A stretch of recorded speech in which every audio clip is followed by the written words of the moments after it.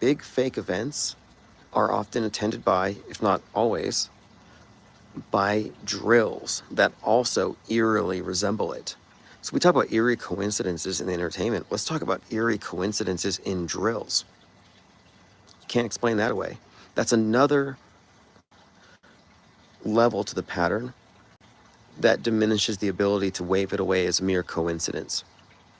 Case in point, London bombing. London bombing was eerily mirrored by the BBC documentary that was about Islamic terrorism bombing the subway. During the bombing, there were 2 drills going on. Well, there's a drill and 2 tunnels. And the drill involved bombs. And the tunnels where the drills were happening are the exact tunnels where the actual bombs went off in the terror attack. So you got the entertainment version, you got the news event, and you have the drills. People ask, well, how could they have done 9/11 in the middle of broad daylight with all those people? How do you know those people were there?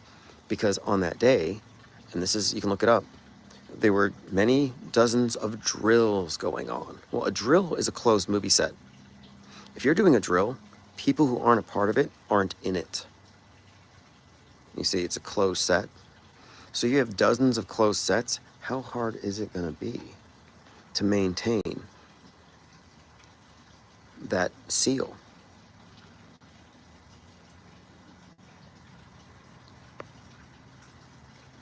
And the fact that these events are attended by drills also presupposes pre-planned. And drills would be an excellent cover to maneuver resources into place. And that's been the pattern. T. Ross says the audio sounds great, by the way. Oh, good. I'm outside. It's still nice out. And the phone's not overheating anymore. I think we're in the first day of Scorpio. Lord Laney says, dig up Edward Bernays and blame him. Yeah, it's fun to point out that Bernays is related to Sigmund Freud and the co-founder of Netflix. First CEO was their descendant, and descended from the same family. Because Freud, we're talking about subconscious, what's beneath the hood. Edward Bernays, how to manipulate the masses as a mass. And then you find out that Netflix purchased all of your DMs and your browser histories for Facebook.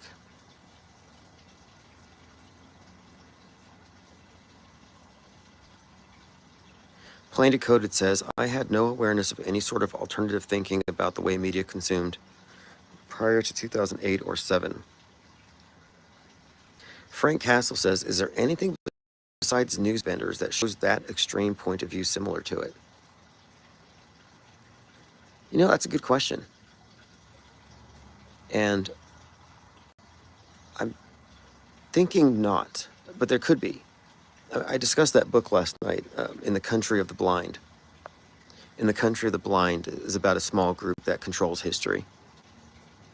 The Foundation series is out right now, and it has this element of future history. Not quite analogous, but it kind of gets there.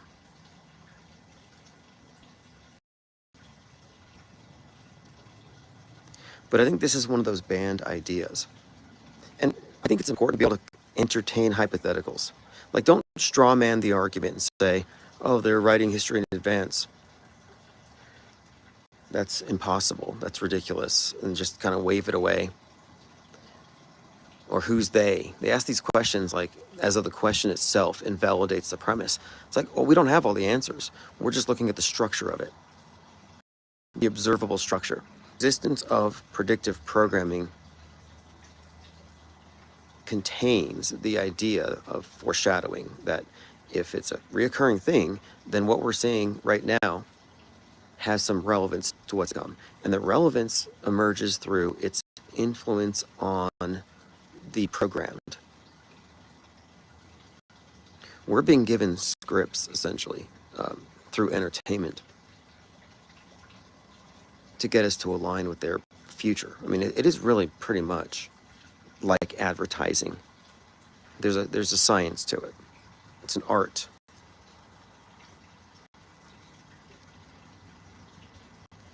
Good One Day says, Newsbenders is probably a fluke that it got made and broadcasted. Right, I think so too. I mean, it's like Black Mirror stuff. They could probably put it into science fiction.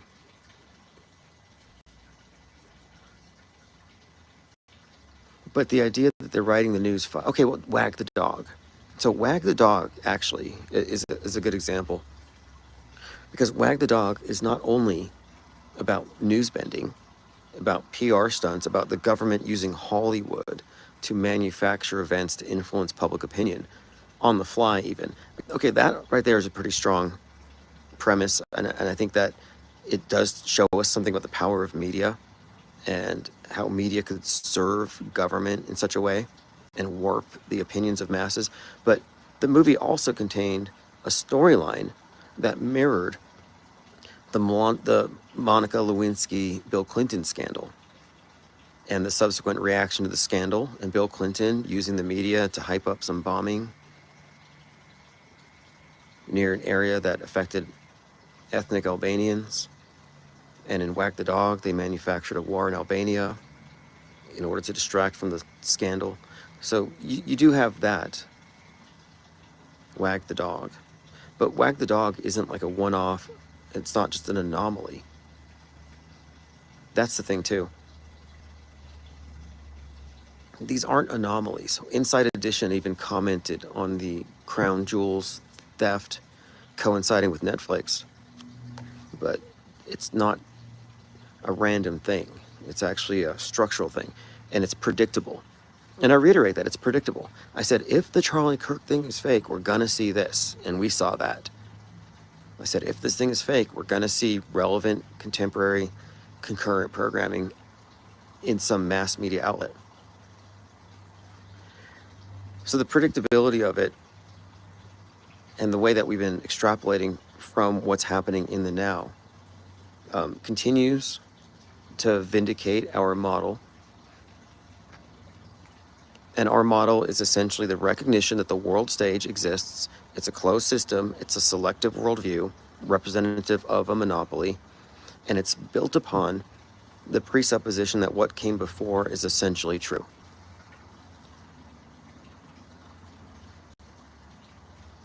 Like, we're just looking at the architecture of the Truman Show. And no, the Truman Show is not going to end. It could end for you individually.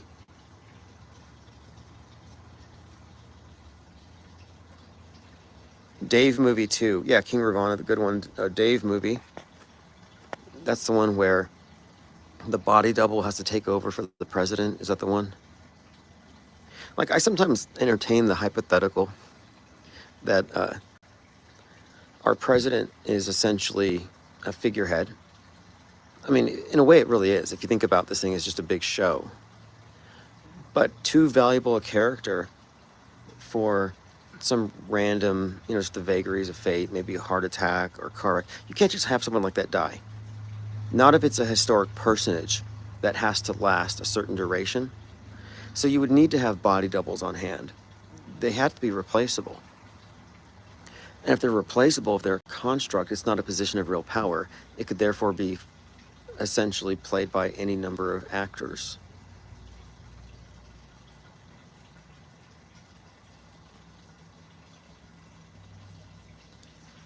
All right, so here we are, 72 people live, 10/22/2025. We're discussing history bending. History bending is the only real conspiracy. All the other conspiracy theories are part of a meta-conspiracy, which is to keep you locked up on rabbit trails that are paved, pre-paved, not new, not leading you off world stage. The only real conspiracy is history bending, and it's accomplished by news bending. With the complicity of the public, which is largely engineered, consent is manufactured via the mechanism of bread and circuses, entertainment. But the only real conspiracy is a successful conspiracy, and it's conspicuous that none of the conspiracy theorists have noticed it. And we point it out, and they don't want to hear it. Conspiracy theorists who live in this realm of questioning everything, but never really settling. It's always vague. They're always in the fog of Psy-War. But they're the last ones to want to entertain the idea that there's a present ongoing conspiracy that we can all point at. Frank Castle says, best info available, always cutting edge. Thank you, Tim. I will champion your work until I die. Hey, I appreciate that. I will too. I'm 100% committed to this thing, the think tank. And the work of the think tank is going to go now in the direction of imposing the MSM standards on Trutherville. And they can't take it. There's no... We're outside of their purview, outside of their realm of experience, and they only have the assumption that they're correct.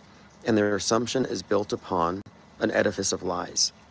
And I'm not trying to change the minds of the influencers, but we're destroying the credibility of the guardrails they defend. And if they're still defending these guardrails after we've incinerated them, then they just look very questionable. But we know that there are enough people among their audiences who are deprogrammed enough, understand the premise of off-world stage, who would then make that exodus. And if you're not off-world stage, you can't fake it. Noticing conspiracies, noticing psyops isn't enough. If you cannot connect the psyop to the broader media ecosystem and the psy war and the long-term effects of concerted news manipulation, then you have not recognized the model. And if you have not recognized the model and its program, then you can't step outside of it. We coined the term metascript, and we've appropriated world stage in order to articulate this, because we are indeed a separate demographic that has never been platformed. And the next phase is increasing the number of people who are taking the off-world stage perspective. And now that we have a strong core and we've codified this, that's why I put out the book, Handbook for the Recently Deprogrammed, A Skeptic's Guide to the Theater of Psy-War. There are enough of us that now we can expand numbers-wise without losing quality. Because those who know and understand it will police it. We have to police it. And it's just going to be done naturally. And those who are not off-world stage anyway will want nothing to do with it. They will bitterly cling to their guardrails and their orthodoxies and their narratives. They will not leave the political horseshoe. And I say, yeah, leave them to it. Have your Q-pipe, snort your red pills, drink the Kool-Aid at Alex Jonestown. Or have a blue pill. Like, it's none of our business. We're not proselytizing. But if you want to live in objective reality and get out of the divergence, if you want to exit the Truman Show, yeah, just look past the pile of ashes where all these guardrails were, and you'll see it. What's up, Psyop Sidecar? Mango Penguin says, our spirit animals know everything. Yeah, our spirit animal is the penguin. And the penguin is the outsider in the sense that it's at the bottom of the ball or the edge of the pizza disc flat earth, or however you want to look at it. But they exist in a harsh environment, on the fringe, the deepest diving birds. They maintain heat by conspiring, by breathing together in a huddle. And on the water, they form into rafts.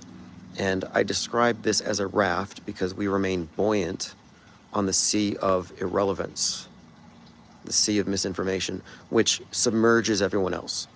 And if you're not on the raft, it's because you're not buoyant. And if you're not buoyant, it's because you've got red pills in your pocket. You've got propaganda elements that keep you rooted on the world stage, that keep you immersed in that alternative. It's I think Truman Show is one of the best analogies. It's just a world framed by certain lies and presuppositions. Baudrillard called it hyper-reality, where fiction and fact have been so merged that they're indistinguishable. And if you think about the psyop-informed worldview the average person has, yeah, that definition fits. It's hyper-reality. PsyOp sidecars. Did you get the images I sent you? Oh, I'll check those out when I get back in. My phone battery is about to die, so I want to say thanks everyone for your comments and your thoughts. We're going to continue to flesh out these ideas. I'm working on a 45-minute breakdown of the world stage, history bending, the PSYOP entertainment complex in a way that will be intelligible to anybody and hopefully entertaining. So this is just me kind of getting some ideas out because I think it's very important that we consolidate it all. And I'll use that as a basis for my book promotional events. And that's kind of the next stage. So thanks for joining. We'll talk again soon. Lean Dion says propaganda anchors. Yeah, exactly. Exactly. Go to ips.monster and subscribe to the newsletter.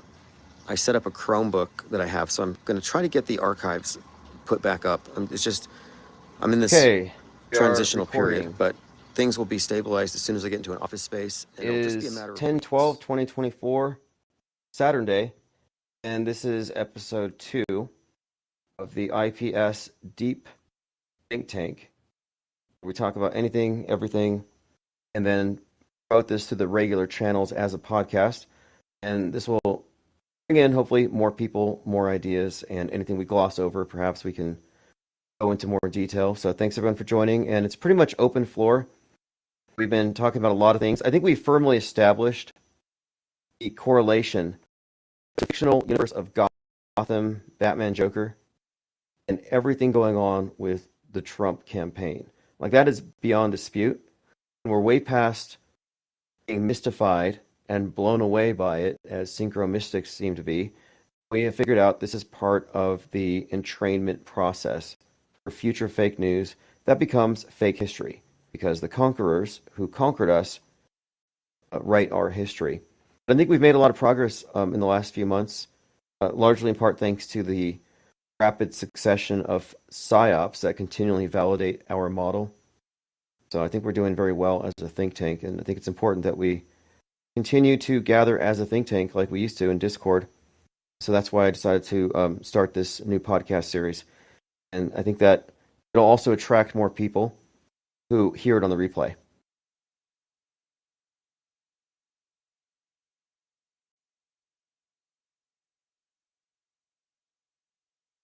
So with the Trump thing, do you think that they're just putting it in our face that the whole presidential thing is just a comic strip?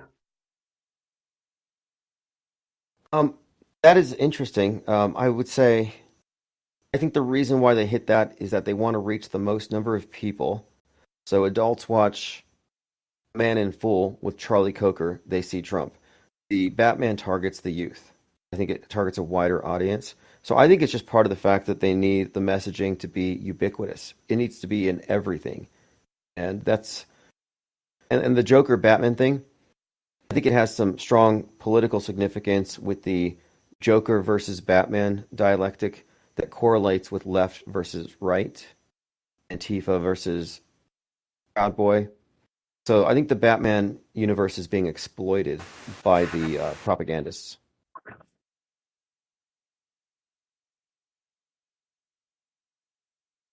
But you make a good point here, because Trump does bring things down to the level of World Wrestling Entertainment and comics. Like, it really does Yeah, trivialize it. yeah, Yeah. that's what I was speaking to because he does. He's a he's a comedian within himself. I mean, all of his speeches and that kind of thing. So it just makes you it's almost like he takes on the Joker role. And he knows it. He knows he's taken on that role. It's weird. Have you seen Joker Part 2?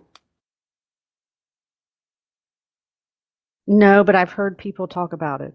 But Okay, because this is interesting, because I was looking at, for the most part, Batman is associated with Trump. However, in this Joker 2, it's about him in the Joker role, and they're trying to convict him of being, this mastermind, this criminal killer. But his argument is that he's not the Joker; it was just a role, or it's a split personality. But the whole thing was about roles, and that's the exact courthouse where Trump was. So there is kind of a Trump Joker overlap here, and I think you nailed it there. And it's certainly the case that they want to drag this halfway into fiction. It's more malleable, I think. Well, I also think there's an aspect to it that Trump is Batman and the Joker because it's like shadow characters of of who Trump really is, which nobody knows, right? Because he doesn't portray that to the world. I mean, we have no idea who he really is. So, yeah. Well, in the Cape Crusader series on Amazon, the last episode, Batman throws a boomerang at Rupert Thorne and cuts his ear as a warning. I'll be back at season 2. Season 2 is picked up by Amazon on August 4th, which is a hugely significant date. But the other part of it is that the character's name, Rupert Thorne, seems to tie into Damien Thorne, who's another Trump character. So yeah, Trump is represented in many different ways, whether it's like a real estate magnate, a politician, a xenophobic, or a kind of a demagogue, a bad mafia don. So he has all these aspects. A con man, that's a big one. And in that 1958 show Trackdown, the con man named Trump ends up getting arrested at the end. And people noticed that was Trump predictive programming in 2015, 2016, way before he got arrested. So having rewatched it, I'm like, that was even more prescient than it was 8 years ago, which is kind of fascinating to watch how it unfolds. Yeah, in the Batman role, because Trump's out there saying right now that if he gets elected, he's going to um, fix the immigrant problem, right? So that's a Batman character aspect. Save the world.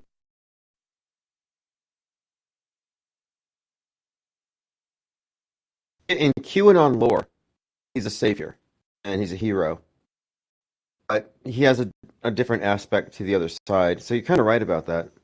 How they're basically, it's like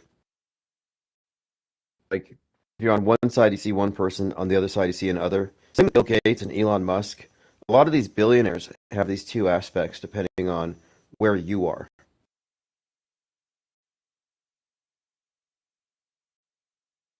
Savior destroyers.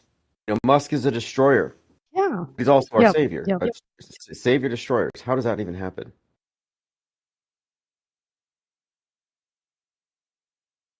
I think they're just the archetypal um, personification because archetypes usually have both sides per se, a good and evil side. And we have to recall, I mean, this is fundamentally literature. We're looking at history in the making. It's a story. So these characters have depth, and that would make sense. Many, many layers.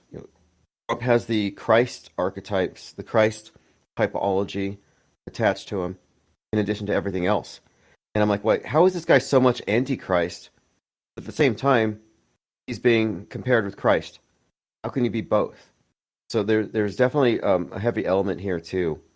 The superimposition of archetypes and characters in order to like enrich that character and amplify their messaging. So Trump is definitely a composite, Right. just as much as Musk is.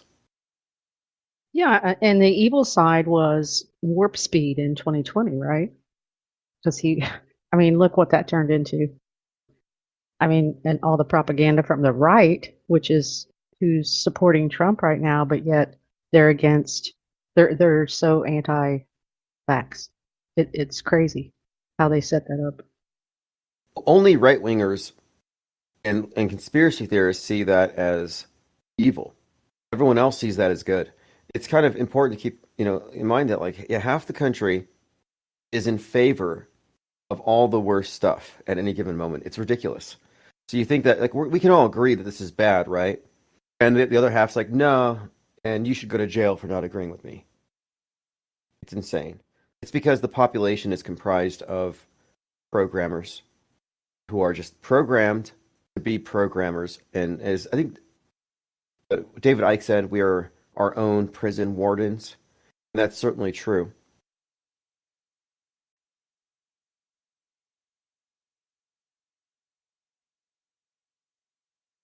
I'm waiting for the helmet Karens. Where's your helmet? Space junk is real. We could start that as a movement. We just walk around with the helmet on, and even just, I don't know, maybe you have like some writing on the side of it, like ask me about space junk. Because if you're not wearing a helmet for space junk, can you legitimately claim that you believe in this stuff? Like, where are the true believers? Walking the walk. We're supposed to believe this ridiculous stuff, and it doesn't seem like they take it that seriously.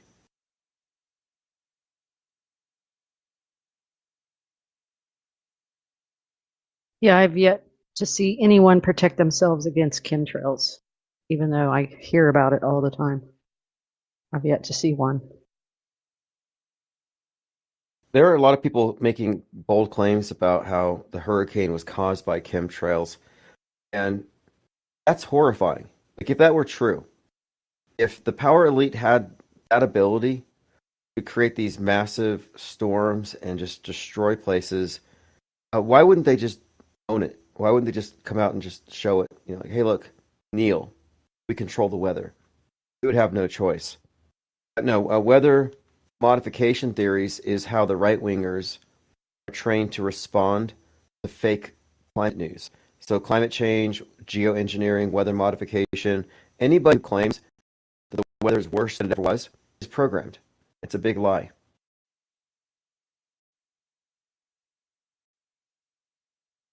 I did watch this short clip of a video. I don't know who posted it. I think it was on another server, but he was saying that those cloud seeding machines or whatever that they have on the ground was what NASA uses for the liftoffs, which makes sense to me that they would use that. It kind of creates the same effect.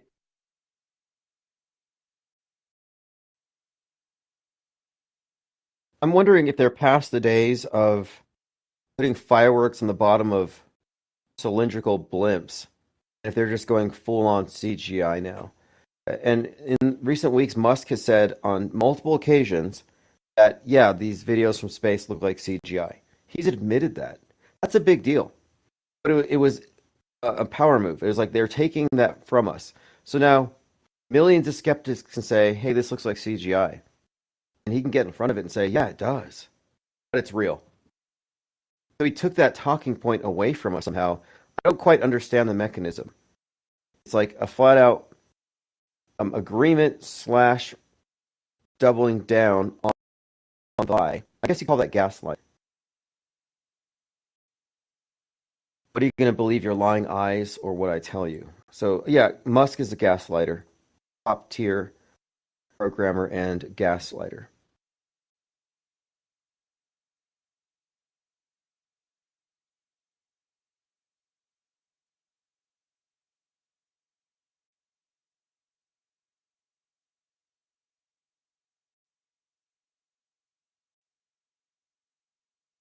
I had someone message me today saying that they're looking at a lot of these channels that a lot of channels that have already been there for a long time suddenly jumped on this hurricane story. And he says a lot of these channels are getting their numbers seemingly just pumped up abnormally. Like these are like plants.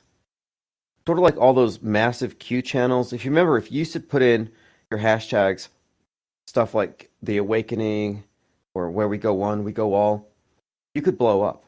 I had a Twitter channel with 5,000 followers because I was pretending to be QAnon. And I was selling the PDF of all the Q drops on Teespring for $5. I made like $200 selling Q drops and honors. Like that's how popular the thing had become at one point. But this is like astroturfing, what like they do in politics. It's a lot of fake people planted in advance, ready to act when the big psyop happens. It's pretty much disaster capitalism. It's definitely there's an element here, I think, of some people just taking advantage of a situation, but there's also just swarms of actors. And they all look like actors to me. They don't look like normal people. They look like they're thespians. They have headshots. They're going to acting agencies and getting roles as extras. They look like extras to me. What do you think? Have any of you looked at these anti-FEMA actors on Twitter or on TikTok, seemingly upset about second and third hand accounts of how bad things are? Because they all look like actors to me. I've seen a few of those videos, but I'm not on TikTok or Twitter. I see them from other people. But yeah, they look, I mean, it, if that was actually going on, wouldn't you have more emotion involved in it? it it's just weird. It doesn't look anything like real life. You agree that they're pushing the Civil War narrative now?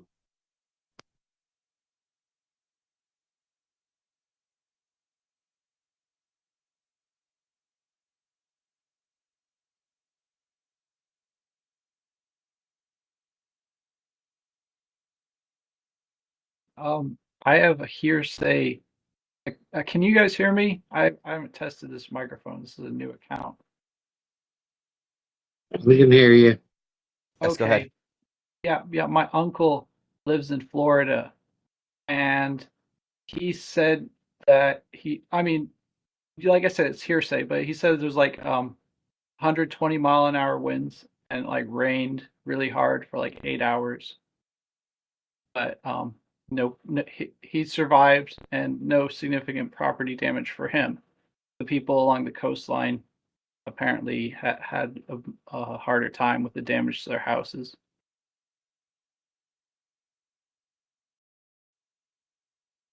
Well, I believe it. I mean, I do believe that there is a storm, possibly a hurricane, the category they say. But I think the discrepancy lies in what they show us from the satellite imagery, what they report, and what the actors on the ground are saying. Sort of like the Twin Towers were demolished, but was it a terror attack and were there thousands of casualties? Was it caused by planes? And that's all the media augmentation. Basically, we're looking at a regular run-of-the-mill event and they add a bunch of stuff onto it. And so that's kind of what I see here with these hurricanes is that when there's a natural disaster, you have people who are able to just add on to it in the chaos.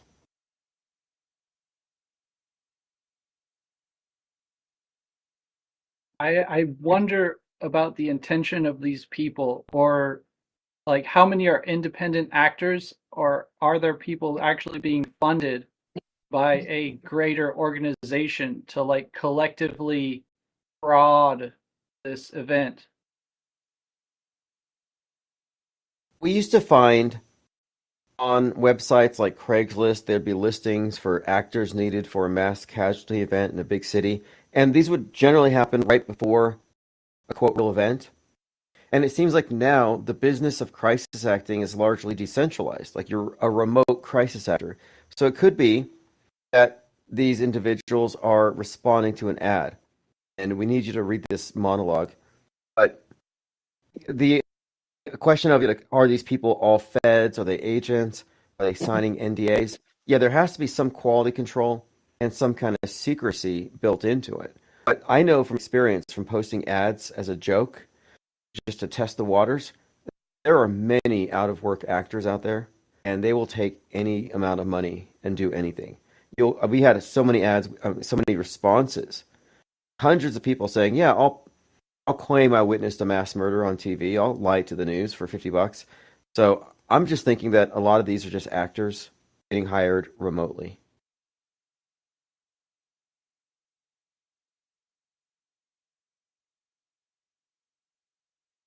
It'd be worthwhile to track them down one by one. Some of them you can just tell. Like this one's like, I'm a volunteer nurse. I heard from somebody's friend who saw something on TikTok that this bad thing happened.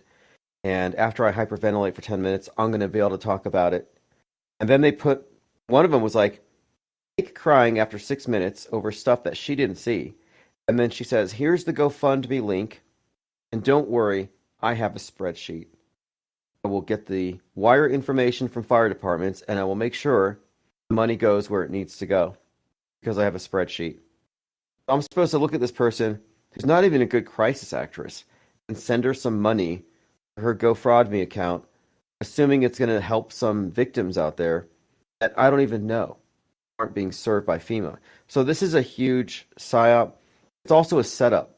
It's a setup to make it look like the right-wingers are so anti-government, they're a danger to the government.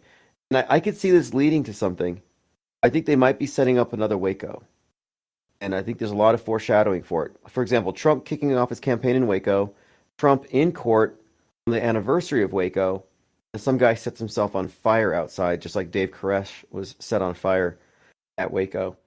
So I think we're being set up for some kind of like right-wing psyop similar to Waco, anti-FEMA. They're building it up. So I think a lot of this is not just for grift and for money, but I think a lot of it is setting up some kind of right-wing anti-government extravaganza.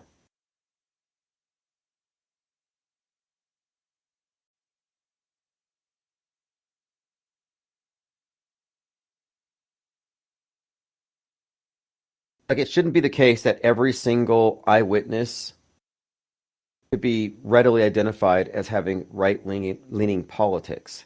You would have libs out here. You would have people on all sides of the spectrum or non-politicals even. I'm just here and it's terrible, but FEMA's helping us. Like, no, we don't see the pro-FEMA videos. We just see the anti-FEMA videos. And it makes me wonder, it's like there's such a discrepancy here. I think that we can just rule out anything that's not showing us firsthand evidence at this point. We just can't trust it. Show me the bodies entombed in cars. You can get it on the internet, put it on Telegram, let us see it, and then we'll be more inclined to donate money. I'll be more inclined to help out if I see it, but all we're getting are second and third hand accounts. Beyond being annoying, they're creating this narrative that's being bounced off of where major news stories are coming out saying that geoengineering conspiracy theorists are calling meteorologists and threatening their lives. If you remember, they said anti-vaxxers were threatening nurses at COVID stations. Now they're saying anti-geoengineering types are threatening scientists and meteorologists.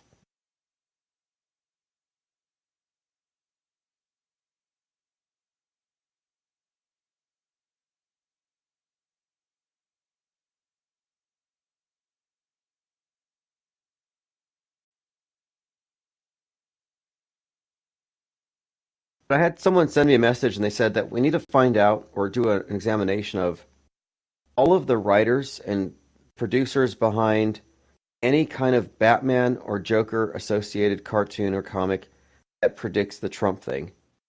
And look at all the movies that predict the Trump thing.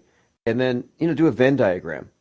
And this Venn diagram should show us, who's closer to the top of the capstone, who's in the know, with regard to this entire Trump situation, which is still unfolding.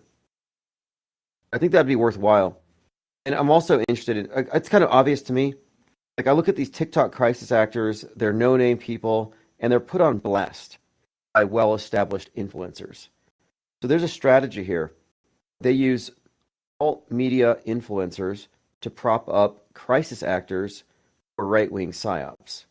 Like on the news, you have CNN, NBC, mainstream news. They show you the crisis actors, and they sell the story. But to sell the right-wing version of psyops, they rely heavily on their influencers. It's a mirror of the mainstream.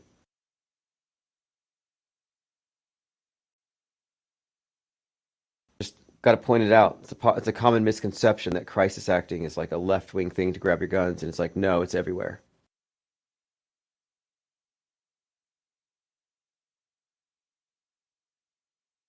Well, we talked years ago about them bringing the right and the left together eventually, and I don't think either side sees how close they are to the other side. They're oblivious to it. They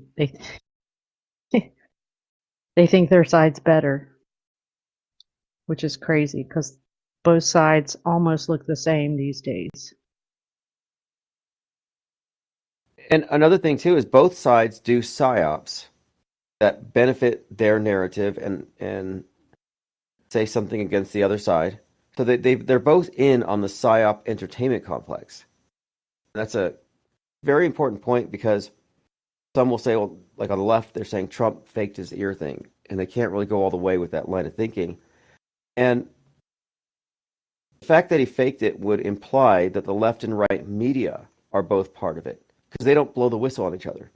Like you never see right-wing media saying, hey, the libs are faking mass shootings to grab your guns.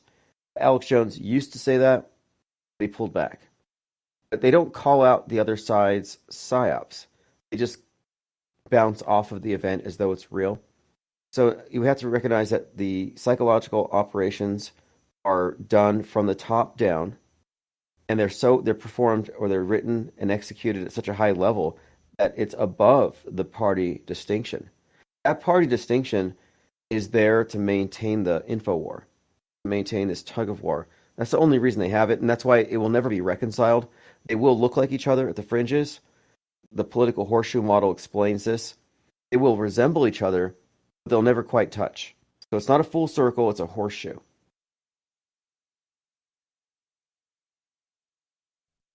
So you don't think eventually they'll bring the two together to create the one world government type of thing? Sort of. No, because the one world government is bifurcated by design. So if you're not going to have a merger of toxic masculinity and feminism. You're not going to have a merger of anti-gun and pro-gun, or anti-needle and pro-needle, anti-immigrant, pro-immigrant. Their attitudes on everything are diametrically opposed, so they never join because it's that polarity that keeps this machine moving. And this is intrinsic to all of their operations. It's always about the split. And the fact that the political horseshoe brings them so close together just, to me, illustrates more than anything that this is the design. You got Proud Boys versus Soy Boys. No, they're never going to agree, but at the same time, they're fighting over the middle. They're trying to convert the middle to their side. And that is the nature of the perpetual war that George Orwell spoke of. That if they got together and became friends, there wouldn't be war. And war is peace, like Orwell wrote.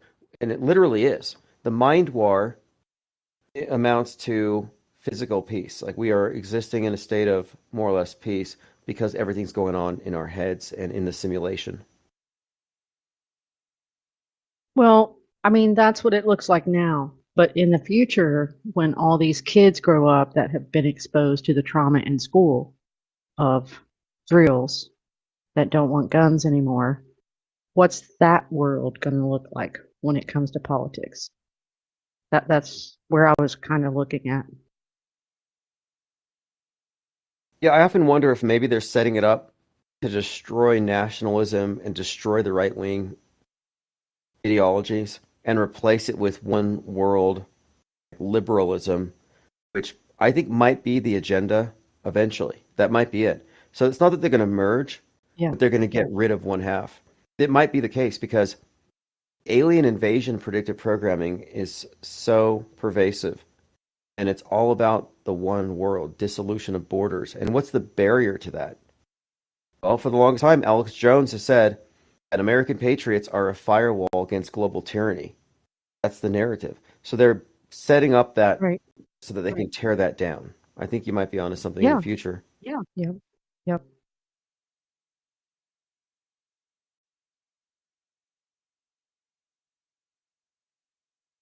I can speak from personal experience in this particular category, and I do have some thoughts on the matter as far as the future and the politics of, in particular, in America and firearms ownership.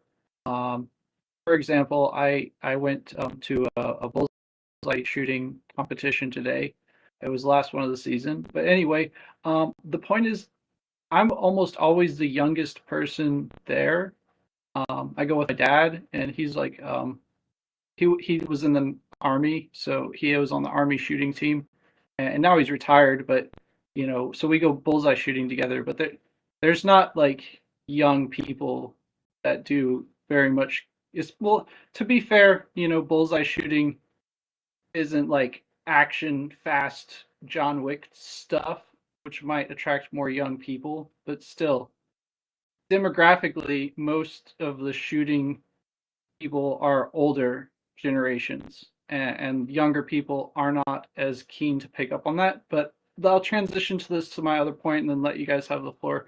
Um, I think that what people consider a weapon will change over time. So, like in the past, firearms weren't regulated because the technology wasn't as advanced. And even nowadays, as you see these new regulations that affect drones, um, will be some type of examples of the types of weapons regulations in the future, which won't focus on firearms, but other advanced technologies which are only in their infancy now. Um, and I don't know, but yeah, it is a psyop. You have a very good point every time you say, what good are your guns if you are mind controlled? It's pointless having all your guns and skills if your mind is, you know, controlled by someone else. That's all. Great points. Yeah, imagine if you and a group of your friends, let's just say you're patriots, you're Proud Boys, you're 3%er, MAGAs. You gather up your friends, you get your AR-15s, you get your MAGA hats, and you drive into the tunnel to fight the deep state and the reptoids and the blood drinking rituals. You're going to interrupt those. You're going to stop the vampires because Roseanne Barr told you that they're literal vampires and they eat babies. So you go down to save them and you don't find anything, or you amass an army of people with guns and you're ready to fight the New World Order or the deep state cabal. And once you're gathered, then what? When it turns out that the thing that you're gathered for doesn't exist. It would be like getting all your friends to move into bunkers. Like, hey, let's go move into a big bunker because we're going to get nuked. And you do it, and then it turns out that nukes don't exist. So until you take control of your mind, the least thing you need to be worried about is them taking the guns, because it's like like a big asylum at this point. Any kind of uprising is going to be like a bunch of mental patients rising up against the orderlies. You're not going to get out, and you're not going to take over the mental hospital.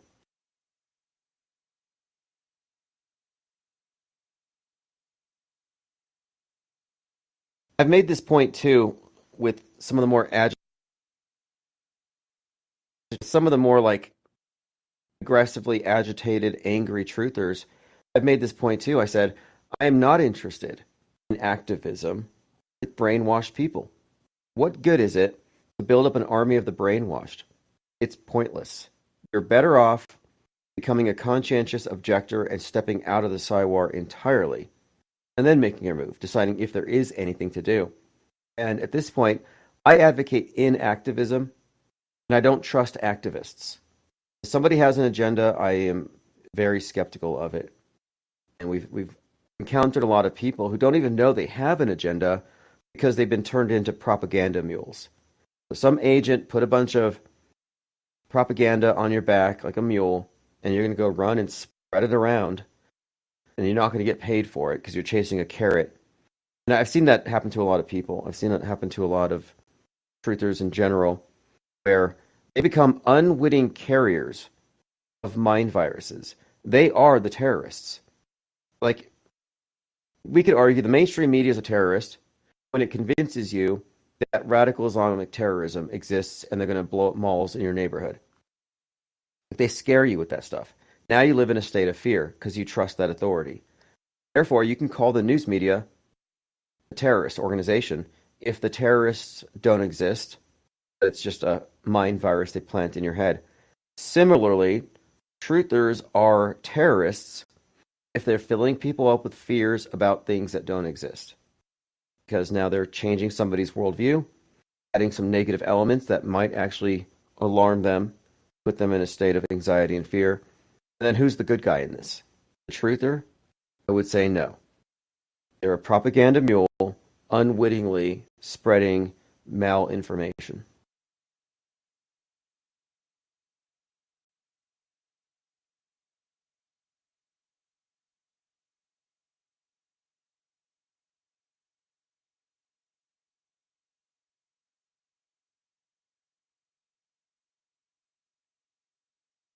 I feel like that's one of the greatest benefits of this philosophy. Um, and usually here we apply it to mainstream media and focusing on like fakery and media fakery. But this applied skepticism and realizing how important it is to examine our motivations before acting. Like if you're gonna make some decision that's affecting your life, how you spend your time, your mental, physical, and well, spiritual, whatever energy, we have so much time a day. We have so much energy too, and we oftentimes don't appreciate our energy and our ability to focus it because our minds are, we are all dupable. We are all programmed, and we deprogram kind of one piece at a time, and it's an ongoing process. The whole, I mean, 48 hours of news in one day, but even in the broader sense, the amount of stimulation and information we process every day in our interactions is a lot, and almost all of it's registered subconsciously. We don't have time to like process it all, but it's still like there sitting around unresolved. And the more extreme, emotional or motivational attachments that we have and internalize and refuse to examine, they're going to affect our behavior. And being able to like have that pause and to be like, am I acting on sound information, or am I acting on hearsay or appeals to authority?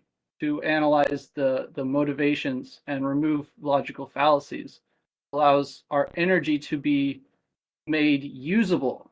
So rather than flailing around in a proverbial hamster wheel of someone else's creation, that's designed to keep us, I mean, I think there's a lot of questions about the status quo, whether the capstone people are good or evil and all this stuff. But suffice to say, they obviously set people up with these hamster wheels.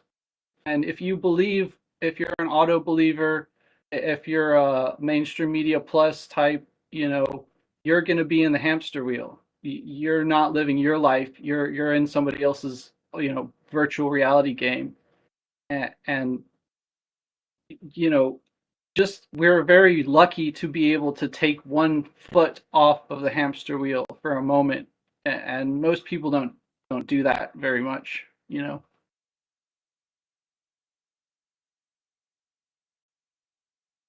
Yeah, I'm looking back and I cannot think of the last time that a psyop fooled me where I was like reacting to it and then later found out I was wrong and that it was fake. I've applied the fake until proven real approach for some time and it has not failed me.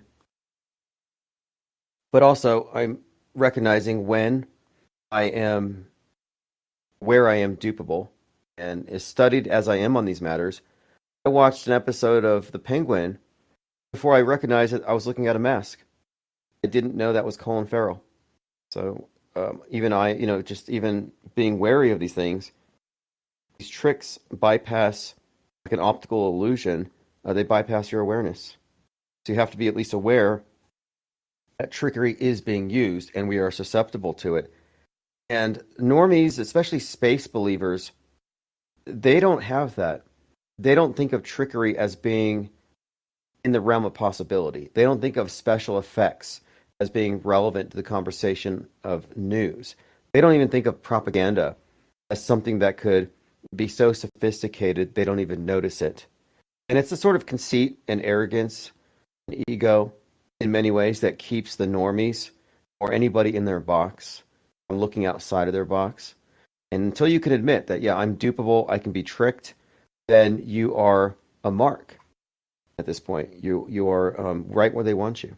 They want you to be overconfident in your quote perceptions because you think you're thinking for yourself. But what does it matter if you think for yourself if you're not perceiving for yourself? So yeah, I think for myself, but I outsource my perception with regard to these issues to these corporate news agencies, trusting that they're not all secretly controlled by global government. Like that's ridiculous. That is not critical thinking. That is not thinking for oneself. that is outsourcing a sizable chunk of thinking to known pathological liars. It's naive at this point.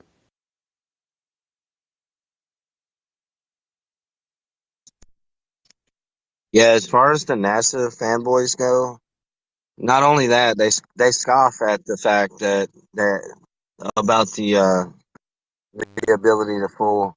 They just disregard it totally as if as if it could never possibly exist because they love their ignorance that much. It's the emperor's new clothes, where they're all in on it on some level, and they don't want to appear to be unsophisticated. They just buy into the constant drum of anti-conspiracy theory propaganda, where it's like, if you don't believe the screen, there's something wrong with you. And that, to me, is principally gaslighting. But yeah, it's pretty bad. The people who are truly faithful adherents in this thing believe all the space stuff because they see it on the screen. They're making an error in looking at the screen as, quote, scientific evidence. No, video isn't evidence. It wouldn't pass in court. There has to be context. You have to know who filmed it. And a lot of the times, what people think is video from space in particular is a camera view within a simulated environment. It's not a physical camera. And there are tells. But these arrogant glurfs they'd rather mock you asking questions, and they get into ad hominem instead of looking at it critically. We had like a week-long debate with someone on Twitter about this bulging forehead vein on an upside-down astronaut, where he's like, that's not a bulging forehead vein. And so we debate, and eventually he felt like he won on that point, and so then I move on to the next point. What happened to his cheekbones? This astronaut had well-defined cheekbones and sunken cheeks. His skin was kind of pale and a little splotchy in places. Wasn't perfect. But then in the next shot, when he's upside down, his face is swollen like a tomato. His eyes are nearly closed. And I said he looked more like Kim Jong-il. Like, how did he make that switch? And the only explanation is literally gravity, upside down, blood rushing to his head. And this guy refused to see it and instead spent his time launching personal attacks at me, which at this point I'm immune to it. But that's the best they can do. So I have a similar about 3/11 and the shutdown. So the night before the actual shutdown in San Francisco, I was like, I've had it. I'm going to go public. I don't care how many friends I lose on Facebook or real friends. I mean, of course, I wasn't expecting that, but it certainly happened. But first day, I said, okay, here's what I'm going to try to demonstrate to everybody as far as what I had learned about media fakery by the time March 11th, 2020 came around, the night before, actually. And I had made a suggestion to everybody. I said, are you feeling the effects of, the reason for the shutdown? I'll try to keep it censor friendly here. And or anyone you personally know, and have you witnessed it? Is someone you actually have in your life that you can vouch for their claims? Now, just by simply suggesting that I was questioning the media, whether left or right, at this point, it was all just, this terror that nobody had really bifurcated it totally at that point with the Trump scenario and everything that followed between the two and the warp speed and all of that. Now, it took 2 weeks for anybody to actually suggest they knew anybody who was feeling the effects of anything broadcast by the media. Now, in between those 2 weeks, I probably had, and I should go back to the thread and actually count it, but I'm pretty sure it's close to about 100 or 200 messages of people lambasting me because I was questioning the media. That was the real sickness, of course, the mental virus that everybody was being affected by. But yeah, even then, after 2 weeks, it was like a sneeze and a cold. So it was really fascinating and somewhat depressing to see that people were so emotionally upset over me disbelieving their TV religious gods.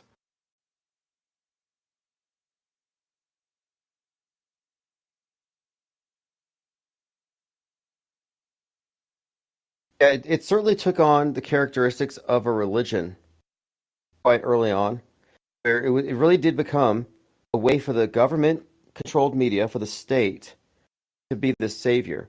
Their priests, their injectable Eucharist, they're the savior, and the people who reject the church doctrines, that is, those who reject mass media, then become the heretics, the non-believers, and the sinners, those who are refusing to be saved. So it did become a salvation scenario. And that's when I realized this is really nothing more than the introduction of the concept of sin to a scientific audience. So they brought the God construct of Gaia to the godless atheists. They brought the modern concept of heaven, which is outer space, to the same. And in order to get them to believe in sin and regulate, they introduced this new element. And isn't it notable, too, that how the political left, who are largely aligned with scientism, don't believe in sin? You could not get them to cease their wicked behavior and sinful behavior because they don't believe in it. They mock the people who have traditional moral values. But the instant they introduced this new iteration of sin, the V, what happened? Overnight, the lefties became Puritans. Overnight, they had a puritanical revolution. And yet the right wing, they didn't want to be Puritans about this.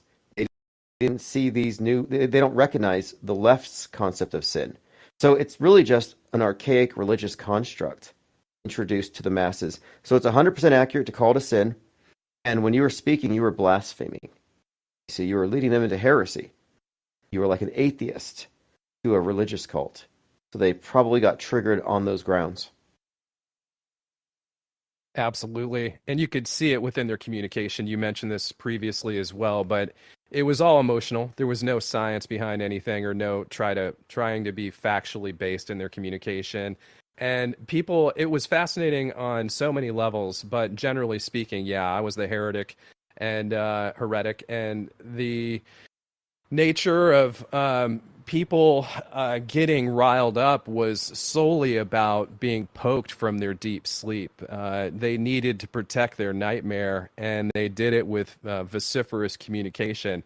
It was shocking, but expected as well, because I had never really tried to communicate en masse with many of my friends because I'm aware that it wouldn't go very well, and I predicted the reaction. But indeed, just by lending some doubt to their, I don't know, for lack of a better phrase, their biblical reading of the media was enough to create just extreme emotional reaction. And that was the key. There was no logic. There was no reason. There was no thought trading. I mean, this forum here is a great example of just throwing ideas at each other. And for the most part, I've rarely heard people, maybe Lynn getting a little bit off center when some things got into her nerves a bit, which I respect, of course. But and I'm not calling anybody out particularly. It happens. It'll happen to me, I'm sure. But at the same time, this is a great forum for having exploration be the key. And if anybody was thinking with their reasonable mind, then they could have figured this thing all out on their own. They wouldn't have needed any consultation with anyone. It would have just been a matter of everybody, let's put our facts on the table and let's make the best sense out of it. But by simply throwing out the question mark, it was enough to bring pitchforks and fire branding torches to try to burn down anything that I was curious about. I was treated basically like a child who was crazy. And actually, a side note, because the thought of insanity came up, I actually had a friend who suggested in a public forum that I should be committed. So those are the friends I have. Yeah, I love that.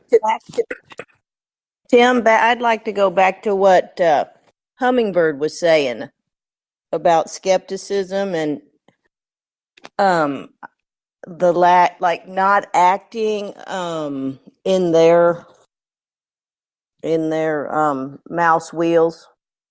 Okay, so there's something called epoche, which is like just suspending judgment or just living in suspended skepticism of what you're seeing, what they're telling you. and that can make you not act. And then there's, well, if I just dig a little more, I will find the truth. Like, you can just keep searching to try to solve your skepticism. You know, it's like, well, if I had this much more information, I would know how to act. You know, and I have definitely fallen into that category, and probably everyone here has. It's not that you don't really want to act, but that you know, you're just, you need a little bit more information. You don't want to be duped again. And then as a foil to that, to just try to act in creativity, like within your own real space. Therefore, you don't have to have the answers to all these things to live an active life. You know, because the societal approved actions are not really, they don't make sense anymore. Like, I live in an area when COVID hit and everybody locked down, all the lady friends of mine we're all getting together in sewing circles to make homemade masks. And it was exactly like 9/11, which I fell for. I had young children then, and we would have little craft time with the kids and make American flags. And I was the leader of that. You know, I was like, every kid's gonna go home with their homemade American flag pin. But when this happened again around here, and it was homemade masks, you know, with the cute fabrics and all that crap, I was like, here we go again. So anyway, I just was going to throw that out there. You don't have to have all the answers to live a creative life, and see what everybody thinks about that.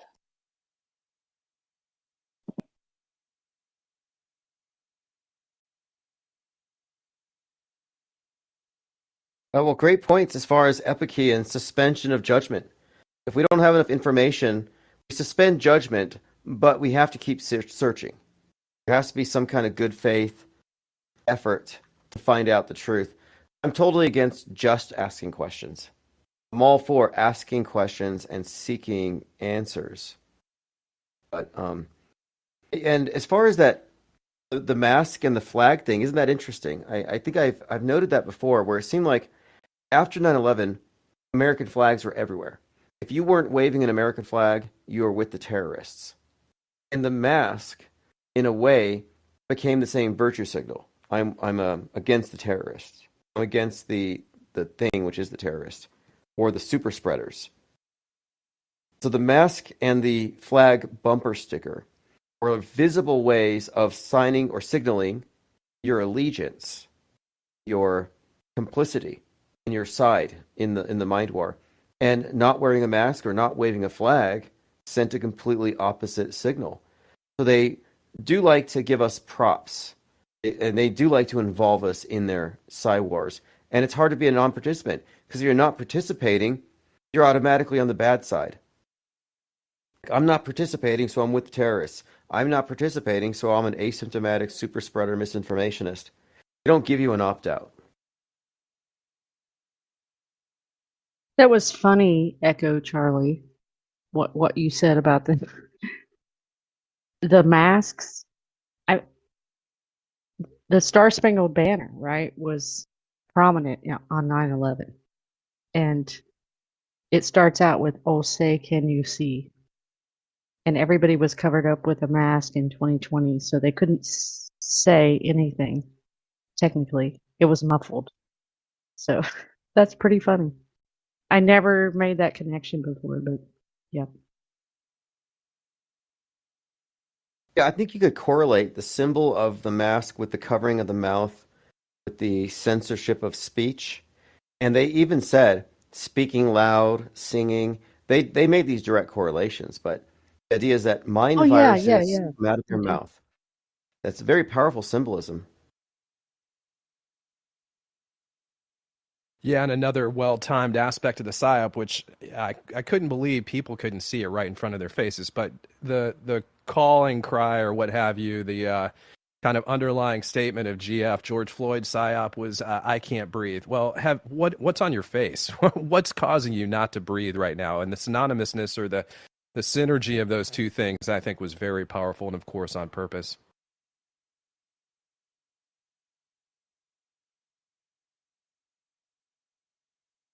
Yeah, absolutely. And remember, I can't breathe is an anagram for a better China, which ties in smoothly with BLM, the left Marxist class warfare, and BLM being the vanguard of a Marxist revolution.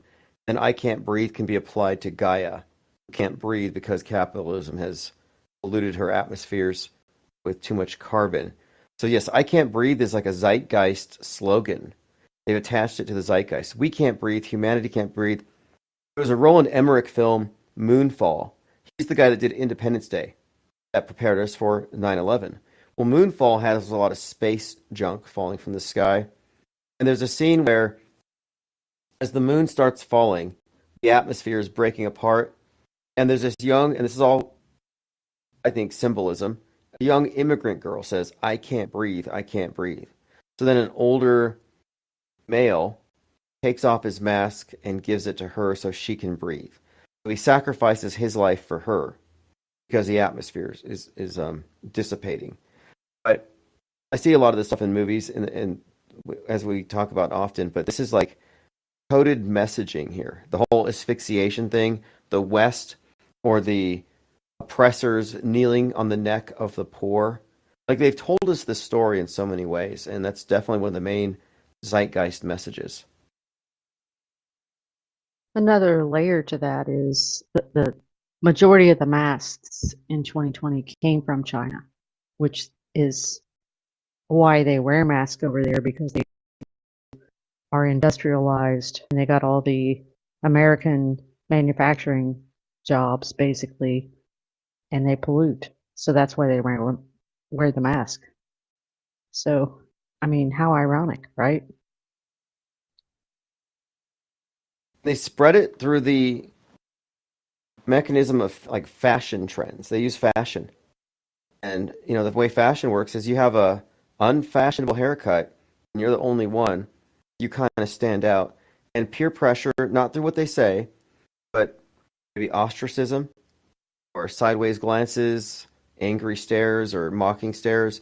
There are various ways that the group mind coerces the individual into joining. And so they use fashion as a mechanism for spreading uniformity of thought. And fashion is about uniforms. And so it's kind of an interesting connection here between, I think, fashion and fascism. And that's kind of what we saw. I called it a fascist statement at that point because it means I'm in line with big government. I'm against the private sector. I don't think we should question government-sponsored media. So that's what the messaging was, and it was peer pressure. And I often point out how the programmers rely on the programmed to program each other, and this is one example of how they enforced it.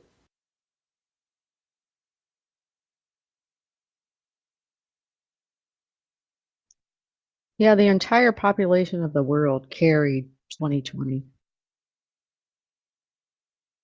I mean, I saw it here in my little town I live in.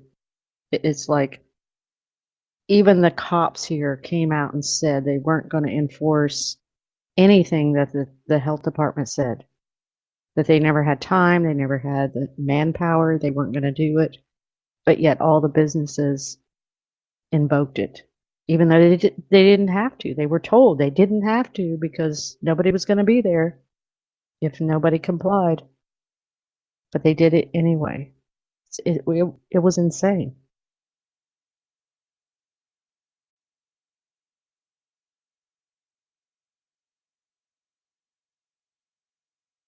It was also educational. I think it was that showed me how alternative media is there to serve as the counter. The anti is the same team as the pro. And antis don't like that. In my view, and in actuality, if you're an activist within the political horseshoe, you're in the mind control arena. And you can't just be a single issue. Like, I'm only brainwashed on this issue, or I'm only an activist on this one issue. Because now you're aligning yourself with that worldview. That's why I've drawn such a firm line in the sand here with regard to QAnon nonsense and weather weapon conspiracies and that kind of thing. Because the people who fall for that are a different demographic. There's an entire shift that needs to happen first. That's a great point. And one of the things I saw through the shutdown, it's obvious the IPS has gone over this a million times, but the nature of how the left-right dynamic was used from the very beginning, where there was initial doubt about the thing, and then there was a gradual kind of reluctant move to say, okay, maybe there's something going on here. It's more than just a cold or whatever. But that was masterful. I saw through that PSYOP how intricately they were able to manipulate the, let's say, even, I hate to use the word skeptical in this case because no one was skeptical, but even for those that were questioning it just to a limited degree in the beginning, were slowly but surely brought along on this ride, more or less, over the course of about 2 years before it ran its course. And what was initially a doubtful scenario, the right, headed by the orange captain, was the one who really had the ability to morph that entire echelon of the right in the direction that they were cultivating and really trying to manifest, so that anybody who would gradually kind of look at it at the beginning was full on with the Trump salesman with the pharmaceutical industry and so forth. By the end, he was the greatest salesman of all time. So that, too, much like many other dynamics over the shutdown, really painted a more in-depth, more high-resolution picture of how they manipulate people through the course of these events. In this case, a very long-term event, one of the big PSYOPs, but it wasn't just full-on, let's turn on the lights and go for our end result. No, it took many months to watch that transition happen. It was fascinating. I think the anti-geoengineering group, like, if you're like, I'm not anti-geoengineering for a couple of reasons. One, geoengineering is not what geoengineering conspiracy theorists think it is. I've heard some say, well, have you heard of geoengineering? It's like, have you looked up geoengineering? Geoengineering not only doesn't exist, it's a list of hypothetical, yet to be developed processes by which they can combat climate change. As I call it, it's a fake solution for a fake problem. So geoengineering isn't really a thing, but in the imaginations of the right, they've conflated it with weather manipulation and HARP and Bill Gates phobia. They've conflated it into this monster, and now they're anti-geoengineering. And I would argue that anti-geoengineeringism is the same as anti-vax, where the controlled opposition is told, believe in the thing, fear the cure. So the controlled opposition right believes in the V, they believe in the pandemics. They just think it was created by China. But they're afraid of the cure. Now, when it comes to the climate change, now they believe in climate change on the right. They just think it was caused by geoengineering. Interestingly, geoengineering is the cure for climate change. So in both instances, they're against what the left sees as the cure for the problem that they both agree exists. This is like, it's mental jiu-jitsu, where they get both sides to accept a really bad premise. And once they have them accepting it, they just fight over the cause. And what they're doing is they're blaming each other. Left blames private sector, right blames government. It is such a template. And it's important to point out the template and expose it for what it is, so the people in it can start to appreciate how they're in a box.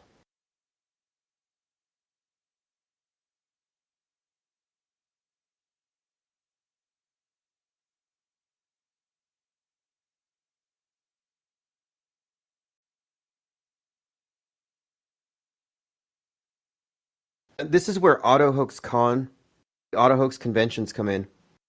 because we need to, on a case-to-case basis, guardrail by guardrail, go into some nuanced descriptions of what we're looking at, and then deconstruction, taking things down, taking them apart.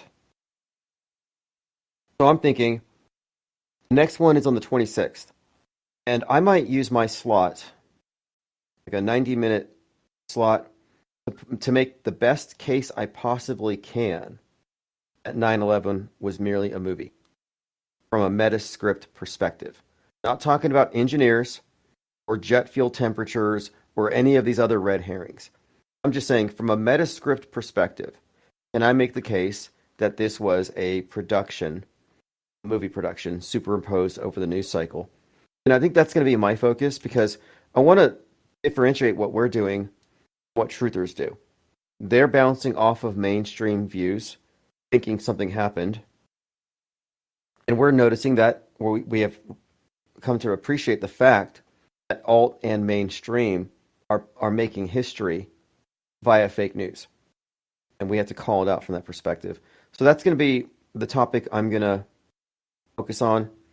And I'm also going to be in advance creating some additional content for the visuals of these events, because AutoHoax Con number 2 I think will be bigger than the first one, and I think we'll cover more ground. I have a lot of people reaching out, so anybody here, by the way, if there's a specific topic that you think we need to address in AutoHoax Con, anything you would like to see broken down succinctly, feel free to comment or let us know, and I'm sure somebody can get on it.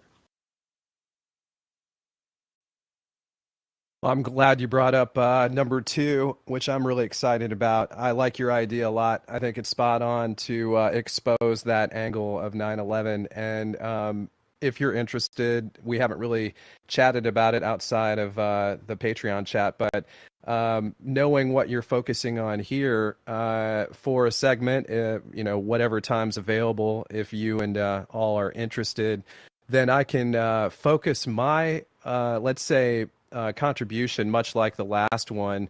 I can just center it in on aspects of 9/11 that really demonstrate that it is indeed a stage play.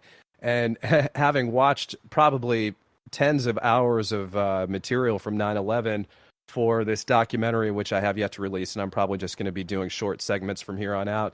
But I watched hours and hours and hours of 9/11 stuff, and I'd already been aware that, of course, it wasn't a false flag. And along the way, I started to seriously doubt that anybody was injured at all, not because I hadn't heard of that before. It's just something I hadn't tried to verify myself. But after watching all of this material, it was quite clear that it was just terrible acting, one terrible scene after another. And one that I've noted on a previous call, maybe over a year ago with you, Tim, is that I watched many of the scenes where the mayor was walking around the city, post-event. He has nobody guarding him. I mean, there's a big group of people, and he's a lot like some kind of Napoleon character, like pointing to people and being authoritative and like, we're going to go over here to the bunker. And like, this is all not secret. It's being broadcast and recorded to the entire, at least New York City, if not the earth. And it was very, very, very clear at that point that all of it was contrived. But anyway, that's one of the things I can focus on if you and others are interested, to try to let that be maybe a shorter segment of what I contribute, is layering in some of that video material that backs that up, or the metascripting aspect of it.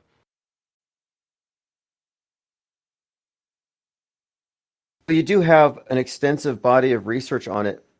I actually think what I'm probably going to do as more of a priority is maybe get into the Trump 713 head wound as a fake event from a Metascript perspective. I might make that my focus, because I have been finding so many connections between Trump, Nero, Joker, all these various scenarios that show the blending of the world stage, fake events, and the entertainment news.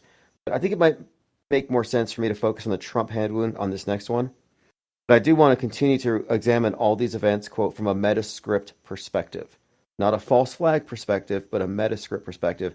And I think we make a much stronger case, because now we're showing that the true culprits are the directors, that these events aren't even real.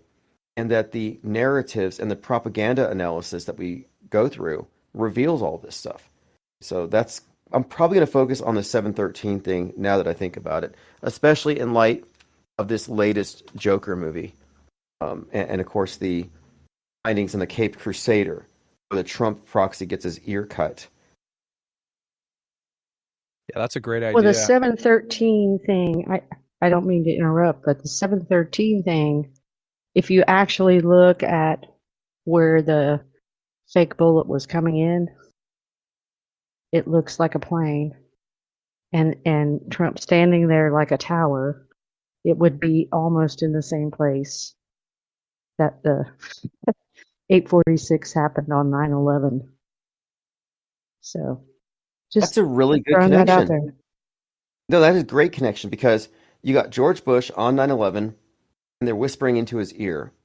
The bullet's whizzing by Trump's ear, same photographer, which connects these two ideas, 9/11 and the bullet. Then on his head, he has the 4547, which gives you 9/11. So in many ways, yeah, I think you're right. I think that is probably even intentional. That it could be mistaken for a plane. That is interesting. And I was just going to add as well that some of the video that I had been putting together just after the Trump scenario, I tried to get an episode out on that, and I got overwhelmed by other things in life. But there is so much material out there that compiling that was also something I've already done, so I could contribute that too if that's the target that you're going to be hitting. Yeah, that'd be excellent. I mean, because I think each one of these auto hoax cons is going to be very educational, not just to people who already know what's going on, but to noobs. It could be accessible because we are providing some pretty compelling evidence that there is a conspiracy. Like there is a conspiracy. It's not a conspiracy theory. But we have been conquered ubiquitously as a human race. There is a power elite. And people don't want me to say that. Don't say elite. Why not? They control your mind. And that's a descriptive term, and it has a lot of connotations with L and Saturn and the symbolism, time space control, and they control time and space. They control history because they write it. So at some point, we just need to recognize that this is a simulation, and it does have builders. And what we are doing is we are exposing its architecture and its architects systematically. And anybody listening to Auto Hoax Con should be able to walk away, especially if they're really informed about these things, with even more certainty about what we're really looking at here. And I'm all about certainty and getting to conclusion rather than sitting out there in the fog of Psy-War and confusion and acting like confusion and asking questions is a replacement for enlightenment, which it's not. And a lot of truthers are like, mind blown. I'm confused. This is so crazy. It's like, well, actually, it's not.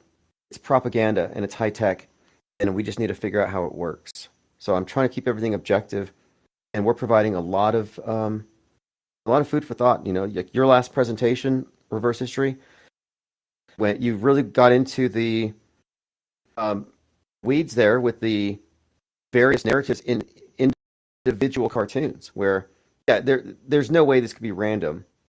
And the fact there's consistency and multiple instances attributed to the same writers and directors, at this point, it's case closed. We're examining a meta-scripted, news-bent world stage simulation. Yeah, absolutely. And going back to your thought about the elites, I got into many conversations about this with people. That the reason I use that word is because they are L-ites. That's just how they describe themselves. They're probably, they would use many other terms, likely, but that seems to be an all-encompassing aspect, L being that Saturn relation and other aspects of maybe one of their mystery religions from afar. But yeah, it is case closed. It's there. And going back to something else you were thinking about, maybe this would be a subject matter for future Auto Hoax Con, is that you inspired me to try to diagram how each side of the polarized sides look at an issue where maybe there was no conscious relation to something that they were trying to propagandize, that being the elite controllers. and yet they implant simultaneously the same idea in each, but the approach to get there is, clearly different. But in the end, without anybody being aware, they do become aware of it. But like demonstrating those aspects of the writers and cartoons and so forth, I think it would be relatively, quote unquote, easy. It'd take a lot of time to gather the sources, but to really tell the story from the left-right dynamic and show those guardrails and how in the end, you may seem like you have enemies of the other or the opposite, but you all do really love each other because you do think the same way ultimately.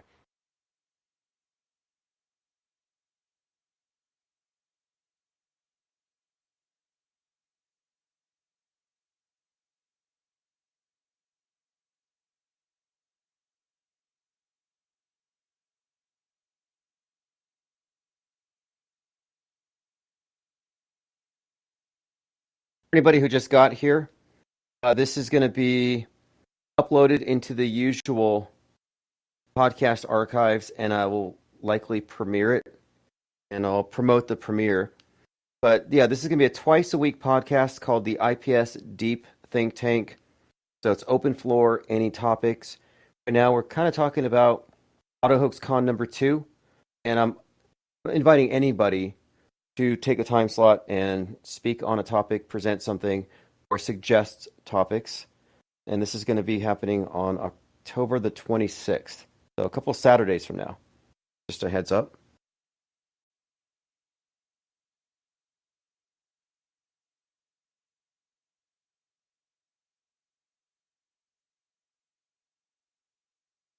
Hey, okay, so I had a couple thoughts. There might be a bit out of order, but like this synchronicity, and it's important to make a distinction between like the real experienced synchronicities versus metascript synchronicities.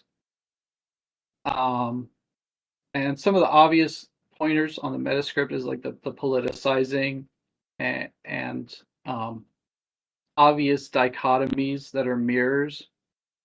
Um, and as far as organic, real synchronicities, it's something that's personal and impossible to be explained in any other way. Um, so that's kind of a real quick breakdown. I love the point you made about like, human existence and how we all have the same inner core structure, intuition, spirituality thing going on. Like these people who claim to hate each other and they're at the bleeding edge of civil war, ready to go whatever, punch and kill each other for, waving the other party's sign in their yard or something. And like when you actually deconstruct their ideologies, they're actually like really good, benevolent people who want the best for themselves and the world around them. And, it's important to, I don't know, auto hoax misanthropy, perhaps, if that's the right word. Anyway, yeah.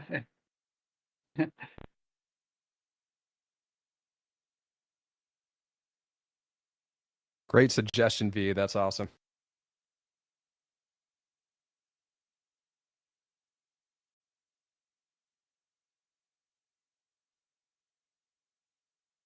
I find that there's like an element of misanthropy built into the leftist paradigm and the right.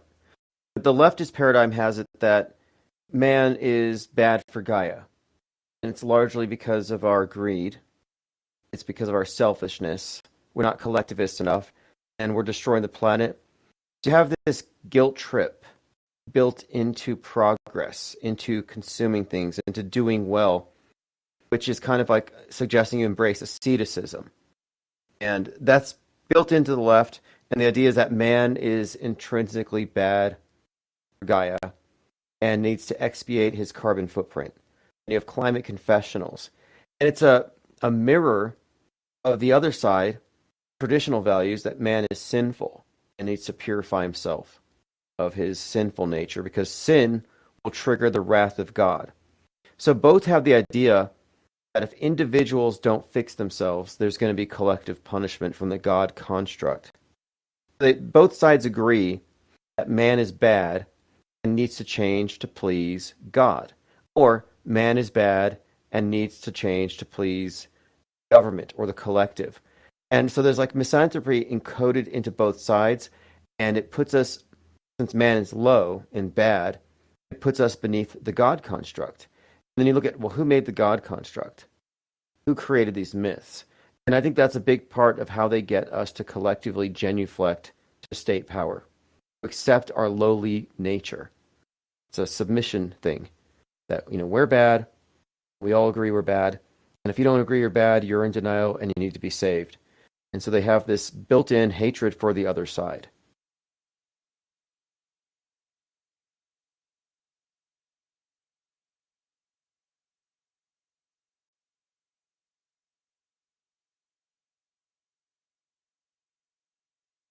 Yeah, I think that's even in biblical scripture, to the sides and all that. And I think that's their playbook. I honestly do. I do agree that it is their playbook. I mean, that is the book in the Masonic Lodge, the Bible, that is. And the Bible myths, the Bible's a template for mind control, in my opinion. And so I look at Noah's myth, Noah's flood, as just having been brought back in this modern context. And I think many things take that form. But also on the esoteric side, you get into the black and the white pillar, the Masonic Lodge. That comes from King Solomon. It's all biblical lore, biblical symbolism, and it is one of the main sources of artistic inspiration. But I think that it goes into an initiated interpretation of what the Bible is. And I think that the power elite worship nature. I say pantheistic, but they worship nature. They're panpsychism. I don't think of them as Satanists or belonging to one particular branch of the Abrahamic faiths. Like I look at Judaism, Christianity, Islam, and atheism as Abrahamic religions. And atheism, which is scientism and Nasatology, is an iteration of the Abrahamic religions. It's all about Saturn, which is a symbol of time. And it's about time control. And I'm saying that they control time. They literally control time.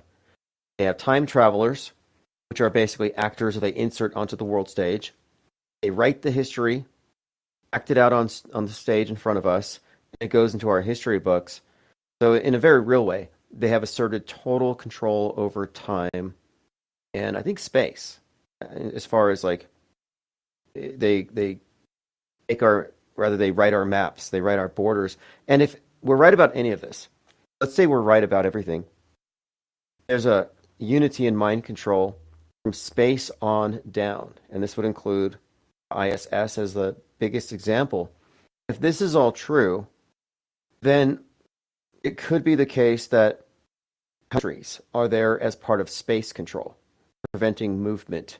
Borders are there not to protect you from what's outside, to keep you in your sheep pen, so that the power elite can maintain control over history and geography, time, space.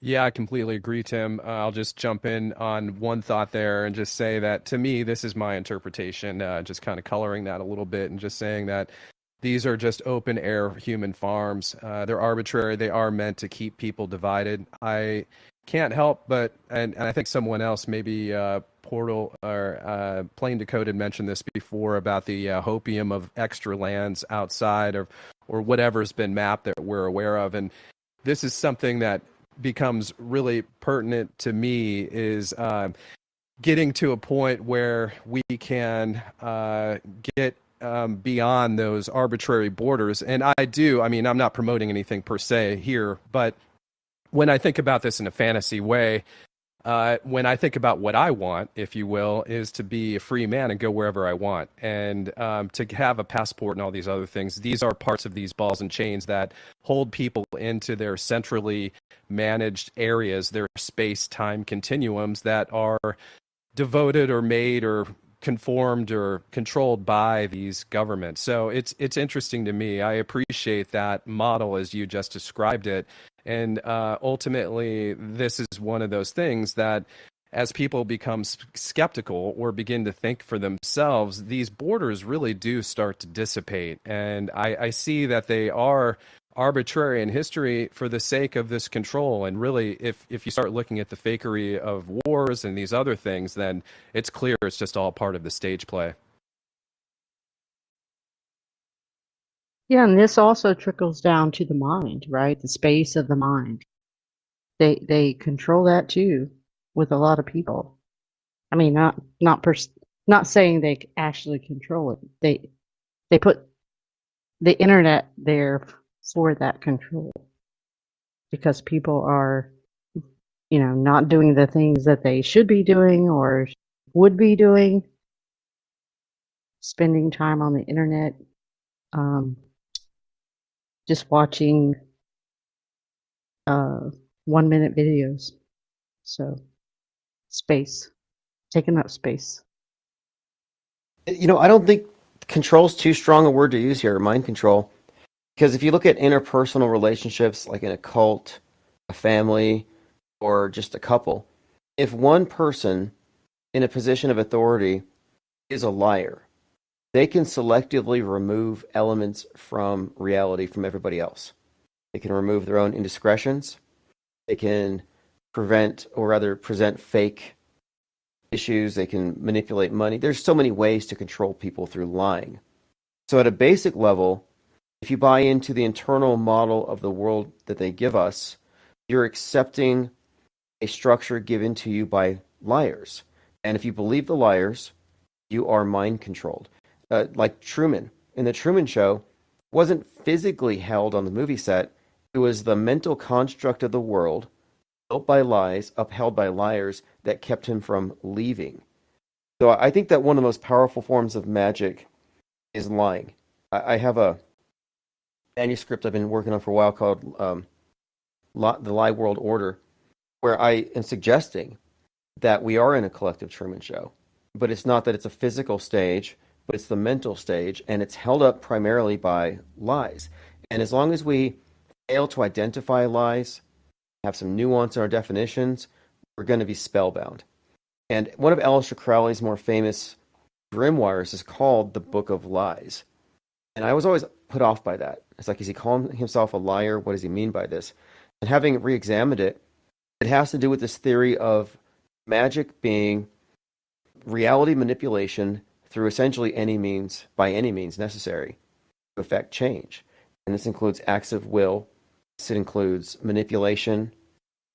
Various forms of magic don't involve candles and spells, but really just involves the use of symbols and words in order to manipulate the minds of others. And so I think lying is underestimated for the powerful weapon that it is.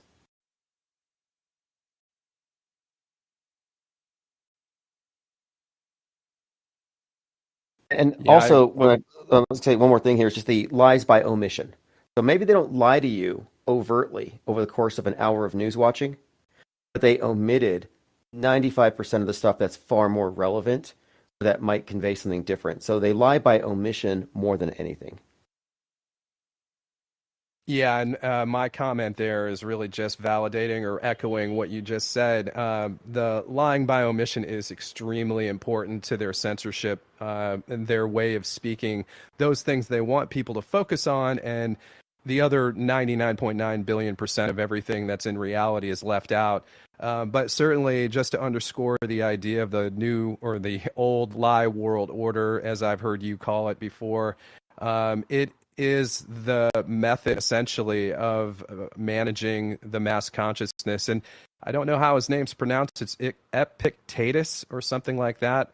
But liars are the reason for all ills in the world, or something similar to that. And I see it as a fundamental, for lack of a better word here, truth about the fact that this is how they create these demons of fiction and other aspects of fear in all kinds of angles and aspects of life, that no stone is left unturned with their miscoloring of reality, all directed towards their news bent focus and ending, or their kind of direction that they're hurting people in. But it is all based on the fiction, the lie, the disconnection from reality.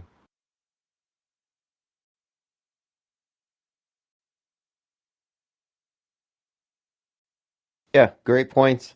And in my forthcoming, I mean, I don't know, I don't have a publication date in mind for this. It's something that I'm just building up long term because I think it's a very complex topic. And you have different types of lies, different types of liars. You have witting liars, unwitting liars. You have propaganda mules. You have well-intentioned spreaders of mistruths. You have perceivers who are susceptible to what I would call sleight of mind or logical fallacies, visual lies, optical illusions, people who are deep fakeable, media illiterate. They can't tell real from fake, so they become de facto liars.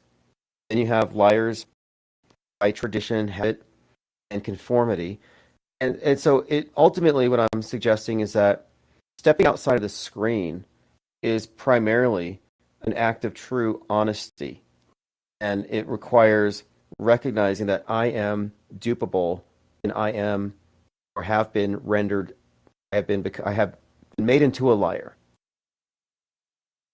The world made me a liar, and I'm trying to unlie. And there's a pretty interesting movie called The Room about this kidnapped woman, or she's 17, kidnapped girl, in a shed, based on a true story. And then she has a child in captivity. And to protect the child from the abuser, she tells him lies. She says, there's nothing outside of this room.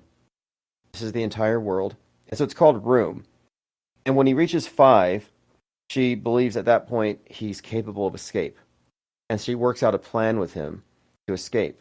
It's all very symbolic. Like he has to get wrapped up in a rug, he plays dead, and then he's resurrected from the dead on the outside by escaping.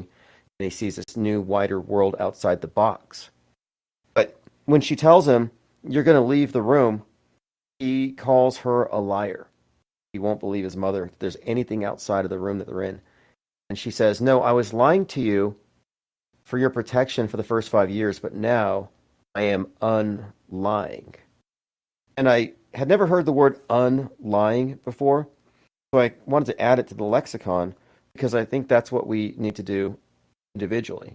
Recognize where we've been lied to, what lies we've internalized, and we have to cease lying to ourselves.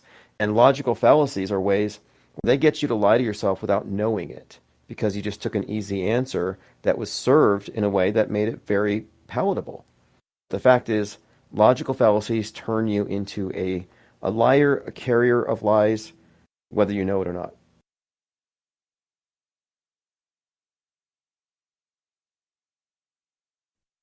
This also reminds me of L. Just the liar part of it. The L's upon L's upon L's of the layers of lies that we've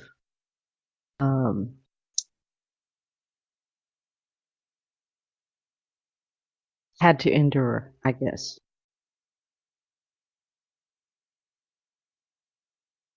I've been referencing Frank Herbert's quote from Dune about how they're not mad, they're believers. They've been trained to believe because knowledge is dangerous and belief can be manipulated.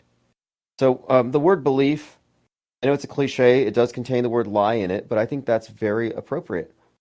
That the believer is a liar themselves. In other words, they've accepted a truth that they can't verify. They've accepted what can only be logically described as a lie. They have good intentions. They have happy lies. They believe in this benevolent scenario. They believe in good things. Whatever, they believe in their own self-righteousness. So there's this idea that believers are intrinsically good people. They're doing the right thing, or that beliefs are sacrosanct. And I say no. At this point, I'm done with people just asking questions. It's time to know. We're in the information age. We shouldn't settle for being mere believers. When we watch a guy on TikTok talking about how bad things are in this part of the country, we shouldn't change our worldview according to his words. let's say you believed all these FEMA crisis actors. Now your world model contains this new element. FEMA's out to get you. FEMA coffins, FEMA controlled weather. Now you live in a different world because you've allowed them to alter your reality. And that's what magic is. Magic, fundamentally, is about causing changes in reality through magic, which is spellcraft, and spellcraft is ultimately comes down to your will put into words, spelled out. Spellcasting is fundamentally about narratives and stories and memes.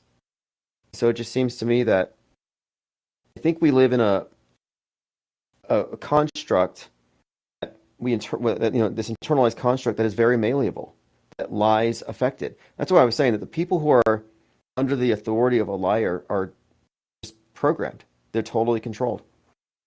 And what we're in is a closed system, and there's a worldview monopoly. The only acknowledged news or acknowledged worldviews out there are approved. And I think that's the main point here, is that the believers who accept everything on TV are conforming to a model that doesn't match the terrain. And to the extent that they're adhering to a model that doesn't match, I'm calling them liars, self-deceivers. And I got some pushback on it because the word liar has so many negative implications, but that's all the more reason to use it, in my opinion. And truthers are liars. I think that's something else that can be said. It's because of their operating system. They have good intentions, they want to wake up the world, but because of their bad operating systems, because of their bad programming, truthers are just a subset of mainstream liars.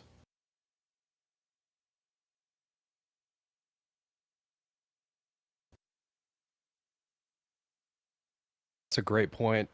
Many great points. And one thing I'll add here, too, regarding magic and lies, I agree with that sense of application to how their control mechanism works. And there's a level of how people have been. Well, one of the basic ways that I've been able to synopsize this in a sense of how people's consciousness has been hijacked is that let's just clear the slate and say there's a primordial man or woman and they're out in nature. Well, their mind is such a powerful tool that they have the ability to remember that, oh, one of our tribe members got eaten by a lion. So from now on, whenever they see a lion, that picture of a lion, they can prepare and probably defend themselves better than they would have otherwise. And on a very, very overly simplistic level, these controllers and mind manipulators have taken advantage of what is the great power, if you will, or potential of a human being, is the mental capacity to map reality, so much so that you can prevent death and other aspects of your existence by knowing or projecting the potential of what you've measured in the past to apply it to the future. And on a very, very fundamental level, the controllers have hijack that one essence, and instead of real lions or real bears or any other aspects, even of nature, actually, which of course can be seen in its actual impact in reality, but they have really at a fundamental level implanted these ideas. And I think somewhere along the way, this is something that I'd like to try to nail down in some of my future presentations, is to show people how ideas are as real in this society as anything you can touch or see, and that's not healthy. That aspect of our great potential to imagine or plan or predict has been completely railroaded into fantasy. And it was talked about earlier in this deep think tank about the nature of how much of our society's lives are wasted on the imaginary. And this is something I think as soon as some people have an ability to consider that their ideas are powerful, but it's now a prerequisite for anything you contemplate going forward to divine whether that's something connected to reality or whether it's something out of a stage play or a comic book or something completely intangible and totally disconnected from reality. Yeah, I've introduced the term hyperstitions to deal with these. So the hyperstition refers to, and this is from a website, if I look just a general meaning of it, definition is beliefs or stories through their very existence and dissemination bring about their own reality or truth. So, for example, the space junk phenomenon. There's so many stories that it's there, people are talking about it, and eventually it just becomes an accepted part of our world. Like, it's an accepted part of our world that space junk is a real thing, yet none of us have actually seen it or examined it. All of our information is coming from the same sources, but it's been given a stamp of approval. It's like we're in the desert of the designated real. They designate something real, in the simulation, it's suddenly real. And most people live in a world of hyperstitions. And I think this is also another part of it too, is that hyperstitions are reinforced by the dominant paradigm. They all kind of nod their heads and agree. And you can see this in churches, where they reinforce each other's religious experiences, or UFO cults. Oh, I got abducted. Oh, me too. Did you get probed? Yeah, me too. And they have this chorus that builds a false consensus in an environment that promotes that belief. So I would call those hyperstitions more than superstitions, because hyperstition implies a cybernetic relationship, that there's a loop going on. And this is similar to what Polybius wrote when he was talking about the use of superstition, maintaining the cohesion of the Roman state. I would say hyperstitions maintain the cohesion of our modern world. That the PSYOP entertainment complex introduces and reinforces the existence of modern stitions. And I'm calling them hyperstitions because, unlike ghosts and werewolves, which they no longer reinforce, these are things that are constructs that have modern replacements for previous superstitions. So, for example, flood myths, angry gods replaced by something that's caused by something we can measure with science, like climate change, for example. So hyperstitions are what maintain the cohesion of the state or the stage, the world stage. It gives us the parameters. Those are great points. And just to add a little bit to that, one note is that it also has to include the polarization. Interestingly, it doesn't have to be that everybody is uniform and has the same religion or perspective on any of this. And I mean, it's been measured and noted just countless times within the political horseshoe and many other examples and media fakery and all of this stuff. But it's so important that the people being controlled are basically having artificial enemies made out of what would potentially otherwise be friends or people that they could actually collaborate with. So it's fascinating that the hyperstitions, in all of their various forms, have a built-in almost enemy complex or people who want to oppose them or their imagination, even their nightmares. They hold on to in that kind of polarized way. But just fascinating that it doesn't have to be one uniform hell or heaven for the entire population. It's this complete fraction or fractionalized. I can't think of the word, but it's basically dismembered across. But that's part of the division and part of the divide and conquer scenario. But the hyperstitions, I agree, are completely the substrate of what gets people motivated to cling to these abstractions so vehemently. Sure. A really good example is the movie, the Village. They're called the Elders. The Elders lie and tell all the believers in the village that the village is surrounded by monsters in the woods, so you can't leave. And so they're told about this. They have drills. And in the drills, they're locked down in basements, and they hear the monsters banging on the door. And these are analogous to hyper-realistic school shooting drills. The children are in a room, and they hear someone kicking the door, and it's an actor, of course, in the drill. But what they do is they implant really strong emotions attached to the idea of this threat they have to lock down for. Then they have this belief in the monsters.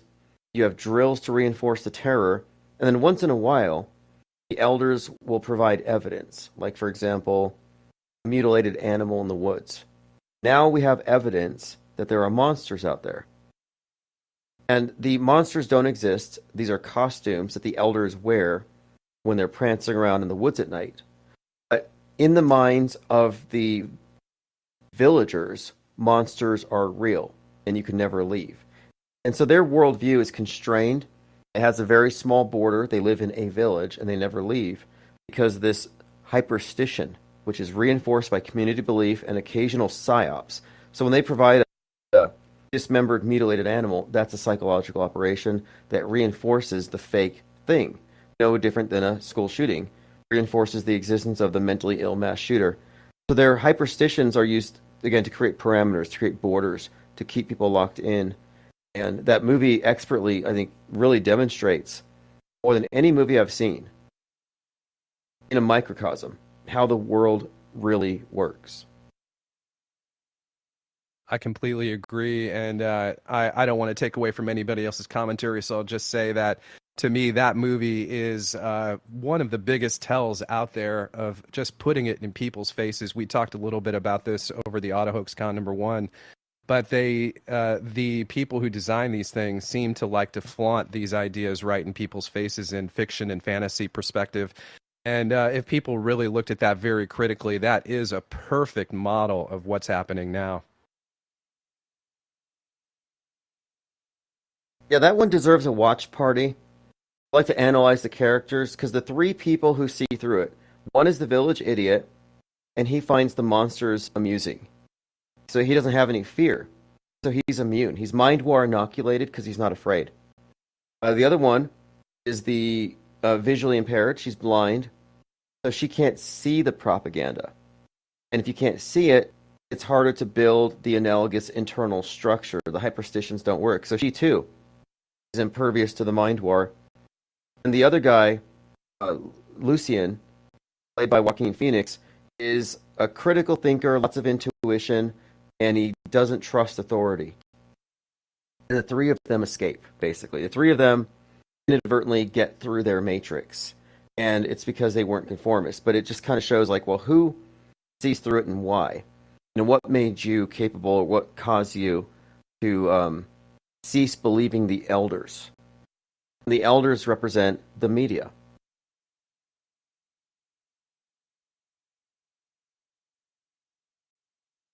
Yeah, and even the parents, as I recall watching that movie, which I was exposed to through the IPS and your work, I watched it all the way through, and there was at the end a kind of apology from the parents, like, oh, well, we had to do this because the alternative was worse. It's almost like these Malthusian kinds of people who say, oh, population is way too big and we're going to fail by the nature of just reproducing.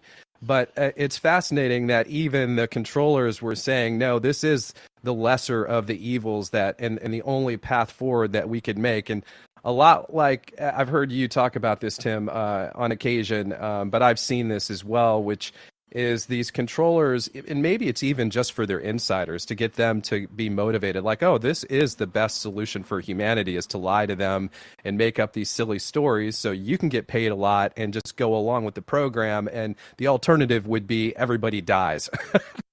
And so in a way, whatever their motivation is, they definitely do try to put themselves in the moral high ground. And even in the movie, they talk about taking that command or that kind of control over other people's free will. People are born into it. They never have any idea, or like you say, those prominent characters, which is interesting how they archetype each of those characters who can see through the matrix.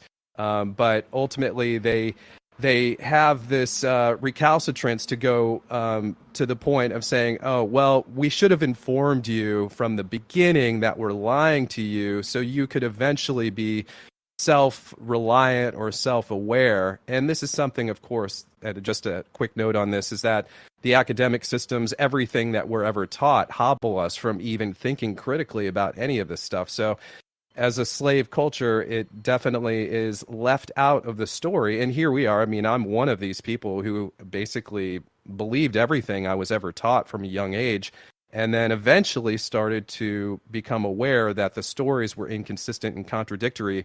And that to me, as I value or I measure my own self-awareness to whatever degree I've attained, and I assume I have a lot more to learn before it's all said and done, that I very much more appreciate being aware of how this place works and how people are manipulated than being like a Cypher character in the Matrix, just eating steak every day with a big smile on my face. But it's interesting how the elite or the people within that movie, particularly the village, do take on the elite perspective and in a way offer their apology, but saying that we're going to do it because it is the moral high ground and that's all there is to it.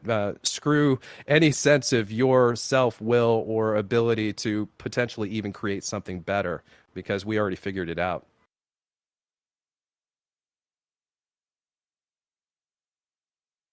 Yep, that would be the rationale. The idea that you had superstition to maintain the cohesion of the state was based on their belief that the masses are fickle, full of lawless passion, and they need to be constrained by fear of God.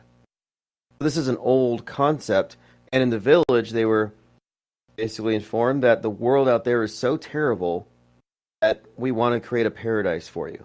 So they took away their free will in exchange for paradise. And it's like, well, would you want to know? I detected something else with the movie where the village are surrounded by bushes with red berries, and they're programmed from when they're young that is the bad color. And if you see that color, go back to the village. So it's kind of like how in the Garden of Eden, you're supposed to avoid the tree of knowledge. Let's say like the apple, like a red pill, the red fruit. You avoid that because if you have that, then you know too much, and you can no longer stay in the garden. You're no longer welcome. You're like the gods, is what they say. So in the village, they go past the red, and they find out they're in the 20th century.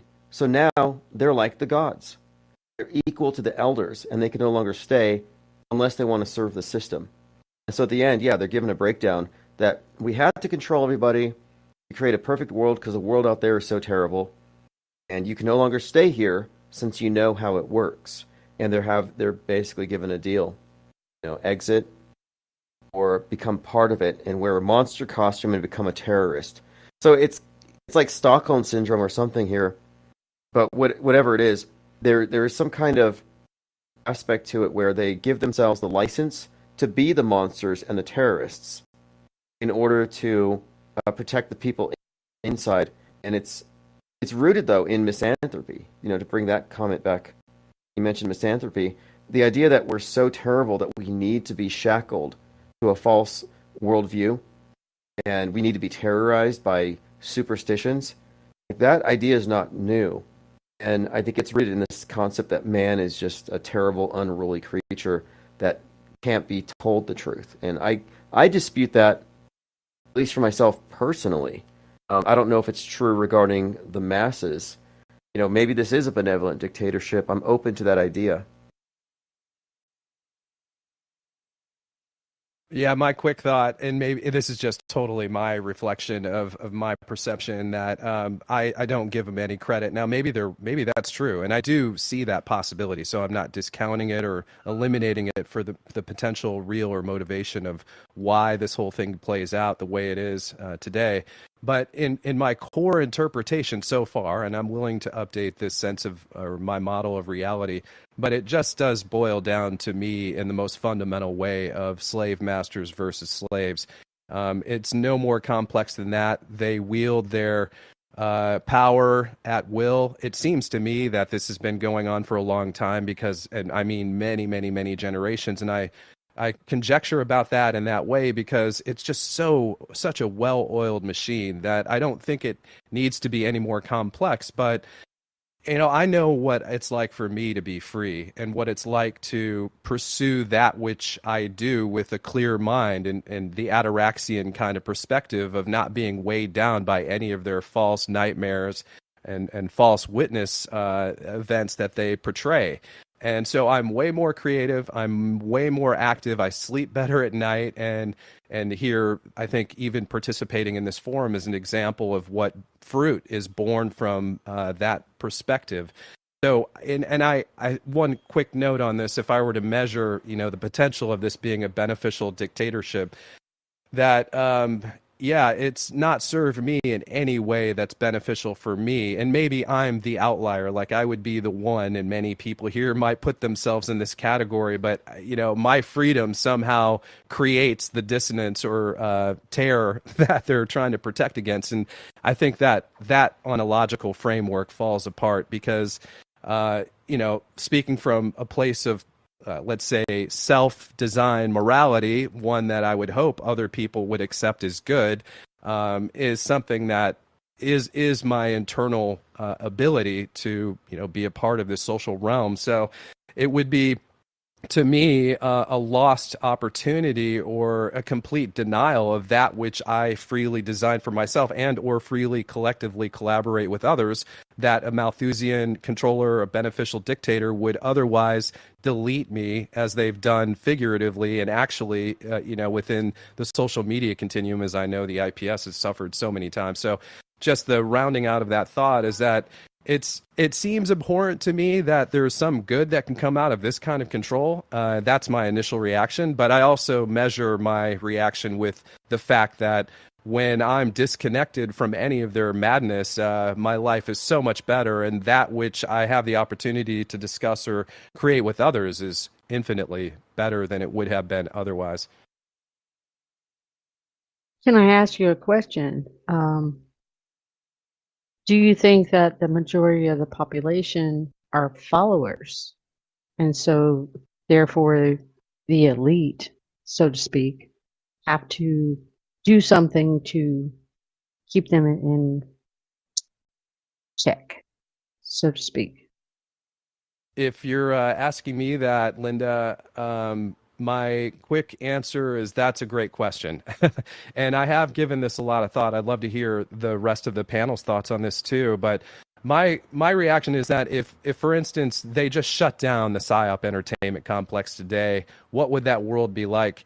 And because of the amount of time I've spent measuring people's perspective and the fact that they do not think for themselves, and as adults, many from young adulthood through the end of their lives have never thought for themselves on a fundamental level. And I can't help but think, and this is just a thought game, I'm not projecting that I would ever participate in something like this, but it just so happens that I've measured that the IPS, Tim's work, is so accurate in its reflection or this modeling of how this social control environment works, that it takes a certain level of self-awareness to really see these wheels turning. And getting back to the thing I was just going to suggest, is that we have the power, literally. This might be the thing that the controllers are most fearful of. It's not that we understand how it works. It's that we could literally hijack their system and do it better than them.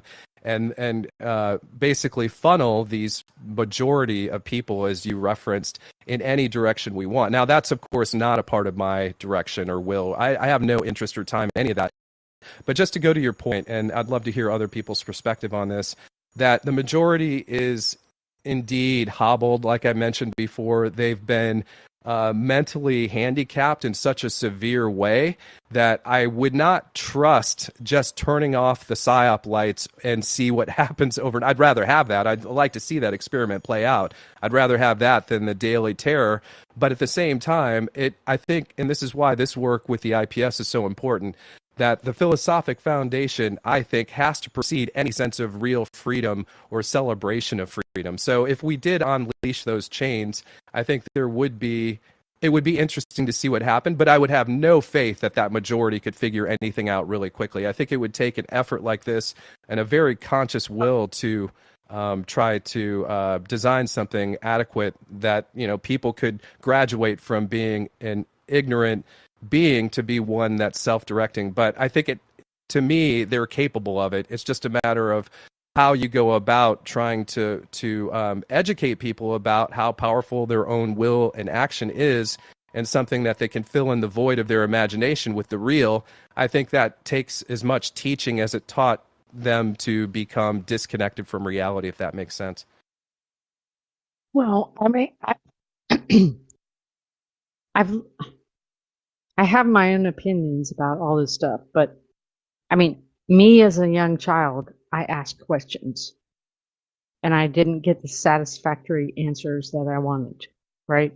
So I kept asking. And when I was denied answers, it it it was frustrating. I don't think a lot of these people ask questions. That's what I'm saying. They don't ask questions. They just submit from the beginning, if that makes sense. And so therefore they don't have the honest questions to lead them in the right direction. I agree, and that's partially what I was leaning towards when I was thinking or trying to convey the idea of people who, let's just say, you could turn the lights out of the PSYOP entertainment complex. What would be the first thought in their mind? And this is where that handicapped aspect comes into play. No, I don't think people really have mastered this, what I would find to be a natural potential, which has been artificially reduced to nothing, more or less.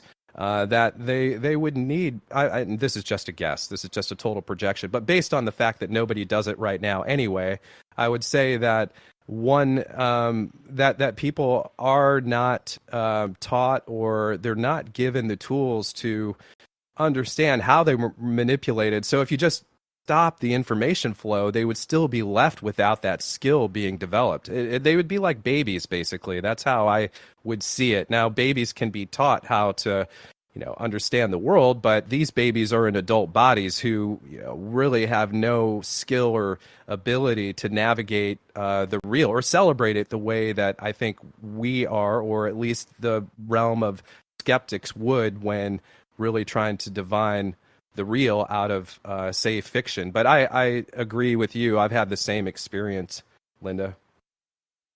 Well, I mean, the only reason that I'm bringing this up is because I was raised in a situation. My mother was basically a narcissist, right? That I never got to ask the questions, even though I had them in my head, right? I had the questions, and nobody would um, answer my questions, and I was punished sometimes for asking the questions. And she was very religious, which I did not agree with. I thought that was all bullshit, even from a young age. So, how did I overcome all of that when the masses of the people can't overcome that? And they had better lives than me, probably, the majority.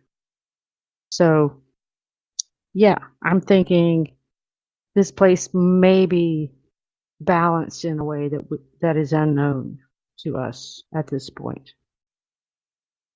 so to speak. You both raise a really great point here about how immersed we are. It's what the sea of irrelevance thing, where there's so much information that you can shout the truth out, and it doesn't matter because people don't have the right context to understand it. You can say something point blank that is 100% true. Let's say, for example, nobody landed on the moon, and it doesn't enter into their worldview because that's not an acknowledged perspective. They're not able to assimilate it, but even if they did, it's like, well, what does this mean? Like with the flat Earth topic, people are like, well, if it is flat, what does it even mean? They can't go the next step on their own. They're asking you to tell them.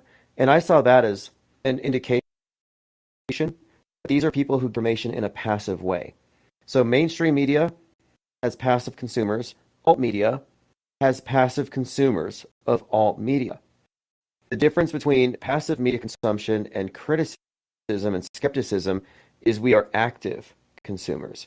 We are parsing the information first, so that at the end of this, what it means is that passive consumers cannot reframe their worldview, and they can't add anything in that doesn't come from a source.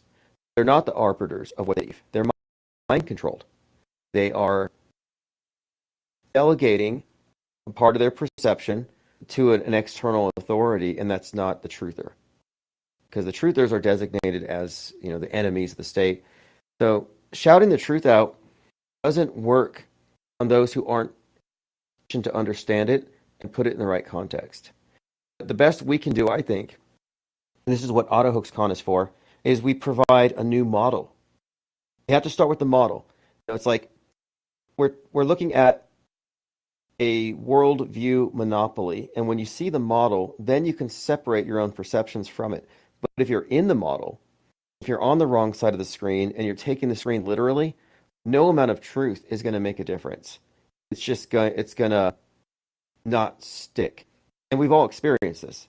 Anybody who's ever delved into conspiracy theory or trutherism has experienced this bizarre, it's almost like you're witnessing mind control in action. It's almost unsettling when you say something to somebody that makes perfect sense to you. It's a realization you've had, and you get a blank stare, or they change the subject to something completely mundane. Like, it doesn't stick. It doesn't stick because they're in the model. It's like they're dreaming. They're inebriated. My point here is elucidate the model. Expose that there's a map. And once they can see the map, then you can show them, or you can draw some meaning out of the fact that the map doesn't match the territory. But one of the biggest accomplishments of the PSYOP entertainment complex is in convincing people that the worldview they're given is an accurate model of the world, when it's really a model based on omission, infused with hyperstitions, and it's completely censored and curated.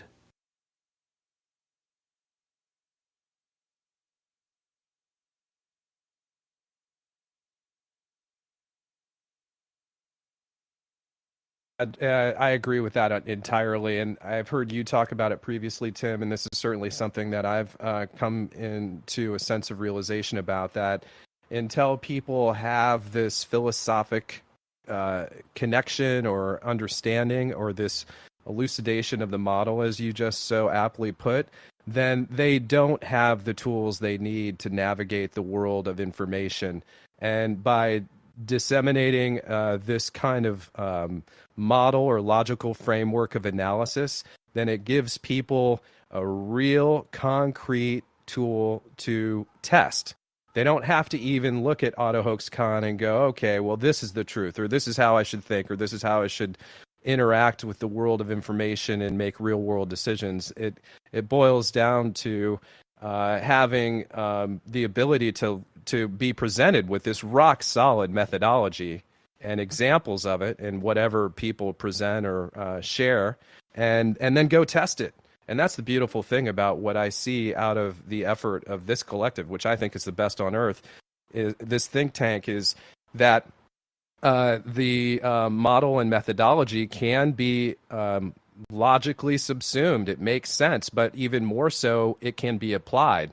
And once it's applied, the fruit can be born from that. And of course, people may reject it anyway because they're not ready maybe for reality yet. But this is the first step. I completely 100% agree. And the reason I say that is because I know too many people in my real life that would not even begin to make their first decisions on anything that they personally desire to see, or anything they personally invent. I think many people do that I've talked to. They have fantasies of making the world better, but like you were saying earlier, it's this programming from the external. They're too programmed into that way of thinking that they have yet to really turn on the inside and trust their intuition and whatever it is they personally design or develop, and have faith that that is something worth pursuit. But anyway, the AutoHoaxCon type of communication is a great foundation block, a cornerstone, using the Masons terminology, for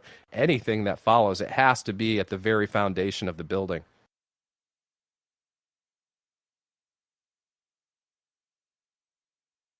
Yes, the stage. And I think the world stage is such an apt metaphor, because we can describe it as the world stage is the place where the worldview monopolists focus their lens, their camera is focused at that stage. And you can take an off-world stage perspective, which means you get off of it and you recognize it as such.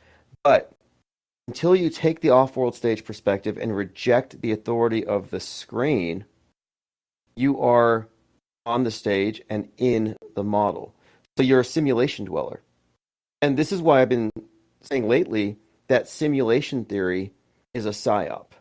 that simulation theory is a false mysticism designed to lead people who see the discrepancies into thinking everything's fake, instead of seeing the discrepancies as indication that we're being lied to.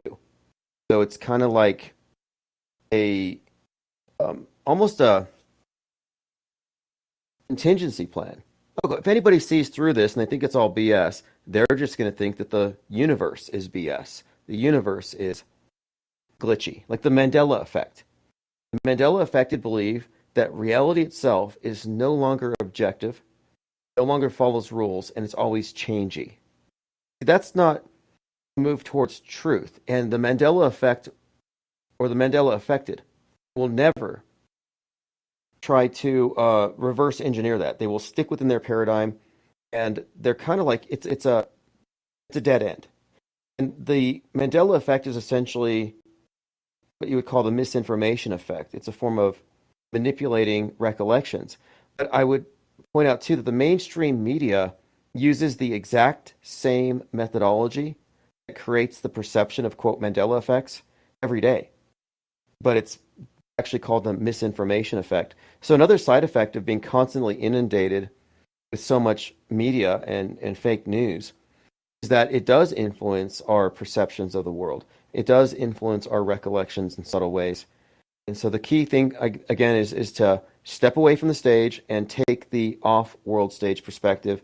And we can use truth or orthodoxies and other indicators to show that somebody's not off the world stage. Like if you're still running around terrified of Bill Gates, you're on the stage. He's one of their characters. And the more we make this distinction, the easier it will be for people to let go of the stage and to actually get off of it. Like, hey, you're not fighting Bill Gates. You're not fighting Venezuelan gang members. Kamala Harris is not going to take you to a FEMA camp. You have to disconnect all these narrative threads. And when you do, you step off the stage. And from our perspective, we're looking at the scripting. And that takes us into the realm of being not only off the stage, but insiders, how it all works. And I think this is the approach that's going to work. We're giving truth and facts, but putting it in a context where it makes sense. The raft above the sea of irrelevance. Everybody in the sea of irrelevance, especially truthers, yeah, they're inundated with truth. But it's like signal to noise ratio is so bad. For every fact they get, it's drowned out by 90 mistruths or deep fakes. So they're lost at sea. And what we offer here, I think, is a clear perspective. And it's fundamentally a paradigm shift to go from being a believer to a knower. So what we're doing here is not ideological as much as it's a philosophical change. Rejecting belief in exchange for an operating system and a methodology.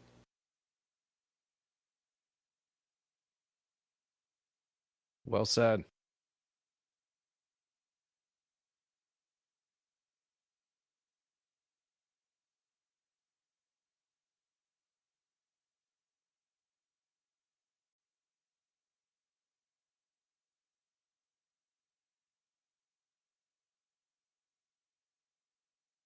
I was thinking about the idea of low information versus high information belief, and also how maybe a challenge, maybe how did I get this far, right? How did I personally get out of the village, so to speak?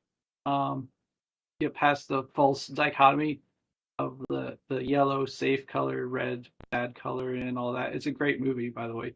Um, but it, a few experiences, I thought like when I was younger, I experienced like censorship from authority figures, um, and that changed the direction of my life a little bit. Um, and also like this idea that I carry personally, that I challenge people like how do you value belief? When you say you believe something, like, do you respect that belief? And how do you have integrity to your belief system? Like how we say, you know, if you can't tell me why you believe it, what does it matter? You know, like you're not self-aware enough to understand the system of determining whether you believe something or not. Like you haven't gone through that yet to like, codify it more or less. And so like some people could like how, these truthers or whatnot, they'll call out the space fakery, but it's like meaningless to them because they don't value, like they'll believe, okay, yeah, NASA's faking space. They believe the fakeability, but they don't have any context to put that in, so it just becomes another irrelevant infographic. And fundamentally, it's still this like oppressive new world order, and they're not like applying the model, and so that's where it's demonstrated their lack of the full model of skepticism, and it's the reason why they're not motivated to develop a model is because they don't value their belief. They don't value their choice to believe or not. And so like, and especially like if you're a religious person, like if you subscribe to any one particular religion, like it reminds me of that example of like how, like, and especially with the reputation of Islam, and then they shut down. They're like, oh, we're not going to walk around the giant black cube this year because Rona. Um, and so, like, how much do they believe in Allah? How much do they value their belief in the Muhammad and the Quran to like behave that way? Or like the chemtrailers who don't wear masks or in vape and all this stuff.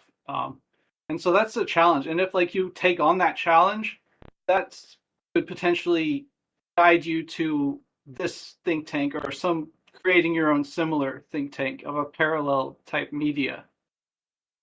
I don't know, just my thoughts. Yeah,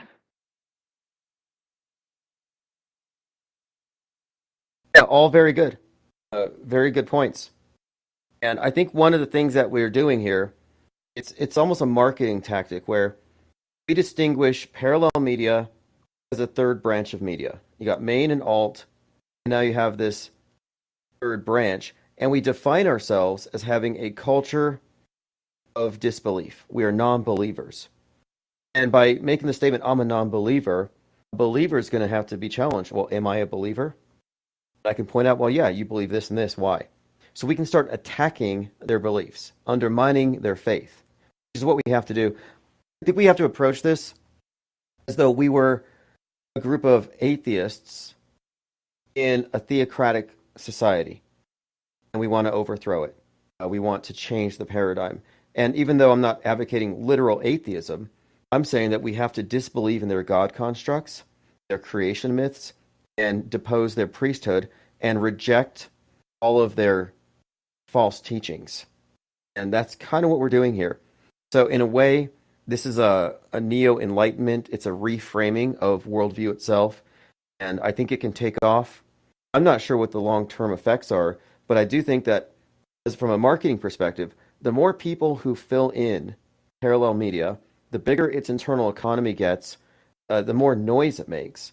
The more people who are on the fence or didn't know they were on the fence will join us. Like we can see exponential growth in what is tantamount to a new philosophical movement that is outside of the controlled paradigm. There's nothing that can stop it. I mean, we have little annoyances like their attempts to ban and censor. But becoming a separate media ecosystem means that censorship is going to be a thing of the past when it comes to what we're doing. We don't need to breathe their air. And so the unacknowledged, the off-world stage perspective is going to go ahead and grow off to the sides while they try to manage their little sheeple. And at some point, this is why I say the crack, Gwen. The raft gets so big, it's like a kraken, where they won't be able to ignore it. And then when it decides to move across the land and, I would say, test the integrity of the world stage infrastructure, things can get fun. Because in my opinion, a committed group of free thinkers who have figured this out can turn into something big enough to cause an interesting reaction. We'll make a splash because my goal is to see what happens. Like, I don't know, but I think we can test it. And I want to see if we can do $1 billion in damage to mass media infrastructure. As in, it'll cost them a NASA's annual budget do damage control for what we're unleashing. This is a one-way thing. The instant you flip that switch, you've stepped outside of the screen, you recognize the meta script and how we've all been gamed, you're not going to fall right back into it. If you leave a religious cult and you understand it and you've separated from it intellectually and emotionally, you're not going to fall for future cults. So this is mind war inoculation. I don't think it's been done at this scale or at the scale that I think we can blow it up to. Right now it's sort of small, but it's notable that we're the only ones doing this. I look forward to see what happens in the future, and I want to say thanks to everyone here, by the way, for listening, commenting, and adding to the conversation. I think it's just going to get more interesting as we go along. Indeed. And now I can't help but think when that $1 billion damage comes around, that is it even possible for NASA's CGI to get any worse? And that'll be a lot of fun to watch it go further down the tubes.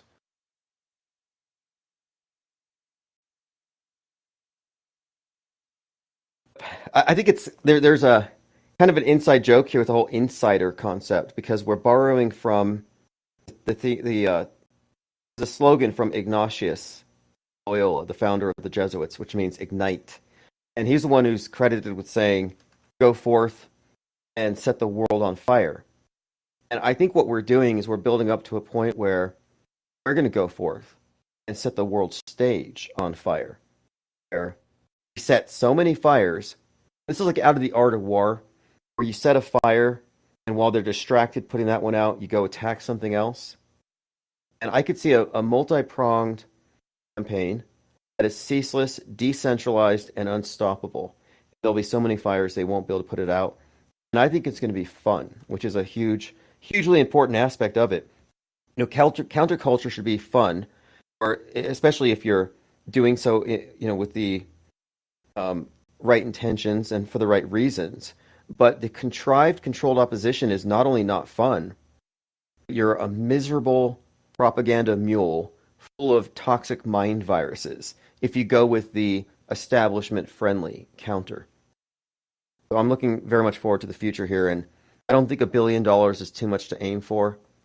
When I say $1 billion in damage, I mean it's going to cost a lot of money and a lot of opposition think tanks to come up with ideas on how to counter what we're doing. And we've seen indications of it. I think when Elon Musk agreed that space looks like CGI, it's not a concession. That was an attack. That was them trying to co-opt one of our best observations and twist it. They're trying to gaslight it. So I think we're making progress already, because I do see indications that there's pushback against people who see.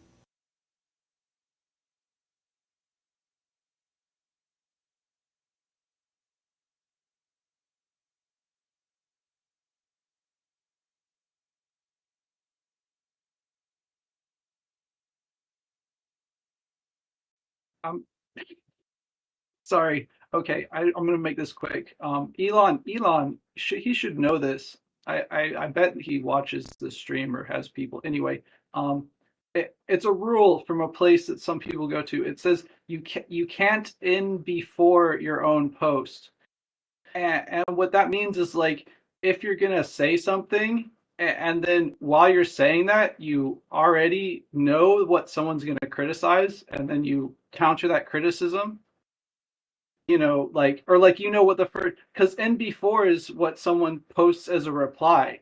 And so if because you didn't give a chance, because like someone would make a post and they say, look, NASA put a satellite in space, and then the very first response to that post is going to be fake and gay.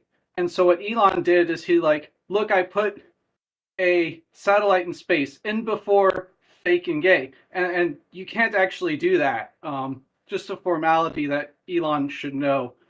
Anyway, I'm gonna stop talking. In V4, yeah, great point. He wants to co-opt anybody who's going to state the obvious, and then he makes it a point for his side. So I agree with all my skeptics. It looks fake, but it's real. I mean, I think it's brilliant because he's pulled this off. He's done it twice, and now everybody can say it's fake, and we agree with the guy who's faking it, but it's real. It's just like, it's clever. it shouldn't be effective, but it is. And of course, he has ownership of this massive platform, which is reality control in a large way. And I think it's pretty, from an anthropologist perspective, it's interesting to look at these big psyops that follow a big event, like this hurricane thing. Look at how many people were just pulled into this alternate reality game where, oh, look, the Haitians are eating cats and Bill Gates is controlling the weather and Venezuelan gangs are taking over apartments and children are being transported in big carriers and the union workers are trying to free the children. That's a very interesting and complex and scary world that they all got dragged into, the power of doom scrolling on X. And this is by design. Because if the space program is about controlling the inner space, the space between your ears, Elon Musk is one of the top space program figureheads. It makes perfect sense that he's right there on top of mass mind control. Same thing with Bezos, Amazon. Amazon does have some creative, or rather some curation power, censorship power, maybe not directly. He's not there anymore, but the connection between the space program and mass mind control, something to emphasize, because that's what the point of the space program is. It's not to take you to Mars. It's to convince you that the way that we would live on Mars is ideal. Let's live on Earth as we would on Mars. And people are buying it. So. And I agree with the idea or the reality, actually. It's not just an idea or ideal, but the fact of the matter is, from my experience, that so-called quote-unquote waking up to the real world has been one of the greatest joys of my life. And I think, interestingly, and I'll leave this for maybe further in-depth contemplation on another conversation, but it is fascinating to consider what ops, and I don't want to give them any ideas, of course, but what lengths they would have to go to counter a movement that's about reality. And as far as this group is communicated, some kind of benign morality, I don't see anybody kind of putting any kind of scrolls in front of me to follow any directives or whatever Mosaic kinds of laws there would be. But this has been and is continuing to be a ton of fun. And just living in reality itself is something that can be enjoyed. I know there's all kinds of things that can happen. I've experienced all kinds of ups and downs in my life, but the approach that they would have to take to deny people who actually are accurately expressing reality through their words and actions and presentations, first of all, that's undeniable. But the other part is that it is benign and it is really fun. So how they demonize that, I'll leave it to them to figure that out. But certainly they've got creative minds capable of coming up with something, but it just feels like it's always going to fall short.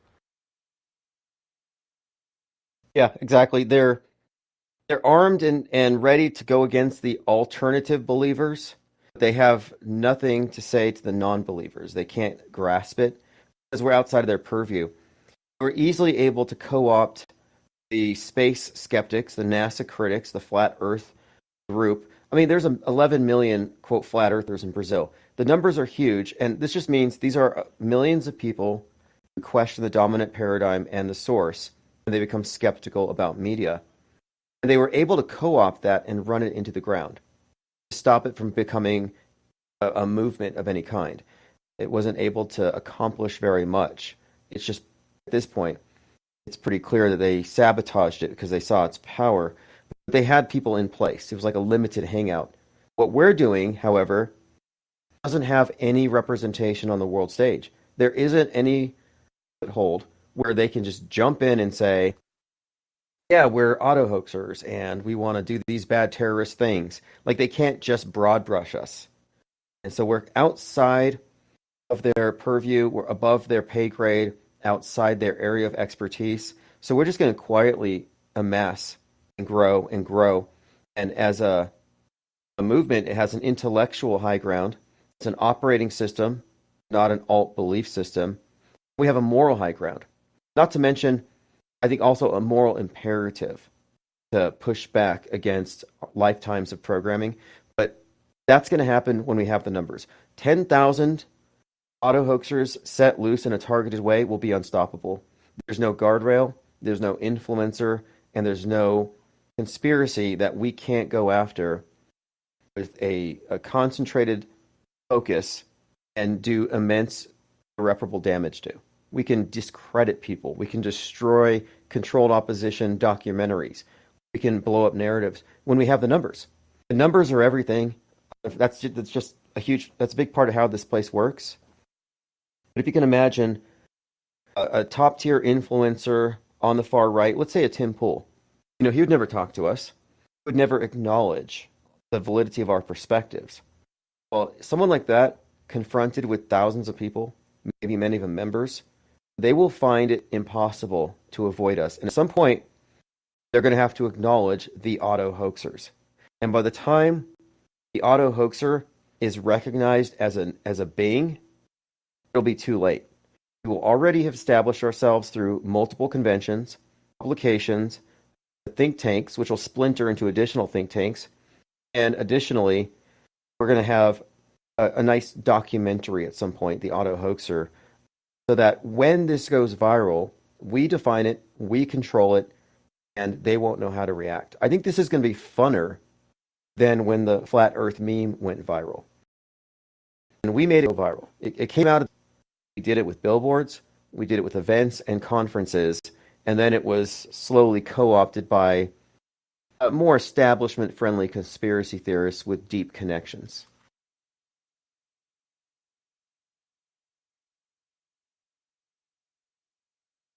Yeah, agreed with the plan. That sounds fantastic. Perfectly modeled and indeed just a super ton of fun about to be had and being had.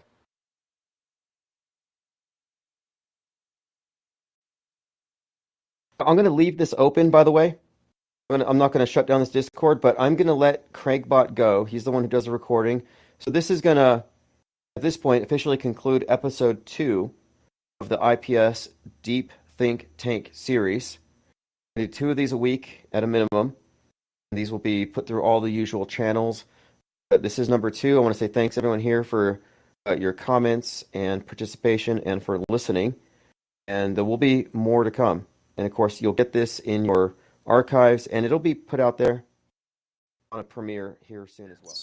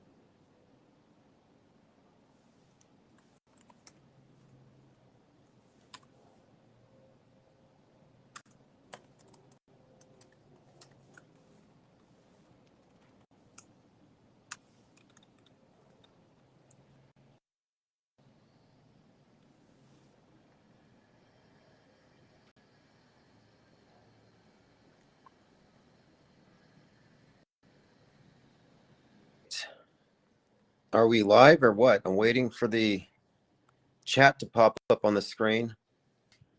Okay, good. Today is November the 5th, 2025. We're following up on a shorter video I uploaded earlier today, but I want to specifically talk about coincidences. I think it's time we've talked about coincidences. I was actually just testing out there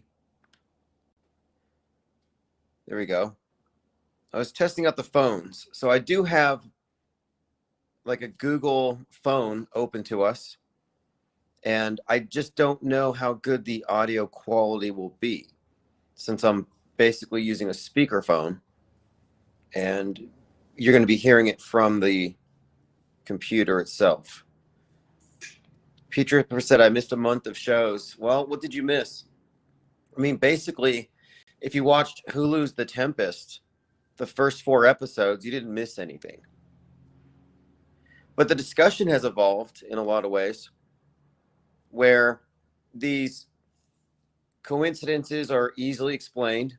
We brought up the term history benders because we're not just talking about news cycles being tampered with, but we're getting into the measurable, observable effects of long-term, unchecked, uncorrected media fakery, and how beyond news cycles, it gets into history manipulation itself. And in our ongoing analysis of the CK event, it became clear that this is essentially a JFK level psyop. It's meant to affect an entire generation. And looking into it, by all indications, it is something that was scheduled by our psyop entertainment complex probably about 27 or 28 years ago, if not longer. So that's what we're talking about. These aren't controversial claims. The controversial claim would be that the media is just objectively reporting stuff and history is haphazard, and maybe they actively mess with it, but it's not proactively created. To which I would argue that every single simulated event, of which there are many we talk about, requires planning in advance. So just that alone tells you that the news bending, history bending events are planned in advance. Therefore, our history is in fact a proactive creation. Not to mention, it's day by day maintenance, or it's day by day continuity is only possible because of the continued recognition of the fakery of the past as valid. So it's basically the case that yes, our history, past, present, future, is far from objective. It's a construct. Penguinati says Mayor Zoran Mamdani seems like the type of name with a hidden acronym inside. I haven't decided though yet. Yeah, let's look into it. And so here's what I want to let's talk about coincidences, because some people will say, oh, that's just a coincidence. And I'm like, well, we don't disagree. It is a coincidence. But you're saying it's a coincidence with no intentionality. And we're saying these are coincidences with intentionality. And we have reasons. So let's go ahead and just kind of quickly break down the main points. So we agree these are coincidences. The point of contention is intentionality. And I'm glad we're at this point where we're talking about coincidences versus intentional media manipulation, rather than strange concepts about simulations or whatnot that really, I think, have stymied the progress of people out of Trutherville for like 20 plus years. So we're talking about intentionality. So the definition of a coincidence: a remarkable concurrence of events or circumstances without apparent causal connection. Now, the causal connection here would clearly be the media and the story, the integrity of the story, as we'll go into. And then secondly, of correspondence in nature or time of occurrence. So a coincidence would be something like New York gets a Muslim mayor accused of the right wing of being the new OBL, and then a plane crashes. A lot of these are ironic coincidences, eerie coincidences. So it may not have to be necessarily at the same time, but it's the same nature. Either way, a couple of things here. Point one, the same media that did 9/11, because if you didn't notice, 9/11 wasn't done by radical Islam, nor was it done by Israel. 9/11 was done by media. It's a movie. It's propaganda. It's agitprop. It's a historic event, a contemporary myth. It's a system reset update that we all got, but it wasn't a real terror attack. And all the questions people raise about how did they do it, how come nobody else got killed, how did it work, you just got to look at the structure of it, including the 88 plus drills. Yeah, Ribo Nation, Dick Cheney dies and then Mamdani is elected. Like, that's poetic. That's good writing. That is a great coincidence.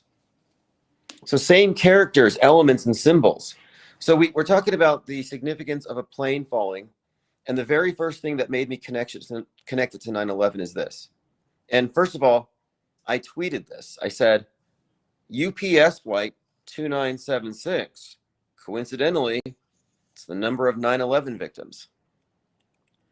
So as of right now, my tweet, which I posted a little over 24 hours ago, where I pointed out this coincidence and I built a thread with everything else, that tweet has been viewed. And given the size of my channel, I think this is significant. Last I checked, it was 400,000. We're just talking about impressions.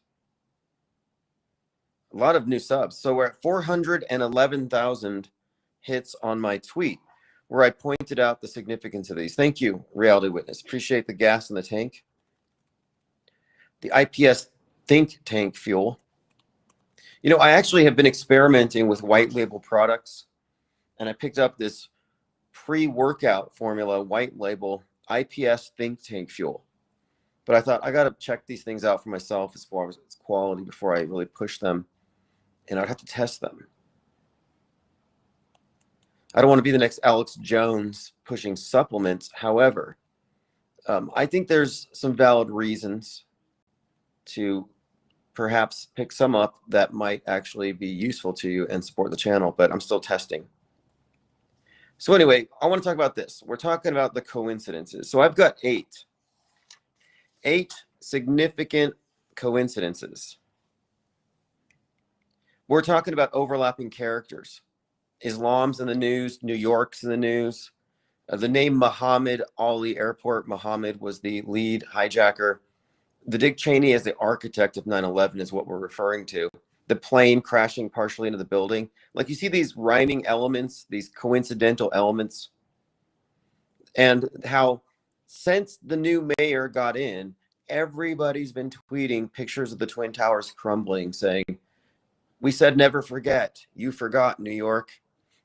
This is just the worst kind of fear mongering, but it's one of these situations where it's impossible to not notice. If you're on X, you're seeing a lot of 9/11 stuff.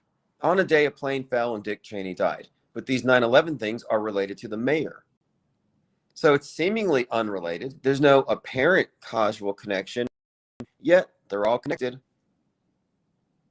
So next, every single PSYOP, all PSYOPs, and this is one of the main ways we identify them, is they all reveal their intentionality by the script, by its utility. So in this case, we're still trying to determine what's the exact purpose of it. I thought maybe they were going to say female pilot and they'd blame DEI, but they already did that with the Black Hawk that was hit by the plane during a drill. I thought maybe it was going to be a statement about capitalism and Black Friday, Amazon, climate change. That didn't quite pan out. But I'm also, and I was kind of half joking, I said, well, maybe this was some kind of send-off for Dick Cheney. You know, because what he did was so great. From the perspective of the meta-scripters, the engineers of our worldview, of our history, the architects of these major psyops, Cheney's a legend. And why wouldn't they give him a fireworks show at his exit? Like I said, that this was some kind of 9/11 themed Viking funeral performed by the PSYOP entertainment complex, and that Cheney was probably the only passenger in that thing, and it was remote controlled, and he was cremated. There's some guy, you can hear him. He's on a bicycle with the boombox. I don't know what he's singing. It sounds like Katy Perry. He's got like a bottle of something in his other hand. Like, you shouldn't be drinking and bicycling. Maybe it's safe out here at the edge where I'm at, but all right, continuing.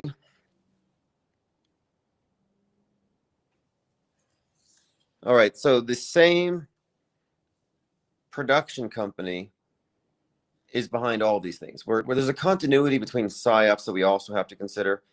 And then ultimately, these are stories, these are scripts, and they're all adding to the collective script we call history. So you see a lot of callbacks and references between events. So now, again, we're going through the list of 8 or so indicators of this thing being, these are the 8 coincidences, okay? So 1, the flight number, 2976, 9/11 victims. Dick Cheney's death, architect of 9/11. Muslim mayor gets elected. Oh, here's a big one. The death toll has been updated. 9 dead, 11 injured. So to say that this isn't 9/11 coded is ridiculous. I said this was 9/11 coded yesterday when the death toll was 4. Now it's 9 with 11 injured. This is 9/11 all over it.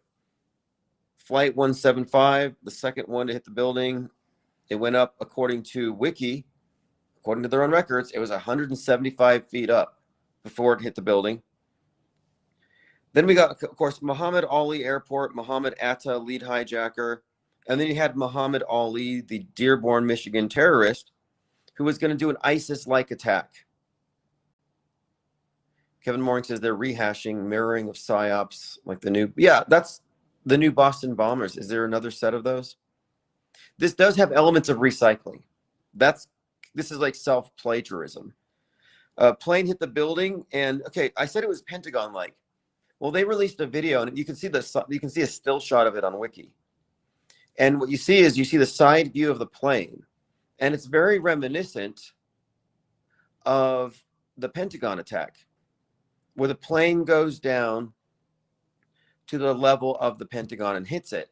And you know that's foreshadowed in Dr. Strangelove, which was screened on 11/22/1963, JFK's death day. Yeah, Dr. Strangelove has a low altitude attack on a building. There's a lot of 9/11 foreshadowing in that, and that's from like 1963. Okay, next.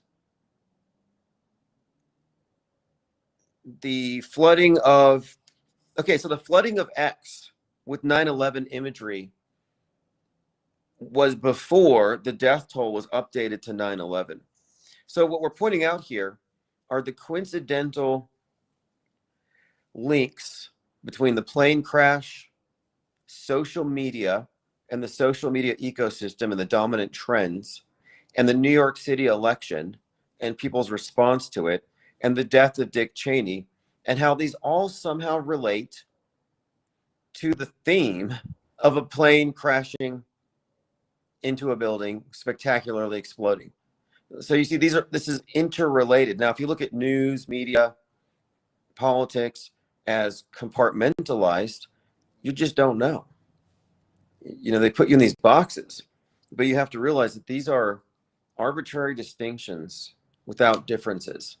If you want to watch the news, you may as well watch Netflix. You're going to get the same info. There's a website you can go to if you want to de-scramble and find out what kind of anagrams are in the mayor's name. I think it's preposterous to say, because they have this mayor, there's going to be a terror attack. I mean, that's absurd. But they're running with it, and they're making it trend. So anyway, what I'm pointing out here is that nobody disagrees these are coincidences. The only question is, are these coincidences intentional? Or are we cherry picking, leading with our pattern recognizing monkey brains, which is what they will always say. I had people say tinfoil hat, crazy. What's wrong with your brain? It's like, what do you mean what's wrong with my brain? Like, even if these are not intentional, you have to say they're extremely ironic and well integrated, considering the election has nothing to do with the death of Cheney. Neither has anything to do with a plane crashing. And yet, when you look at the subtext, the numbers, and everything else, they're actually quite connected. Penguinati says Iran seems to be inside his name. Yeah, that's not a tough one, though. Now, I thought Ryan Iran was sort of an anagram there. Because Iran had put out a video of a drone striking Trump on a golf course. Ribo Nation says, how can we ignore this? Yeah, pay no attention to the man behind the curtain. So for this to be intentional, this is the main thing here. For it to be intentional, what does it require? It requires the same government, media, DHS collusion that 9/11 did, that every single fake terror attack, fake mass shooting, every single staged event requires the same infrastructure, the same production company, what I call the PSYOP entertainment complex. So we already know they have the tools to manufacture a PR stunt like this. So what is the purpose?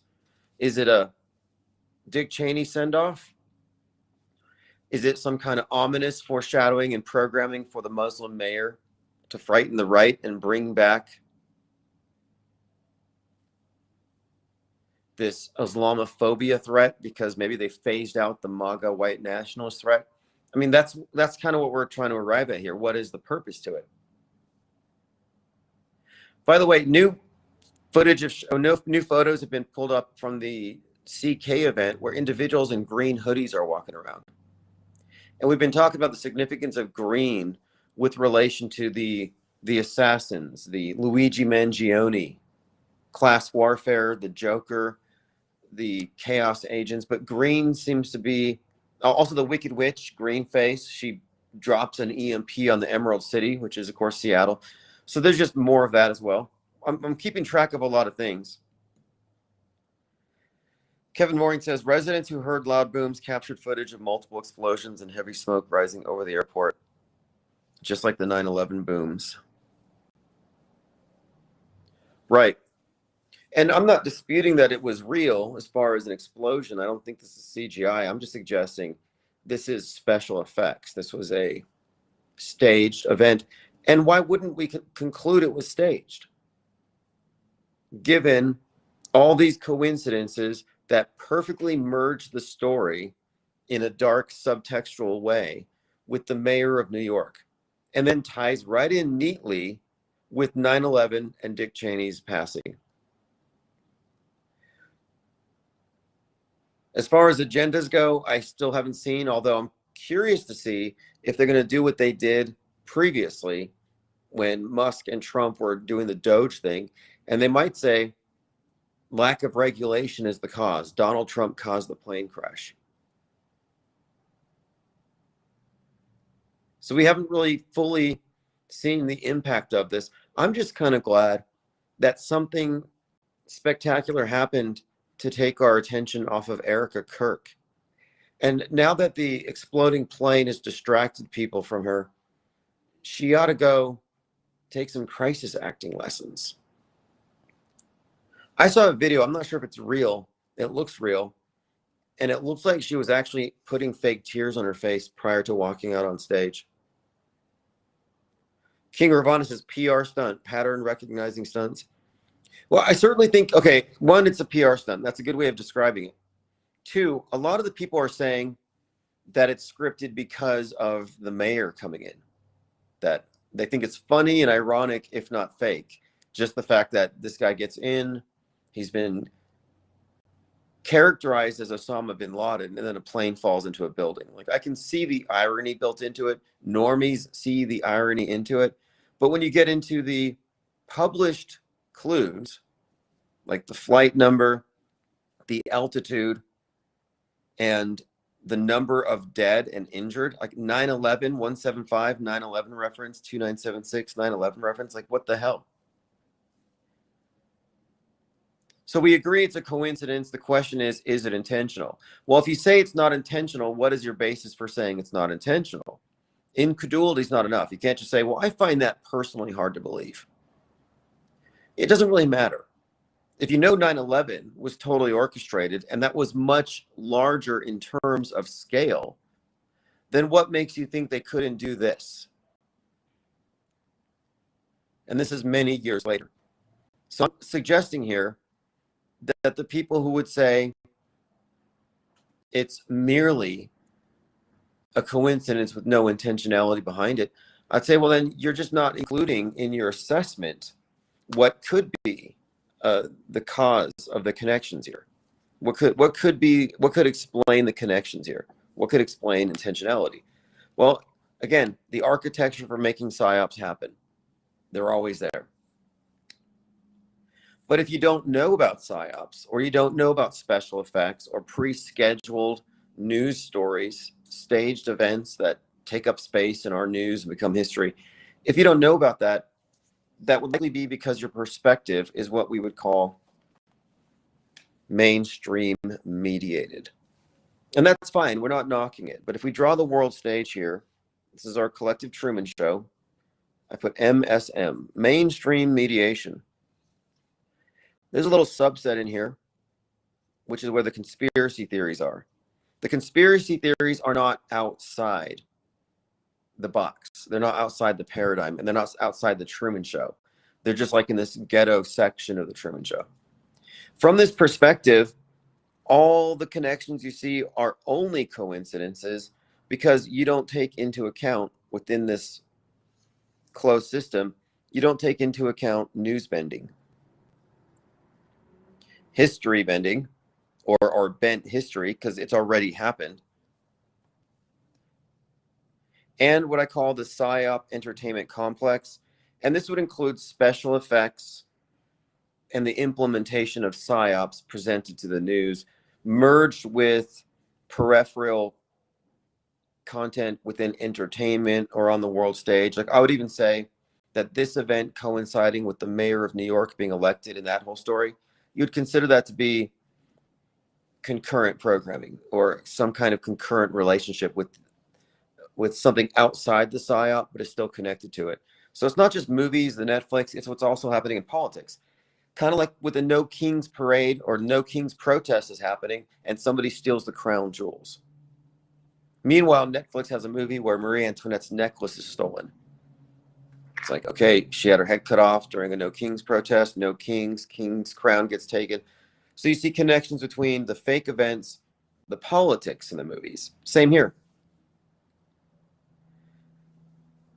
So it's not outside the realm of acknowledged, at least from our perspective, from the outside of the world stage perspective, those of us who are aware of the PSYOP entertainment complex, who are aware of news bending and history bending, from our perspective, we don't have to only limit ourselves to these are just coincidences as a result of random chance. Because what we have noted here is that what are often apparent connections are engineered manipulations. It's very dismissive to say only coincidence without looking at everything that would suggest otherwise. So if you're going to say this is coincidence, I would suggest here that given all of these alignments and connections to contemporaneous events, I would say the burden of proof for believing it's true as advertised is back on the media or its advocates. You see, we are devil's advocates. Since we are looking at it from outside their closed system, we would be technically open-minded, open inquiry. If you're inside the box and you're questioning what we're saying about intentionality, that makes you a media advocate and you're questioning the devil's advocates. Just, it's an important key point to keep in mind here.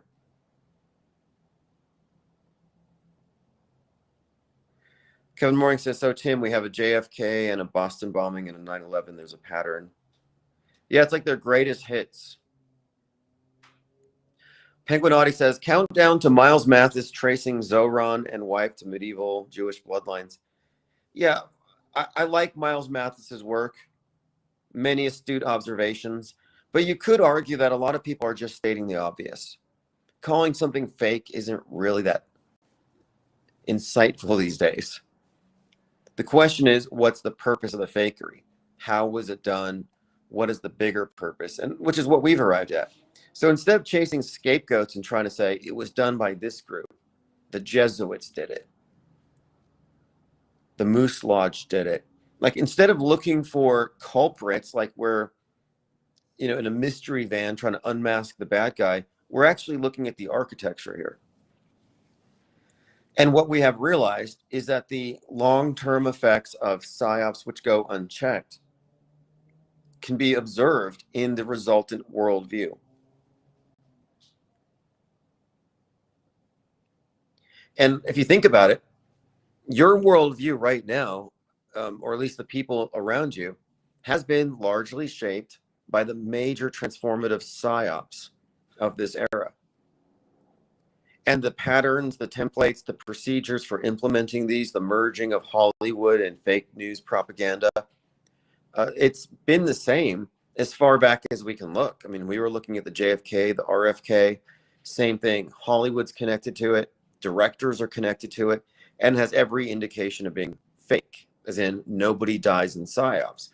And that's the one thing that challenges people. when we say nobody dies in psyops. We got these corpse clutchers, death clingers, and they're held up behind what I term the bloody guardrail. And as long as you go with the assumption that blood has been spilled, you can't get off the world stage. And the reason for this is quite simple. The presupposition that there's actual blood means that the media is reporting on a crime scene. It means the media is a witness, and they're witnessing a crime scene for the rest of us. And the problem with that proposition is that psyops could only be accomplished if the media were, in fact, part of the creative process, actually producing it. So knowing this, knowing that they are, in fact, producing it, they're not objective. And that's the thing that holds them back. You have to get rid of the habit of mind of thinking that the media is objectively providing you a window to the world, when in fact it's conforming you to a pre-existing story. There's no logical argument for killing people in the creation of a propaganda event. Doing so would invalidate the NDAs. You can't commit crimes and have it protected by a non-disclosure agreement. All right, looking at your comments. Yeah, and what Kevin Moring has pointed out is that, yeah, the Charlie Kirk is a new JFK. They do these generational psyops. And there's a lot of recycling. So are they bringing back radical Islam in some way that they can pull off? I don't necessarily think so. You know, in my opinion, they use that. They use the idea of contact tracing, radical verses, to really lay the groundwork for beliefs in mind viruses that you can catch that will radicalize you.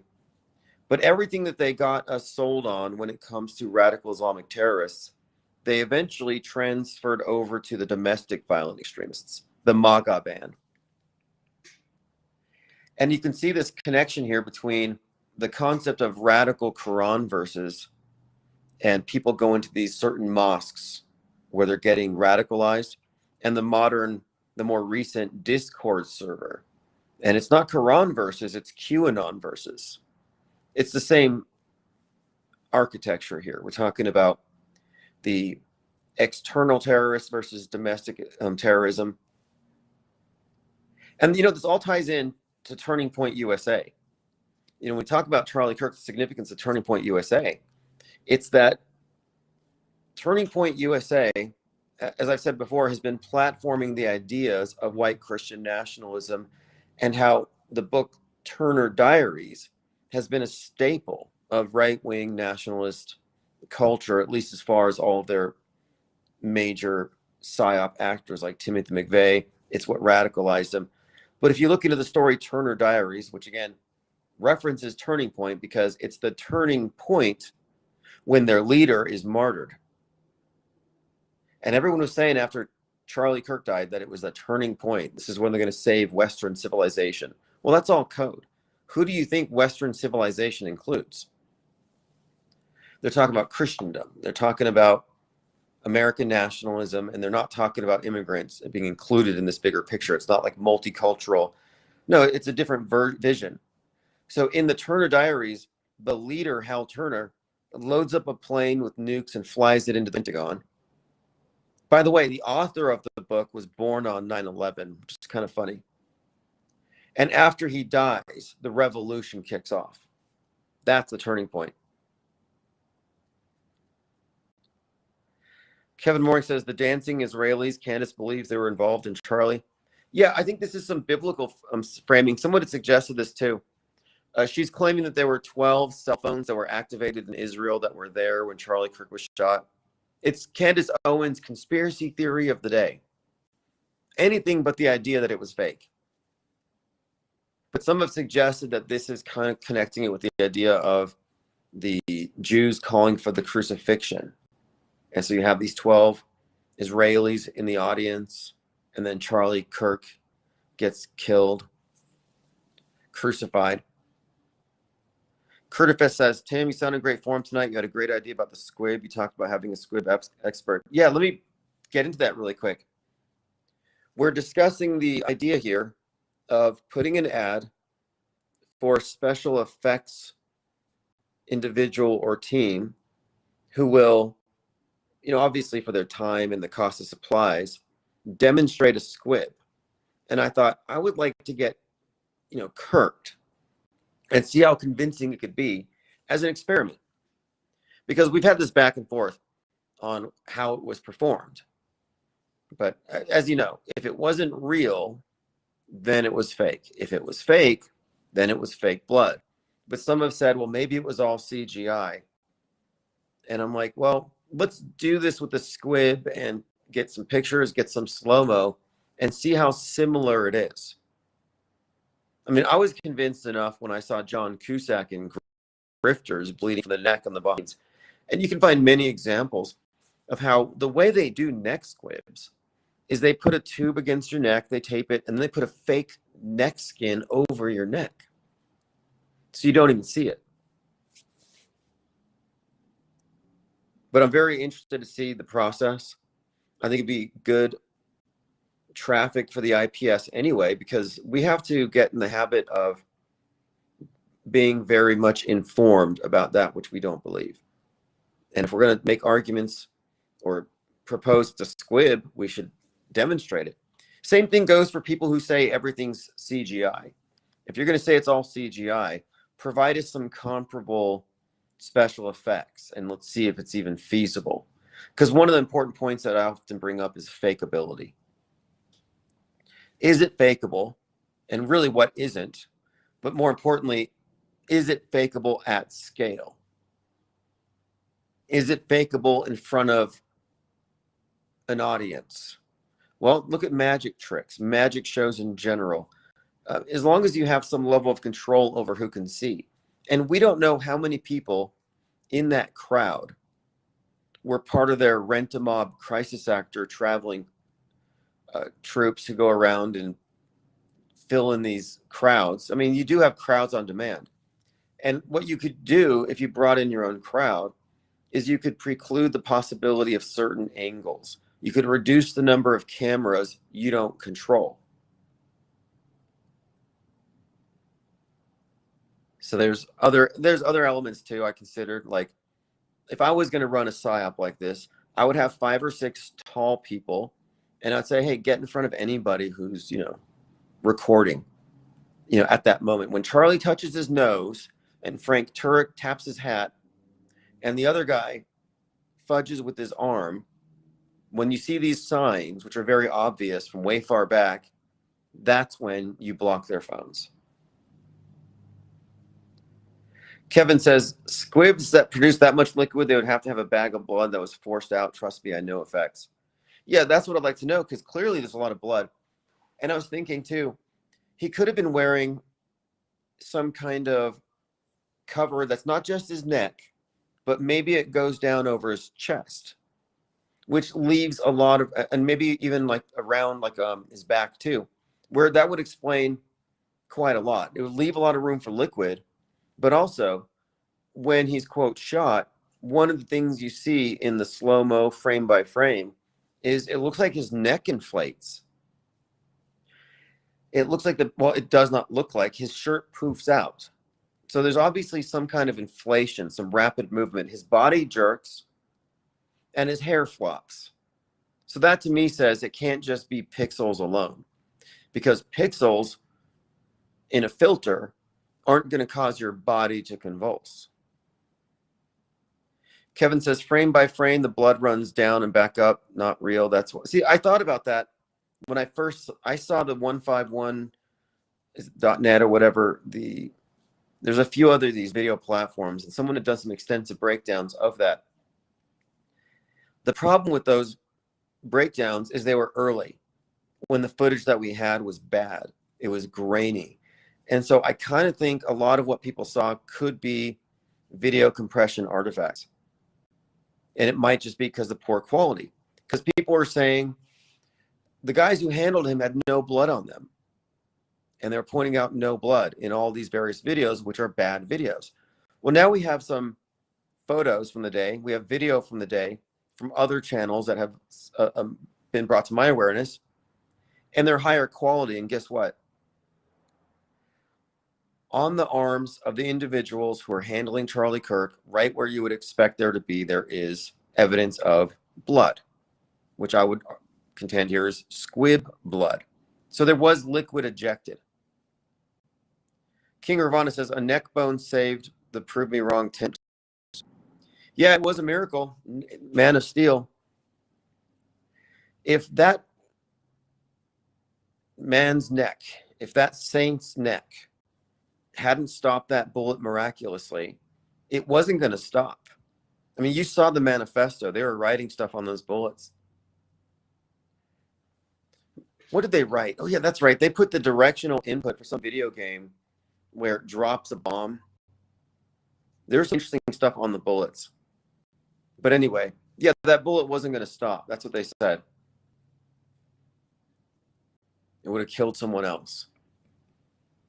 Like what did they make his neck out of? The same stuff that Trump had his that made that Trump's ears made out of? I saw this horrible sign. It said, "What healed faster, Donald Trump's ear or Erica Kirk's heart?" Yeah, apparently the DHS has this special compound. They make passports out of it. And it's the same stuff that went into Trump's ear. You cannot get your ear shot by an AR-15 and still have an ear. He should have put a ring through it. He got his ear pierced. That bandage was ridiculous. Everyone should know by now that was all just theater.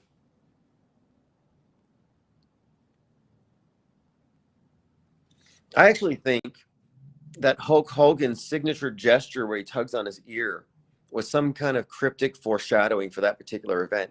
Because remember, Hogan shows up, and this is all intriguing when you get into the weeds here with the symbolism of the Hulk, the Red Hulk, and Harrison Ford, Red Hulk, Captain America. He gets shot at while at the podium. They changed the trailer because it came out right when Trump was shot. Hulk Hogan shows up, and he says, "Enough is enough," when they try to shoot the president. Well, where have you heard that before? Oh, yeah, the Illuminati sniper card with Trump's face on it. Enough is enough is the title of Charlie Kirk's last video. So Hulk Hogan's up there, and he says, when I saw Trump up there bleeding, it reminded me of Hulkamania when I looked down at Trump and he looked up at me and I was bleeding. So he compared Hulkamania to Trump getting shot. And he said, now everyone's going to vote, and this is Trumpamania. So what he did is he ripped his shirt off, hyped everybody up. But so he references enough is enough, and then he makes this comparison with kayfabe Hulkamania. And the funny thing is, Trump blew a kiss at him. And I'm thinking, okay, they're both WWE Hall of Famers. What was that kiss? And I think it was simply, it's an inside joke. In wrestling, the reason why Hulk Hogan's head was bleeding is they do something called blading, where they put these little razors in their gloves or whatever, and they create these little micro cuts on their head. Not big cuts, but in the thin skin of the forehead, it bleeds easily, mixes with the sweat. Before you know it, your whole face is covered in what looks like blood. Well, Trump likely used a razor blade and cut his ear if it wasn't all just makeup. I think it was a razor blade. I think he bladed himself.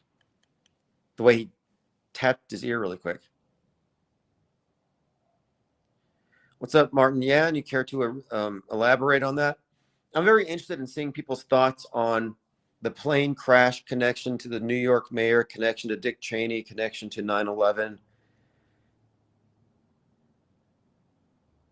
and how you could explain this all as a mere coincidence, a magic coincidence.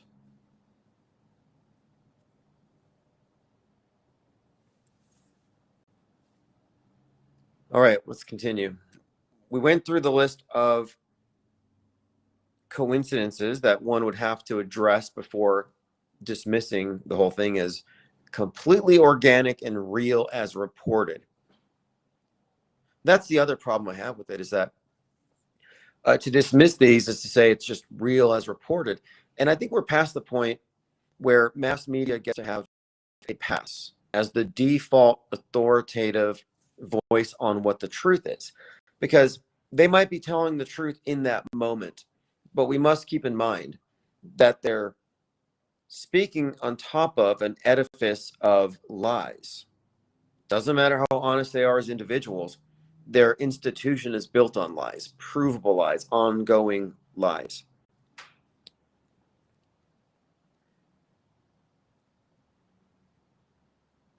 Martin Yan says, evidence is collected at the scene and analyzed. Iterating through rounds of evidence is strong evidence of a psyop.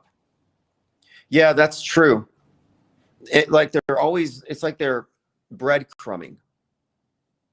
And we should also point out, too, one of the main hoax indicators with Charlie Kirk were deviations from standard protocol.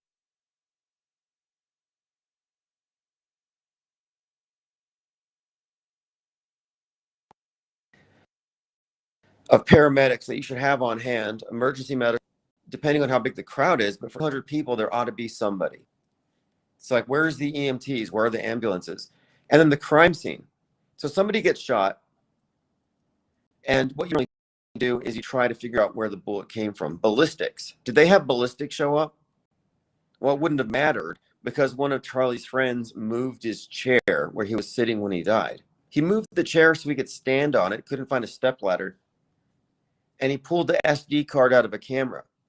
So they're tampering with the crime scene. There's never any crime scene tape whatsoever.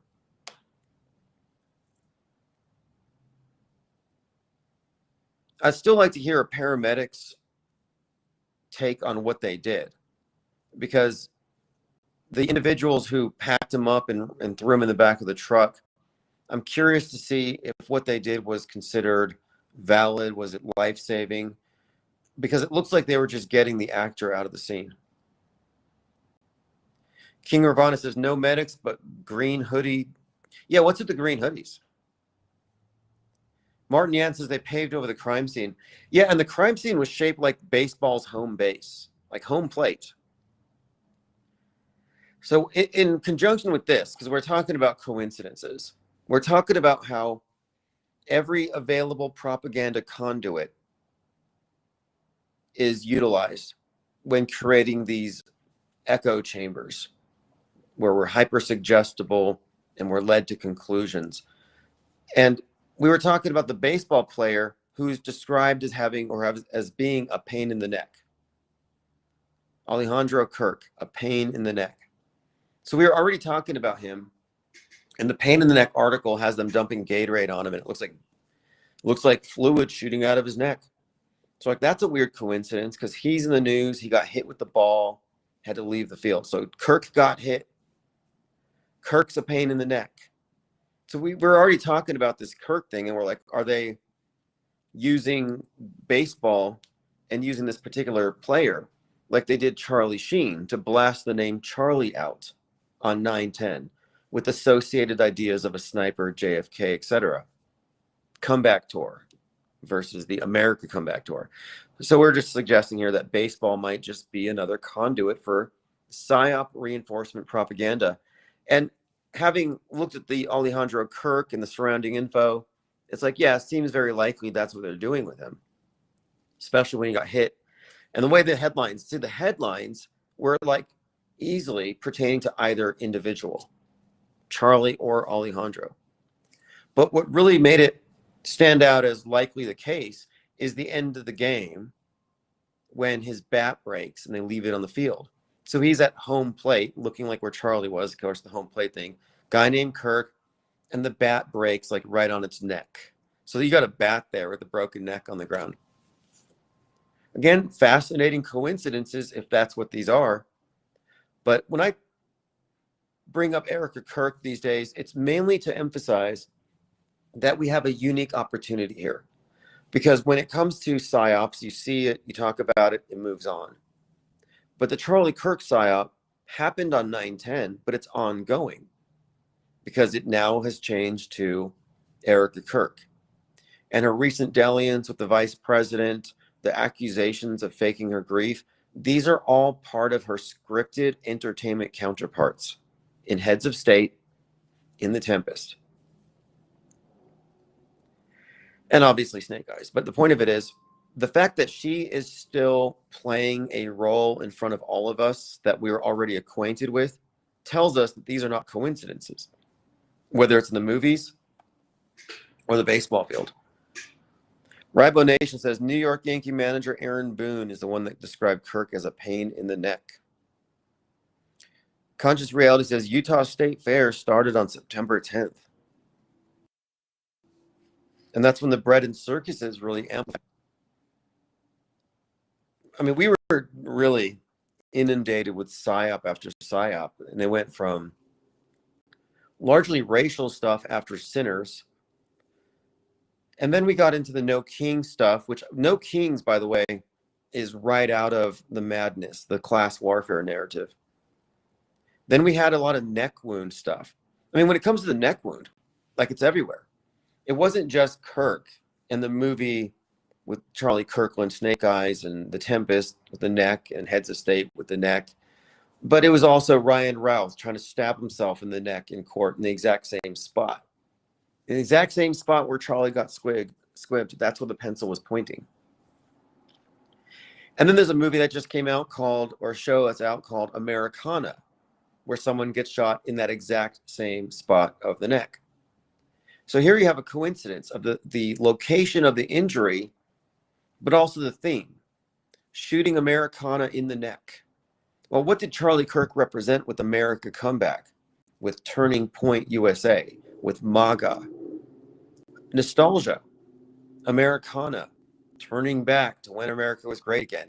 So what happened with Charlie Kirk is they shot Americana in the neck. So you have a TV show, Americana, shot in the neck. So these are repeated themes. Many of the themes or the elements in the predictive programming leading up to the Charlie Kirk thing and the concurrent stuff, it all contains the date, September 10th. It all contains a storm reference, as well as the name Kirk, as well as the name Tyler. Conscious Reality said that something happened on November the 4th. Well, we had the report that Dick Cheney had died. Now, did he die on the 3rd? Which would be interesting and notable considering the One World Trade Tower that replaced the twins opened on the 3rd. But on 114, you had a UPS plane crash, and the event was completely 9/11 coded. If you go to ips.monster, subscribe to my newsletter, or if you get on Patreon, I uploaded a 15-minute video today describing the 9/11 code built into that accident. Alleged accident. What I'm working with now is, building up this 24/7 stream. And so what I'm going to be doing periodically throughout the day is I'll be pre-recording 15 or 20-minute clarification videos on any one topic that we will elaborate on later. And then I'll schedule them, I'll blast them. Kevin Mooring says, why does Candace have a menorah in the background of her show? I don't think that's what it is. I think it's something she got from the Catholic Church. Because the woke right all went Catholic. And then she's got the Candace Investigation Agency. That's her CIA. Her merch. She's got to sell merch because she's getting sued by the Macrones. She's got to pay for that with her Shopify sales. Give me a break. Like her husband's not worth $150 million. Everybody should know by now that she's an agent provocateur, and she's very well aware that Charlie was squibbed. Like, she's not tricked. She's not fooled. She's not out of the loop on this. Nor is Erica, nor is Donald Trump. And that's why they don't want us talking about this. They're fine with you talking about who did it. Ultimately, Netanyahu did it. They don't care what theory you concoct to explain who did it. They just don't want you to say it wasn't done. It was a manufactured historic event. They don't want you to go there because it implicates people you can point to and name.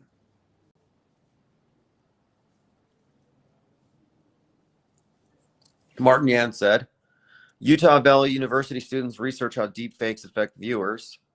3 students organizations wanted to research deepfakes and how they impact viewers and whether viewers can identify them and how they engage. Yeah, absolutely. They can't. And we have to keep in mind that we're not going to be able to tell real from fake in the very near future. And if somebody is completely at a loss, it's because we're in a magic show and they're sitting in their seat.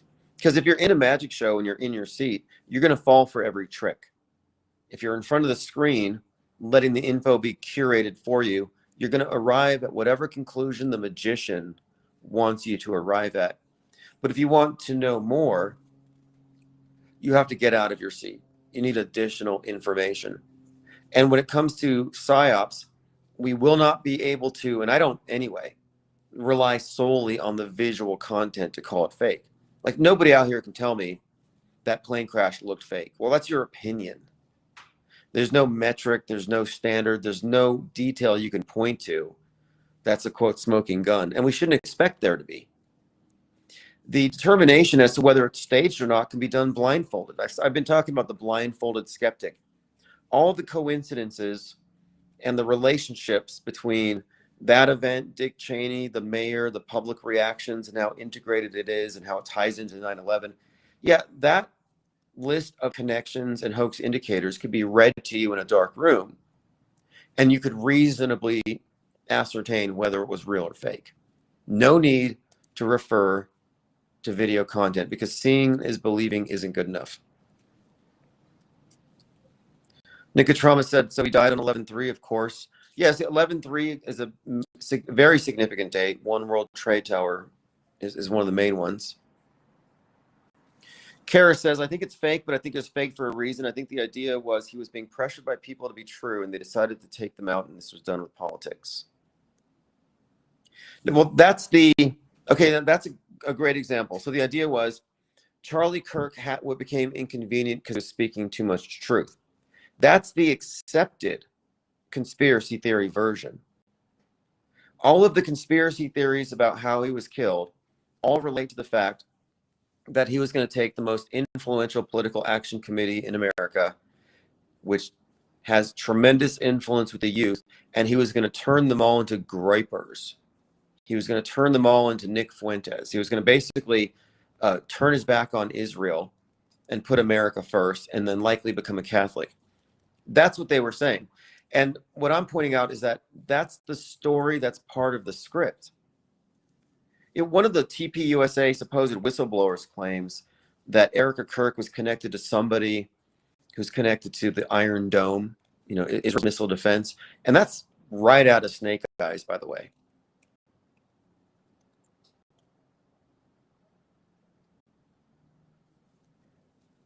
Now, he also had multiple examples of foreshadowing his own death. He had prophetic dreams.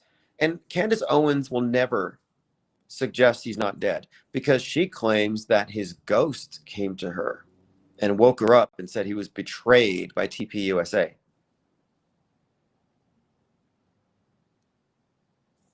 But the story there is that he was somehow going to betray Israel, so they had to take him out because he was inconvenient. Again, my emphasis is on the word story. So now you have 2 points of view here. Either it was done by Antifa and it's purely ideological, or it was done because he was asking for the Epstein files. So again, these are two perspectives, but the idea that he did it, that he was taken out for not taking money or for turning his back on them, that's the mainstream view where he's dead, but some additional information, which gives you a different explanation for his death. That's what I call MSM plus. So if it's adding to the mainstream and not indicating that his death wasn't even real, then it's still a world stage friendly theory. But yeah, supposedly he came to her in a dream as a ghost, which means he's got to be dead. He's not hanging out in New Zealand at Goat Island snorkeling. Do you know the story behind that? Tyler Robinson was posing by a computer in one of his photos, one of his PR shots. And on the screen was a map. The map was of Goat Island, New Zealand, which happens to have a place nearby called Valhalla. So when Kash Patel said, "I'll see you in Valhalla," that's likely what he meant, because there's no way Thor or any of these Norse deities or the Valkyries are going to let Kash Patel in their club. And Valhalla is where the heroes go awaiting the end of the world. What's interesting about this too is that in the movie series, the TV series, The Tempest, the widow is being protected by a contractor who was an assassin who works for a company called the Valkyries. Well, the Valkyries probably look like Erica Kirk. They're the Norse maidens who carry the fallen warriors to Valhalla.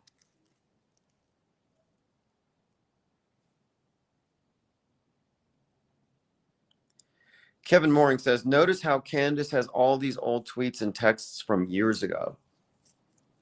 Yeah, well, another point here too is that these people are part of a clique. Everything they're saying is script. Everything. All their interactions are a part of this ongoing story. These aren't organic relationships between these people. I saw some scandal with Turning Point USA involving the guy named Tyler. I'm not going to get into it. We've already talked about Ollie Alexander and the Groypers and all this grooming going on the right. So TP USA is not exempt from it. But there's a guy at Turning Point USA named Tyler. And in Charlie Kirk's podcast, it's called Thought Crimes, episode 33. He's on Thought Crimes, and he's talking to Tyler. So again, Charlie and Tyler. And while they're talking, Charlie says that he would be in favor of televised executions. And Tyler says to him, the last one in France, the last execution by guillotine was on September 10th. Like, whoa, September 10th. That's 1977. But you got guillotine, neck wound, September 10th, Tyler, and execution. And the name Kirk's in the equation here. So those are the repeated indicators, or rather the repeated common denominators that we're seeing with all these events. The same exact set of same elements. Like Emerson Drive, She's My Kind of Crazy. Erica Kirk's in a music video where she zip lines past the 910. And she says in the comments on September 10th, 2012, "Hey Tyler, it was a great shot today, or great shoot today. I had a blast." So you got Tyler, shoot, Elizabeth Kirk, having a blast, September 10th. Kevin says, Valhalla is a proven code for witness protection. Right. That's kind of what I think.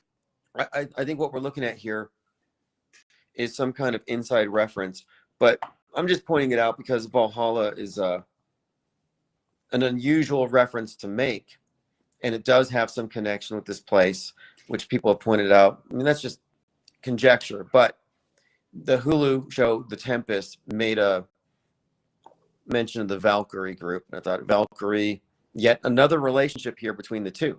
Erica Kirk was literally called the Storm. No, Charlie wouldn't be a witness against anybody. We're just suggesting here that if you're an actor in an event and you're not really dying, you're obviously going out of sight, out of mind. And if you didn't know, Kash Patel said, "Charlie, I'll see you in Valhalla." And people thought that's a weird reference. And Tyler Robinson is posing in front of a map of a place in New Zealand that has a Valhalla in it. So people connect these dots pretty quickly. And they just suggested maybe he's there snorkeling at Goat Island, which is what it's known for. I mean, we don't know. I mean, when we say that George Floyd is having coronas with Derek Chauvin at Epstein Island, like, obviously we don't know. And no, he wouldn't be a witness, and it wouldn't be witness protection, but it would have to be an analogous form of becoming anonymous. I would defer to legends in the context of intelligence agencies. There's this term because I noticed the term legends was often applied to celebrities or rappers believed to have faked their deaths. And the expression legends never die, legends was always kind of a phrase that we heard. And so when we were looking at this Charlie Kirk thing, I'm trying to explain how intelligence agencies are able to plant people into a location with a fake backstory, some kind of facade and job, and they blend in. And I'm just suggesting here that that's what Charlie Kirk always was. Every indication is that the event was scheduled when he was likely a toddler. So I did a bit of research on it because I just thought the word legend really stood out to me. And there's this term in espionage where they're talking about what they call deep cover agents.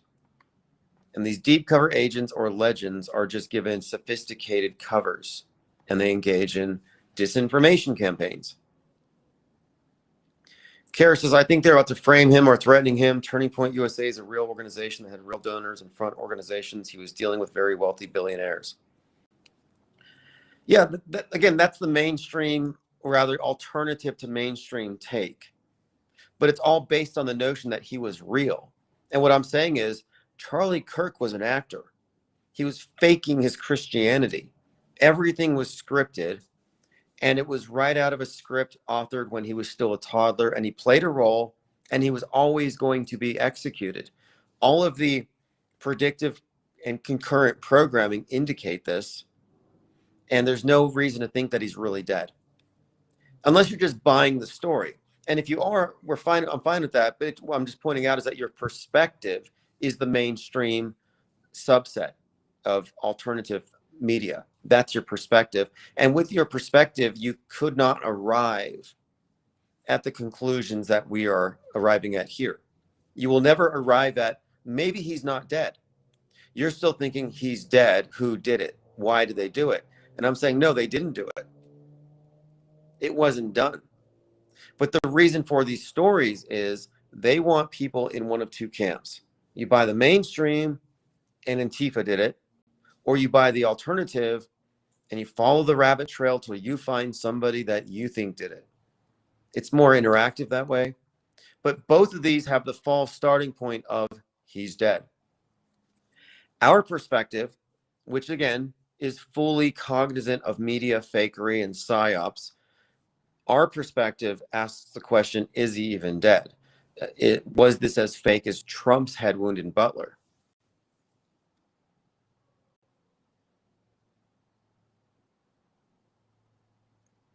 So yes, Turning Point USA was a, quote, real organization, as politics are, quote, real, but they're also existing in the fictional universe where 9/11 was a real thing.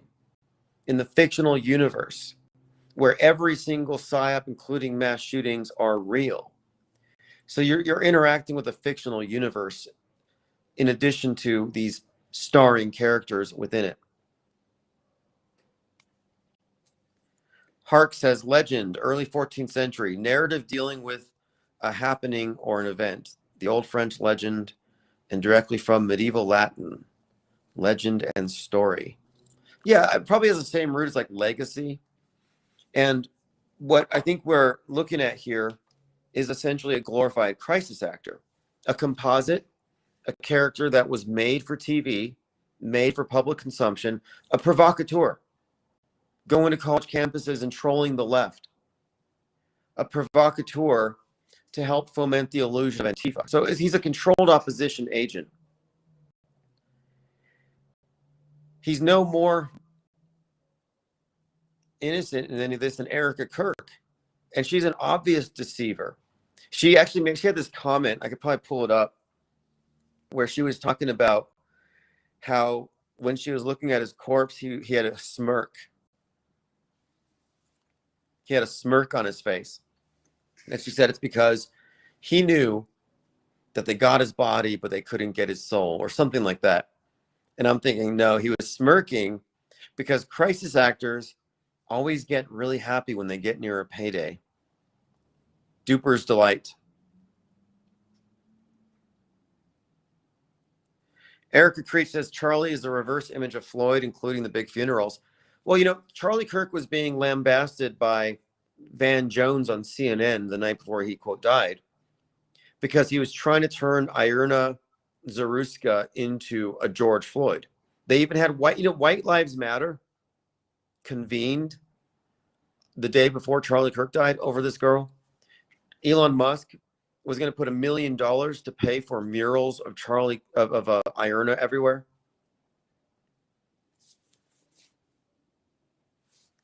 And at that time, they were saying, and I pointed this out back when Austin Metcalf was fake killed. I said, look, you got this Jake Shields, or whatever his name is, the guy from January 6th, trying to get the father to agree that this was a racial thing. And they were trying to turn Austin Metcalf into a white Trayvon Martin. I'm like, watch, they're trying to kick off White Lives Matter. Then you fast forward a few months, and the subway girl happens. And they try to turn her. They said, this is your George Floyd moment, America. That's what Steven Crowder said. This is your George Floyd moment. Like, wow. And then Charlie's pushing it. Well, then Charlie Kirk dies. And I said, and I pointed this out, but Atlantic and others have written about this since. When Kirk got it, I said, this is going to be their George Floyd. And I can explain it quite simply because it makes sense if you look at it in the context of the political horseshoe. How each one, according to the fringe specifically, is a martyr of their respective oppressors. George Floyd was a martyr by the oppressor being systemic racism. Charlie Kirk is a martyr, and who took him out? Israel, the oppressors of the far right, the woke right. So the woke right, the woke left are both built on this oppression, that there's a world domination. They just disagree on who's dominating the world. But now each side has a martyr to prove that they're right, to vindicate their belief about their oppression. So I'd made this connection, and then I'd noted that Charlie Kirk and George Floyd have the same birthday, October 14th, which is, we're talking about this duality. And these intentionally created polarities, they won't be reconciled because they're so diametrically opposed, where Floyd is a saint to the left, a villain to the right. Charlie Kirk is a saint to the right, a villain to the left. It's a bifurcated psyop. Everything is split down the middle, and this is no different.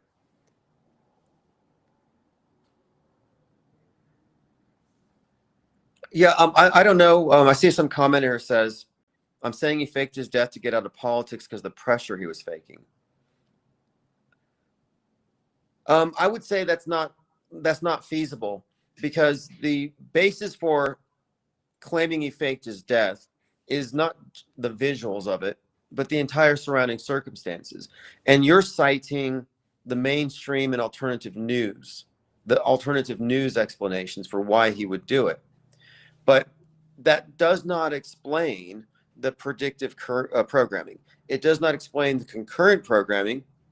It does not explain the evidence that this was scheduled to happen at least as far back as 1998. And it doesn't explain the continued actions of Erica Kirk, which mirror her corresponding character in The Tempest, which mirror her corresponding character in Heads of State, played by the actress who was the woman next to Charlie Kirkland in Snake Eyes when he died. So there is no indication here whatsoever that he was some normal dude caught up in stuff and pulled this off. Every indication is that he's an actor in a movie. Kara says, I don't buy Snake Eyes. It's not up to you to buy it or not buy it. The movie Snake Eyes has these elements of foreshadowing, and you can wave that away if you want to. However, if you haven't seen The Tempest, if you haven't seen Emerson Drive, if you haven't heard Charlie Kirk talk to Tyler about the execution on Human Events, episode 33, if you haven't seen Heads of State, then you don't have enough information to, you said hyper-dot connection. I'm saying you're not making any connections here. You're taking your propaganda from alternative media sources. You're taking their alt narratives. You're taking the approved conspiracy theories. What we're pointing out is that this has every hallmark of being a completely staged event, complete with concurrently released content on the same day. So think about this, and this is on you to explain away if you want to think that he faked his death to escape something. On September 10th, the day he was shot, the Hulu show, The Tempest, begins with a guy in a church, a guy who is the head of the New Republicans, a Christian Republican organization, getting shot on the left side of his neck in front of his audience. Same day, same location. Charlie Kirk was there in South Korea days before that happened. But not only does that scene perfectly align with what happened on September 10th, but the widow takes over his organization. The widow fake cries to win his constituency. The widow is then accused of faking her grief, of being behind the plot to take out her husband. My point is, Erica Kirk is clearly going by a script. Every indication would say so. You could say the same about Charlie. So no, Charlie's not dead. And no, if he was going to fake his death, he wouldn't have done some kind of a elaborate stunt in front of everybody that would necessitate collusion with media, everybody around him, the police department, the university, the ambulances. J.D. Vance. You think J.D. Vance would think that that J.D. Vance would be out of it? That Erica Kirk and Donald Trump, they're all part of fooling the world so Charlie Kirk could get away from some bad guys? No, that doesn't make any sense. This isn't hyper dot connecting. This is assessing the available facts. And if your conclusion is reached without any of these additional facts, including the predictive and concurrent programming, your opinion isn't informed enough. It's what I would call an MSM plus opinion. Entitled to that. People can have their opinion. The facts that are outside of a point of view completely undermine the premise that he was assassinated or that he was even a threat to the system, that he was a threat to anybody. Because that's all built on the world stage's stories, that he was some kind of truth teller and that he was going to break ranks with the secret controllers of the government. Like, that's all story. But again, you can believe what you want. Most people believe that he really died. So if you're not in that camp, you have no business like LOLing me, like LOL, you're funny, you're crazy. It's like, no, you're just as crazy as I am. We're all mad here. If you're saying he's not dead, you're mad. You're fit for a loony bin, according to mainstream. So let's not eat our own. But the fact that you don't have enough information is on you. I could recommend my blog. Go to timosmond.blogspot and look at the evidence in support of what I'm saying.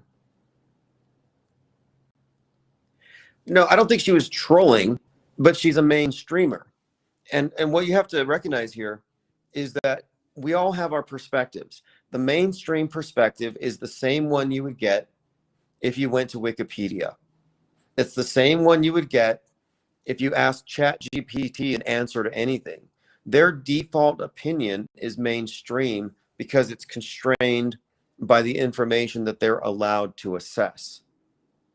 The information that we have in our assessment has all their crap, but additional information which invalidates it. So she doesn't have the perspective to arrive where we've arrived. But instead of asking us, or instead of becoming more informed, she starts cackling, dropping emojis, and calling us crazy and getting triggered. But that's what you expect. When you challenge a believer, they get triggered. I don't get triggered because I'm not a believer. I see a plane falling from the sky and blowing up and hitting a building. I'm not like, oh no, tragedy. I'm like, what are they doing now? Is this even real? I have suspended judgment habitually for so long that I don't automatically react. You can't trigger me. But you notice that people who are invested in their beliefs get triggered because beliefs are insecure. If you merely believe it, it means that you've accepted it mostly because of some fallacious reasoning or your feelings, but it's a very insecure thing. The stuff that I know, my fact-based assessments, my informed disbelief, doesn't leave room for insecurity. I know very well why I don't think he's dead. I know very well why I think he's just another role player on the world stage. And it all fits pretty well with the observed evidence that a lot of people say, oh, you're hyper dot connecting. I'm like, well, you're snoozing. It's like, oh, you have so much information. You have a dearth of information. Like, what weighs more? Let's bring out your scale. Low information belief, informed disbelief. Like, what weighs more here when you're talking about skepticism is the position that has more information, that has gone through more info and has more insight. Martin Yan says, I read the handbook for the recently deprogrammed. Oh, thank you. Appreciate that. That book is going to be the basis for a promotional thing I'm doing. I'm not going to say tour, but I do have about 5 or 6 locations I'm looking to go to read live at bookstores and do a little whiteboard with invited guests, along with whoever just shows up. But I want to specifically invite debate, but I want to use the book and the book reading as the basis for engaging in a debate or conversation outlined in this book. I have arrived at the conclusion that Charlie Kirk is alive and well. And I can read select chapters to explain my rationale. Yeah, Busy 56, good diagnosis. She's using MSM logic to explain the fake death. She's using MSM plus logic, where it's in the realm of conspiracy because it goes against the idea he was dead, but she still believes the essential story that he was basically hiding from Israel instead of getting shot by Israel. So it's a variant of MSM plus, but it's not actually a coherent theory. And it's not a coherent theory because Erica Kirk is still just an actress. And so if she's an actress, he's an actor.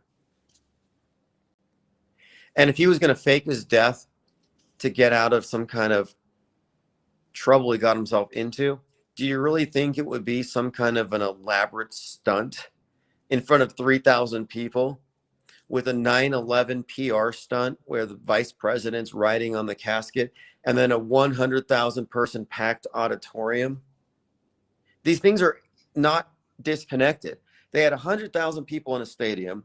99,999 were crying, everybody but Erica, in the wake of this event.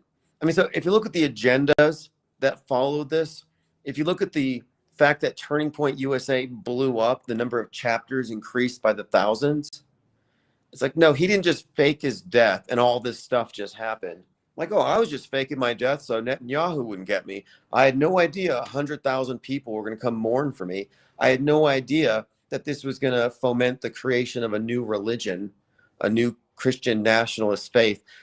Like, no, you got to look at the bigger picture. He is a bit player. He's an actor, a disposable asset. He is a prop.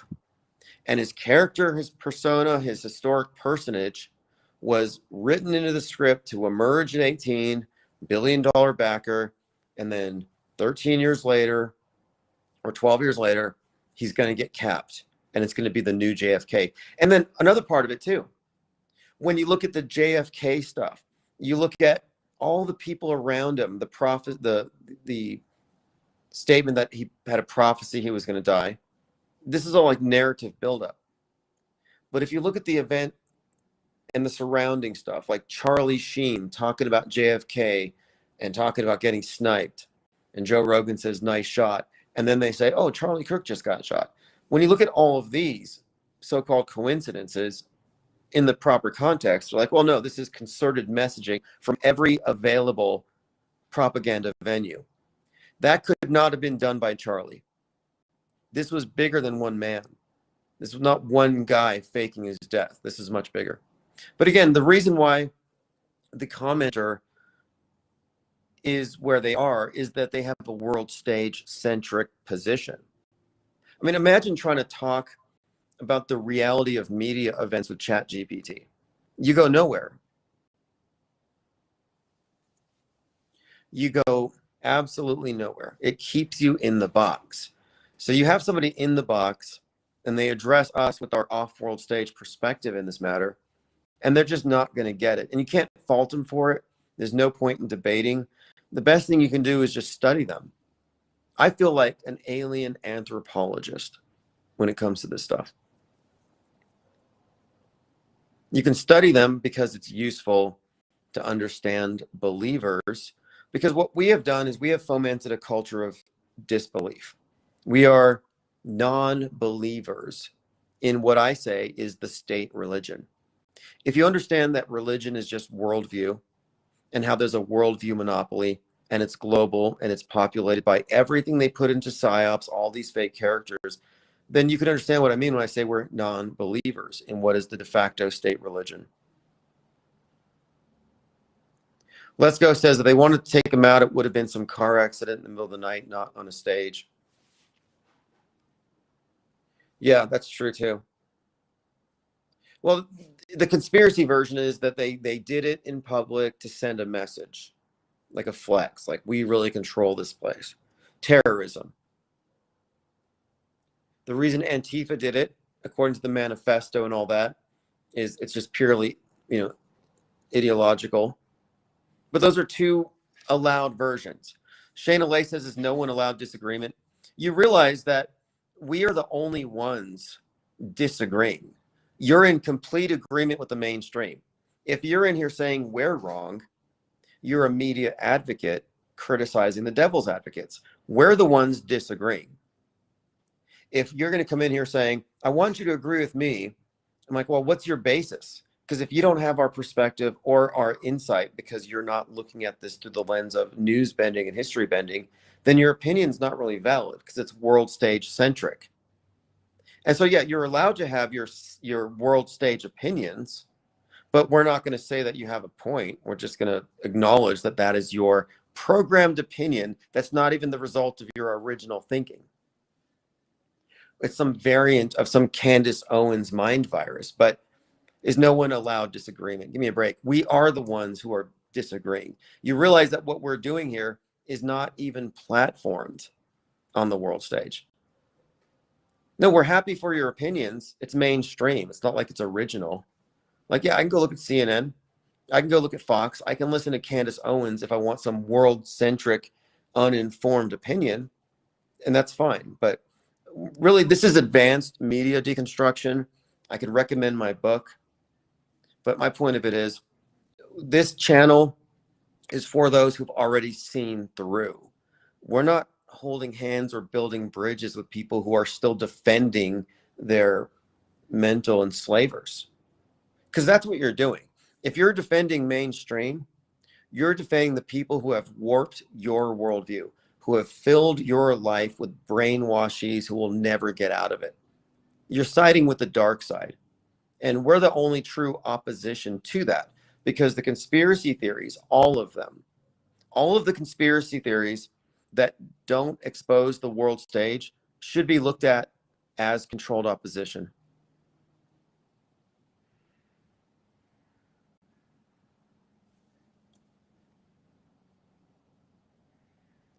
Let's Go says, disagreement is not parroting the media by all means. Exactly. Exactly. Because I mean, I used to have people say, well, what if you're wrong and what if the media is right? I'm just being a devil's advocate. I'm like, what are you talking about? I'm the devil. You're defending the mainstream church like some T cell trying to protect the system from a mind virus. Like, you're defending your captors. You got Stockholm syndrome. We're actively deconstructing and torching the entire infrastructure upon which this world stage rests. And you're out there trying to throw water on our fire. It's like, it's not going to really help. Busy 56 says, I'm just giving my opinion, which happens to be the same thing projected onto Plato's cave. Yeah, that's what I'm saying. You have to identify them as mainstream advocates, propaganda mules. Like, if you're in here saying, you guys are connecting dots, I think it happened for real. It's like, yeah, you and 8 billion other people think so. Do you want a ribbon? Do you want us to give you applause because you arrived at a programmed opinion and you see people who've diverged from that and now you're trying to patch it up, correct them? Are you sure you don't want to listen to your media betters? Like, no, we're a little past that. And what we really aim for here anyway is quality over quantity. I used to have people say, you know, maybe you should be more inclusive. Like what, DEI? Like, okay, let's let some Mandela people in here. If you're Mandela affected, you can come in. And if you're scared of clouds, come in. No, we can't, because we will be outnumbered. You have to understand how outnumbered media skeptics are by believers and alternative believers. We are just far outnumbered. By the way, I saw this documentary on Amazon that's coming out soon. It's called Climate Trails. You know, I've been saying for some time that chemtrails is climate change for the right wing, and how both of them agree man's altering the weather, but they just blame each other. So chemtrails alter the weather, and it's being done by the left and the secret government. Climate change is destroying the weather of the earth, and it's being done by capitalism, the free market, and the right wing and Republicans. So it's another one of these bifurcated psyops, just Hegelian dialectics. They agree on the central premise. Well, now there's this new documentary, and it's chemtrail people, but they're calling it now climate trails.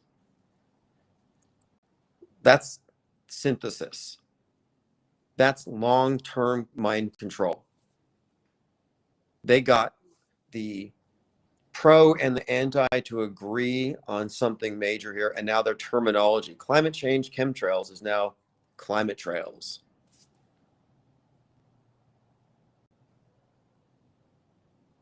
Martin Yan says, try to tell the world stage cultists that Trump and Charlie faked it.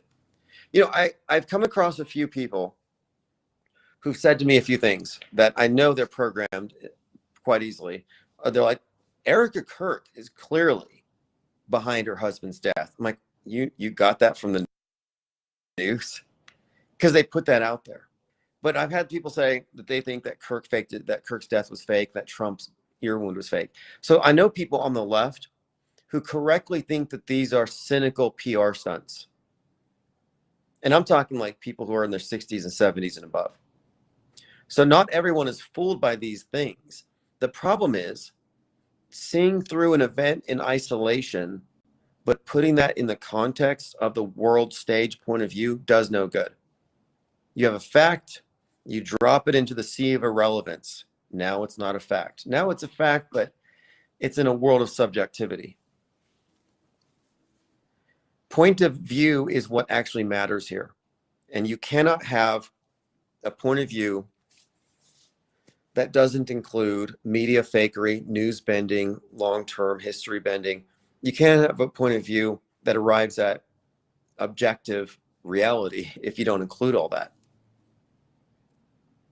It's not like every day it's a clean slate, and maybe the news isn't lying today. No, the news isn't there to inform you. It's there to conform you to a predetermined worldview.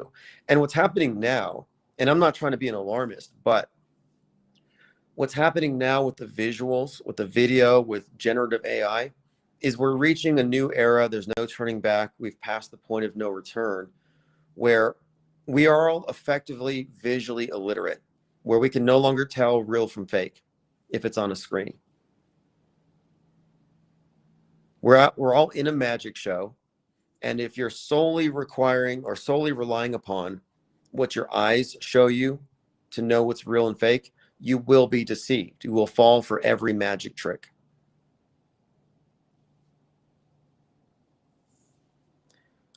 Commenter's mad. Yeah, look, you might want to go catch Fox News or something. I mean, like I'm saying, this isn't confirmation bias. We're going against the collective confirmation bias that the mainstream media and alternative media, that duopoly, actually accurately reflects reality, which it does not.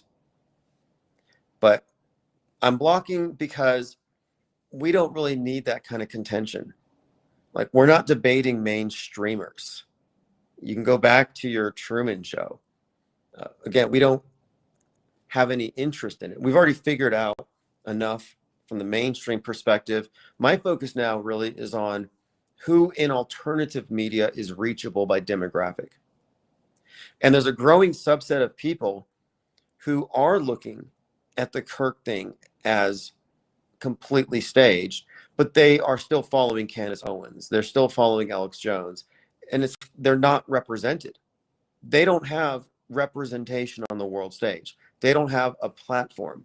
And that's, again, because it's a closed informational system. So what we provide here is a platform with a wider perspective. If you don't have that perspective, you should really not feel all that offended that we don't agree with you, but you should just understand why we don't agree.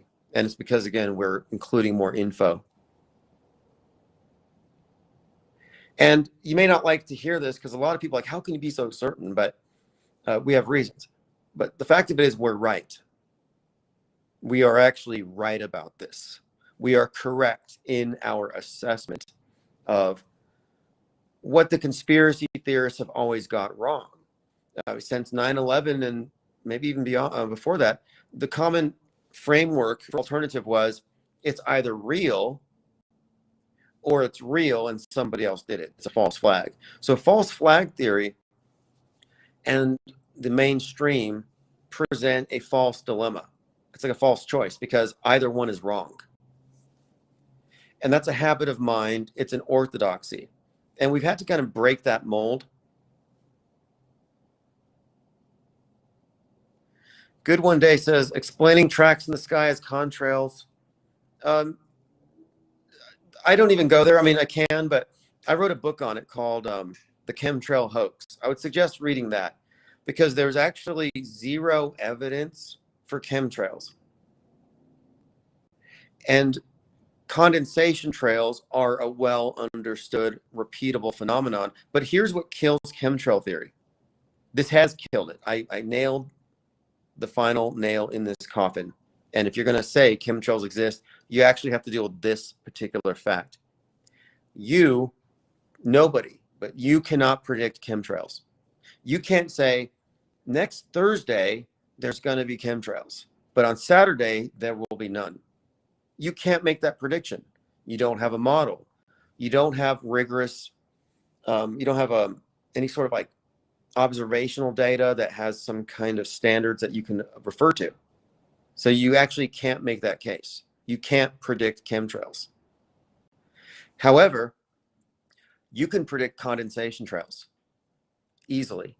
And you predict them based on climate, altitude, and known flight paths. And then you can determine, based on climate, whether or not they will be persistent and whether or not these anthropogenic cirrus clouds might result in sky cover, if they might spread, if they're persistent in that way. So the fact that you cannot predict chemtrails, their occurrence or non-occurrence, but we can predict condensation trails or their non-occurrence as far as being persistent, means that your model doesn't work. Your model is false. And if it wasn't false, somebody would have proved it by now. And it's been decades. No, I would just say it's a superstition. And the reason for it is this. You're not a chemtrail believer necessarily, but you're an anti-geoengineering. That's the real agenda. They want you to be an anti-geoengineerer. And that's a whole other mess because geoengineering to the right represents weather modification, science fiction level stuff. But in truth, geoengineering consists of largely untested hypothetical solutions for combating climate change. Hypothetical, not even real tech, not even real weather modification. So the term is misused. But when you get to the bottom of it, when you scratch the surface, you find that behind the chemtrail theory is the agenda to make you an anti-geoengineering, which makes you the right-wing version of the climate change activist, like Greta Thunberg. And what's funny too, and this is a consistent pattern, the people who think that there are such a thing as chemtrails don't believe in climate change. They laugh at it. That's preposterous. Man can't change the weather. But then they believe that man's changing the weather.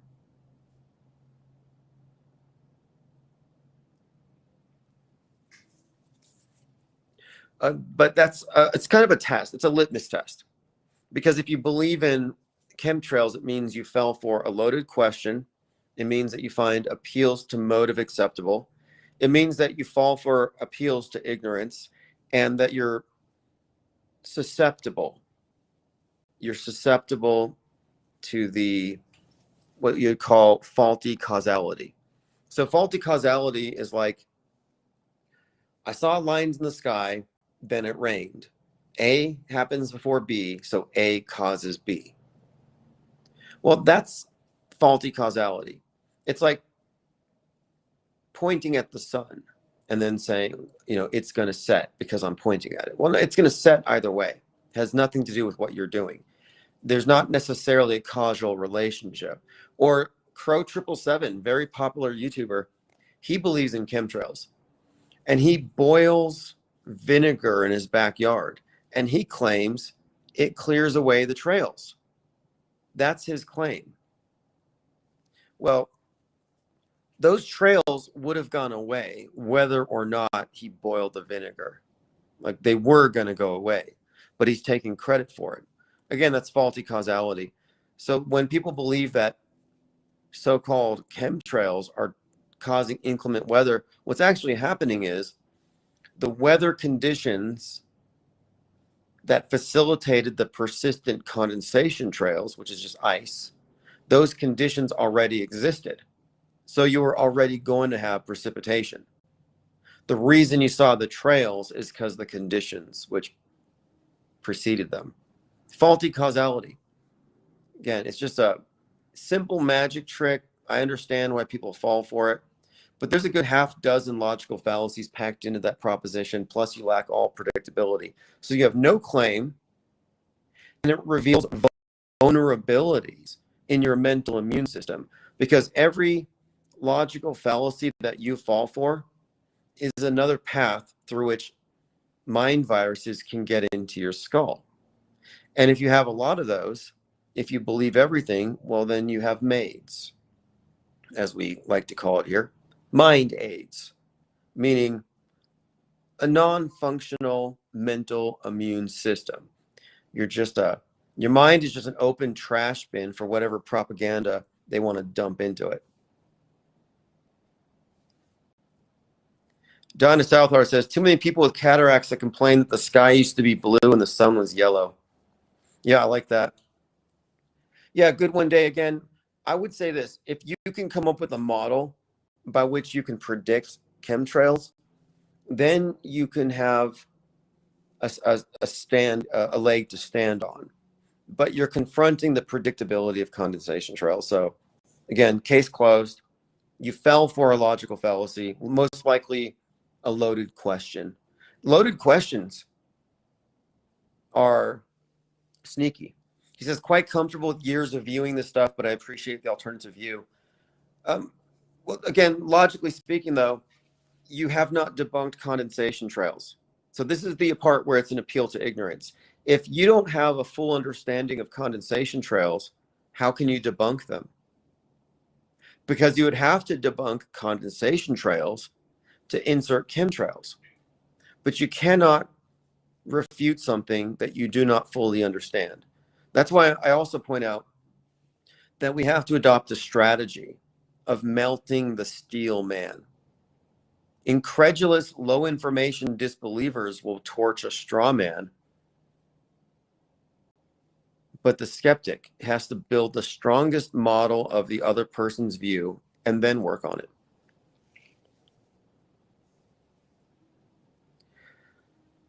I have a number if you want to try calling in. I'll put the number on the screen.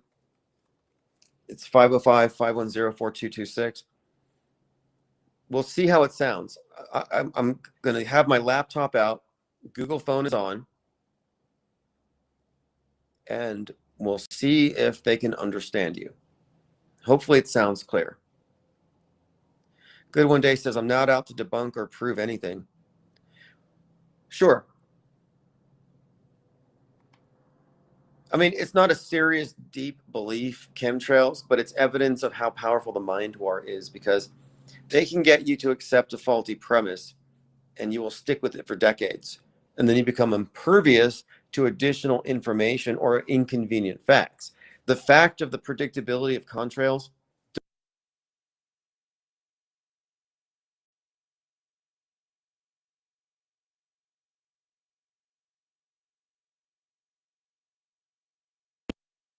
so we could all be right about. Hey, what's caller?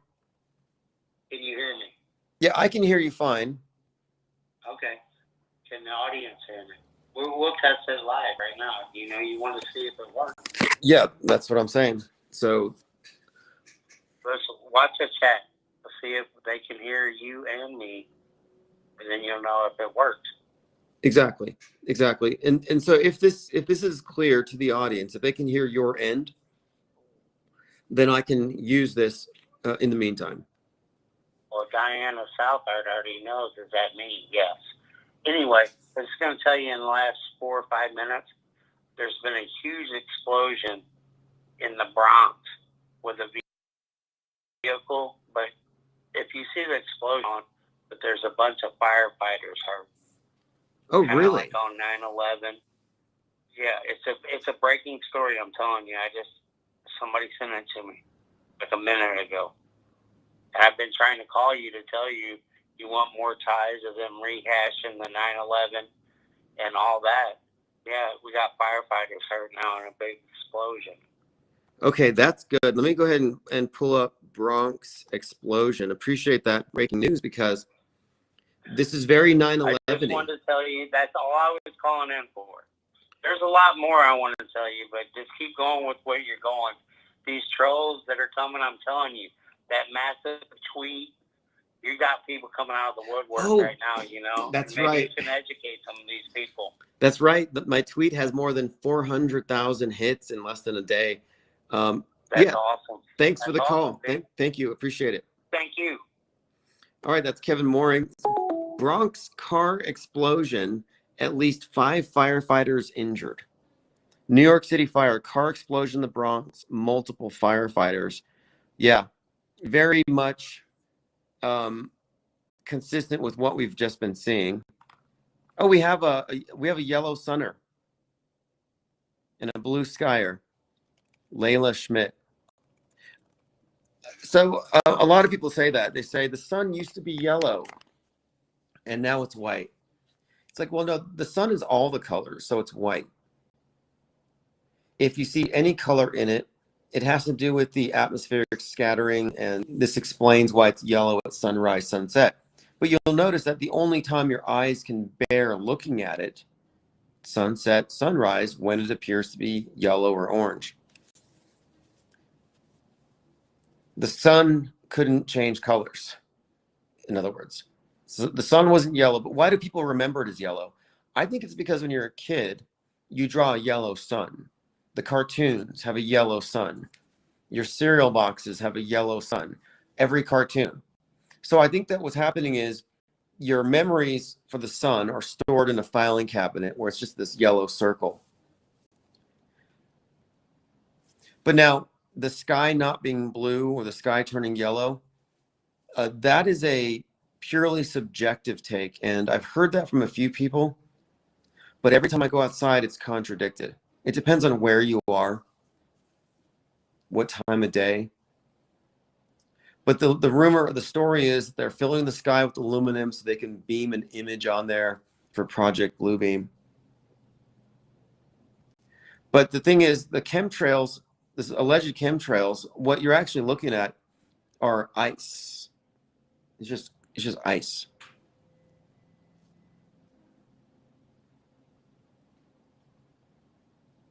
Layla Schmidt says NASA images make the sun yellow. Yeah, that's true too. There's this thing called the misinformation effect where your recollection of something will be influenced by recent recalls. So if you're reminded of something because you saw it on the news or you're seeing it on an ad or something like that, it actually affects your recollection of it. So like when people say they have a Mandela effect, I don't think they're lying. I think some people legitimately believe that they watched Timmy fall down the well. I think they really believe it. But the reason they believe it isn't because they have a memory of Timmy falling down the well, but that they memorized the story of Timmy falling down the well. So when they think of the Lassie show, they also have that narrative, Timmy fell down the well, and it confabulates. But the fact of it is, if you ask any of them, how did they get Timmy out of the well? None of them know. I'm like, okay, your memory's so good that you can trust your memory from when you were 5 when you saw this TV show. But your memory's not good enough to tell us how he got out of the well. Was that like the last episode? Is Timmy a pile of bones at the bottom of a hole?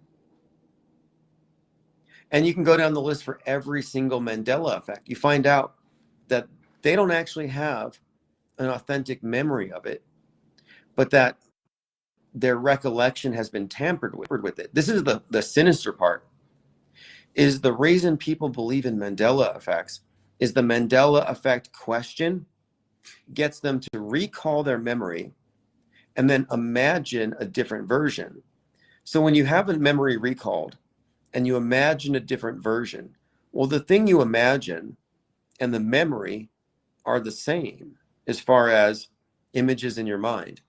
And when they get cataloged, they get put into the same filing cabinet. So your memories for what your Fruit of the Loom underwear logo looks like have now been tampered with, because now in that filing cabinet, you have memories of a cornucopia. And this is because you imagined it, because your imagination was prompted by the question. When somebody asks you, do you remember this or that? They're actually prompting your imagination to create a false memory. That's what a false memory is. It's something that you imagined that gets conflated with the memory. So they're messing with your mind. It's called retroactive interference. And there's this thing called the Innocence Project, where a lot of inmates have been released because they were wrongfully convicted over faulty eyewitness testimony. And examining the interrogation, the interviews, they found that the interviews actually impacted the recollection of the person being interviewed. Good One Day says people totally subject to whatever they're told about the sky, weather, space, medicine, unless they rethink or challenge stuff. Well, that might be true. The problem is the alternative news and the conspiracy theory realm is a false challenge. So like the people are saying, what are they doing to us with chemtrails? They're not actually fighting the system or the bad guys that are poisoning us. No, you're just imbibing some propaganda and you're being activated. So now you're just the right-wing version of Greta. Now you both accept the premise that man is altering the weather. And if you swallow that, then they got you. They don't care if you think capitalism did it or geoengineering. As long as you accept the premise, then they can psyop you. Now, if they do something like Maui wildfires, they can have you convinced it was done by direct energy weapons or by geoengineering. So I'm pointing out that you can rethink or challenge stuff, but if you're challenging stuff, as in going from pro to anti, you're in a duopoly. Being the anti is not closer to the truth. It just makes you a useful stooge, a propaganda mule. The truth of it is that both climate change and geoengineering are fear-based narratives, reiterations of an old flood myth, and it's used to make you psyopable and to get you to pay, emissions or recycle. It's all influence operations. And so I don't think there's anything different from fear-mongering about CO2 versus fear-mongering about trails in the sky. It's the same psyop. Good One Day says, not doing Hegel stuff. Well, you are, because you accepted the premise that the climate change people accept, that man is altering the weather and it's really bad.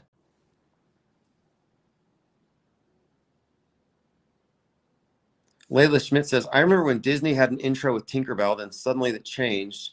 Until later, I learned that it was a Mandela effect. I cannot find that intro.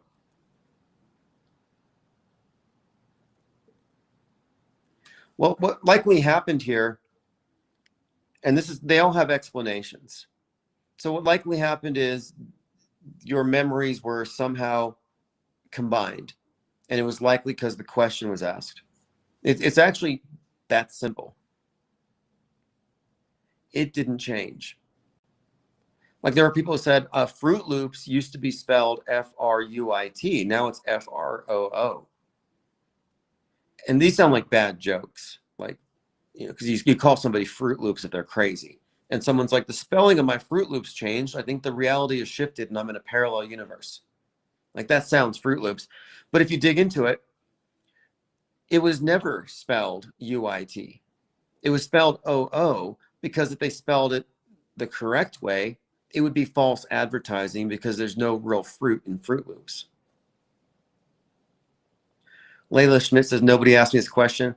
Well, even if that were true, even if you have a legitimate memory and it changed, it doesn't prove the Mandela effect theory. Not even close.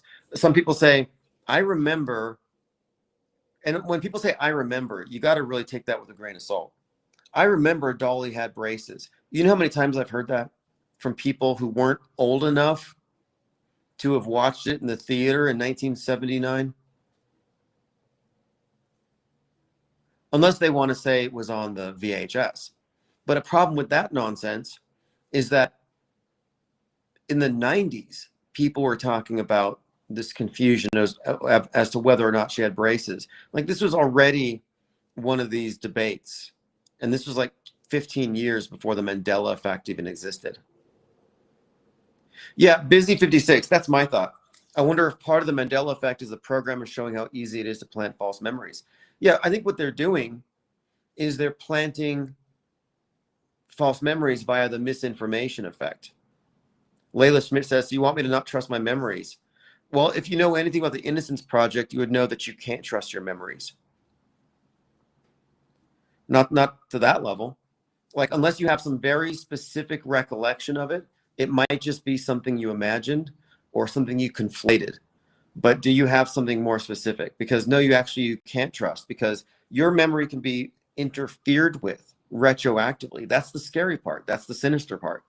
That the misinformation effect demonstrates that your memories can be tampered with. And I think this is highly relevant when we're talking about psyops. You see fake event, and then you see the movie version.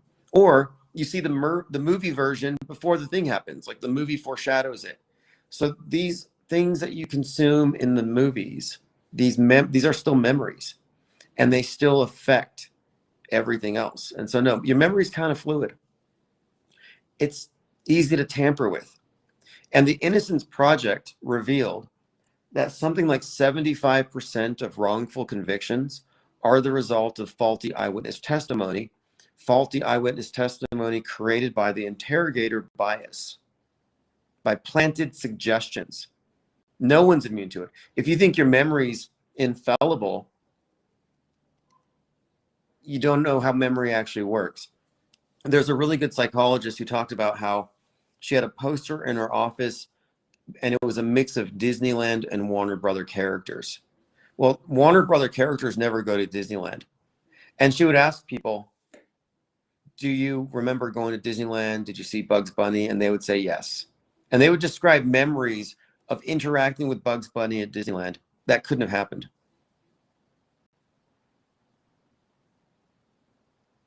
Good One Day says, a few people started talking about Berenstain Bears and Mandela, and it was amped up and pushed. Yeah, it was pushed quite heavily. I think it's cognitive sabotage. I think it was pushed specifically on the very people who would notice media fakery. Because if you notice media fakery, if you notice staged events, and then suddenly you're like, my underwear had a cornucopia on it yesterday, and now it doesn't, and I can't find that genie movie with Sinbad because it never existed. Maybe CERN flipped realities and altered the Bible and everything else. And I look at these people talking about the Mandela effect and I realize, okay, what they have done here is they have destroyed them as credible witnesses. Because why would I care about your opinion of fake news if you're saying that reality is fake? What does it mean to say these 25 kids didn't really die if tomorrow the universe could shift and suddenly there was 50 kids and they all died? So either reality is objective or it's not. And the Mandela effect gets you to accept the premise that reality is not objective. Same thing with simulation theory, and they feed into each other. Simulation theory, one, it's not a theory, but two, it puts you into a subjective paradigm where there's no meaningful distinction to be made between real and fake. So here we are entering an era where we will no longer be able to tell real from fake by looking at video. That's bad enough. But I think it's worse when they've put you in a place through cognitive sabotage where you can no longer discern these things.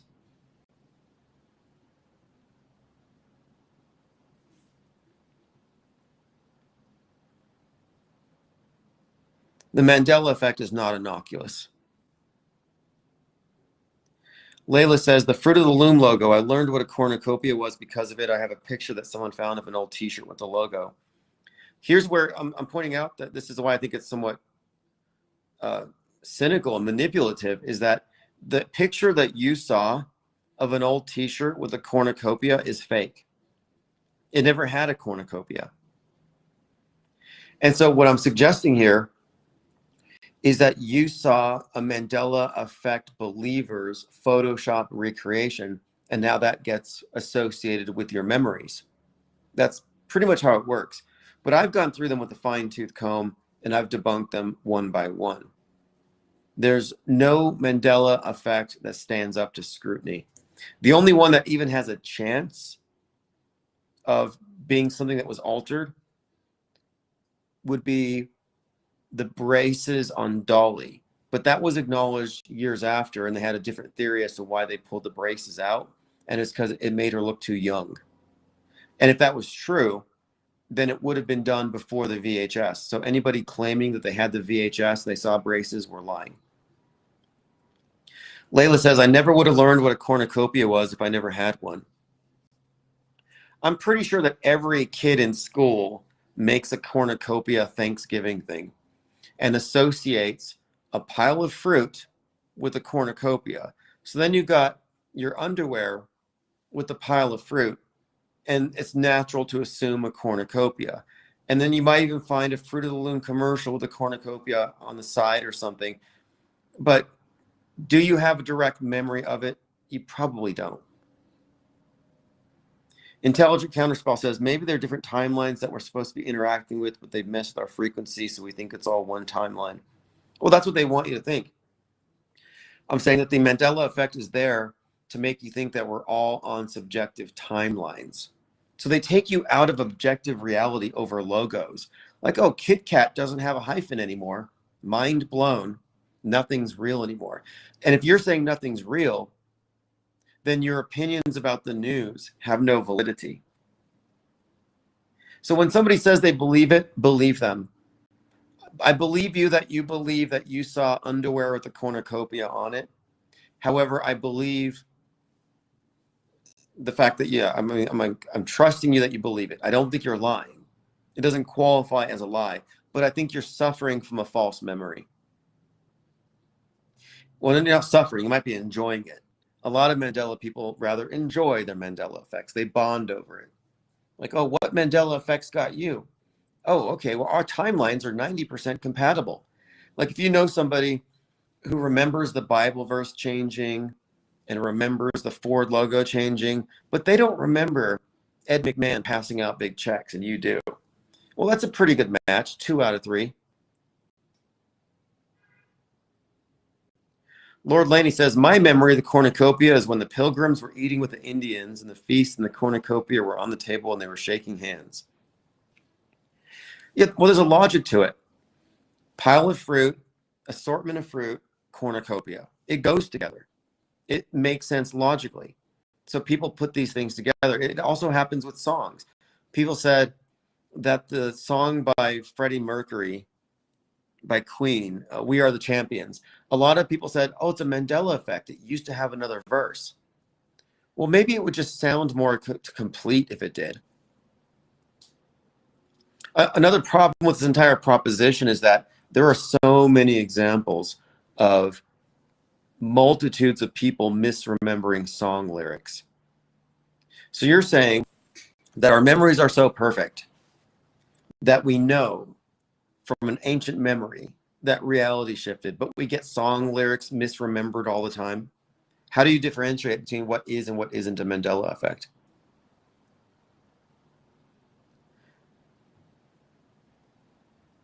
Kevin Mooring says, it's like quicksand, Tim. Some get stuck, some don't. Yeah, I look at them as mind war casualties, because if a internet-driven psyop can get you to doubt your perceptions, to no longer know what's real and fake, then you're a mind war casualty. You're in no place to objectively analyze and deconstruct media. Layla says, every time I was in the store, I noticed the cornucopia on the logo. Right, because when you walk through stores, you're looking at the boys' underwear. Layla Schmidt. She's like, I'm going to go walk through the boys' underwear and look at the logos and notice the cornucopia. I don't think so. I'm not saying you're making it up, but I think you're confabulating, and that's fine.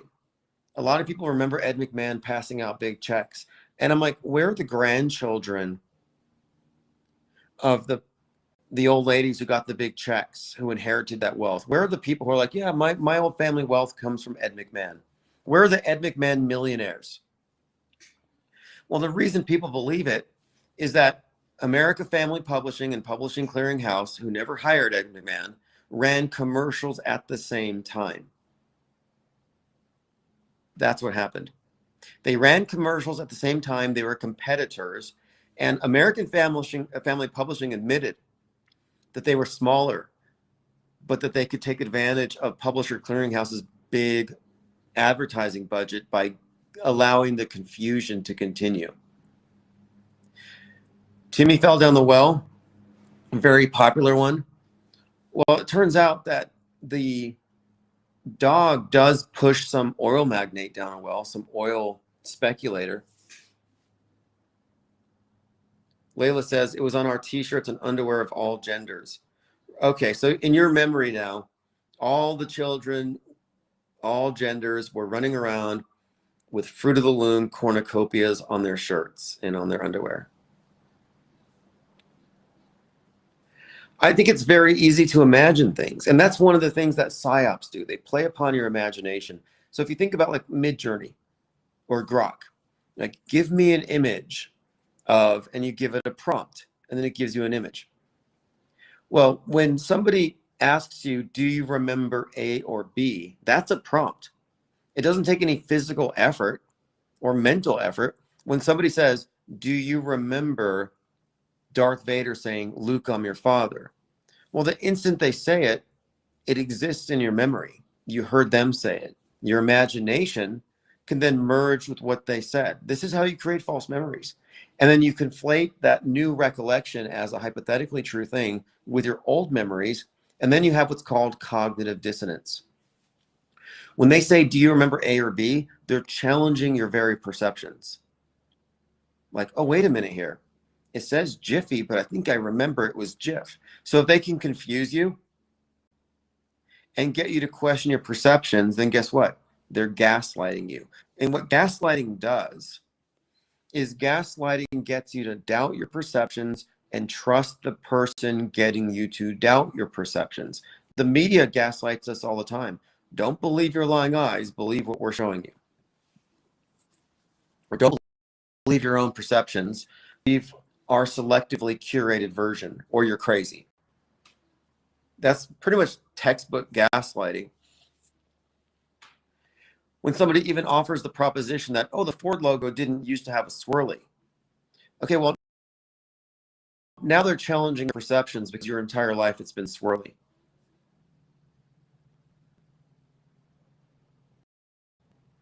Says, are you really talking about peanut butter for 10 years? Oh yeah, Jif and Jiffy peanut butter. Well, that's one of their major hangups. And it's like, if you look at Jiffy, you couldn't fit that on the logo.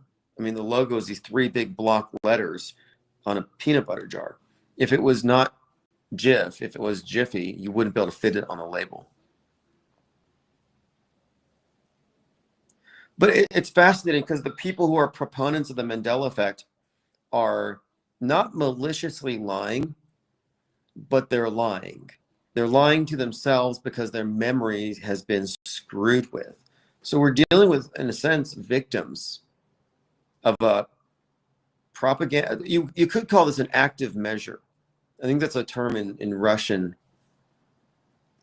propaganda, where a target demographic is discredited by being hit with a lot of ideas that are meant to discombobulate them.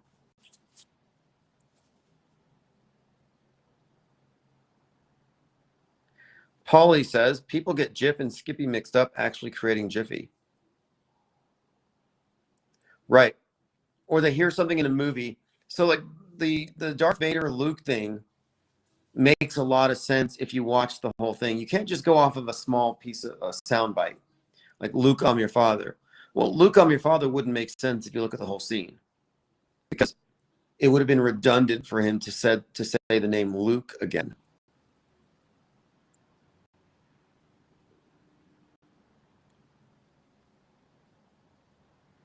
I'm just glad that the Mandela effect is dead. I mean, I think we killed it about 5 years ago.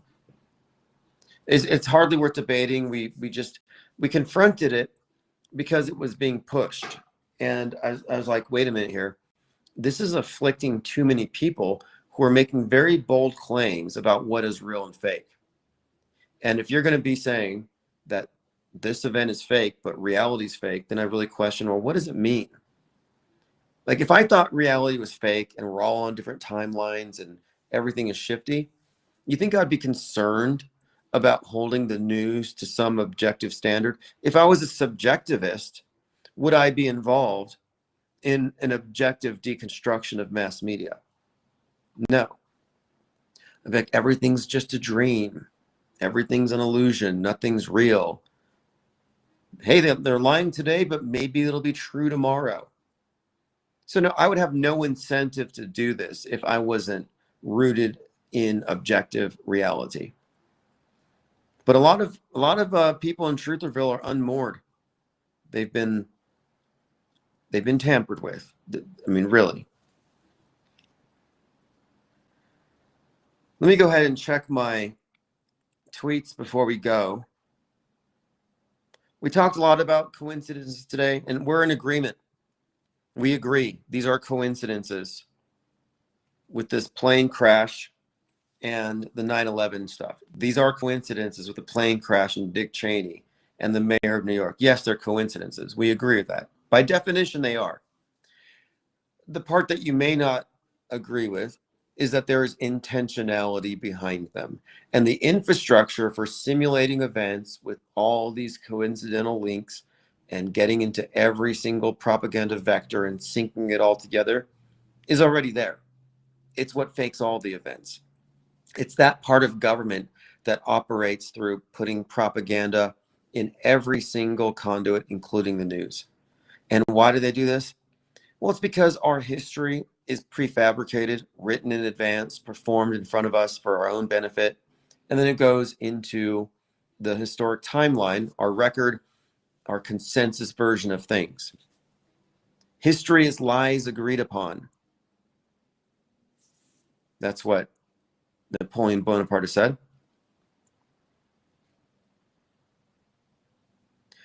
Commenter says, I know you're not into clickbait, but can someone tell Alex Stain to shut the F up? Alex Stain goes out there to get spat upon. He wants the contention. He wants that debate. He wants that attention. You know, some people can't get attention in positive ways, so they get it in negative ways. So I just say don't give him any attention. And the reason why we pronounce it Alex Stain is because he's never going to go away. He's a plant.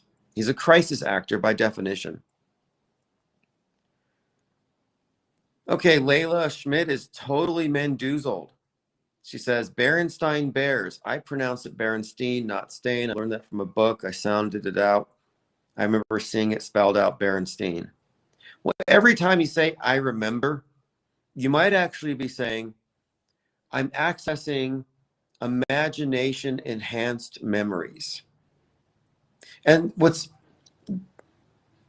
kind of I think, I don't know. I think it's kind of bad to talk about it too much, because the more you talk about the Mandela effects, the more you reiterate it, the more your misinformation effect is settling in. All right, looks like we're at 434,000 hits, and that's 349 retweets on the Flight 2976 UPS crash, 2976 9/11 victims. So we started talking about this based on that.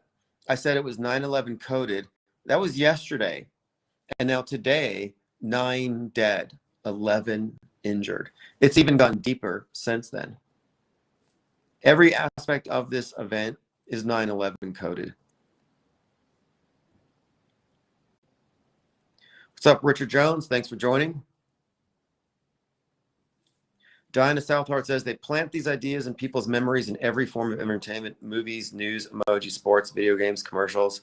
Yeah, podcasts, everywhere, novels. It's huge. So what we're talking about here is the dissemination of propaganda related to future psyops is ubiquitous. It's on anything mainstream. Video games are a major platform for it.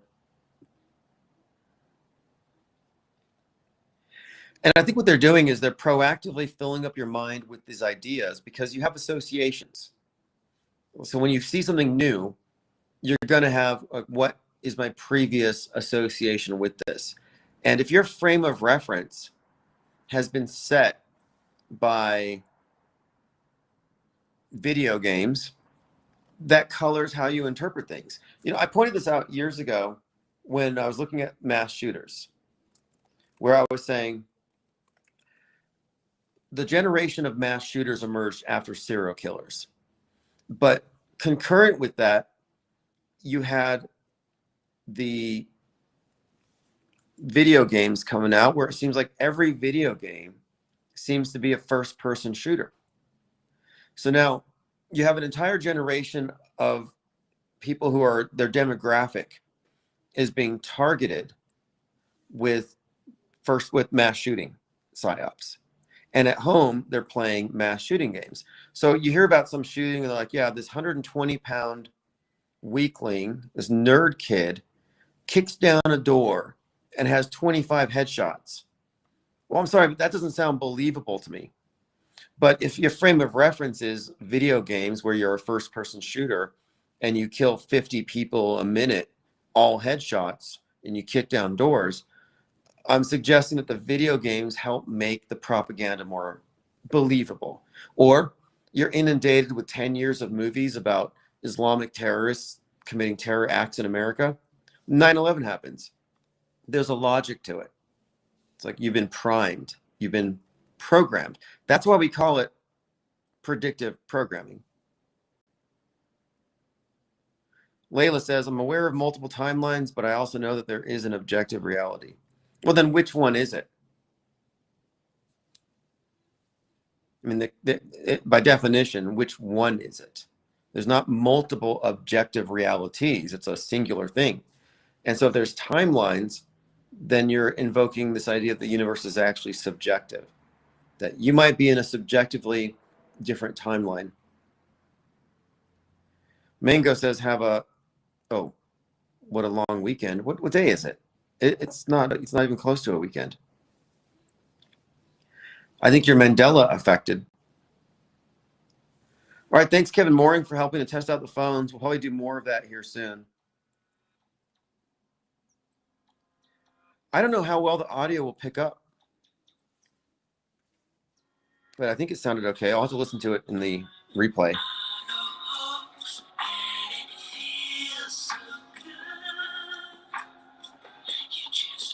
We'll likely be live tomorrow morning. I'll see you all in Discord.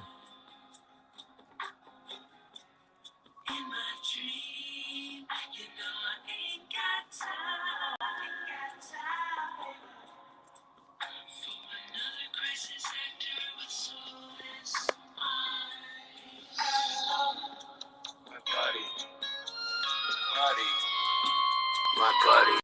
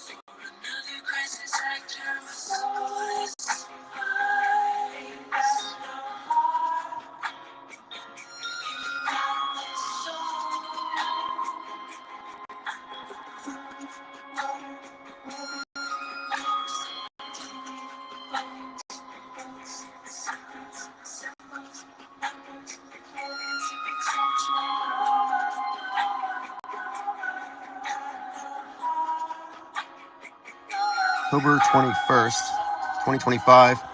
This is the IPSD program. Netflix follows PSYOPs. Netflix imitates PSYOPs. There's this relationship between what happens in entertainment and on the world stage, as we often point out.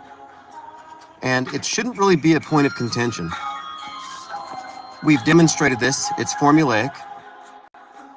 Say it's systemic fakery. The systemic fakery. There is evidence that mainstream entertainment is synchronized with world-shaping news events that happen to be simulated. And those of us who have figured out the off-world stage perspective have no problem with this, because we include this in our assessment. We include PSYOPs, media fakery, propaganda insertions into mainstream movies as a form of product placement for PSYOPs. That's the best way to describe it, far better than all previous explanations, the weakest of which is it's just a coincidence. But that seems to be the popular one now. A lot of people who formerly espoused more, fantastic or even mystical explanations have actually opted for the very basic, it's just a coincidence and you're crazy for noticing. But we continue to notice, and what I've been saying here is that what we have is a model. The world stage, our manipulated timeline via the program, the metascript, the impositions onto reality, the things that they add onto history, the way that lies build on narratives. We're just talking about our collective worldview and how it's being steered. Like, this is not a conspiracy theory. Like, we have a working model. And what I mean by this is it explains what we're perceiving and observing far better than the mainstream version and way better than the conspiracy theory version. We're accounting for the fact that media is basically built upon an edifice of fake news, bent history. So I've introduced the term history benders or history bending to describe the cumulative effect of nonstop news bending events. If you're familiar with the 1968 play Newsbenders, it was about a journalist moving up in the ranks, and he finds out at the higher levels that they write the news 5 years in advance. Well, I'm suggesting it's much further in advance. And it's not about writing the day-to-day news. It's about planning far ahead, worldview-shaping PSYOPs, events that will be added to our history books. And when I mean added, I mean they're simulated and treated as real. And it's more common than you would think. Like, pretty much every major event follows the same pattern. So we've been discerning fake from real, not just to call it fake and just cynically call it fake and don't make any deeper connections, because we're not just talking about this is one side manipulating the other, because it's on both sides. We're pointing out how this fakery has a purpose, and the purpose is what I refer to as the world stage, which is our collective Truman Show and our collectively agreed upon version of what just happened. But it's demonstrably true here that our history is bent. So now, as far as our model goes, we're not here making predictions in the sense of we're having a one-to-one relationship between we saw it on the TV, so it's going to happen exactly like that. No, it's far more dispersed. What I'm suggesting here is that there's a pattern to fake events, and they all contain the same facets. When the Charlie Kirk thing happened, I didn't know it was fake or real. I just said, it looks real. But if it's a hoax, it's going to have these indicators. I wasn't reliant on what we saw on TV. I went by the surrounding information, including the real-time alignment of Charlie Kirk and his death, and then his wife's takeover of TP USA, and how it mirrored the show The Tempest, which came out that day.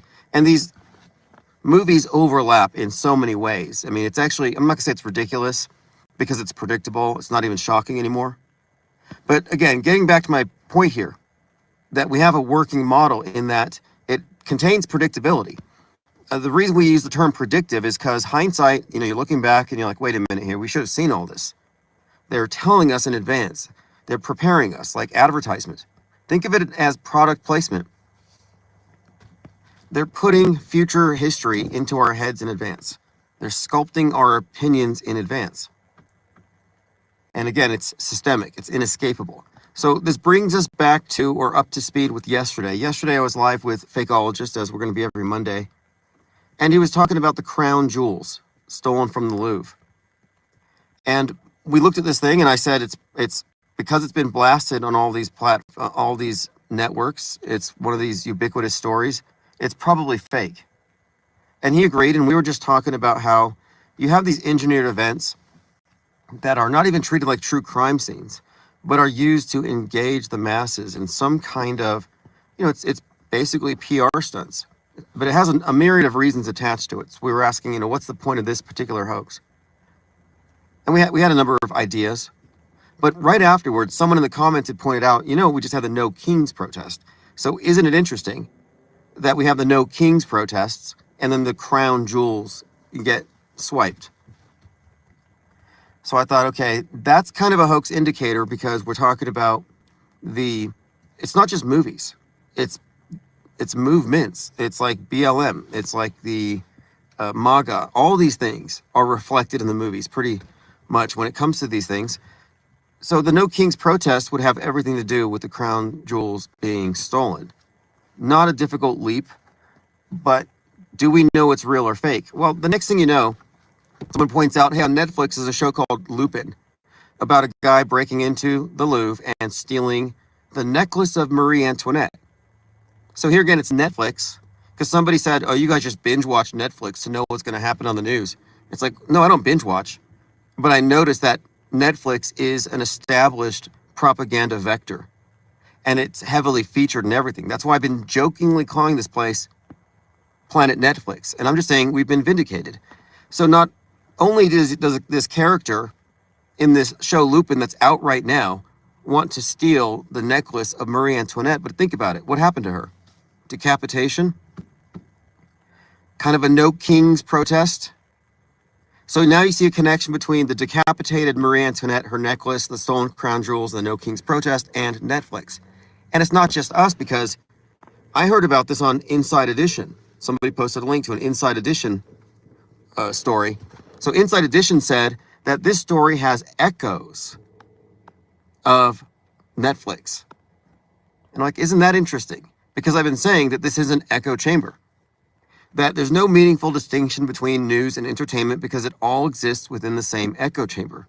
And it even encompasses sports. It encompasses all the celebrity drama, all the internet influencers that are, pretty big and who are, again, we're talking about established propaganda conduits. Let me go through your comments. Plain Decoded, Jorge Glockington says, Penguinati. American Fathers, let's go. Reality Witness, thank you. IPS Lightning Fund.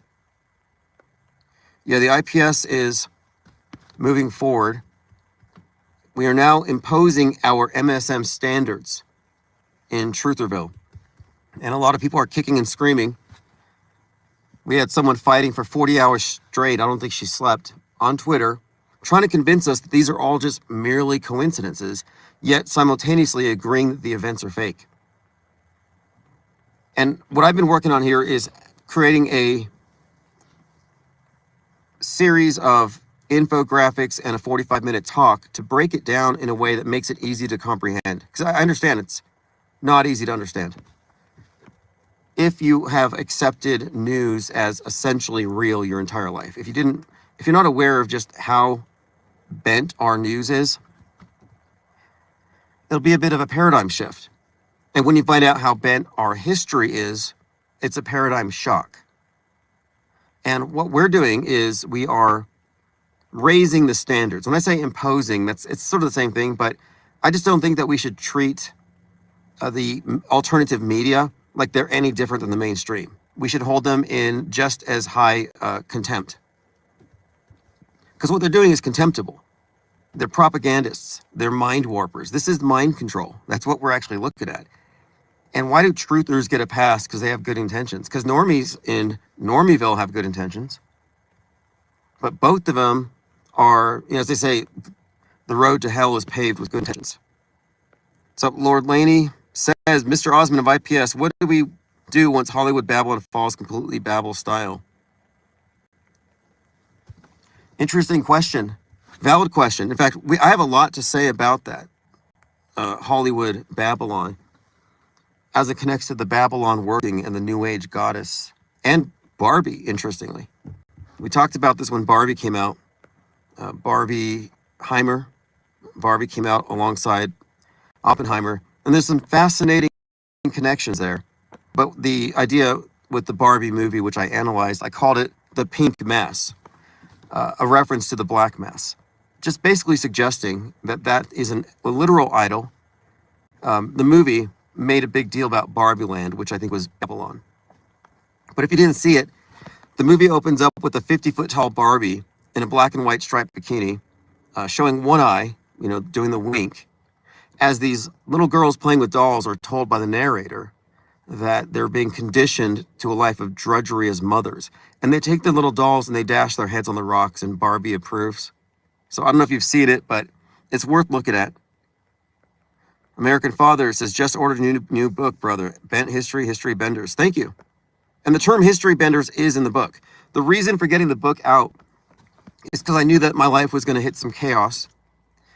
And just in case everything rock bottoms and I get out of touch or something, I wanted to have all these ideas consolidated. Because this is the work of 7 years of the IPS think tank, analyzing media and arriving at conclusions and eventually better conclusions. And right now, I think that the Handbook for the Deprogrammed, a skeptic's guide to the theater of Psywar, is needed for us to consolidate the right people and the right ideas. Because truth or veil, alt media is compromised. It's all controlled by the same mainstream interests. It's the foil, it's the, you got the split here down the middle. It's perfectly bifurcated. You got to be anti-anti. It's not enough to be anti the pro. You have to be anti-anti and anti-pro.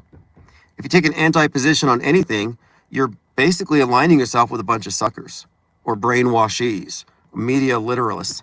I had a short conversation via comments with Lynn Erdell, and she raises this point that you have to take a side sometimes, like when the National Guard comes out, just paraphrasing. And I'm saying, no, I am not going to take sides with people who live in the world stage.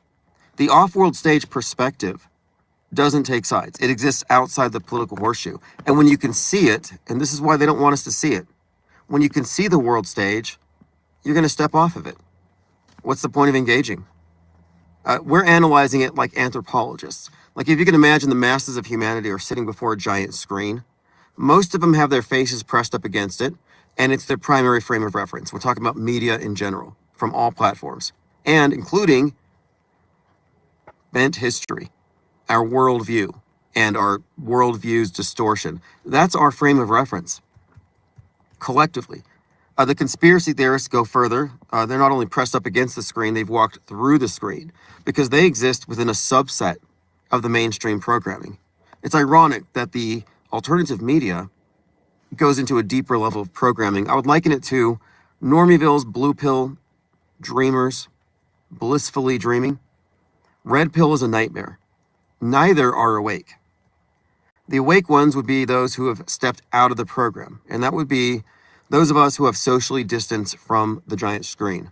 Like I'm standing way back and I'm not watching the screen or any of its subsets as though that should filter my experience and I should take it all seriously. No, I'm looking at this as an outsider. And I'm more concerned with where the people are, the ones in the screen, the ones pressed up against it, and how the programming is working on them, how it informs their worldview. So let's continue. American Father says Trump received the crown of Jerusalem 2023. Yeah, Trump's been all about the crown and Corona. I think they just released a video on the No King's Day protest where he's in a fighter jet flying over the protesters, just tons of defecation. I mean, horrible video, but yeah, always with a crown. Plain Dakota says it's subconscious mind prep for some future events. It's the foundation to pour the cognitive rut. Yeah, that's what I mean. They create the blueprint or the template. They actually frame the debates in advance. Everything is concerted this way. There's a reason why people fell in love with Luigi.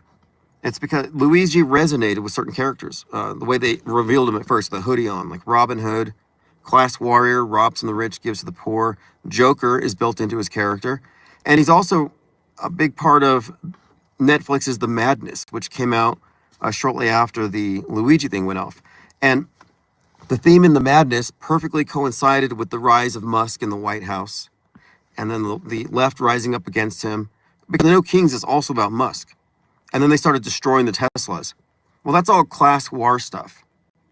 Getting the rich guy, eat the rich. But Plain Decoded hit something here that's very important.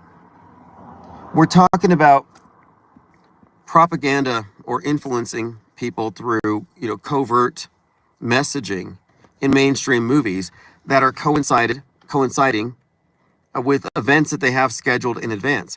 And the alignment between Netflix and real-time stuff, we refer to this as concurrent programming.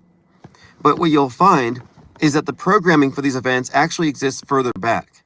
It just gets more intense real time because they have a lot of time to plan these things. And so the earliest example of any, quote, predictive programming indicates how old the PSYOP script is.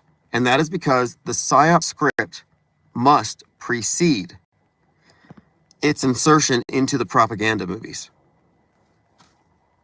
And this is basically a sequence. So you have the script, they're writing an event, and this event, let's just say they wrote this script for the Charlie Kirk thing in 1995. They started putting it into movies in 1998. And it was in Heads of State. It was in a music video, Emerson Drive 2012. It was in Hulu The Tempest. But what I was pointing out the other day is that the things that are recurring in all these various platforms, movies or music videos or podcasts, it's the same elements, like specific things. So with the Kirk stuff, every element of predictive programming for Charlie Kirk's assassination and everything contained the hole on the left side of the neck, the name Kirk, like Kirkland, Kirk, and the date, September the 10th, and a reference to a guy named Tyler, an executioner. So Snake Eyes, you had Tyler the executioner. Charlie Kirkland gets shot in the side of the neck. You've got VP Kirk in 2025 Heads of State, who gets shot in the neck, played by the actress who is next to Charlie Kirkland in Snake Eyes. So overlapping actors playing the same propaganda role, connecting to what would become Erica Kirk. The Hulu thing begins with a hole in the neck. Now the guy is in a church, which is kind of like a Kirk connection, but even more, Charlie Kirk was there 4 days before he was shot in South Korea, meeting with the very group that his corresponding character on Hulu was interacting with, the New Republicans, the Youth Republican group, who prayed for him, interestingly. Now, I'm just pointing this out again, that we're looking at propaganda, and what we have eliminated are the mystical explanations, and we have eliminated mere coincidence. One of the things that gets rid of the argument for coincidence is that we predict this stuff with regularity. Not that we're being psychic. We're just noticing, no, this is part of the architecture of media. And we're not supposed to know this. But we're pretty consistent in our observations. This is just based on empirical research. So it's not even that surprising that we should find this example and that Inside Edition should have to mention it. Let me continue going through your comments. What's up, Diana Southard? I'm going to make some more stickers, by the way. I saw your comments last night. Says, we see the devilish architects, let's move forward. Yeah, that's what I mean. We already see it. And we don't need to wait for the laggards. The reason for butting heads or imposing standards is so they can expose themselves. And we can point out, okay, this person stands behind or rests upon an appeal to incredulity. This person is stuck behind the bloody guardrail. And if they looked at the blood, they would see it's just theatrical. Or this person still believes in, and fill in the blank. We're basically trying to point out for the benefit of the off-world stagers, the infinite Plain Society think tank and other groups like Fakeologists. We're just pointing out what's holding these others back from going off-world stage. And I think a lot of it is just orthodoxy. And so we're here to break down those guardrails, just undermine them, expose the flaws, and we'll go from there. Because the audiences are going to see through it. Once people start understanding metascript, long-term history bending, this is the only conspiracy worth studying. The rest of them, it's just alternative media claptrap, recycled. All those rabbit trails are well paved. That should be your first clue. You think Candace Owens is treading new turf? No. She's dropping out breadcrumbs, leading people to predictable conclusions. But we've left that all behind. Yeah, Jamarian May, good point. They're so hyped up on neck symbolism. Okay, so now, neck is this year's monkey. I'm glad you brought that up because I was trying to describe concerted messaging. How this is beyond just Netflix. Like we're just past just saying it's just the movies. No, it's movies. It's comics. It's video games. Video games are huge with this. But it's pervasive. That's why I say it's inescapable. And a couple of years ago, it was all about the giant monkey. You had monkeypox, bad monkey, came out the same day on Apple. Then you had the 80-foot tall statue of the monkey god. Then you had Black Myth, a movie about the monkey god with like a record-breaking million people live streaming it concurrently, playing the monkey god. And that's just scratching the surface. You had Chimp Crazy on HBO, lab monkeys loose in Ohio, everywhere we looked. And the monkey thing was all correlating with the idea of the rage virus. And we connected this then. And just a few months ago, I watched Superman, and the Elon Musk-like Lex Luthor has millions of monkeys working on it in a bot farm, just raging on X. Literal monkeys, literal rage monkeys. We've made these correlations already, but so right now it's all about the neck symbolism. So we have the girl getting stabbed in the neck, Charlie Kirk getting shot in the neck. The guy that tried to assassinate Trump, Ryan Routh, stabbed himself in the neck with a pencil. They stopped him. But if you look at the courtroom sketch, it was touching the same spot where Charlie Kirk got shot. You can't say that's disconnected from anything else because it's, again, fake, psyop, stage. Why would they have him pointing to that same spot? Well, for a lot of reasons, I think. But I think the main one, that spot, which all tie into the Charlie Kirk thing.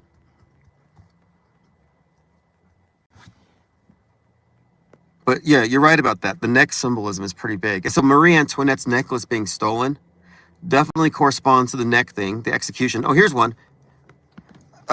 Episode 33 of Thought Crimes, Charlie Kirk happens to be talking to a guy named Tyler. Again, the name of his assassin. And he says to Tyler, I'm all in favor of televised executions. And Tyler says, you know, the last one was on September 10th, 1977 in France. So now we have neck symbolism because guillotine. But yet another mention of September 10th and a guy named Tyler and Charlie Kirk. See, Charlie Kirk contributed to the predictive programming. Back up to September 10th, 2012, Erica Kirk's in a terrible country music video by Emerson Drive called She's My Kind of Crazy. And in that video, she ziplines past 910 above Fremont. So we've connected this, of course, to a few things. It goes pretty deep, but just let's stick with the surface stuff. In the comments section on September 10th, she says to a guy named Tyler, we had a great shoot today, Tyler. Had a blast. So another reference to Tyler, a shooter, in 910 on that date. So both of the Kirks participated in what we would call predictive programming. Now, how do you explain this? Well, it's because the script pre-existed Charlie Kirk. The script would necessarily have pre-existed Snake Eyes 1998. So at a very minimum, the script for the death of a Charlie Kirk, because the guy that we know as Charlie Kirk was probably not even drafted into this thing until much later. It could have been any number of people, but they chose this guy. My point is, they're all getting their elements, the components, the product placement from the same source. That's why it's similar.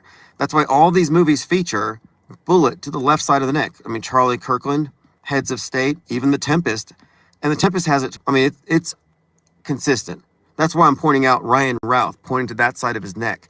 Yeah, these are all basically plot points or like props. These are the product placement has very specific components that are prevalent in every single one of these examples, which suggests a common source. And the common source goes to musicians, artists, directors, video game companies. Like I'm saying, this common source isn't just limited to movies. It's like the Central World News Services and newsbenders.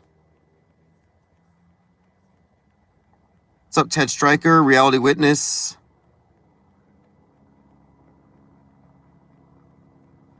Dinah South says, and the so-called Christian alternative news is just a poo emoji, clown emoji. I agree.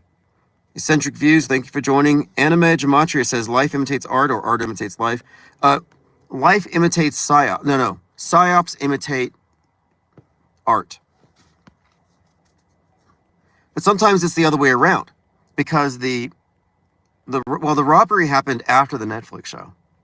And here's another aspect to consider. These movies were produced long before. So like Mickey 17 was produced in 2022. So when the director was asked, were you thinking of Trump when he did the movie? He said, well, no, it couldn't be. This is just a coincidence that the Trump-like character gets shot but survives and has a streak of blood on his cheek, and he then poses for the cameras.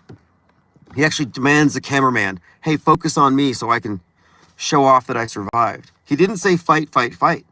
But otherwise, it was very much like Butler. But the movie was written 2 years before. So what is this telling you? And this is a key point. And this is one of the things I wanted to emphasize tonight, is that the psyops that we're observing have scripts that go back as far as or before the earliest instance of predictive programming for that event. And this is why you have, again, consistency in the products that are placed in all the movies. It's just they interpret it through different lenses. Movies, video games, different writers. Plain Dakota says that the entire script is foiled, the whole world system would collapse. I don't know if that would be good. You kind of wanted to phase out and change slowly. Yeah, well, I've been using the imagery of cyborg penguins with flamethrowers burning the world stage. My thinking is Ignatius Loyola, whose name means to ignite, I think. But he's the founder, and he had this phrase, go forth and set the world on fire. And he meant with prayer. He meant with spiritual fervor. And I'm saying, let's burn the world stage as best we can. And why? To see what happens. Because we want to see what the damage control is. And we want to see how many people are capable of seeing through this whole thing. How many Trumans are going to get out of the Truman Show? At best, we're looking at a minor intellectual revolt, and they'll somehow stamp it out. At worst, nobody will care. It won't even be a blip on the radar. But we'll see. I'm somewhat optimistic about it. But I'm doing this. This is just really, it's a intellectual exercise and a thought experiment. We're inactivists. We're not talking about real fire. Like when you're donating to the IPS, you're putting accelerant on this project. It's just a way of describing it. Because the world stage, again, is just a mental construct.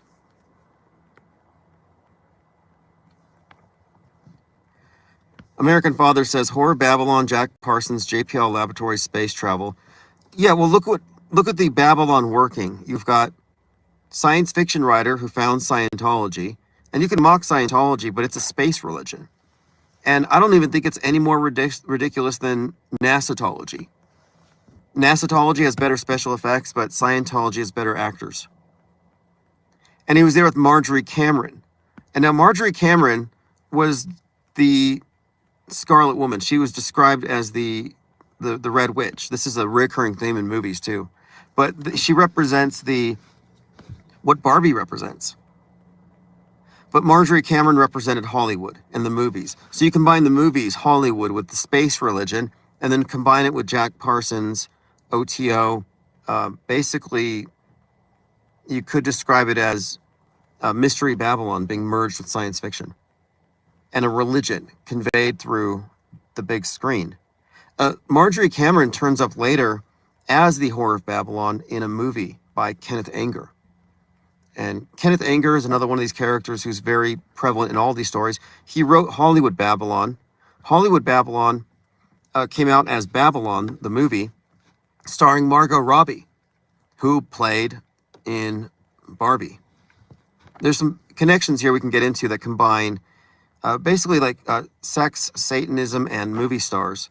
And it goes back to the inception of Hollywood. And what Kenneth Anger, who's a director, who died shortly after the Barbie movie came out, what he said is that Hollywood's job was providing the pageantry for the new religion, for this new age. And he was into Aleister Crowley when he was like 12. I mean, that guy he was a cultist. He was known for that. He produced some movies. He had Mick Jagger in one. I think it was Invocation of My Demon Brother. He enlisted the soundtrack work of someone from Led Zeppelin. Anyway, there's some interesting interface between Hollywood entertainment, music, Satanism, and then the sexual revolution, and Barbie.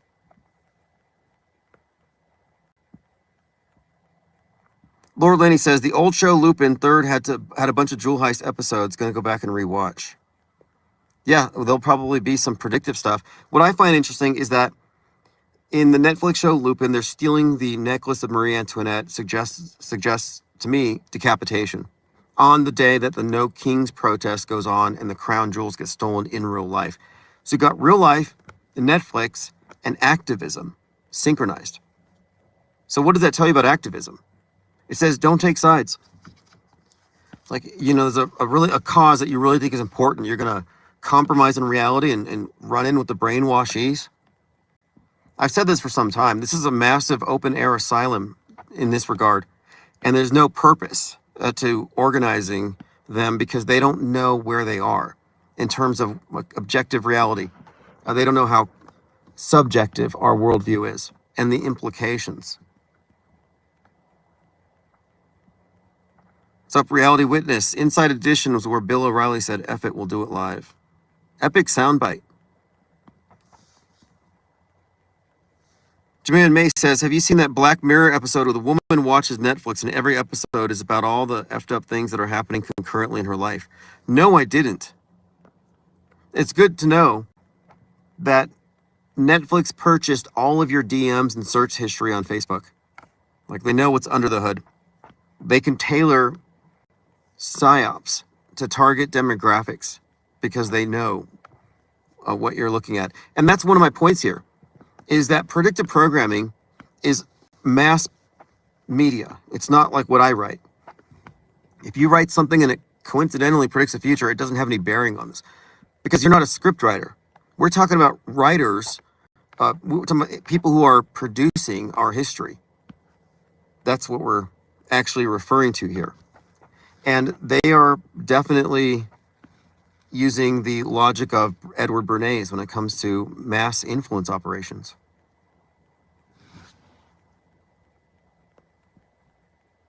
The episode is called Joan is Awful.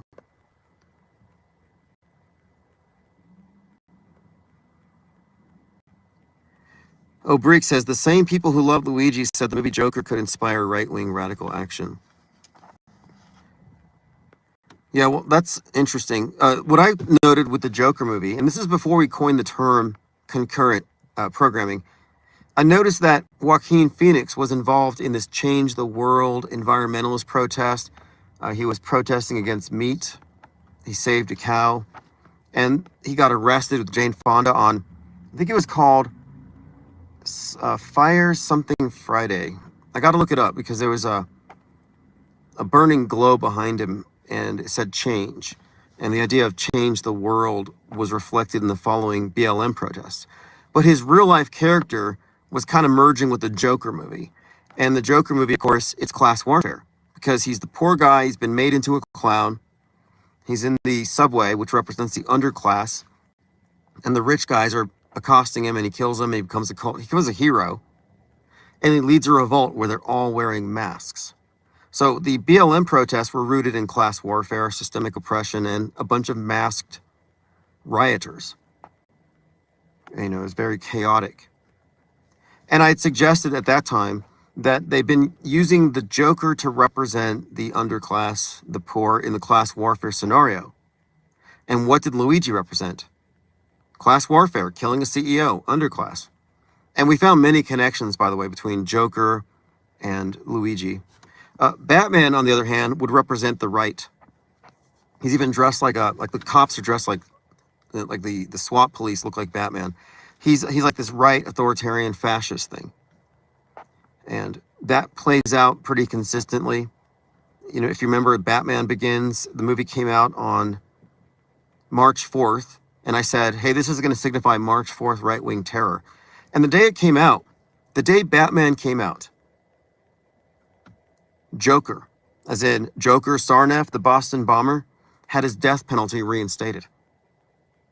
So Batman goes into a subway and beats up a bunch of Jokers, kind of an inverse of what we saw in Joker. But the movie focuses on the Riddler, who's kind of a QAnon guy. And the Riddler orchestrates a terrorist bombing from his online followers to flood the polls. In other words, they blow up a dam and it wrecks the election on November 5th. So Batman's like, Wednesday, November the 6th, Gotham is underwater. And he's holding a torch like the Statue of Liberty. Gotham's underwater, 11/6. Kind of an inverse 9/11, like 6/11 would signify. And I've been saying for some time that 6/11, as it's been used, represents the domestic terror, which is the right-wing domestic terror. Turner Diary stuff. But the interesting thing is that was during the midterms, 2022 midterms. The slogan for the GOP was flood the polls. Well, what happened in the Batman movie? The polls literally got flooded because they flooded the election. But Luigi, being a class warrior to the left, a hero to the left, a villain to the right, is perfectly mirrored by Daniel Penny. Now get this, Daniel Penny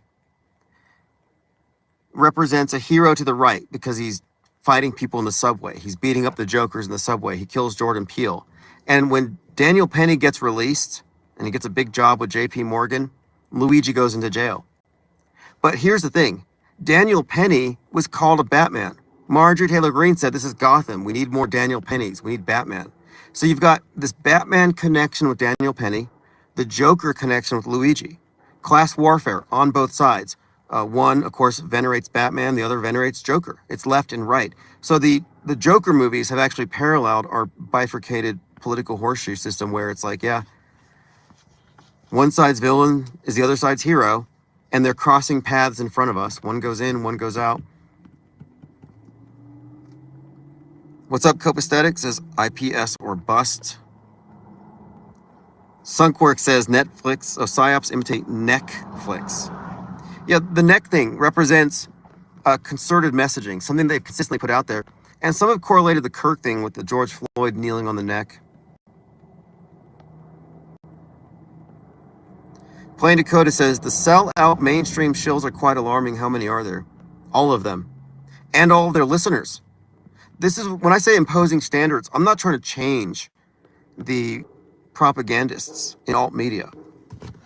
We're imposing our standards to get their listeners to break away from that. If we have a better model, if we have a better explanation, if we have a better handle on things in alt media, I would say so. They're following Ian Carroll and Candace Owens. And these are LARPers. Do you think Candace Owens really believes that she's investigating any of this stuff? No. She knows Charlie Kirk isn't dead. She knows about the script. I've even heard her reference world stage, everything's fake. But when she does it, it's to dilute the significance of these terms. In fact, recently people have accused her of apophenia, making too many connections because she's really smart, but she's a functional schizophrenic. So I can even see them throwing in these, and this is what the people who say we're noticing coincidences accuse us of, that we're just crazy. Oh, are we? No, we are noticing propaganda placement in movies. What's wrong with that? It's not even slightly crazy compared to the alternative explanations, which is it's just a coincidence, pay no attention to the man behind the curtain, or the simulation did it.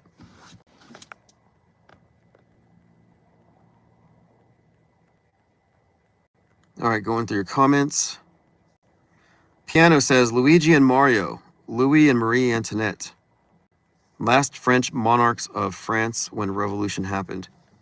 Well, Marie Antoinette's severed head was kind of on display at the Paris Olympics. If you recall, they opened up and they're holding her head.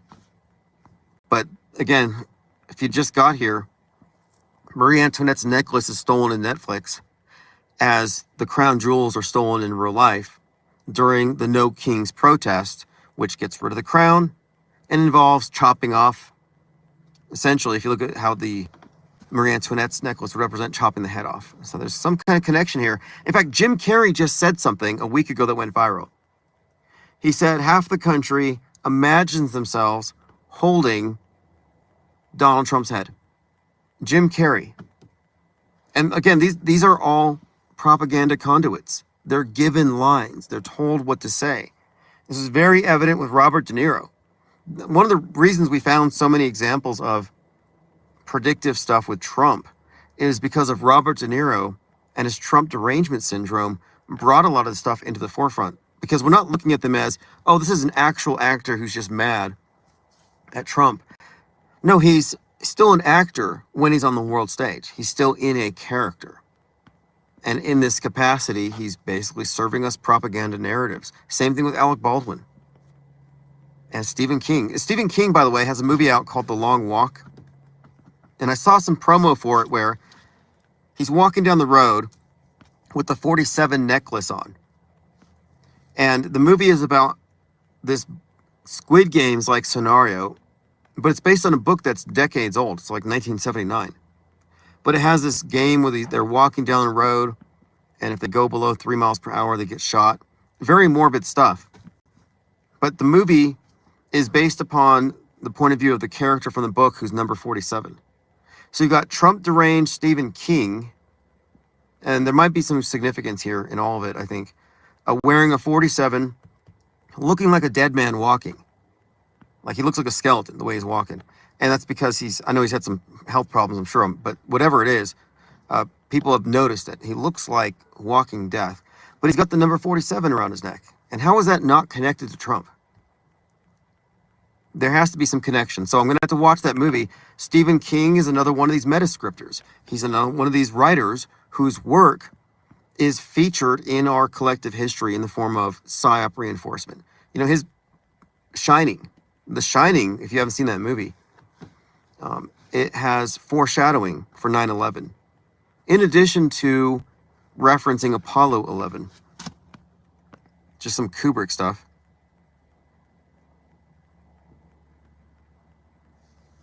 Piano says, the day before the Louvre robbery, October 18th, J.D. Vance posted at 3:32 an AI video of Trump crowning himself. The next day of the robbery, Trump reposted the video at 3:34. Okay, now you might be onto something here. 332 plus 334 is 666. Okay, that's fascinating. So the timestamps for him being crowned and Trump retweeting it add to 666. And that number has a lot to do with the crown. Isn't the Pope's three-tiered crown connected with that number? But that number seems to denote sun king, sun worship. It's got some meanings that might not specifically refer to the mark of the beast stuff. What's up, Adam Cook? Here is your blue wrench. I don't know if they make deliveries this time of night, but in the morning, check your front porch for a titanium blue wrench. Plain Dakota says, once you get your show back format style, you should get Decoding with Cody. Yeah, exactly. I want to get a lot of these individuals into the conversation and present them with what we're presenting. You know, I saw a lot of big channels talking about snake eyes, but when I said, look at the Tempest, they would look at my evidence, they would look at what I put forth, and they would say, my mind is blown, the fabric of reality is shredded, we're in a simulation. Like, that's where they go. Like, who the hell started that? And to me, that's a deliberately inserted propaganda line. It's misdirection. They want you to think that if what you're seeing on TV is glitchy, that reality is glitching. They want you to think you're in the Matrix. That's deepening the mind control. The last thing they want you to do is notice that you live in a massive echo chamber. Like Inside Edition said, the robbery had echoes of Netflix.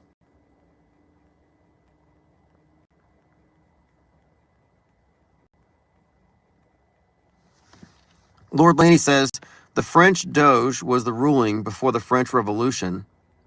Now the new Doge is bringing about the collapse of the new American Revolution. Fascinating. Oh, the Paris Olympics, Diana Southard. The Paris Olympics is where Marie Antoinette was in the window. And the band was playing a revolutionary song to France, a French Revolution song. And the band is called Gojira, which is the Godzilla. Godzilla's real name in Japanese. And Godzilla has everything to do with this because Godzilla is a metaphor for the nuke. Born on November 3rd. Interesting date. It's the date the One World Tower opened up. But November the 3rd is Godzilla's birthday.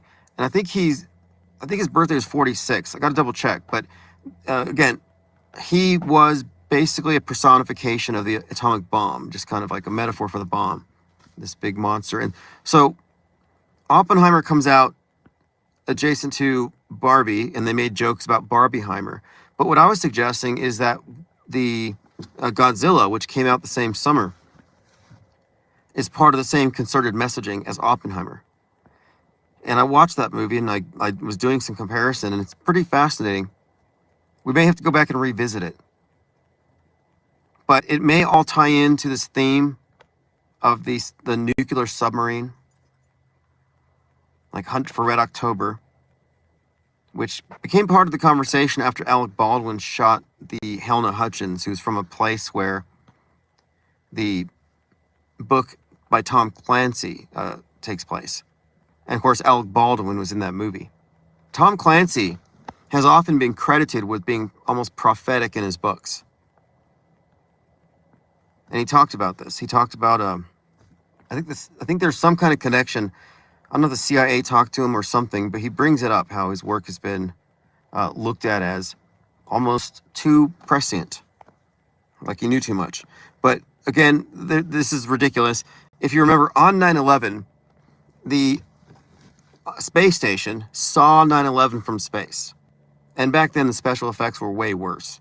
They had a handheld camera, and they're zooming in on New York, and they see smoke. And he's saying, and this is the American astronaut. I mean, the rest were cosmonauts at the time. So he's watching 9/11 happening from space, and he brings out a trumpet, and he plays taps. But his story gets more ludicrous as it goes on. But the main thing is, he says that while 9/11 happened, they were all sitting around listening to the audiobook Sum of All Fears by Tom Clancy. And they thought, wow, it's just like the book. Busy56 says the new show on HBO, The Chair Company, CC33, has a main character going down the rabbit hole and becoming a conspiracy theorist. It's really good so far and funny. Adam Cook says, CK's wife really hammed it up when giving her eulogy. She's dripping with Duper's delight. She knows he's not dead. Now, something about that too, and this is something for the coincidence theorists to contemplate. If you are accepting of the fact that 9/10 was a psyop, then you must also accept that they were actors. And if she's an actor, everything she has done on the world stage has been on purpose, by design, according to a script. Look how close she is to Trump. You think she's just winging it? So the fact that her character on the world stage tracks with her corresponding Hulu character in very significant ways dismisses any idea that it's merely coincidence. PsyOps are aligned with the entertainment. That's a major guardrail. That's a major block. People who cannot figure that out are going to stay in the world stage. They're going to stay in the asylum. And you can't really hide behind incredulity anymore. It's not the same thing as skepticism. We know the difference. I have an article in the new book called Incredulity versus skepticism. So the person who's incredulous dismisses something because it doesn't feel real to them or doesn't feel true. They dismiss it. They don't care about the evidence. So they're low information disbelievers. A skeptic says, I don't know if it's true or not. Let me get all of the facts, and then I'll assess these. So it's the difference between a straw man and a steel man. The skeptic will take down a steel man, the strongest possible argument for the other side. The incredulous will burn a straw man, a weak characterization, a mischaracterization of the other side. So if you're burning straw man arguments, if you're burning straw men, don't pretend like you're a skeptic. You're merely incredulous, which is low information. But there's a lot of intel you're missing. That's what I meant by low intel. A lot of intelligent people use this argument. But the informed disbeliever is the skeptic. They're not incredulous. At this point, I'm not really incredulous about this. We have a working model. None of this stuff is mind-blowing. These coincidences are not mind-blowing to me.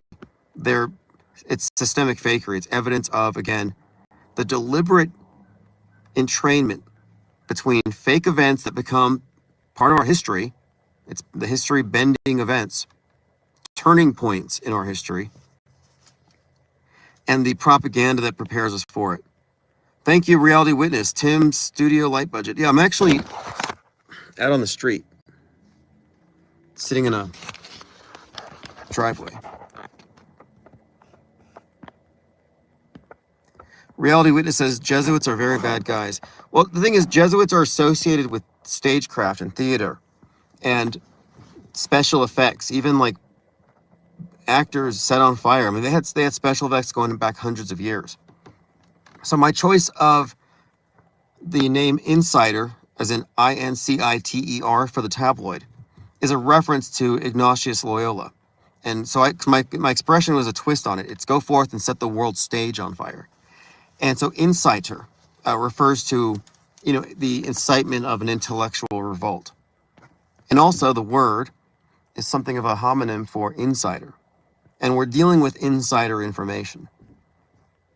And of course, insight also suggests insight, because that's what we're really engaging with here.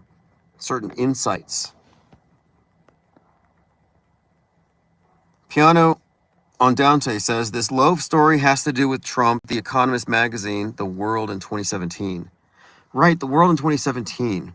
We got to look back to The Economist. Magazine covers. You can't say these are coincidences. How many times has The Economist been prescient? Again, best example, look at The Economist, Winter Solstice 2017. The new shape of Chinese influence, sharp power. And on the cover, it's got a globe covered in spikes. It's red where China is. And if you just covered the whole thing red, it would be a COVID ball. Sharp power, the new shape, novel corona. The new shape of Chinese influence, the new shape of Chinese influenza. The novel shape of Chinese influenza. You see, novel corona, red spike ball covering the world. And that's 2017. I think in 2000 and it might have been 8, The Weaker Sex, The Economist. The cover has a guy with a red hat who looks like MAGA, but this is 8 years before MAGA.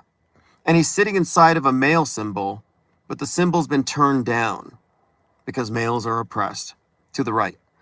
See, this is classic though, because 8 years before MAGA, you have a guy in a red hat inside of a male symbol turned down that looks like a Q. So you got Q and red-hatted MAGA inside of the Q.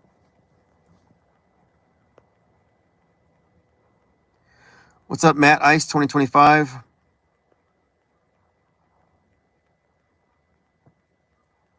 Oh, that's interesting.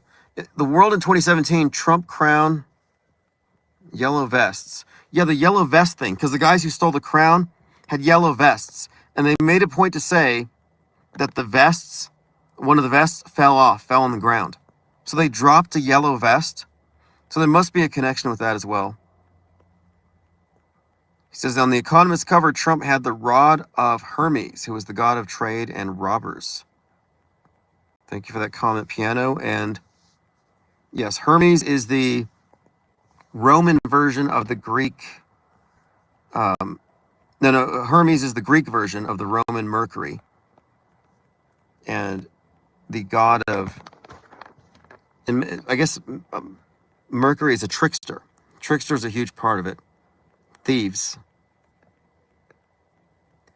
Reality Witness says, speaking of Zeppelin, Jimmy Page once owned Aleister Crowley's house on the banks of Loch Ness, Scotland.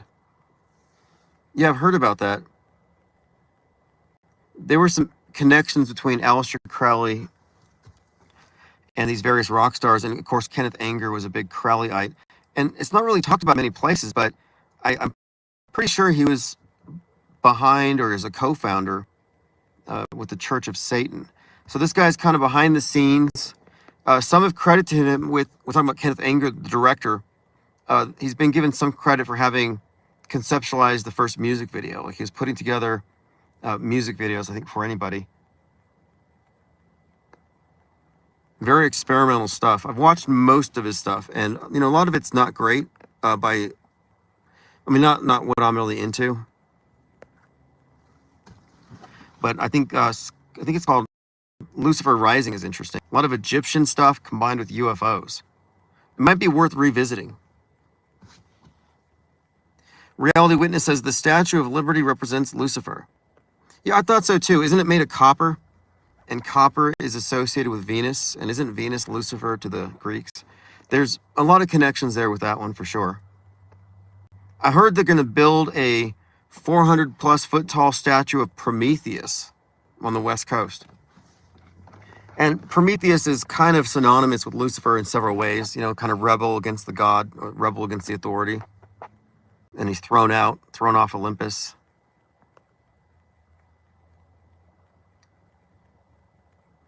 Interesting point, Lean Dion says, feels like the concurrent programming will continue to increase moving forward as the world stage gets more chaotic since COVID's it's been hyper. See, that's a good point too. It seems like they're putting out more content. More content means more opportunities to point out the programming in progress. It is saturated. And you're right, this is a pattern. Again, if it's a fake event, it's going to have certain indicators, certain hallmarks. And if it's fake, it's going to be blasted everywhere, and it's going to connect with programming in the entertainment, almost without fail. And someone had, this is one of our debate points. Someone had said, well, can you show me an example of a psyop that didn't have these aspects attached to it? And the idea that the fact that I haven't was kind of made to suggest that I'm cherry picking. And I'm saying, no, we have very specific criteria for what we consider to be predictive programming or a fake event for fake events. So these have to be mass mediated events. It has to be essentially inescapable. It's blasted on every platform. It's given inordinate amounts of attention. Like, why this particular kidnapped girl? Why this particular shooting? Meanwhile, other shootings that are real are never really processed by the media because the demographics are wrong. Like, they don't want to really focus on it unless it has a political utility attached to it.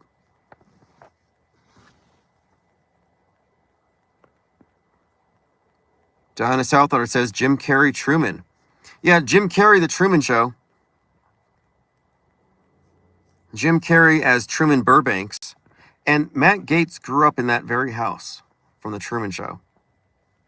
The Truman Show is where I got my first inkling of what I called the esoteric or the occult aspect of Hollywood at the time. I was trying to figure this stuff out because I realized the type of symbolism and subtext that we're finding in movies, or I was finding at that time, in no way could have been meant for the mass audiences. And I thought, okay, this could be Easter eggs, but then I started to notice that Jim Carrey would carry the same symbols movie to movie to movie consistently. And then I started to pick up on this term, you got typecasting, so he's typecast as a certain character. but I was thinking bigger. You have archetype casting. So somebody embodies a certain archetype, or somebody can carry a certain, like he's the Fool. Jim Carrey's the Fool. If you don't know the Fool card, it's the start of the start of the journey of the soul. Begins at 0. The first card, the Fool, and it has a jester walking off a cliff with a dog next to him. And the idea here is that his head's in the clouds and he's falling into the. But it's also the beginning of the journey of enlightenment when you realize you're a fool. So the idea of the beginning of wisdom is, what is it? The beginning of wisdom is the recognition of how much you don't know. I'm getting it wrong, but there's a couple of variations of it about how the Fool card in particular would represent this. But Jim Carrey has this certain archetype, and in his various movies, he embodies that. He started off with slapstick comedy, a joker, and then he morphed into this more profound character, where he started talking about the number 33, living up to his JC initials. He's become this kind of a new age mystic type, sort of like a deliberate character arc from the Fool to this enlightened wise man with a big beard. But anyway, yeah, he's definitely one of these persons I studied because his movies had this conspicuous use of symbolism connecting specifically to the dog star. So when these individuals say things that go viral, I tend to planted lines. So when Jim Carrey's talking about carrying Trump's head, and it goes viral, and he says everybody wants to hold Trump's head, yeah, that's got to have a no kings connotation. And again, no kings, stolen crown jewels. Piano says there were 4 robbers. Robbery took 7 minutes. There's your 4-7. And I informed you of Lupin and Fakeologist chat. Lupin first aired on January 8th. Okay. So the real event imitated Netflix.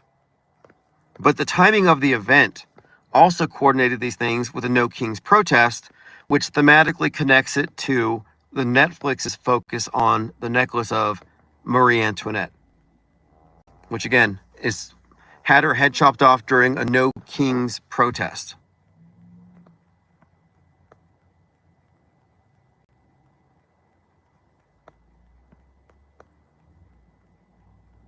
American Father says Tom Clancy, interesting now. I'm going to have to get all his books.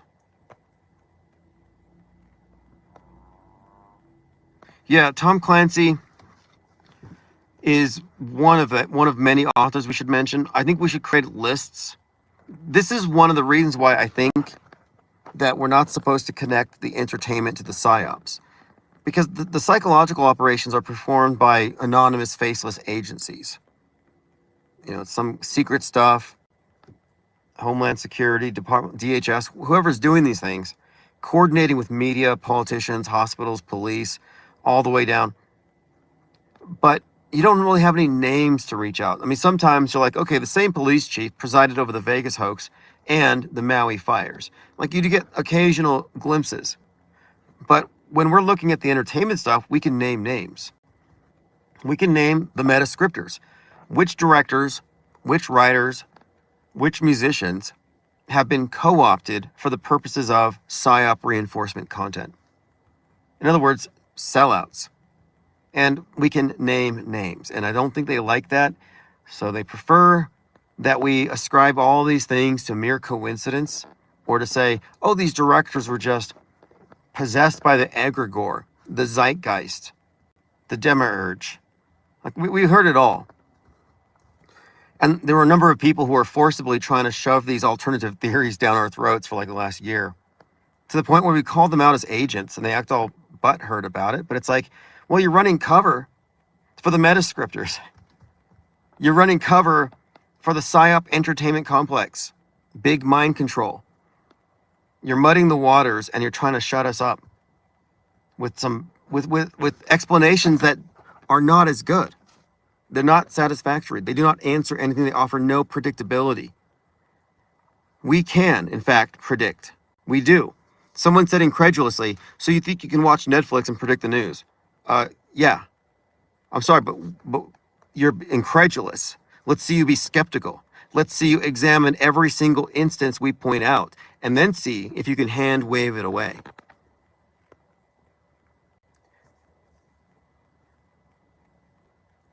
Lean Dion says, Erica's behavior has induced mass cognitive dissonance on even normies. Now, what's interesting about that is she has been viewed by many as possibly complicit, maybe even behind it. Some have correlated her with like a Jezebel witch, because Snake Eyes, Hurricane Jezebel, and her corresponding character was in the center of the conspiracy. And there's another movie as well we have to bring up. There's so many of these. You know, we're bringing up these elements that are repeated in things. So before we get any further on the Erica Kirk thing, well, let me do that first. So the Erica Kirk persona actually mirrors the character in The Tempest and the other corresponding characters who are centers of controversy and conspiracy.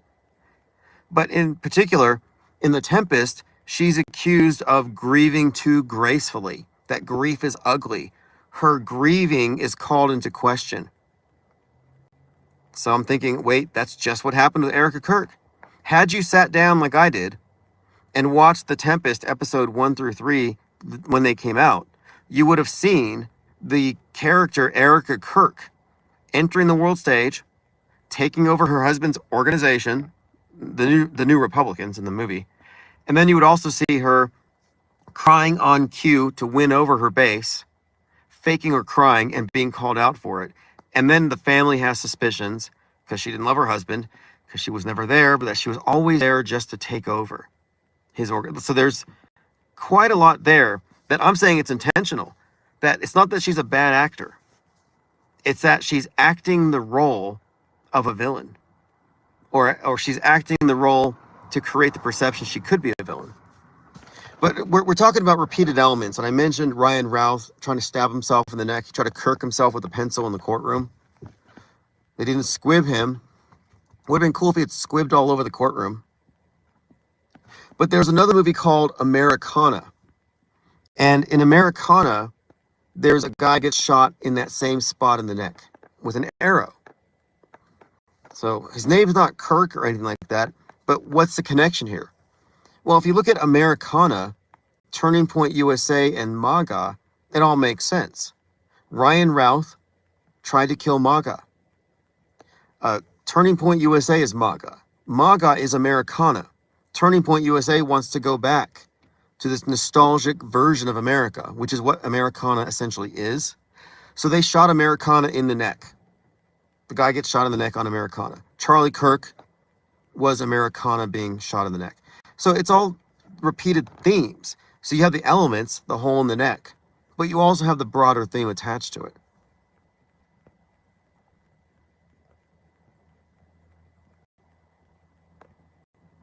Reality Witness says, yes, Tim would set the world stage on fire. I like it.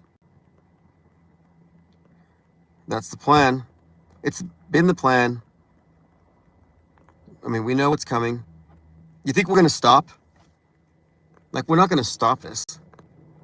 We're going to add accelerant. And I haven't really been too big on pushing the fundraising, even though it's important, because I think we had to really hone in on the ideas and get our core on the same sheet first before we really invest into blowing up. But now is the time. We have our core doctrine, you could say.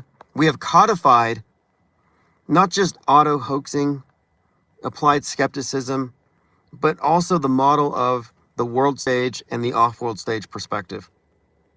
So I love my debates on X because they're very educational, and someone had said, I don't have any evidence, I wasn't there. I can't tell if it's real or true. And the implication is I wasn't there and we weren't either, so how can we know? So we have people push back against our certainty. And what I'm pointing out here is that their perspective limits them. Their perspective is mainstream. Their perspective is not inclusive of entrained psyops entertainment for the purposes of bending news and bending history. They don't have the perspective to see what we see, so they don't speak for us. It's like, no, you're limited to your mainstream box. That's fine. You can stay in Trutherville. Pick up a Q-pipe. No one's going to judge you for hitting that. Chop up some red pills. Go have the Kool-Aid at Alex Jonestown if you like. Just don't take whatever Candace Owens is taking, and you'll be fine. Like, if you want to have a warped world view, then by all means, don't get off world stage. Don't pay attention to what we're doing. But we're not going to stop. And the objective here is that we take down enough guardrails where those who have deprogrammed 80% of the way will figure this out. What we're doing is what we've created is a schism. And this is a breakaway. This is a third branch of media. It's a duopoly. Mainstream alternative is the same thing.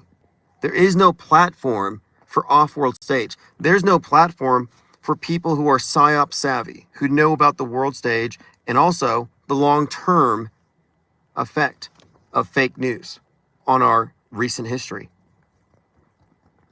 There's not a platform for it. You think Alex Jones is going to platform an off-world stager? No. We don't want to breathe their air. We're studying the architecture of the world stage and we're deconstructing it.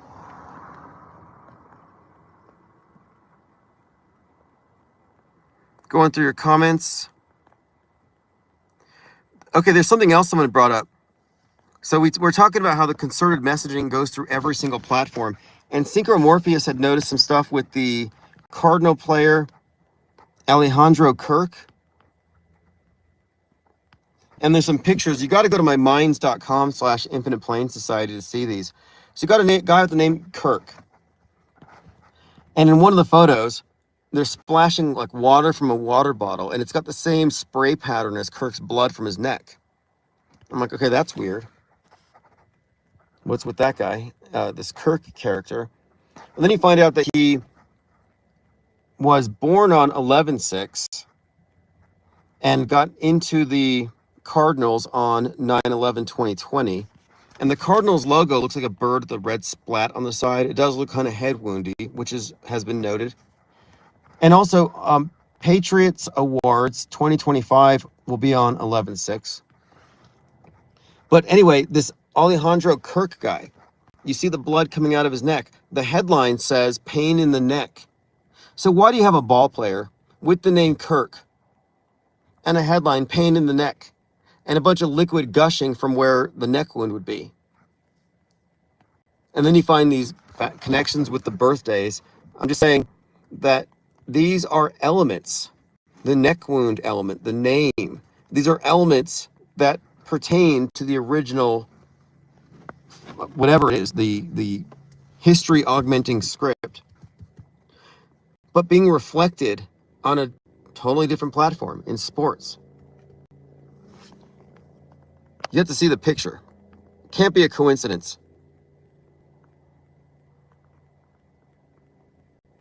Lean Dion says, Jim Carrey had a well-televised red carpet Truman Show awakening moment at an award show.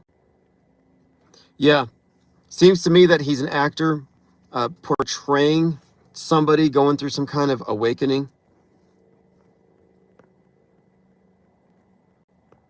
Penguinati Auto Hookster says, Jim Carrey murdered his wife. Busy56 says, the story is his girlfriend committed suicide. I haven't followed too much into that. I'll have to look. Probably fake.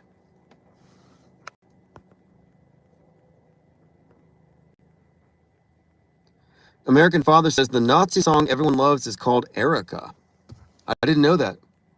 And Erica being spelled with a K is very unfortunate, because now first and last name she's got KKK in it. Stephen Miller called her the Storm. Remember? Okay, Stephen Miller called her the Storm. And I'm like, oh, it's just like the Widow, the Tempest. She's the Widow, she's the Storm, the Tempest, Hurricane Jezebel, and Snake Eyes. Again, these are all interconnected. But he calls her the Storm, and he says that they've woken up the dragon. No, Stephen Miller from TPUSA.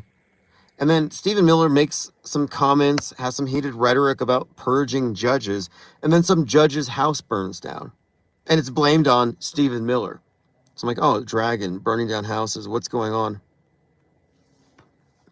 Anime Dramatria says, finally finished Tempest today, lots of nuke propaganda. Yeah, I haven't gone far enough because my Hulu expired, but the scene after she cries before her audience, they show a nuclear submarine and a missile going up into the air. So I'm thinking, okay, the storm, the tempest, there's something coming. If we're going to use Netflix as a judge, and I'm just saying, these aren't hard predictions, these are extrapolations. And the extrapolation I've made before from the work of Jonathan and Christopher Nolan is that there is a fallout situation that might require widespread lockdowns in the future. And I have a lot of reasons for thinking so based on our way of extrapolating from what we're seeing pumped into the mass consciousness. The pattern that we saw played out pre-COVID. So now to see it in The Tempest, and I haven't really spent a lot of time on it, but the fact that you have it in The Tempest after the ascension of Erica Kirk is not insignificant.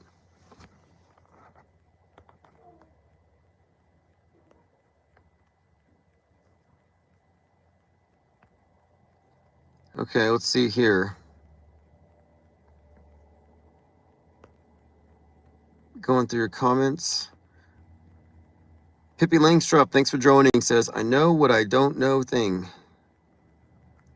Well, we have known unknowns, where others have false explanations. And it's better to have known unknowns. It's better to have a bunch of questions that need to be answered, rather than having a bunch of wrong answers that prevent you from seeking. And that's the difference between a believer and a seeker or a knower, an understander. We take the position of informed disbelievers.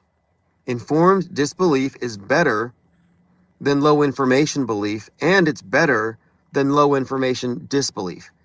So credulity is bad. People who are just credulous, they believe everything.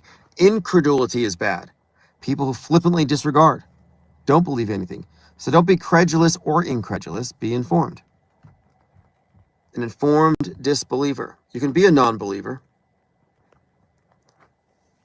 People who believe in the world state church of media, however, won't understand what you're saying.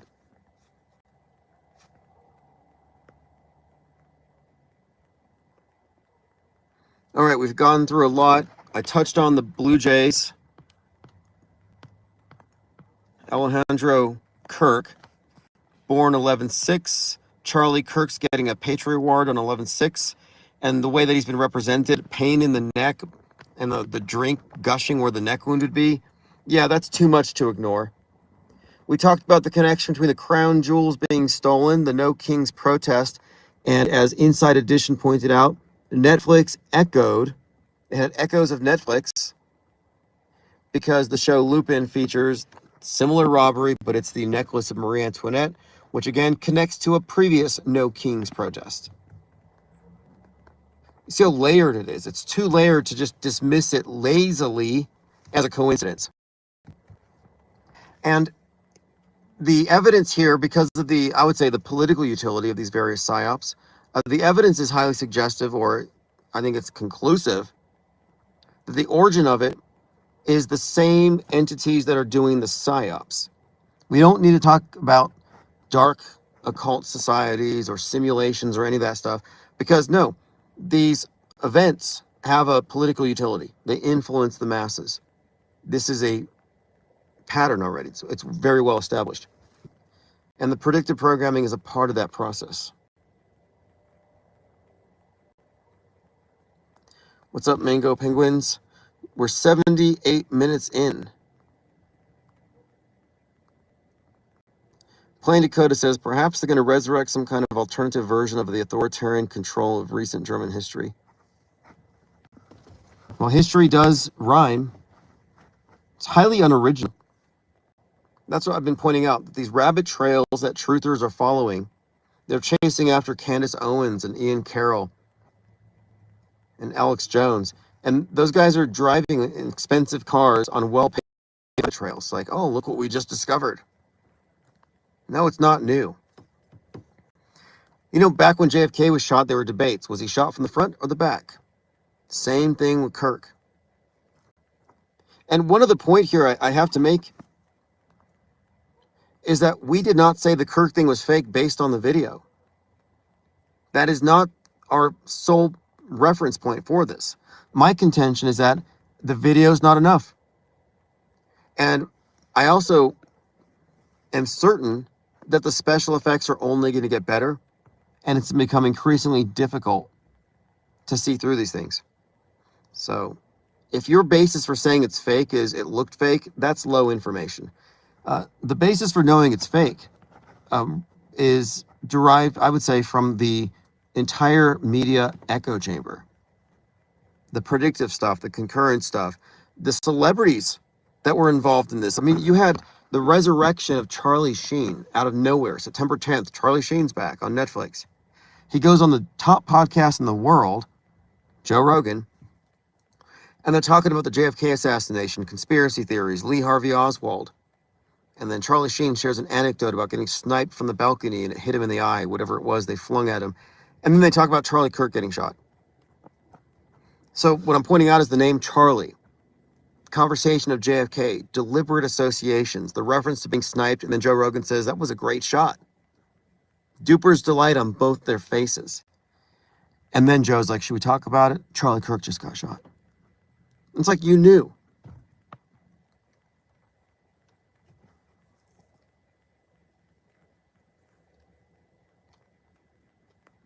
Going through your comments, Jacob Menden says, Tim, did you really watch Lupin? It's good anime. I didn't watch it, but I saw a trailer, and I saw Inside Edition talking about it. So you can't say that we're just noticing coincidences because Inside Edition noticed it.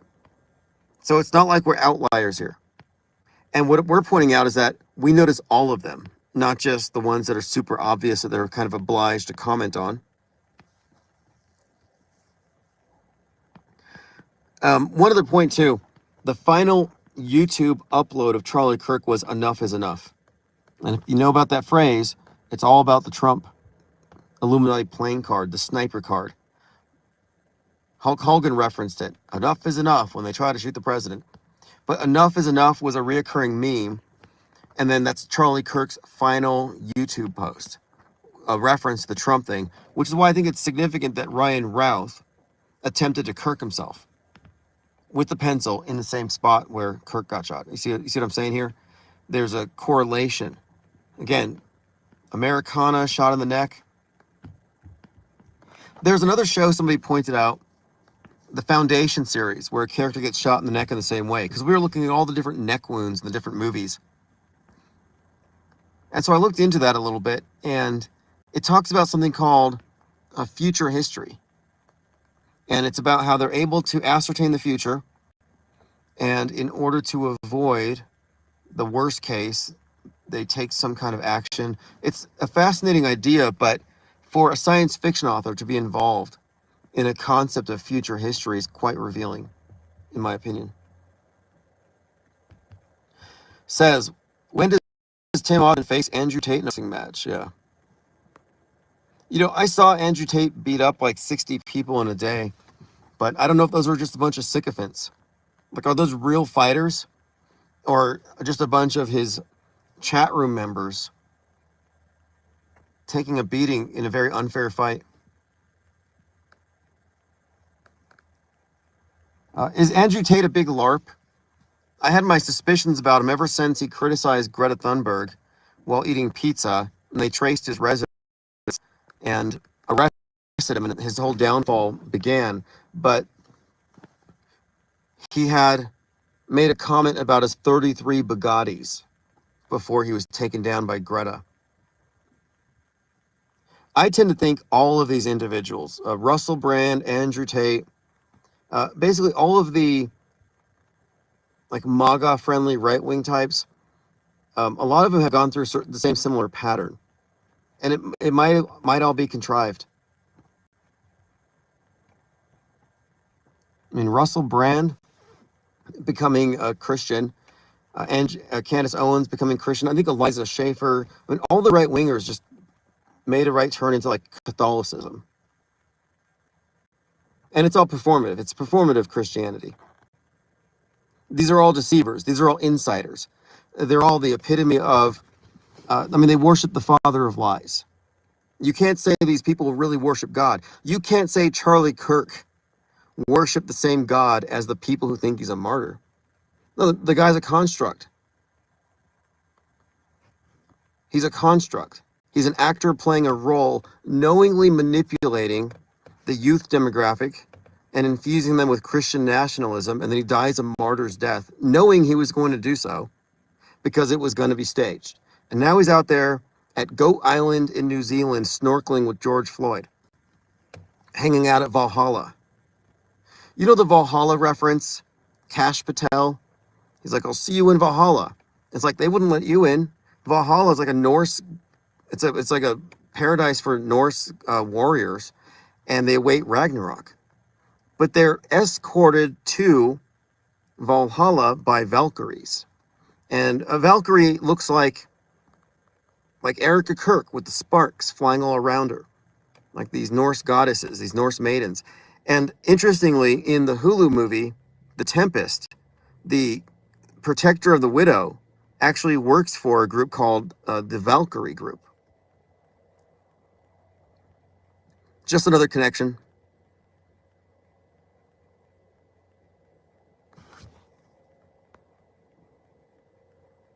Going through comments. Enjoy your future, says Mango Penguins. Yeah. Well, the news is written by, or it's curated by, what I consider to be a worldview monopoly, whoever it is. It's more of a what is it than a who is it.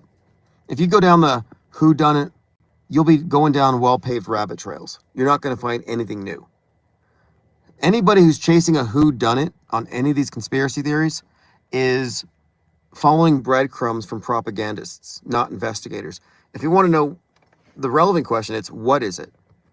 That's why I don't care when somebody says, who's behind it. Is it the Jesuits? Is it the Illuminati? It's like, who cares? These are all stories. You're never going to get to the end of these stories. These are red herrings. We should be focusing on what we can find out, what we can know right now. We can identify the propagandists in entertainment who are interfacing with the PSYOP entertainment complex in the manufacturing of our fake history. That's what we're talking about. And that's why I'm pretty sure this information isn't platformed. I don't know what kind of reaction the public would have, because the public's not going to be able to conceptualize this. They're trained into incredulity. They're not skeptics. You know that the mainstream is not skeptical. It is not even skeptical of alternative media. It's incredulous. It rejects it. It's low information takes both ways. Alternative media is not skeptical. It's incredulous of the mainstream, but it believes all its own propaganda. There is no real skepticism on the world stage. It's only from out here. If you don't have more information than us, then your assessment is limited. If you don't have the off-world stage perspective, your opinions cannot be trusted. You're a propaganda mule, one way or the other. And this show Lupin and the corresponding robbery and the protests and the overlapping imagery and themes, this again is just another indicator that our model, as I brought up earlier, our model is a working model. It functions. It actually does tell us about what's to come. Not that we're making predictions, but we're making extrapolations, and we know that however it's going to occur, there's going to be echoes of these major events in every possible venue. Podcasts, video games, celebrities saying things, getting involved in some way. So our frame of reference is not limited to Netflix. We're not binge watching Netflix to see the future. It's far more nuanced. It's just fun to describe it that way. Like, if you want to know what's going to be on the news tomorrow, watch Netflix today. And I say that ironically, but if you went that route, you would be right like 90% of the time. And when you really think about it, if true, then what? If you follow the logic there, it reveals a few things, because all of the productions that correspond to the, quote, real news events would have been produced a year or 2 years prior. And it's with nuance. I was watching A Man in Full based on a 1989 Tom Wolfe novel, and it's called, the series is called A Man in Full, but the main character, Charlie Coker, is based on Donald Trump. But when the book came out, that could not have been true. But the Netflix show was modified to make it about Trump. Pretty obvious. It's another one of these movies that has the same dynamic between a Trump character and a corresponding Obama character. But it even had elements in it that were happening real time in Trump's life, with Melania and Barron living separately. And then they basically recreated Trump's family in these characters. But I was thinking, how can the recent dynamics within the Trump family be reflected in a Netflix series that was made a year prior? Could it be that the Trump family is actually another reality TV show? That Trump's entire family is like The Apprentice season 47. Like, it just never stopped. The Apprentice never stopped. They just stopped telling us. But Trump is still the star of the... They have effectively merged the movie screen with the real world, the news. The news and the movies have merged. This is symbolically pointed out to us if you go back to 2001 Space Odyssey, the symbol of the monolith, it's the movie screen. The sun and the moon eclipsing over it represents the solar is the rational, the logical, it's the news, it's the light of day. You'll note solar symbolism in a lot of news agencies. You get the news in the morning with the rising sun. And then the moon represents the subconscious, the entertainment, the dream world, the silver screen. So moon is associated with silver, of course, but you have this merging of the two. And in 2001 Space Odyssey, that's what exactly happens, is man merges with the monolith. And what I've been describing from the beginning here is that the masses have their faces pressed up against the screen. Well, the screen is the monolith. It's the ubiquitous worldview. It's the same page that we're all on. It's our collective it's our big black monolith. It's the screen from which we derive our consensus. Our consensus that is bent by the fusion of real and fake. Yeah, Lord Laney, this is a good comment. I mean, this is one of the things we've been talking about. Lord Laney says, I just asked Perplexity, because we need to use AI as we start to build our off-world stage content. Just ask Perplexity if there were any eerie similarities between the show Lupin 3 and the Louvre heist. There are several striking similarities between the recent 2025 heist targeting French crown jewels and episodes from the Lupin franchise.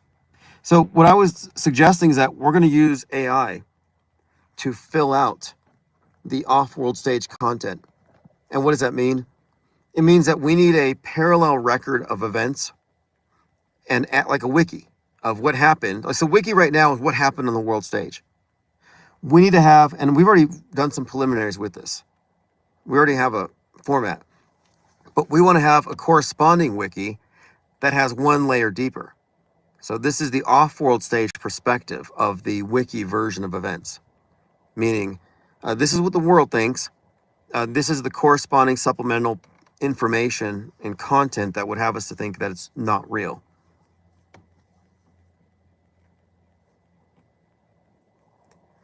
All right, let's see what else.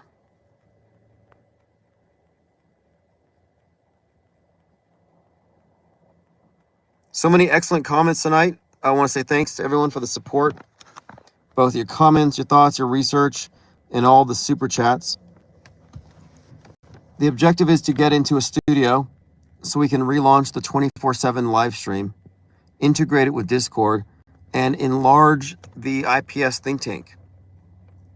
We want to create a way for those who start seeing through the program to trickle into our think tank. We want to hemorrhage the truth of it. We want to just, create we knock down these guardrails. Where do they go? Well, they're not going to go back to mainstream. There's no platform for them. Well, this is where you go. Mango Penguin says, thanks for your raft, Tim. Well, the rafts have actually hit the shores of the world stage. Now we're getting into tanks. And we're burning bridges. You may have seen that. By burning bridges, I mean, we're not trying to convince people of our side. We're just going to let the people who can see it and understand it aggregate around this. That's what the book is out for. We're not proselytizing. There are enough people who've already figured it out to a certain percent. And so if you're 80% awake, it means you're almost there, but there's one or two guardrails holding you back. It might be the bloody guardrail. It might be the misunderstanding of concurrent and predictive programming. And these are significant barriers because you have to see through these to see through the world stage. So the world stage is a thing. It is a model. It is an internalized simulation of the world shared by the consensus of mankind. And it doesn't matter if you don't watch TV. It doesn't matter if you're Amish. You're still a world stager if your existence rests upon the world view as described, even if you're not paying attention to the news, even just in broad strokes. That's the default. It's not like anybody would separate from that. There's only a couple categories of people in this. You got the programmed and the programmers. And the programmers are part of the programmed. They're just uniquely involved in the program in such a way that on some limited compartmentalized basis, they have a little more information. Some people know about the fake shootings. Some people know about Butler being fake. There are insiders. Some people know about fake history. But not everybody who's involved is going to have the full picture. So the programmers exist on a scale, I would say from like maybe 50% tops. I mean, I don't know. I don't think they would even be letting that much. They're probably only 20% more like, the regular person is not going to be aware of anything. And maybe the programmers have 20% more intel, a little bit more insights into certain compartments. But it's not like they're fully awake in the sense of seeing through it all. That would be a terrible idea. The third group, which is newly emergent, is the deprogrammed. And the deprogrammed refers to those who have recognized the program and stepped back from it, who have an objective distance from it. They have achieved objectivity. And you can't fake it. You can't say, I'm deprogrammed because I don't watch the news. Well, that's not the same thing. Or I'm deprogrammed because I took all the red pills. No, you're deeper into the program. To be deprogrammed, in our context here, means you have to recognize the long-term cumulative effect of the news bending process. History bending is real. And if you don't believe in history bending, it's for a lack of information. And your non-belief doesn't really have any bearing on it. I understand the ignorance, though. It's not like this is platformed and none of the alternative media will touch it. It's almost like thought of as science fiction. You bring up the idea that, there's some mechanism within world government by which our entire history is written in advance and implemented. And then why? Well, it's very Orwellian. And Orwell noticed that the news didn't really match the territory. And that's one of the points here. The world stage is the map, and it doesn't match the territory. But Orwell wrote about the control over history, control over time. What does it mean if you control the present and the past? Well, it means you control the future. So people ask why. Why? What's the point of this conspiracy? What's the point of this system? It's a monopoly, like anything else. One group of people, and it's not an ethnicity, it's not a nation. This is a structure, and who knows what's at the top or who's at the top. But we can ascertain people who are involved at various levels for sure. But this structure is built around a splitting society between the ignorant and those who've been let in to some degree.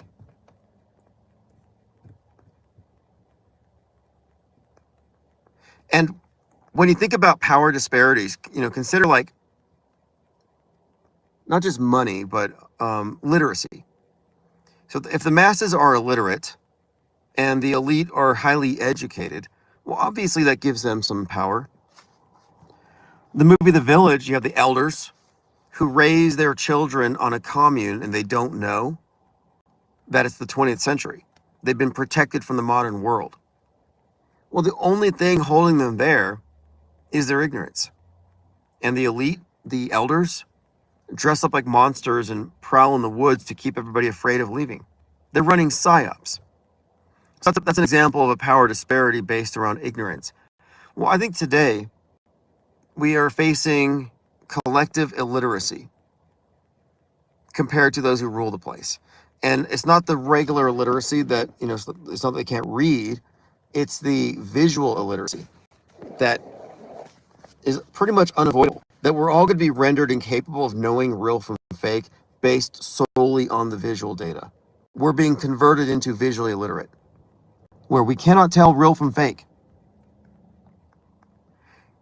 And the only way to see through it is to not be entirely reliant on the visual deconstruction of psyops. As I have been saying, we need to look at the broader context. And in The Village, the only people that get out is, well, the one who gets out happens to be blind.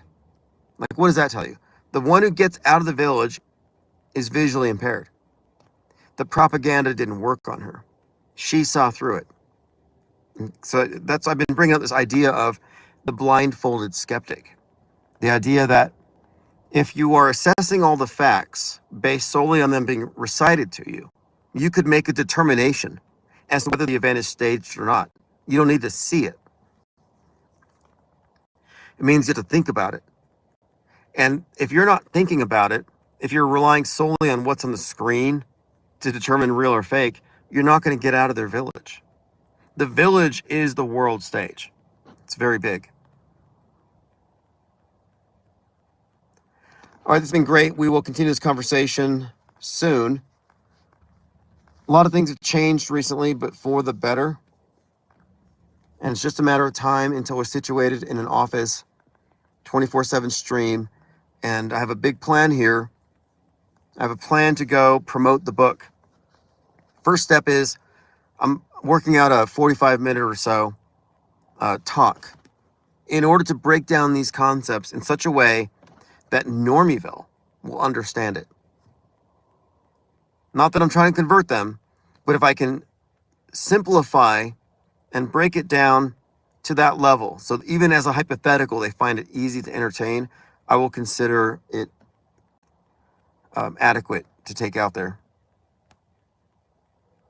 Lord Laney says, in the country of the sighted, the blind man is king.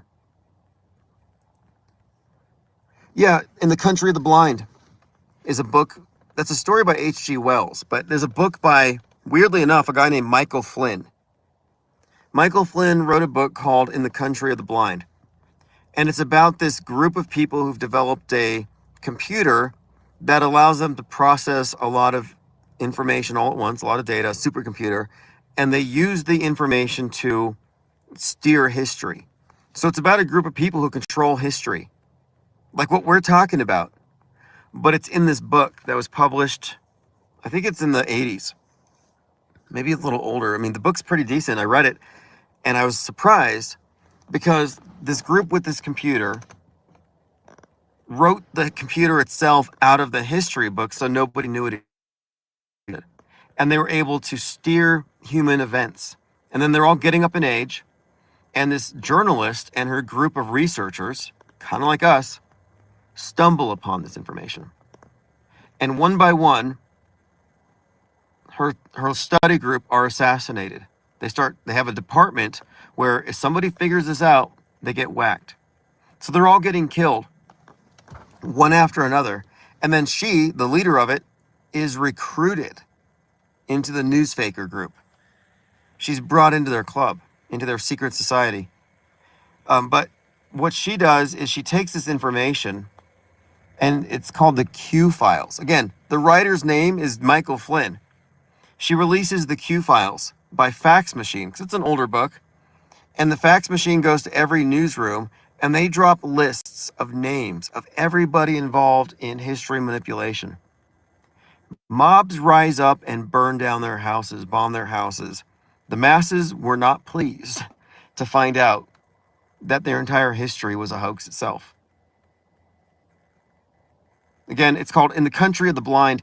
And the original cover, because I have the original book, the original cover has a guy with an eye patch on, and behind him is a mushroom cloud.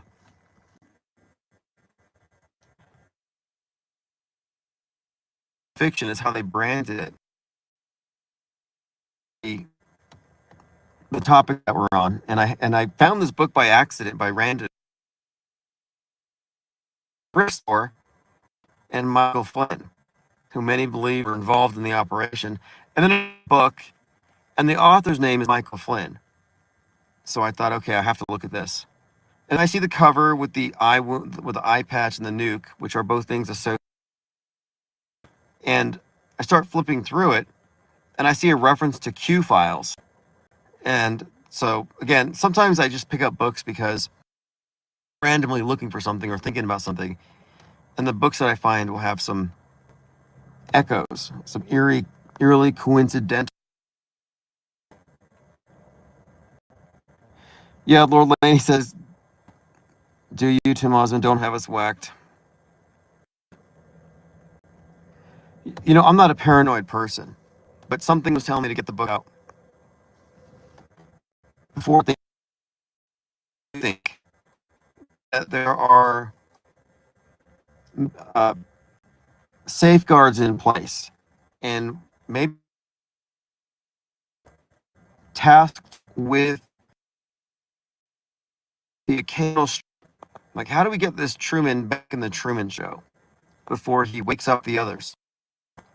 And I look at my own life, and if I look at it through a conspiratorial lens, I might get the idea that my life was tampered with, that certain individuals have been placed in my of throwing me off. I mean, it could just be life. You know, life is crazy. Insert any paranoia, but like it literally wouldn't shock me if certain people were actually government contractors pretending to be something. Shock me. But I don't think that what we're doing is really that much of a blip on the radar yet. So it probably is not true. I'm very skeptical about it. I'm not trying to promote something I can't prove, like a Tucker Carlson claiming that a demon got in his bed and scratched his back up, and he won't show us his scars. Pippi says new moon. Is it a new moon tonight? Is it really? I haven't been keeping track, and I had been following them. I don't believe in astrology, but I found this interesting book by Kiko, a Japanese astrologer, who had this idea that you could synchronize with the new moon and the full moon with your thoughts and intentions. And in some way, your spoken words or your thoughts under the new moon would somehow materialize by the full moon. I mean, astrology, strange stuff. But I read this book, and just as a matter of practice, I just started following along with the cycles of astrology-based changes in my life.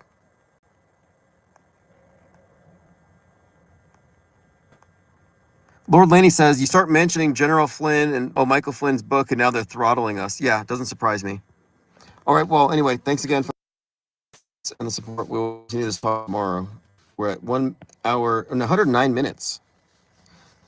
I'm glad the temperature is going down, because in the summer, we would be cut off average at 30 minutes. So my phone's today is 10/28, 2025, which would make it Bill Gates' birthday. Also the anniversary of the first Q drop, 10/28.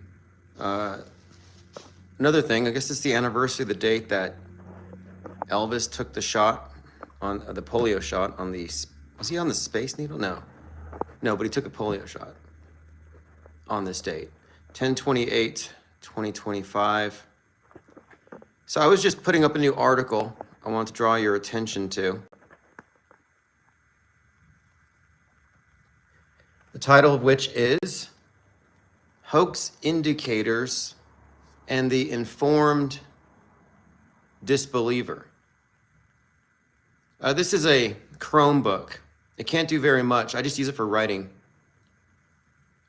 It's inadequate. I mean, it's actually so slow that my Grammarly doesn't pick up any of my spelling errors. So I had to update the blog. But if you're on my newsletter, you got this article this morning. It was prompted by someone who asked me for a list of hoax indicators. And I thought, we need to have a working list, and there's an explanation for why. So let's just go through it. The media skeptic doesn't automatically call reported news events fake. To refute a claim, one must have reasons to counter it.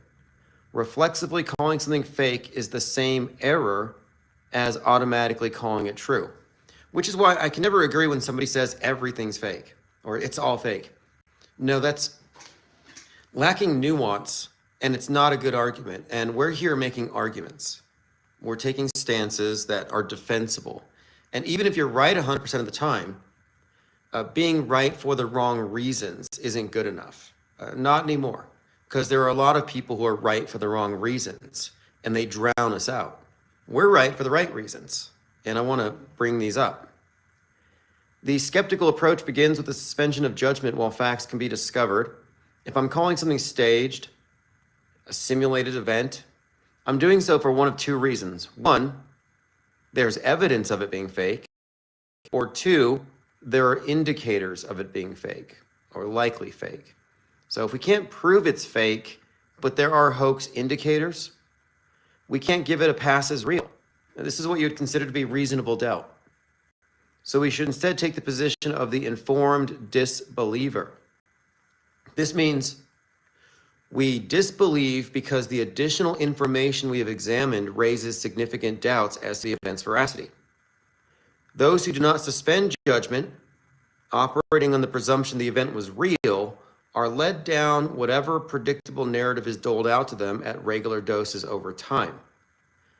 The news consumers are not being informed, but are rather being conformed to a pre-existing agenda.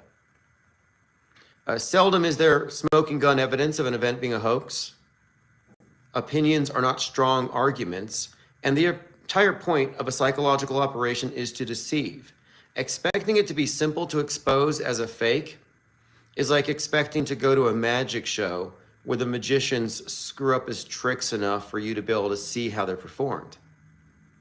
This is not a valid methodology for seeing through fake events. You can't say it looks fake to me, therefore it's fake. That's reason enough. No, it's actually not. And it may be for you, you may be right, but you're not right for the right reasons. Again, as video faking via generative AI improves, it will be increasingly difficult to rely solely on the visual elements to expose a staged event as such. So instead, we have to examine the wider media ecosystem for hoax indicators, such as 1, ready to implement political agendas. Real events tend not to have the problem, reaction, solution template attached. 2, crisis actors. Mass casualty simulations employ actors, as do simulated news events. These are characteristically exhibiting inappropriate emotions. Many are seemingly being coached in their testimony, and oftentimes their version of events are inconsistent with the official story. So for example, the witnesses at the CK event didn't really line up with what really happened. One of the persons they asked about it was smiling and giggling as she talked about the hole in Charlie's chest and how it bled out, gushing, and he fell forward onto his face. Well, none of us saw that. So how are we supposed to rely on an eyewitness whose account widely varies from the official story? That's suggestive of somebody with a script. What's up, Can-A-Man? Here is your blue wrench. 3, relevant concurrent programming in contemporaneous entertainment media. So you have concurrently released mainstream entertainment that mirrors the event. This would indicate the event was scheduled to occur at that time and would therefore not be a spontaneous occurrence. So case in point, the CK event, you had the Hulu release on the day of that matched it. And the subsequent episodes where the widow took over, the New Republicans mirrored Erica Widow's journey taking over TPUSA, and even being called into question as to whether or not she was involved or whether her grief was real. Yeah, that's right out of the TV show. So that means that the event itself would have been scheduled in advance, as was the TV show. It's not a spontaneously occurring event, just perfectly lining up. And if it's got any level of scripting, if it's scheduled in advance, well, then obviously it's not real. Concurrent drills. Now, this is a big one. A lot of the people who want to run to the it's all a coincidence explanation aren't able to explain how, in addition to having the entertainment propaganda mirroring it, the predictive and concurrent stuff, they have to explain the drills. How often do we see drills running alongside the event? Or, and the explanation used to be from Alex Jonestown, back when I was drinking the Kool-Aid there. The explanation was, it was a drill, and the drill went live. As if that makes any sense. The drill went live? Like, what does that even mean? They said that after the London bombing, because as the bombing was occurring, there were drills going on. And the bombings happened in the same places where they were doing literal bomb drills. The same exact tunnels. So again, can you write that off as coincidence? I don't think so. 5, celebrity involvement in an event is a good indicator it's an influence operation. This is a reoccurring theme. Celebrity involvement, celebrity endorsements, that's kind of an indicator. I mean, these are all things to be considered. Number 6, does the shooter reference other questionable shootings? So if you have a litany of fake shootings you've examined, and the latest shooter says, I was inspired by this guy and that guy, shout out to Adam Lanza, shout out to Nick Cruz. Well, then they exist in a fiction, very similar to Marvel Comics, where it's like the real world, but you have all these additional characters that populate it, and they exist in the same universe so they can reference each other. That's what we're talking about. So if a shooter references other questionable shootings, and does the shooter fit a predictable stereotype targeted at striking fear into a target demographic? For example, the 4chan radicalized neo-Nazi shooters with bowl cuts frighten the political left. The right doesn't react to shootings unless the shooter's left-wing, non-binary, and targeting Christian schools. Like most psyops, as we'll get into here, there's this interpretation where they both agree it's real, but they both blame the other. Thank you, Copaesthetic. He brought in 5 titanium blue wrenches. One goes to AJ206. One goes to Van Kiersblick, Elephant Tusks, Flatlander, Montgomery, and Evolvement. Just make sure you go out and check your front porch. It's a blue titanium wrench, should have a bow on it, has IPS etched into it. 7, deviations from standard protocol with law enforcement and emergency response personnel. If the crime scene is treated more like a movie scene, that should raise doubts. Like, no crime scene tape, no EMTs, they just throw the body in the back of an SUV like a sack of potatoes. Yeah, that's a deviation from standard protocol. Or they cement over the location of the shooting. It's like, if it's not a crime scene, then, that makes sense. But this is an assassination. You think you'd want to know where the guy was sitting when he was shot. But no, they used the chair so one guy could grab the SD card out of a camera. I'm talking about the CK thing. Number 8, does the event unfold according to a predictable template?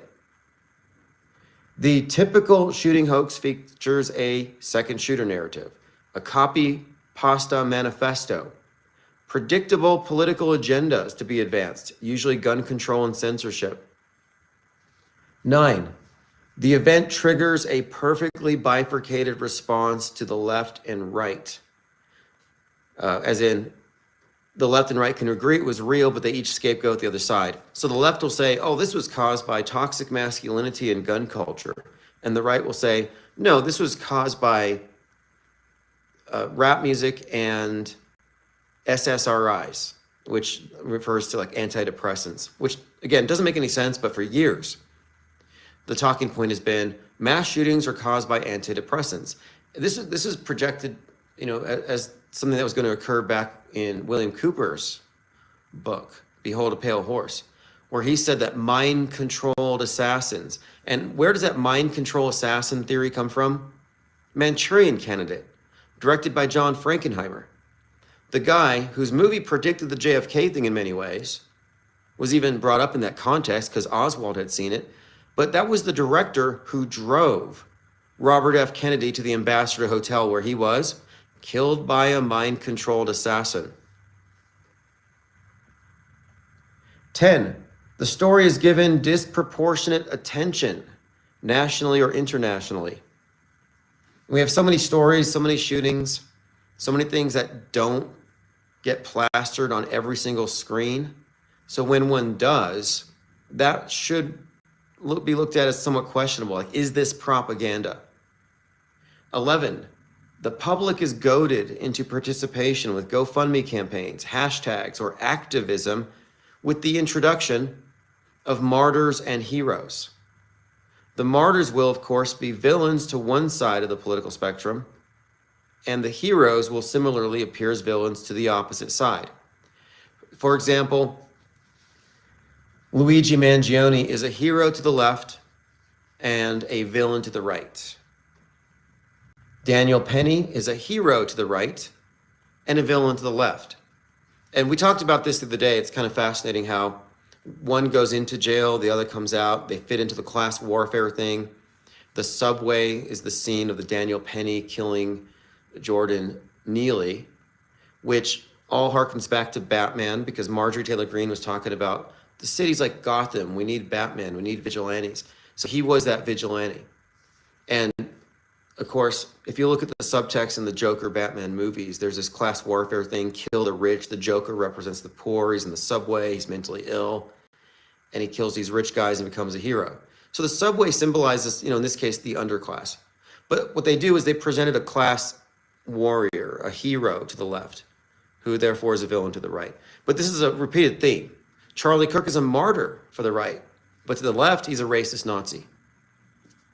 George Floyd is a terrible man who put a gun to the belly of a pregnant woman and died of fentanyl. So he's deplorable to the right. But to the left, he's a victim of systemic racism. And his death revealed something that the nation needs to confront.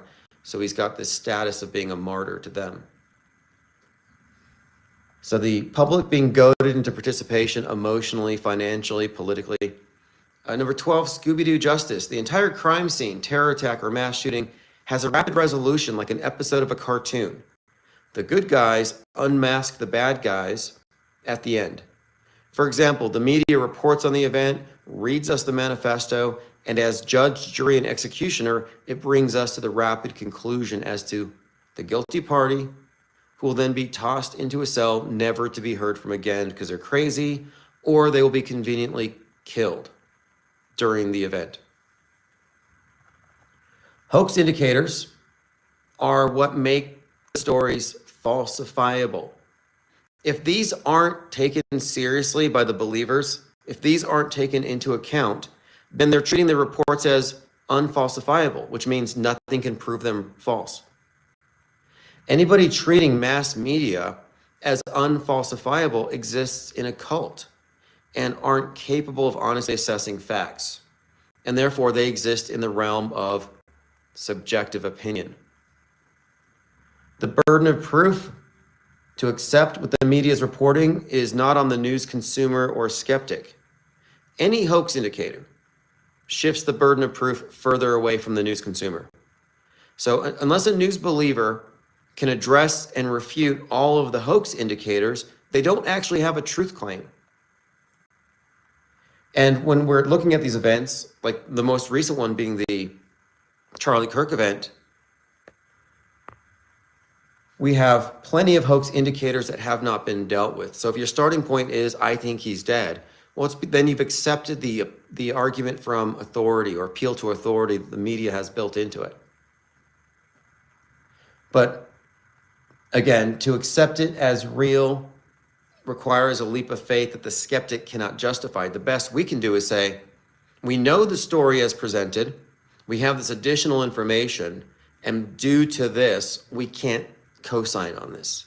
We're going to have to be in the position of informed disbeliever. And I think it's important to weigh the two.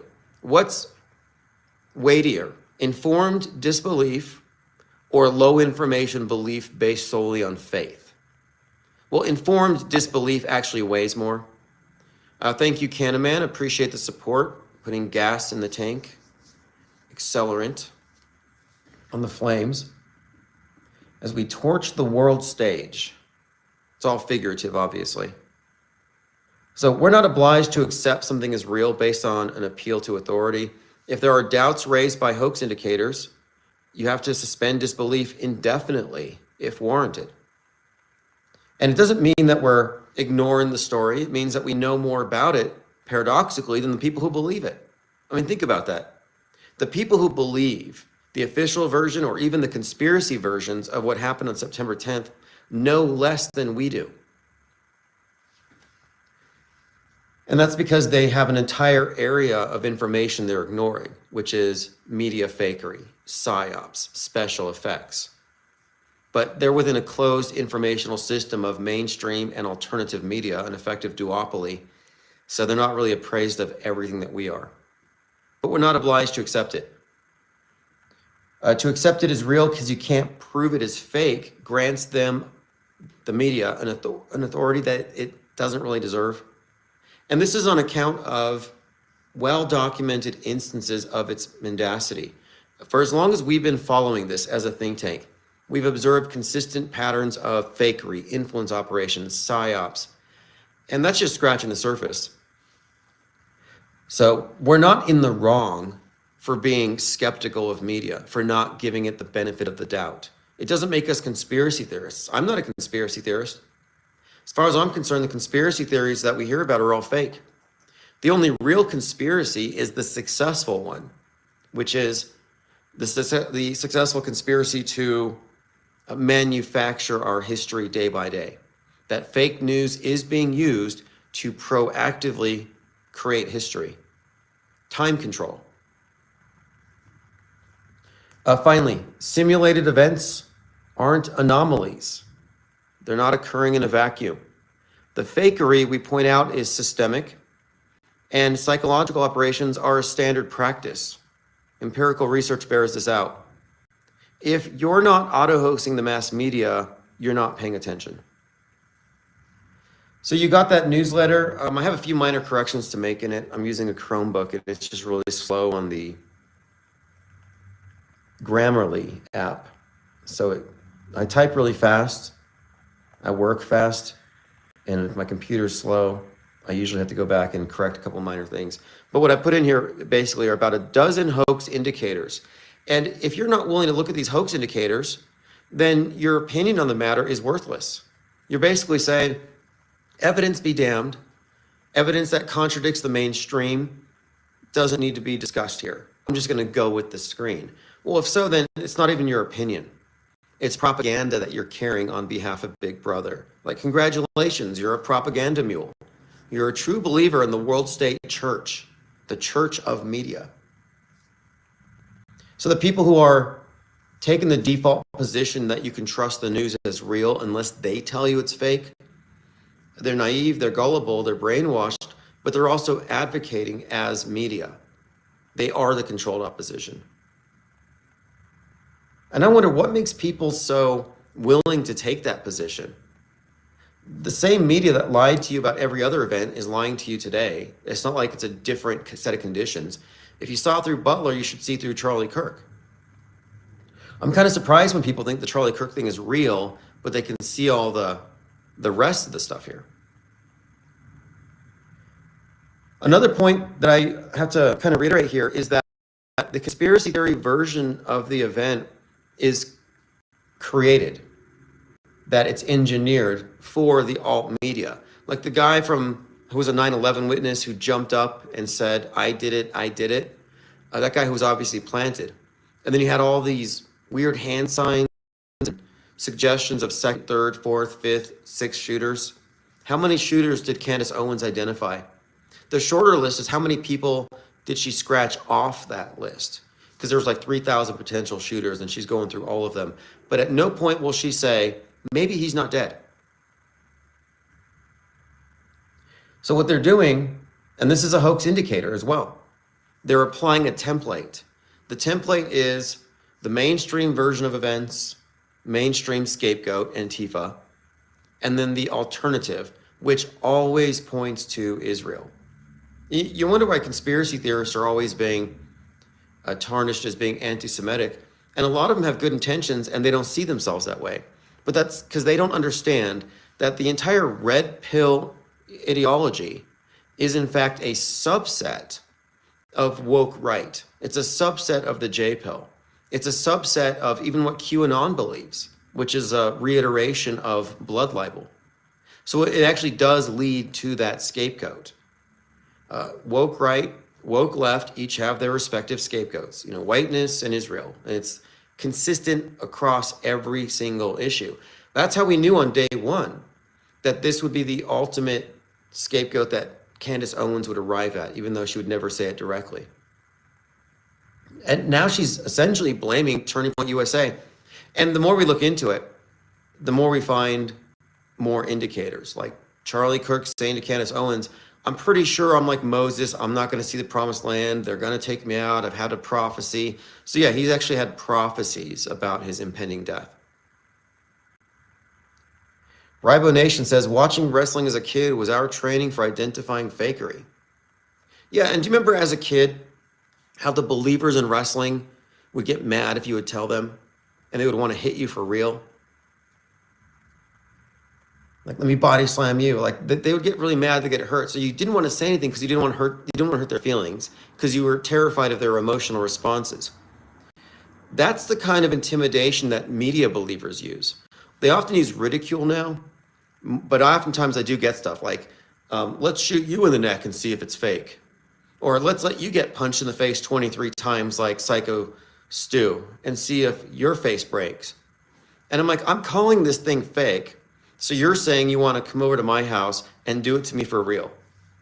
I'm like, yeah. I'm like, okay, you're a mainstream media fundamentalist and you will commit acts of like holy war. Like, oh, I don't believe your religion, so you're going to come stone me. And they treat it that way. It's completely emotional. And I think that's part of, I think the explanation for their emotionality is that part of how they're sold into the story is their emotions catch them. So they're emotionally enraptured by the story. So you go in there to tell them it's fake, you tap that emotion. So if they were sad when they experience the story and you call it fake, they cry. If they were enraged by the story, you tell them it's fake, they get enraged. I've done it. I've made people cry. Remember Craig from Fight the Flat Earth? I made him cry on a live stream once the Challenger explosion was fake. He basically reverted back to that little child in school who watched the astronauts blowing up on TV. When I said the subway stabbing was fake, I had angry, indignant right-wingers essentially telling me that I was someone who deserved that to happen to me. Like, okay. But I'm not emotionally attached to any of this stuff. I'm completely dispassionate. I tend to view what we do here as a form of anthropology, and we're like aliens.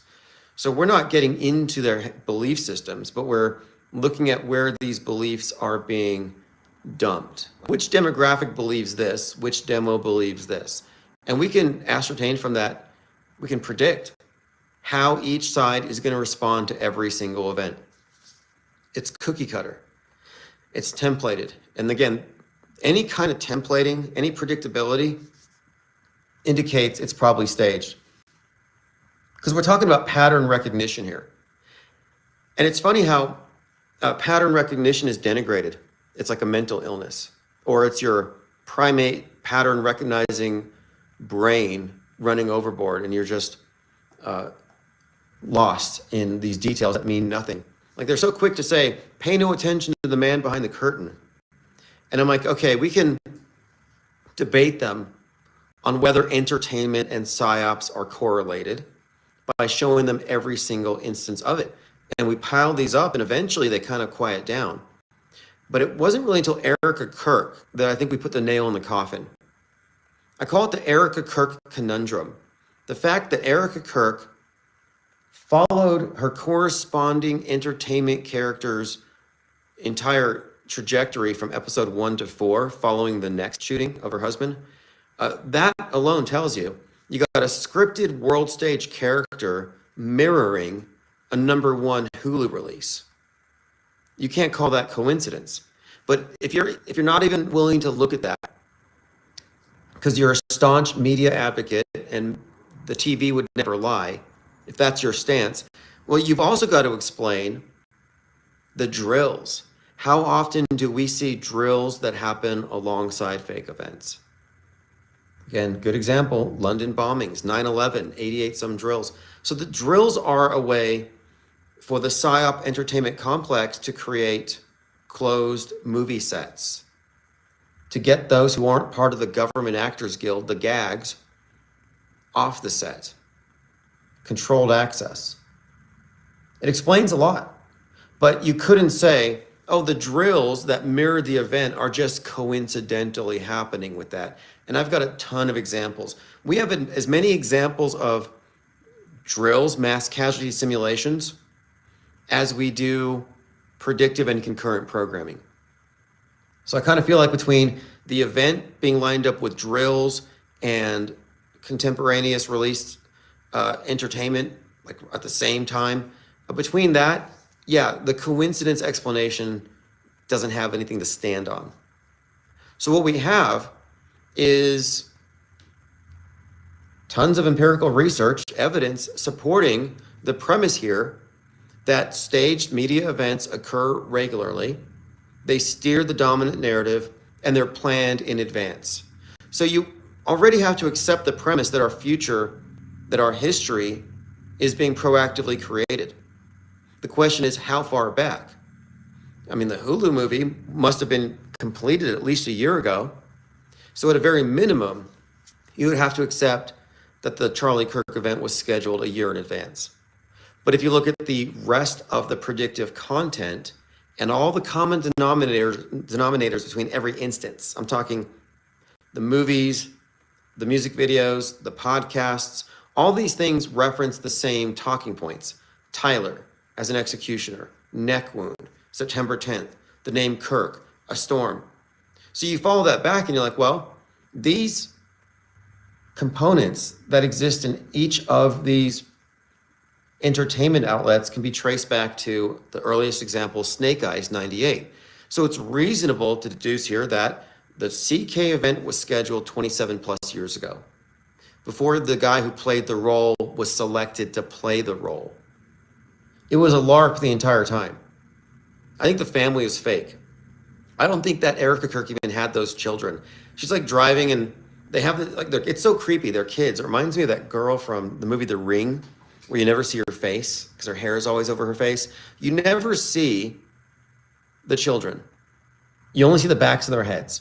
And I understand security and protecting their identities and stuff, but it just gets to be a little weird because the kids are always facing away, like it's normal. And so there's this new video where Erica Kirk is driving. The kid doesn't even appear to be in a car seat. And she's looking out the window and she's chanting, Charlie Kirk, Charlie Kirk. I'm like, oh, that's interesting. Like, I remember when I was 2, calling my father by his first and last name. Yeah, sure. It just all looks so manufactured and a lot of people are noticing. Another thing that flies in the face of this all being coincidence is how many of these various instances of this content we can point to was delivered by the principal actors themselves. They're actually involved in it. And how many times did Kirk foreshadow his own death? He had a little prophecy about it. Anyway, we've got a list a mile long for that particular event of hoax indicators. So again, if you're going to say it's real, I'm going to have to push it back on you and say, well, the burden of proof was never met by media, nor alternative media and their speculation. So if you're going to say it's real and you're going to put your intellectual integrity on the line here Address these hoax indicators. Check them off, box by box. Explain away. Why no crime scene tape? Why no EMTs? Why did they disturb the crime scene? What about the rapidity with which he was autopsied, funeral homed, and then put on display on 9/11?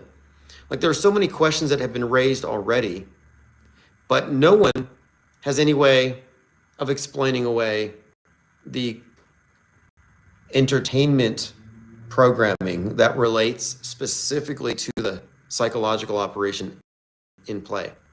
That again, that is proof positive that the thing was scheduled in advance. It was not spontaneous. But we got a long list, as we do for many events.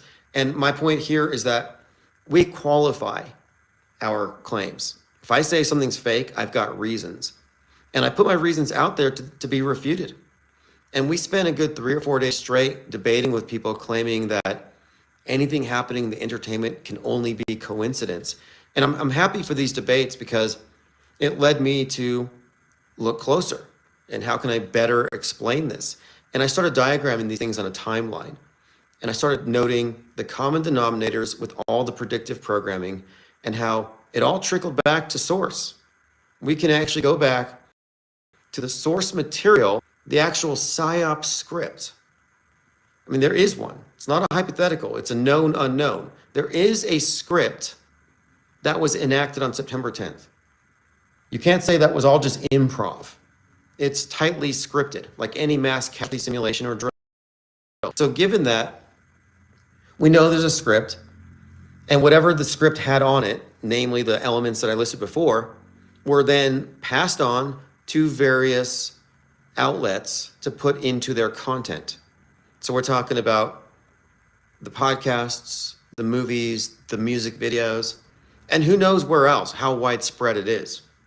But the damning instances of entertainment programming that relate to the PSYOPs, the stuff that you can't wave away with cherry picking, selectivity bias, Texas sharpshooter fallacy, which aren't really good arguments now.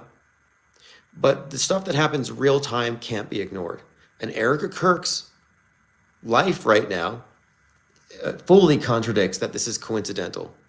So I'm really happy for this latest event because we can move on now. Now we can talk about finding the timelines associated with each event, the directors involved, and we can really get into the point of deconstructing these PSYOPs completely. What's up, PSYOP Sidecar? Thanks for joining. Linda Curtis says, CK was the youth's Freedom Tower. Yeah, you know, there was a movie that came out this year called Americana or some show where some guy gets shot on the left side of the neck, just like Kirk, same spot. So the spot on the neck is something that I would contend is on the script that's about 30 years old. How many times did we see that specific spot on the neck targeted? I mean, you got Charlie, you've got Charlie Kirkland in Snake Eyes, and the actress from Snake Eyes was in Heads of State 2025 as VP Elizabeth Kirk, who gets the same wound. You have the Hulu show Tempest, September 10th. The Charlie Kirk character gets the wound in the same spot, as does his widow in A Dream. So there's 5. You have Ryan Routh trying to stab himself. He tried to Kirk himself in a courtroom and squib all over the place with a pencil. And if you look at the courtroom illustration, same spot in the neck. In addition to all the neck references. And then you have this weird thing with Alejandro Kirk, the baseball player, who they describe something about being a pain in the neck, and they show them dumping Gatorade on him and the liquid's like jutting out of the same part of the neck. Like, it's all getting really kind of immersive here and repetitive. But these repeated elements are what I'm referencing, like the storm or the date or the name Tyler, as being consistent all across the board. Just suggestive of a singular source. Jamarian May says, I should start a blues band that writes songs about psyops and reality manipulation called the Blues Benders. Well, I've been using the phrase history benders. And because what we're really talking about here are pre-scheduled, completely simulated events that become part of our shared history, our collectively agreed upon history. And it should be a scandal. I mean, this is a conspiracy that's successful. It works. It's an ongoing thing. It's shows that entertainment is a part of government, that bread and circuses is a real thing. But the new development, and what I'm really focusing on here, is trying to ascertain how far in advance things are being planned. In the 1968 play Newsbenders, it was 5 years. 5 years in advance they're writing the news. And what we're finding, and again, we're just looking at what is observable. This is just our research of media as it's being broadcast, and as the psyops come out, there's this relationship between entertainment and these events. So the entertainment stuff actually gives away how far back the source content would be for that fake event. So are you telling me that they're planning the news 30 years in advance? Yes. Maybe asking, may balk at that. But I would say, what's so difficult or controversial about saying the news is planned in advance 30 years? When for any psyop to be performed successfully, it's got to be scheduled in advance. And if the end result of a psyop is news, and if fake news becomes fake history, then yes, we've already made the case that our history is being created proactively. We've already made the case. It's already true. We know it to be true. We can stand on that. We don't need a debate with people who are stuck in like 2002, still trying to process the eerie coincidences in the media as something that must be the result of a higher power than man. There's no intentionality in this. No, it's entirely intentional. Linda Curtis, whole government shutdown is planned way in advance, 42 lights out. Yeah, and the 42 million people having their EBT cards cut. Jamarian May says, I feel like we are in an Atlas Shrugged type of world with companies self-sabotaging for the planned reset. Yeah, didn't we have an Atlas comet, like C19 before 2020?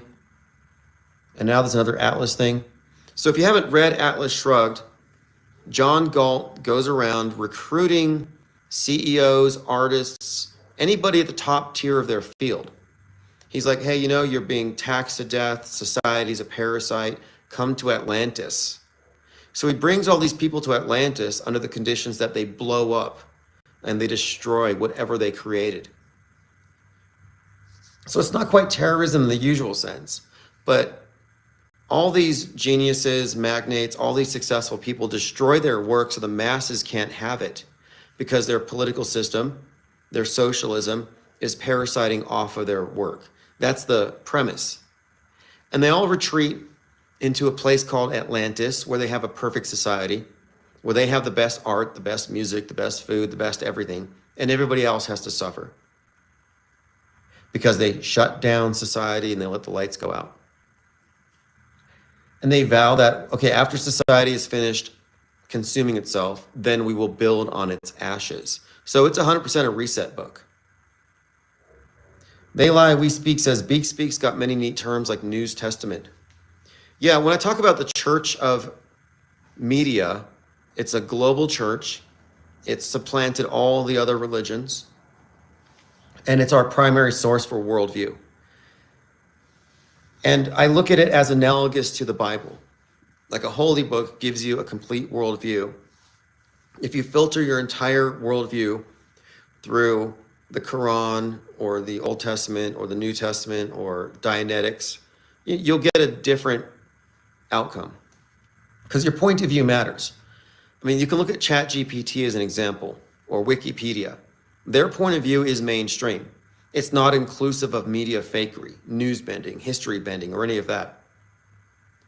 So you talk to somebody who has an off-world stage perspective and they're aware of these things, you're going to get a different output for whatever prompt you give them, whatever question you ask. So point of view is a key thing here. And our collective point of view is routed through the mainstream mediation, the news primarily, what we think of as news. But news and media, or in general, like entertainment media, it exists within an echo chamber. But there is this analogy here where you could look at history as the Old Testament. How we got here, even our cosmology, Big Bang, how we got here, evolution, history, to the point where it became modern media. So modern media is where history leaves off. And it's about the now, like the living Bible. It's about what's now and what's to come. And you read it today for guidance about the world today. There's this relationship with the New Testament that is fundamentally different than those who, than the Old Testament. And similarly, you got history and news. So I've been referring to the news as the News Testament. The News Testament, it is the appeal to authority that the believers refer to when they tell you that I have the truth, you don't. You're a heretic. You're an alternative media heathen. And when you look at how people process media, they process it as a belief system with pundits, with priests, with a great deal of faith. So in many ways, I would say that it is in fact a religion. It's a state, it's the religion which is essentially the state church. So yes, News Testament. And I've gone through this analogy in Secret Religion of the Elite, where I go into detail about the various components of our modern worldview and how they're actually just reiterations, syncretic versions mixed with science fiction of older myths, like climate change and the flood that it's going to bring has a basis, if you look at the iconography, the symbolism, in Noah's flood. But instead of God getting mad at wickedness, it's Gaia getting mad at our carbon footprints. And who's there to constantly warn us about the floods? And nobody listens to them. And because of that, we're all going to be submerged, except for those who get in the space arcs. Noah. And Noah's symbol is the dove. You look at the bird over the water. It's a organization, the National Oceanic and Atmospheric Administration, or NOAA. So isn't it interesting that NOAA is warning us of the flood? It has their weather satellite, like the angel warning Noah. And it also plays into this idea, of course, of wickedness and sin being redefined as the carbon footprint, or your pollution. Your pollution is like your sin. It angers Gaia. And it's also very partisan, and it falls along the same lines as the perspectives on the virus and the vax, which I would say this is a new iteration that divides society into the saved and the unsaved, the vaxxed and the unvaxxed. And you'll notice the unvaxxed are the same ones who don't mind their carbon footprint. And that's because the carbon footprint and the virus are new iterations of sin, whereas the right still adheres to the traditional versions of sin. Jamarian May says, any thoughts on those bizarre murals at the Denver airport? Yeah, the Denver airport's interesting. Isn't it the Illuminati headquarters? They play into it. And they've got that blue horse out front, Lucifer. Now, I don't know if Lucifer killed the maker, but the guy was here in New Mexico. He was a sculptor, and he died when one of his sculptures fell on him. I don't know if it was Lucifer that killed him. Dark Ghost Wind says, what do you think of germ theory? I don't know. I try to stray away from the popular debates that frame people into anti and pro. But what I am saying here is that we were introduced in 2020 to a construct that was religious, not scientific. And it was specifically designed to have the believers in the church of media, the saved, and then those who are anti-media, those who are opposing the mainstream version of events, could then be branded unsaved outside the church. And they created this perfect split down the middle, which we saw, where they want each side quarantining from the other. But it goes down the line, you see, because the traditional valued right and the progressive left are split down the middle, where the right wants to quarantine from the left because of sin, which the left doesn't really acknowledge. The left wants to quarantine from the right because of the virus, which the right doesn't acknowledge. And these are in broad terms, but you can see this division is pretty clear. and it's intentionally created. This is why the right wing responds to satanic panics like Pizzagate and moral panics, why they want to pull their kids out of public schools. It's all about quarantine, mutual quarantine. We live in a perfect system. I think it's perfect what they've done. It's not like it's ever going to be reconciled or solved. This is the perpetual war. It's like a tug of war. Orwell wrote about it. And it maintains peace through war. War is peace. It's actually true. And I'm not convinced this is a bad thing. I'm really not. I'm really questioning whether this is just some sort of benevolent dictatorship, some kind of utopia, which is my conclusion based on the fact that they've switched from physical war to mind war. I mean, some people still fall for or still believe the premise set by media. I was listening to Calcified Lies, and he thinks Charlie Kirk was killed. And I don't have a problem with that. That's an interesting opinion. But I think that what we have as an advantage is that we've been looking at these things long enough to where we're not treating each one as a new thing, but a continuation of the same methodology. Like thinking that the next one is real, like maybe this shooting was real, because that used to be a talking point. Maybe it went real, maybe it went kinetic. That's like saying, well, maybe the next rocket that Elon Musk sends to space or the next moon landing will be real. If the previous one wasn't real, the next one's not going to be real. The special effects might get better. They're not using rear screen projection anymore. They got augmented virtual reality on the space station, but it still rests upon an edifice of real, and there's no break from that. Like there's a continuity of fakery. And so you have to look at the big picture, not just the event in isolation, but what came before and the entire context, the enclosed media ecosystem. I call it the forest of fakery.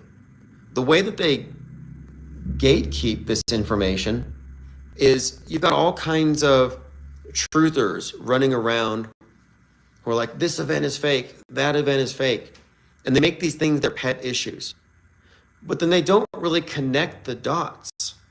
Like I was really surprised when Wolfgang Helbig and also I think another one who, there are a few others that were involved with the whole Sandy Hook thing, like Jim Fetzer, debunked this event to death. Like this whole school shooting is full of holes, it's all fake. And then Parkland comes along and they're both like, yeah, that was real.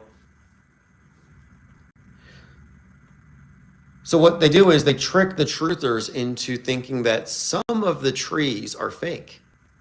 And these loudmouths with the megaphones and the big platforms with the red pills, they're going to tell you which ones are fake. And so they get you running around these fake trees trying to convince everybody it's fake. Meanwhile, you're distracted from the fact that every single tree in the forest is fake.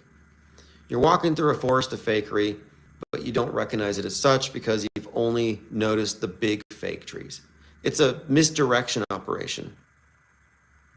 They lie, we see, says Perma Saiwar. Yes.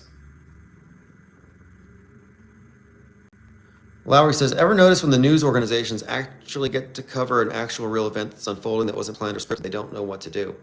Yeah, there's a qualitative difference. If it's a real event, it's like details are sparse. We don't know who did it. Killers on the loose. Unsolved. Like there was this murder of a tattoo artist downtown, vague story, no details. A year later, we find something about it. If it was a psyop, you would have had witnesses laughing at the screen. You would have known who did it that day, and some politician would have come out with some bill, some gun ban or something. They would have solved the crime for you before the episode of the news was over. That's a reference to 12, Scooby-Doo Justice. So like real crimes don't get solved in one episode.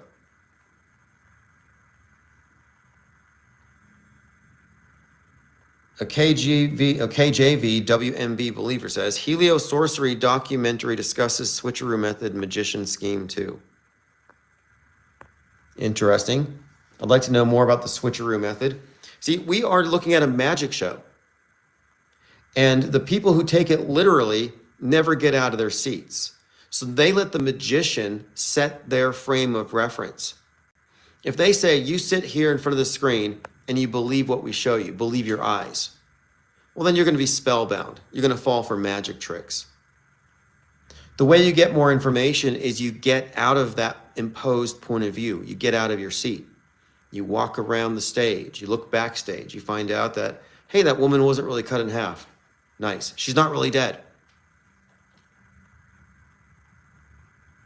So what we're talking about is we're non-believers because we have more information than the believers. So I don't think that you can make the case that a low information believer should be trusted over an informed disbeliever. And they're free to weigh their claims. Like, I'm going to weigh my feeling this was real against your claim it was fake. What additional information can you show me? And it's like, well, how much time do you have?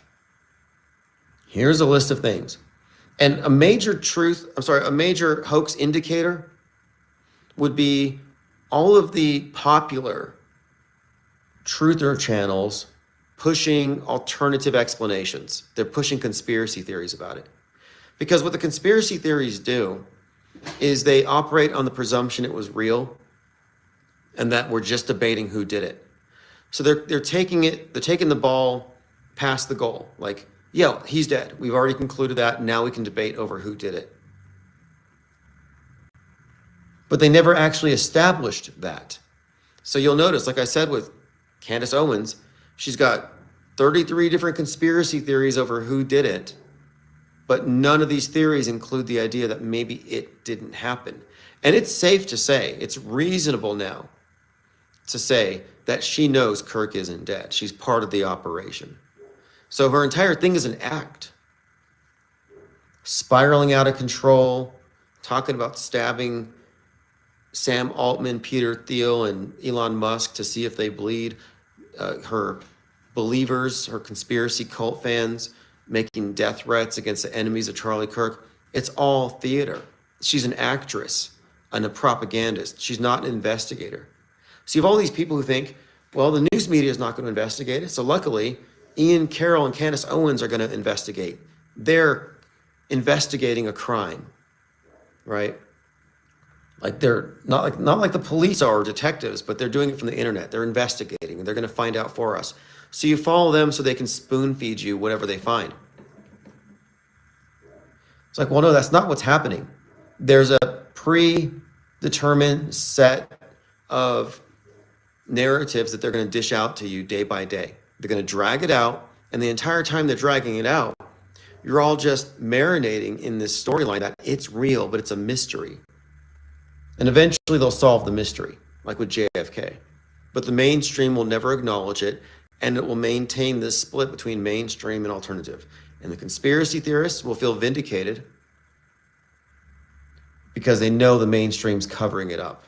So now they're the guys who are positioned to oppose them. This is how they engineered the whole conspiracy theorist culture. It's all inorganic. It is actually the controlled opposition. And so when you think about the term controlled opposition, it's not a handful of individuals. It's not content creators or influencers. No, it's the entire apparatus, including the subscribers, including the believers. Every person on Twitter mindlessly retweeting Candace Owens, they are controlled opposition. They're controlled opposition to the mainstream, as the mainstream is a controlled opposition to them. They're both controlled. And they're put into this dialectic by Big Brother, who triangulates between the two sides. Our perspective, which includes history bending and media fakery, does not have a platform on the world stage.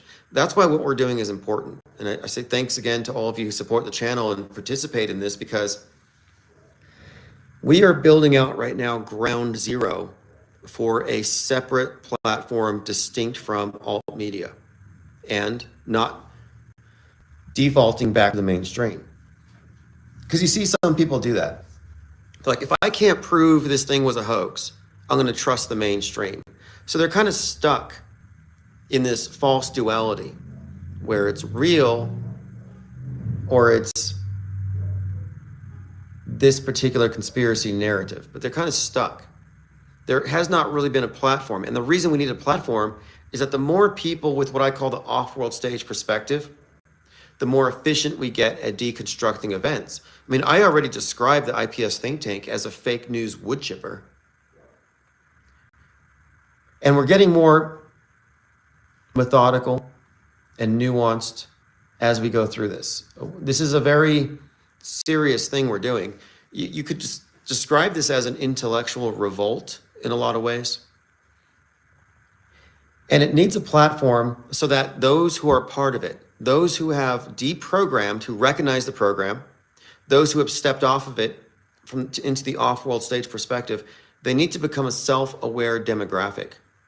We're not lining up behind shills. We're not lining up behind plants. We're not going to them because they're the alternative. We have to look at them as same team. You know, what's the difference when it comes to like looking at these media stories? They both agree on the big lie. Yeah, their opinions are different, but they agree on the big lie. So we do need a third branch of media. I call it off-world stage, and you can only get there by recognizing the world stage as such. If you don't recognize that you're within an optional model, then you're not deprogrammed. You're still in the Truman Show. And to be off the world stage is to recognize that the fake news accumulates and bends our history. So then you're in the recognition that the worldview that the consensus shares is subjective and it's not completely aligned with the real world. It has all kinds of augmentations.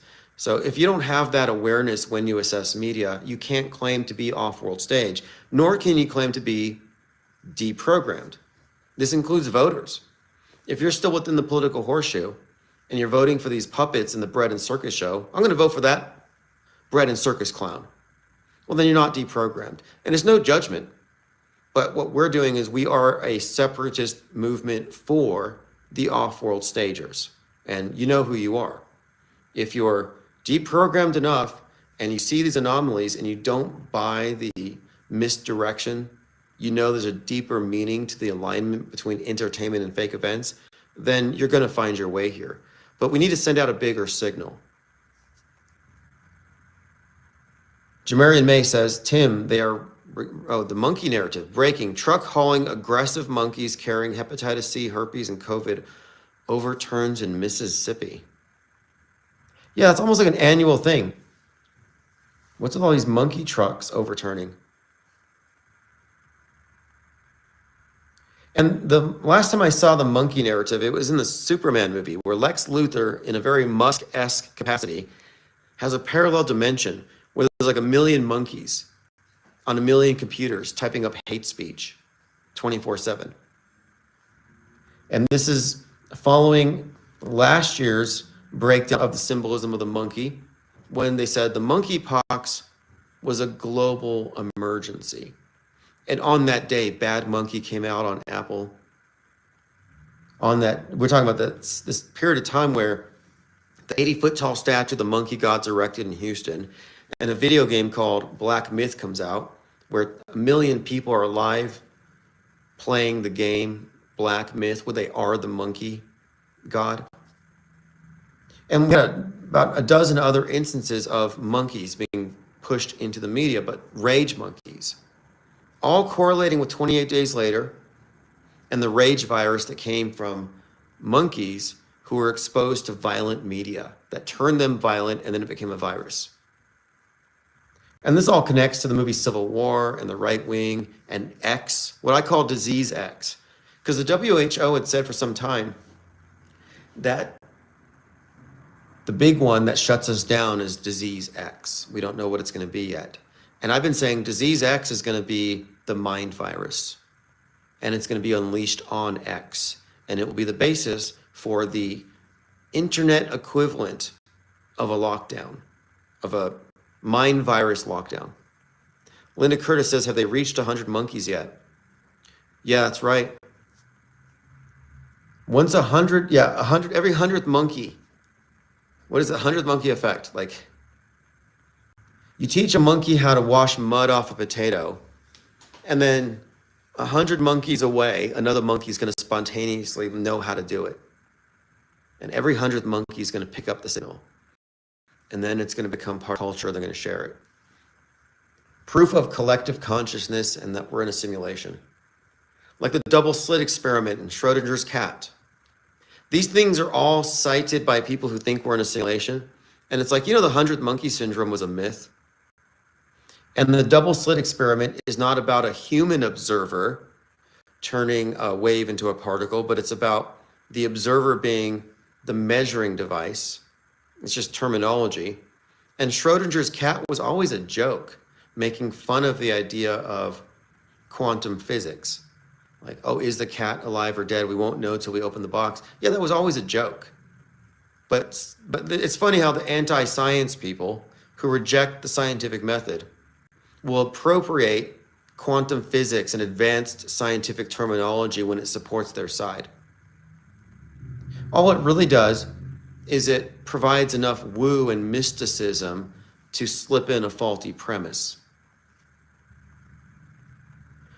And I do love the debates that we have because it gets, examining somebody's intentional intellectual dishonesty allows you to reverse engineer their arguments and find out, what tool are they employing. And one I came across recently is called the appeal to possibility fallacy, where someone had said to me repeatedly, okay, so you made the case, you think, that our history is being manufactured, and you're citing the relationship between fake events and entertainment. But I'm saying there's no intentionality there. Man couldn't do it. It has to be a sim. So we argue back and forth, and at the end of it, their argument was, well, you can't rule it out. It's possible it was all done by an egregore, by a simulation. And I remember thinking, wait a minute, I can't rule it out. Why not? Like, who says?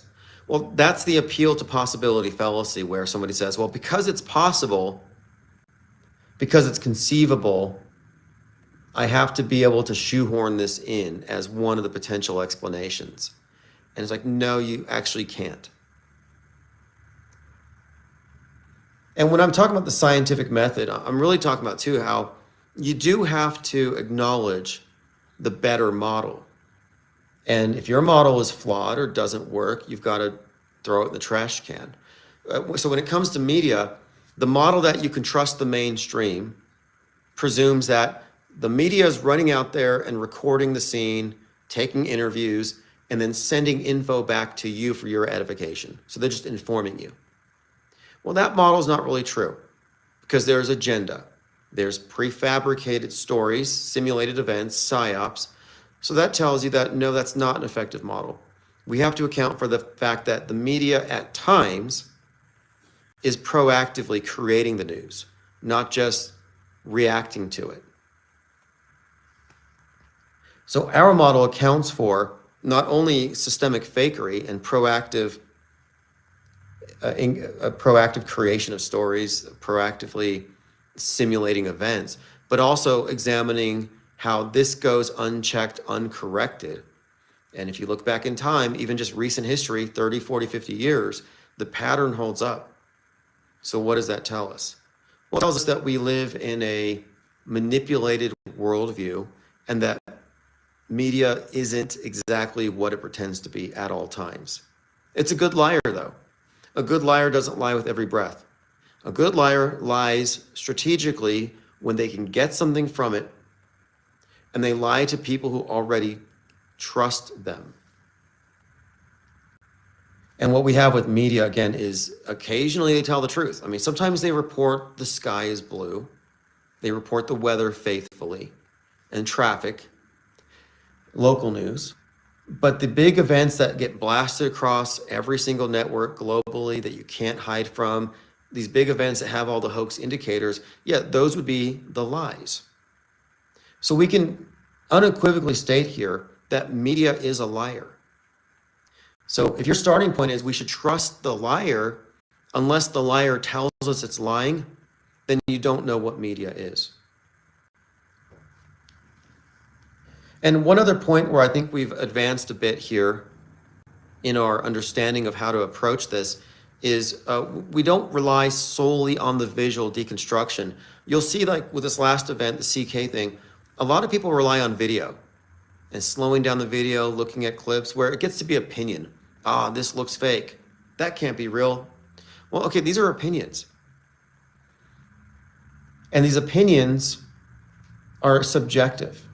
And we're not going to be able to rely on that or anybody's supposed expertise on video analysis when the video gets better. Andrea says, couldn't someone easily say we're guilty of appeal to possibility and when we assert stuff too? Well, no, because we're pointing at evidence. So what I'm pointing out is the concurrent release content in entertainment and the predictive stuff. And also the fact here is that we predict this content. I said, if the Charlie Kirk thing is fake, it's going to have these hallmarks of fakery, including real-time content blasted across the streaming services that coincidentally mirrors it. So no, we're pointing at evidence. The appeal to possibility comes when somebody has no evidence for their side. So like, you can't rule out that Bigfoot did it. Well, yeah, I can. Like, is it possible? Well, I mean, I guess if Bigfoot's real, maybe. But that's not an argument in favor of it.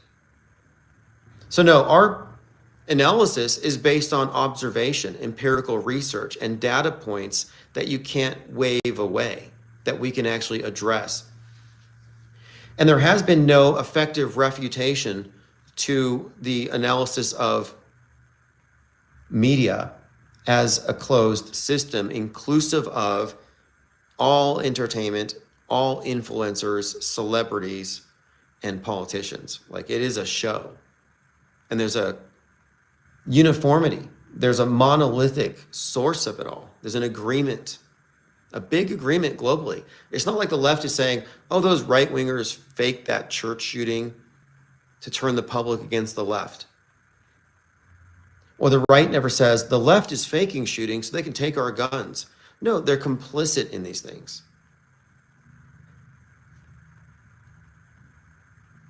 Another reason why you have to look at this holistically and on a timeline is that if you look at any event in isolation, if you look at it as one fake tree and you don't see the forest, you're not going to arrive at the correct answer. So like, there are people on the left who are accurately pointing out that Trump put ketchup on his ear. It was all fake.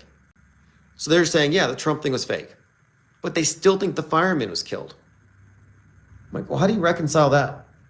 So their perspective is blinkered by the assumption that the mainstream media is still at war with one another at the top, left and right. But no, for these fake events to go through and get a pass, there's unanimous agreement on the essential reality of these things. But no, I'm happy to hear any refutations to what we're pointing out. And I'm not going off of appeals to possibility. We're going off of empirical research. The appeal to possibility is a very desperate thing. Like, please take my pet theory that this stuff is all caused by vibes of the universe inspiring Hollywood directors. Like, no, I don't have to take that as a possible option. Another example of it would be you're camping in the woods with some friends and you all hear noises outside. And one of your friends says, I believe in Bigfoot. It was probably Bigfoot. It's like, well, Bigfoot isn't in the realm of possibility. It's a squirrel, it's a hunter, it's a deer. But you can't insert something into the realm of possibility that hasn't been established as real. Like, you have to really be strict on this. You can't let somebody's feelings or their intuition be included as equally valid. Like low information belief, low information disbelief, those are both worthless. You can be an informed disbeliever or have enough information to know it's true. I think being a believer in media is like being a believer in a church. At least with the church, you have a reason to be a believer because you're not relying on physical evidence because it's something supernatural or spiritual. But when it comes to media, their job is to gather information. They shouldn't leave you with a gap where you're obliged to be faithful and trust them, especially because we know they're liars. J5 says Bigfoot is Dracula. I haven't heard that. You know, the Church of the Subgenius, which is this UFO cult, they believe that they are descended from Yeti blood. They call themselves Yeti kin. They believe that Bigfoot or Yeti are interdimensional beings, superior to us. And they just fade in and out. So that's why they're always blurry in photos.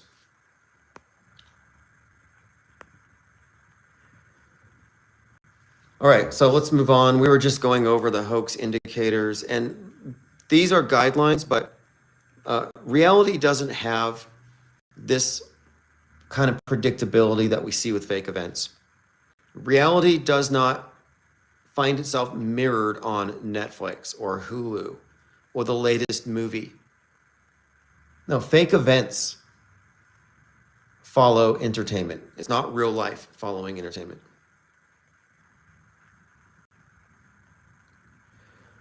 All right, so if you got the article, it's at ips.monster.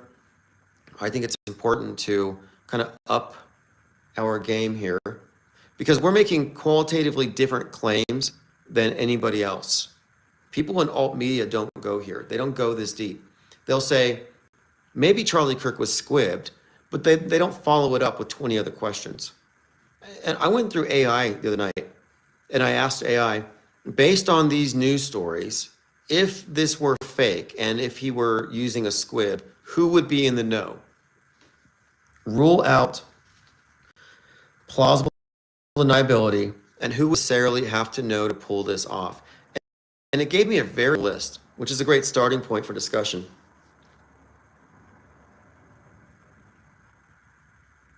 Like, if true, then what?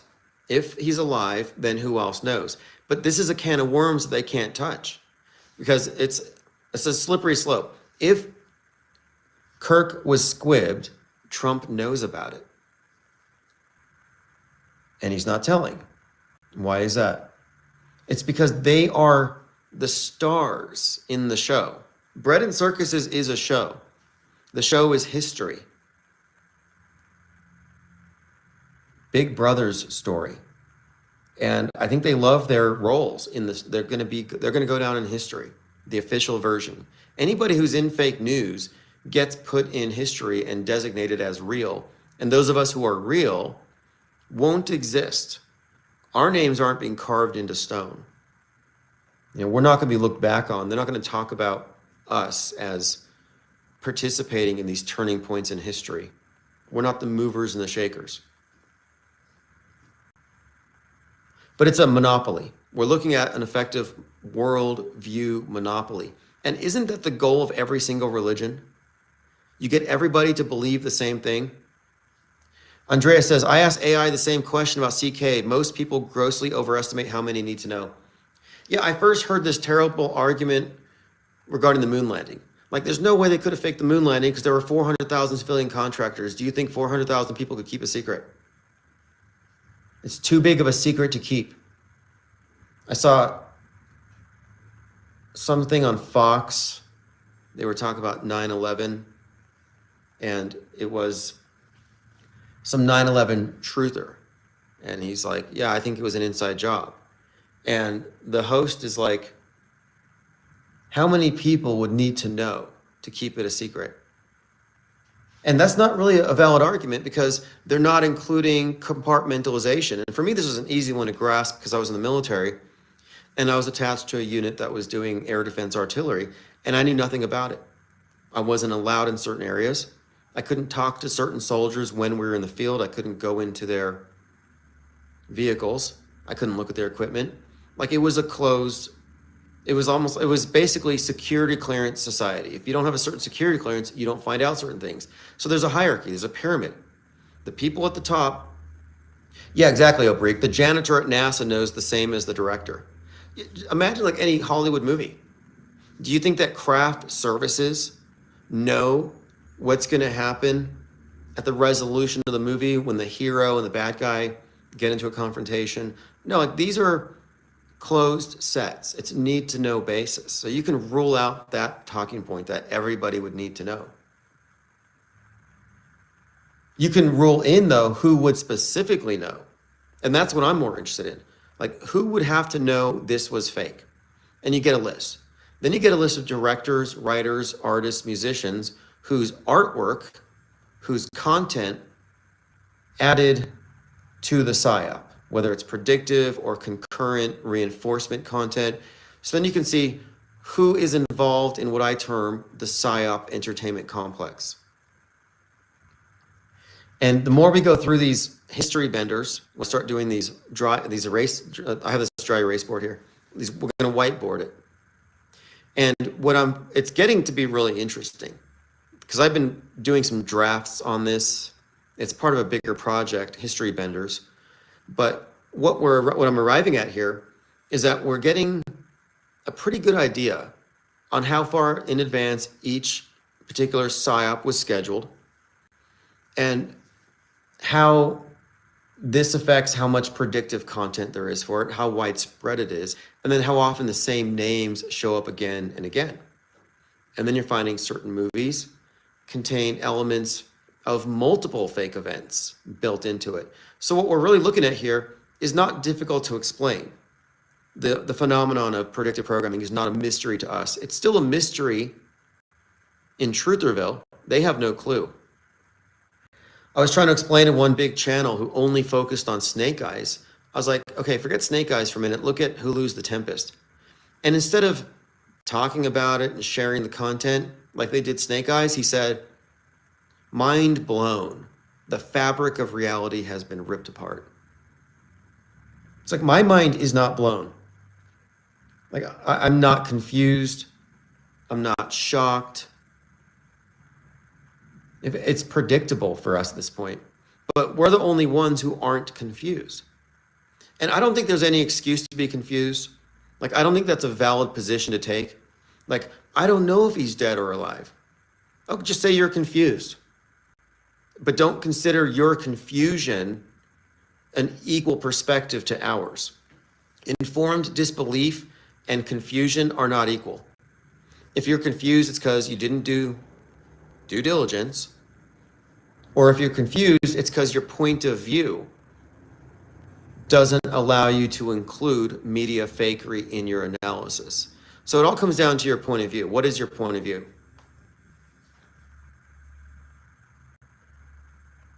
Frank Castle says, do you think the premise of anything is possible is a prerequisite? No, not anything is possible. That's not really true.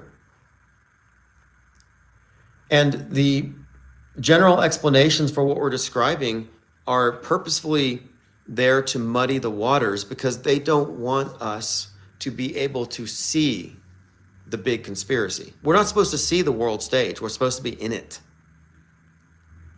The perspective of the off-world stage, the deprogrammed, isn't supposed to exist unless you have security clearances, unless you've been let in on it. So society is divided into the programmed, who are all misinformed, who are living along with the program and the fake history, not knowing about it. That's everybody. The programmers are a very small group compared to the masses. And I doubt very much that the programmers are let out of the box very much. It's not like they're let out of it. This is the Truman Show. Everything's manipulated. I don't think so. They don't have any whistleblowers for a reason. I would suggest that the people who are involved in media fakery are involved in very specialized areas. It's super compartmentalized. We are decompartmentalized because unlike the programmers and the programmed, we have a perspective that is inclusive of both and doesn't have any barriers. Like we're not only in or aware of fake terrorism or fake shootings. We're aware of the entire array of fake events and the long-term agenda inherent within it. And this is all out of the IPS think tank. There's no conspiracy theory channel out there that talks about our fake history being created proactively, but all the popular ones are talking about how our history in the past is really fake. There was a mud flood, there was Tartarians, there's a buried civilization. They'll talk about the past authoritatively. Like, oh, 500 years ago, this was true. 1,000 years ago, this was true. Or this is the real version of what happened 200 years ago. So they have their heads in the mud, but they're not recognizing that at some point, news becomes history. When do you think that is? Like, put a date on it. When does news become history? After 30 years? 40 years? 50 years? No, yesterday's news is history. It's not like the media ever goes back and says, you know, we got this wrong, or this was fake. They're never going to self-correct.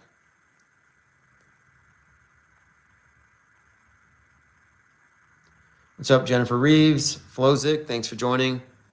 We got about 62 people in here. We're going to ramp this up. I'm going to get into an office, set up the 24/7 stream. We're going to get into a firm schedule. I have a lot of free time now.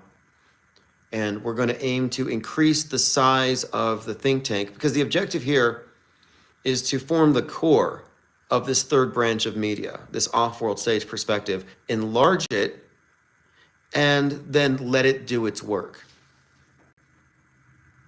And by what I mean by this is there is no pushback. There's no concerted pushback against any of the propagandists in alternative media. We don't have the numbers to do it right now, but we will. And they don't have any kind of refutation or defense. We're going to see it. It's going to be pretty clear. We've been confronting a lot of the guardrails. Like, what keeps people from the off-world stage perspective? What keeps them in the Truman Show? Well, primarily it's the guardrail that is covered in fake blood. If you're not willing to recognize atrocity propaganda, that's a magic show, not a snuff show or a snuff film.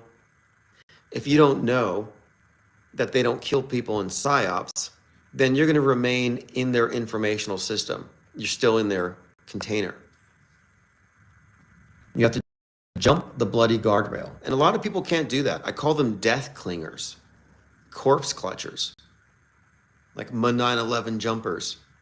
I used to debate these people. They're like, okay, I grant you that there was no planes and that no one died at the Pentagon, but there had to have been some jumpers. I'm like, why? Well, there's just so many people that couldn't have emptied it out. So I'm like, well, what about the drills? There were 88 drills that day, mass casualty simulations about planes hitting buildings. Don't you think they had the closed movie sets? They have the capability.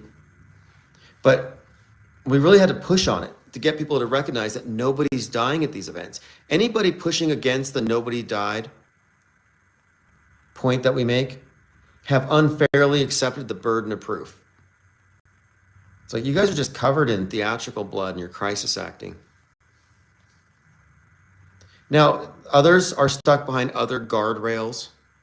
The ego is a big one, because you have to recognize that if you're a conspiracy theorist, a career conspiracy theorist, if you've been selling conspiracies for years, you're going to have to recognize that you were lost in the forest of fakery.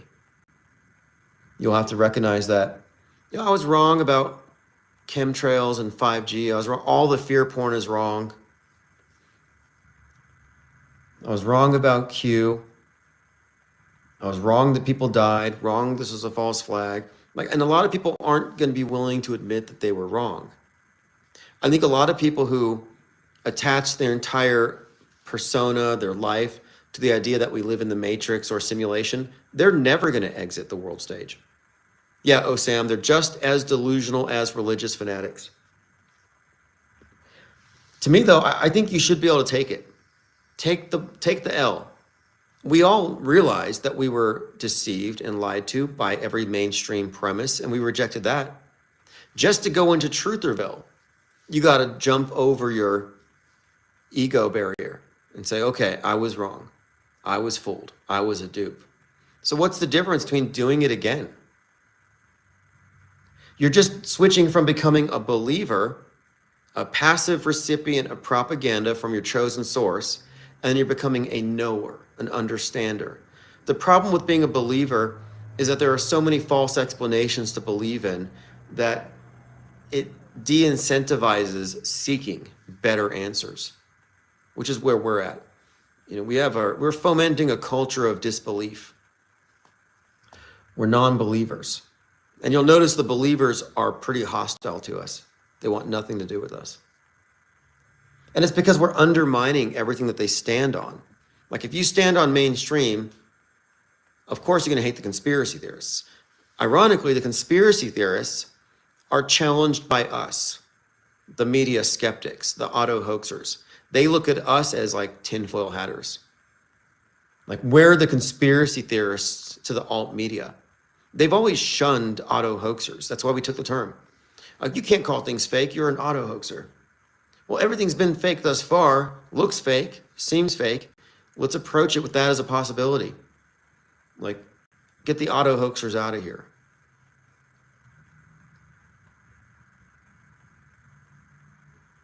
But yes, mainstream media advocates are delusional religious fanatics and propaganda mules, easily distracted, forever chasing the new shiny object, the current thing, content with a steady diet of breadcrumbs, and they're led down well-paved rabbit trails by obvious shills, and they think they're discovering new information.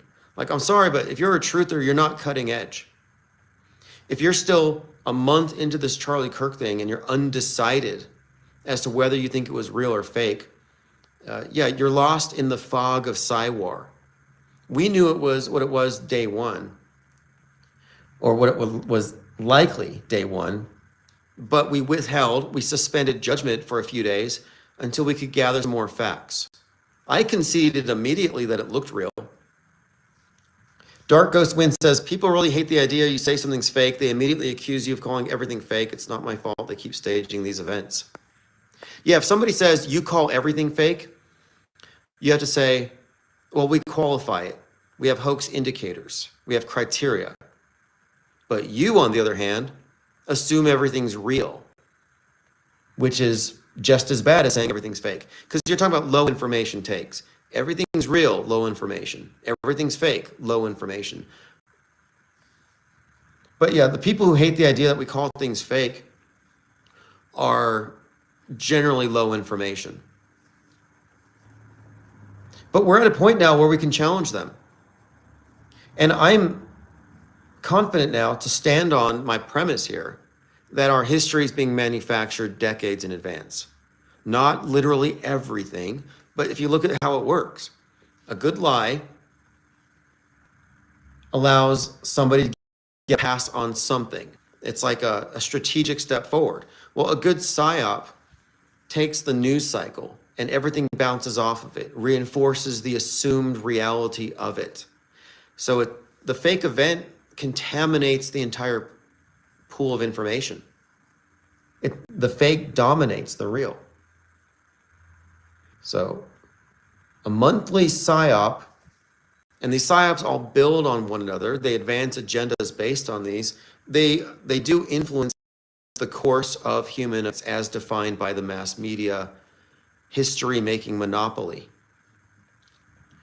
What's up, Mom with Sons? Thanks for joining.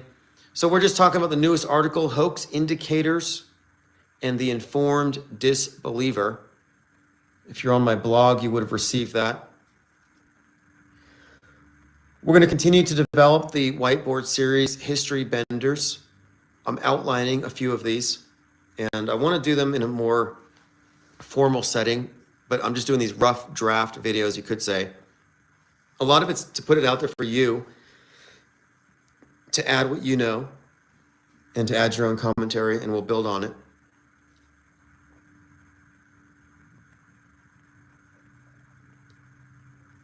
But look, mass media has long since lost its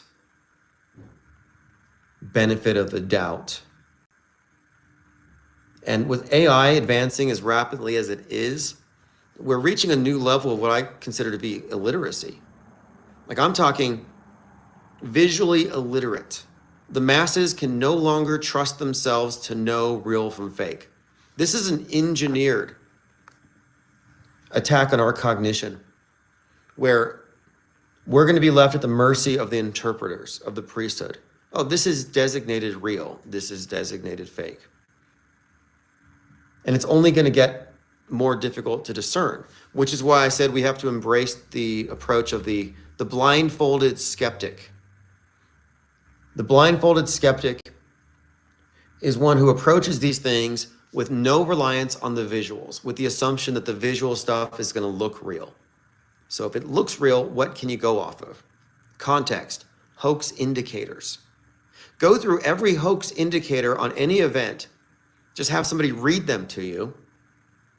And without looking at the event, you should be able to reasonably ascertain whether it was staged or not. Dr. Backasword says, I want to see if these crisis actors get some principles and blow the whistle on the fakery. I don't think so. Like, why would an undercover agent blow their own cover? Why would a person who's inserted into society with a fake persona ruin their own gig? These are good jobs, well compensated. There's so many sellouts among us, and I don't think they're difficult to find. I mean, we've seen this ourselves. The IPS think tank, we ran in circles in the first couple of years with a lot of people who had big channels who all happened to be offenders. They all happened to be pervs on parole.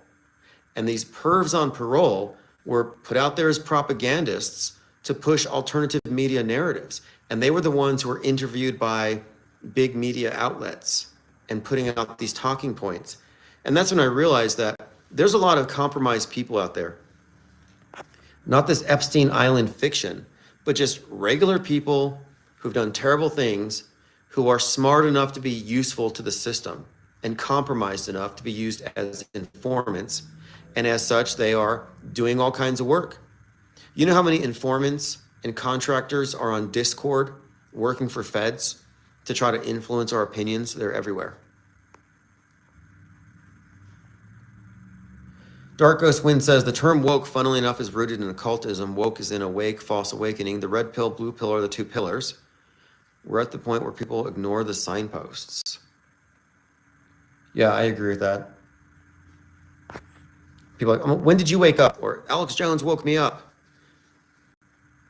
And they talk about it like they're awake. I'm like, what do you mean you're awake? So we're asleep, therefore, right? It's a false dichotomy. And the truth of it is, the woke, whether it's woke left or woke right or red pill woke, all of the wokes exist in a subset of the mainstream paradigm. So what that means is they're in a deeper level of programming. Like I would say the blue pill puts you to sleep, you're dreaming. The red pill turns your dream into a nightmare with a million things to be afraid of. You're in the end times now. Wokeism in general does that. Sense of urgency, that's why they're always shrill, that's why they're activists, because they feel like they have to save mankind from this oppressor. But the woke perspectives exist on the world stage within a subset of the mainstream. So it's in fact a deeper level of programming. So they're actually deeper in slumber, further from being awake. The only people who can claim to be awake are those who are cognizant of the program itself, the meta script, media fakery, and the long-term effects, who are no longer affected by the dream world of mass media psychological warfare. So I would say that, yeah, we are the only ones who could claim to have any kind of relative, quote, wokeness, but like everything, they appropriate terms, and they generally mean the opposite. But the off-world stage perspective is the point of view that I'm advocating for, and it really does establish that there is a point of view that doesn't accept the, quote, world stage as a valid model. I would liken the world stage to Plato's cave. That if you look at it as it's an analogous construct, but we live in a literal Plato's cave. And you notice the people who get mad at you when you call it fake? Yeah, those are the people who looked at the people who came back from exiting the cave and thought they were crazy.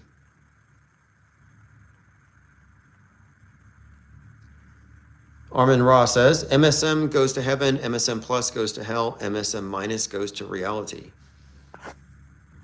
Yeah, I would say so.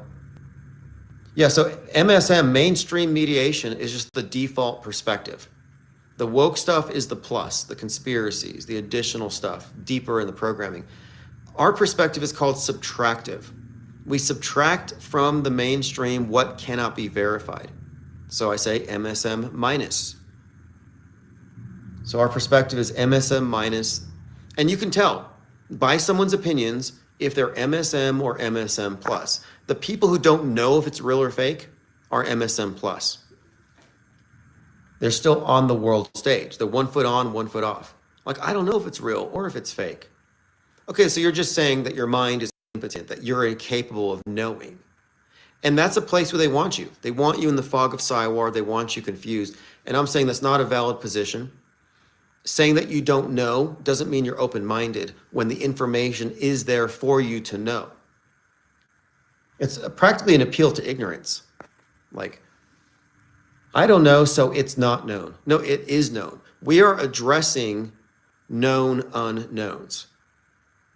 We're not chasing some conspiracy rabbit trail. We're actually examining the architecture of media and arriving at a conclusion as to what it is and what its purpose is. And it's not what people think.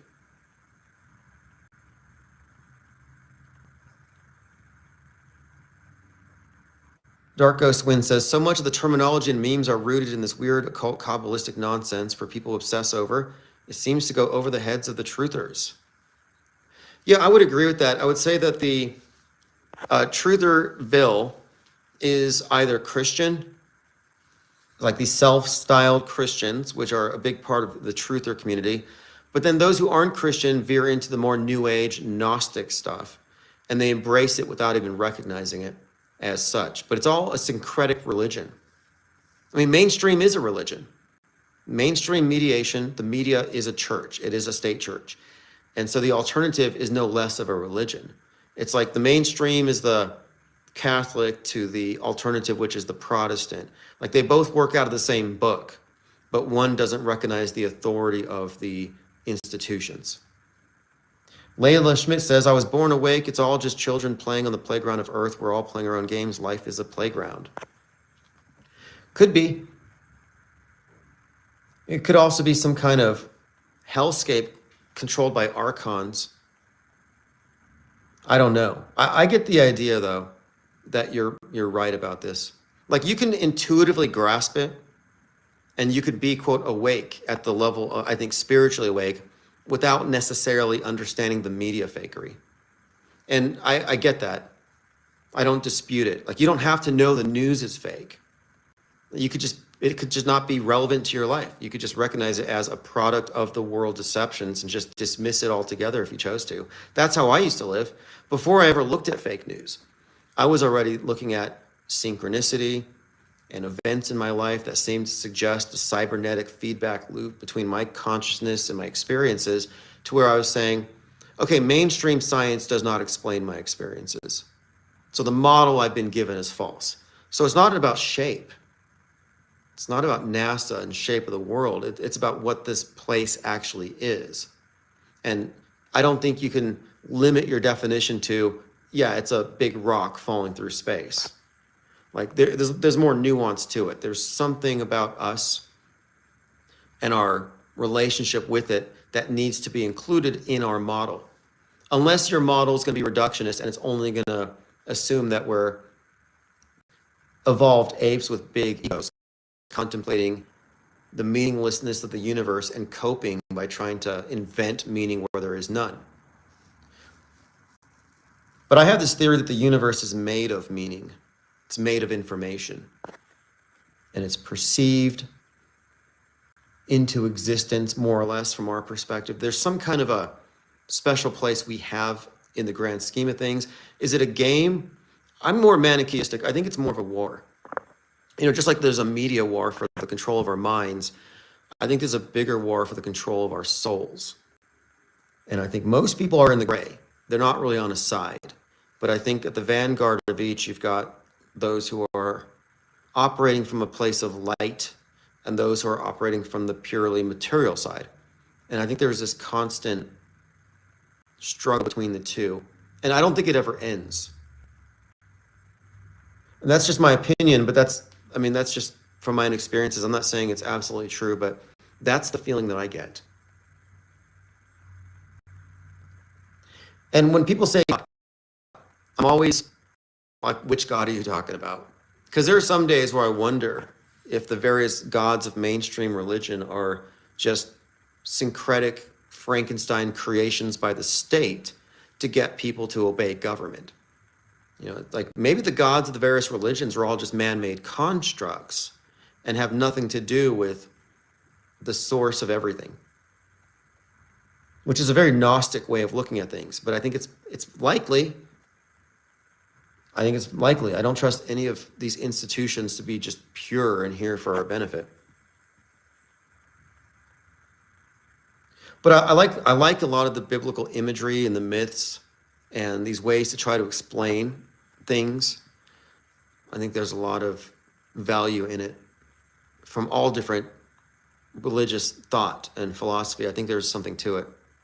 Lately, I've been really obsessed with Thelema and these modern Gnostic ideas about how we're not psychically integrated if we're operating solely from the ego, which is mostly a byproduct of the body, but that there's a transcendental part of us that has a awareness that isn't constrained by a earthly ego, but that yet is still part of us, just like your subconscious, and that there's a discipline or a process by which somebody over the course of their life can integrate. And I've had enough experiences, precognition, telepathy, synchronicity, intuition, intuitive insights that I used to think were the result of something external, God, the universe, angels, or something. But in the last few years, I've really come to see that these are actually just aspects of the human mind that have always been externalized by the authorities, so we don't integrate it. Like if you think you're hearing God and you're experiencing miracles, the last thing the power structure is going to want is for you to think that you're the source of it. No, they want you to go run to one of their churches so they can spiritually neuter you before you do something with it. Dark Ghost Wind says, the scripters have mastered this art. The stories are designed to be consumed within a day, forgotten in a week, and yet the message sticks in our subconscious. Well, Lean Dion pointed something out like a week ago that there are so many fake events happening that it's going to become increasingly easier to expose the concurrent programming. Like it's going to give away itself. We're looking at the underpinnings of fake events, and the more fake events there are, the more of a case we build up. All right, my phone's about to die.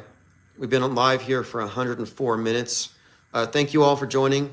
Subscribe at ips.monster. My objective is to get us into a studio within a month so we can get the 24/7 stream up and do nightly 3-hour call-in shows, which should be very productive. And when we do, we'll have a new body of content, including all this new history-bending stuff. All right, have a great evening. All right, we're about 9 minutes late. This is the Infinite Plane Saturn Day. I guess this is the return of open phones.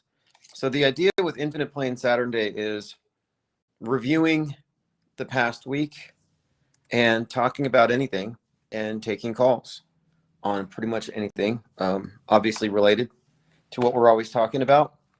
And I don't really have to put down any rules. I think we all know the guidelines here.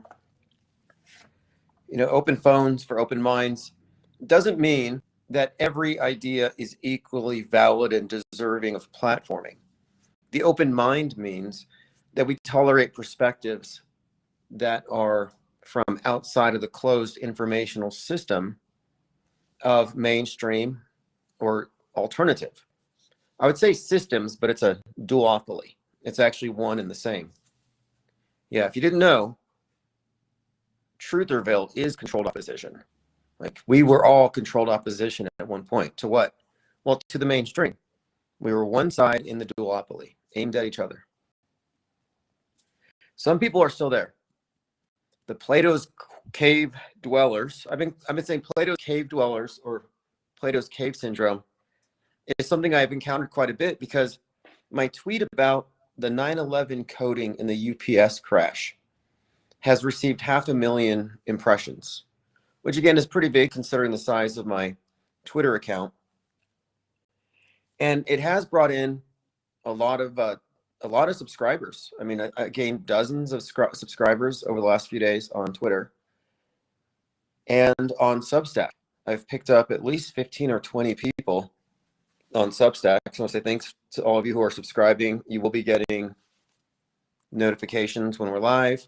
And I also resumed uploading archives. I uploaded 9 tracks. That's 11 hours and 9 minutes, mostly of me monologuing, except for a brief call with Kevin Mooring, who called to tell us about the exploding car in the Bronx that injured firefighters and how that too seemed 9/11-y. Well, throw in the grounded flights, the white powder. If you didn't know, I mean, if you didn't follow it, the day Cheney died, there was a sequence of events, and he died on 11/3, which of course is the day the One World Trade Tower opened that replaced the twins. But after he died, it just seemed like it was 9/11 all over again. Like we had a flashback collectively.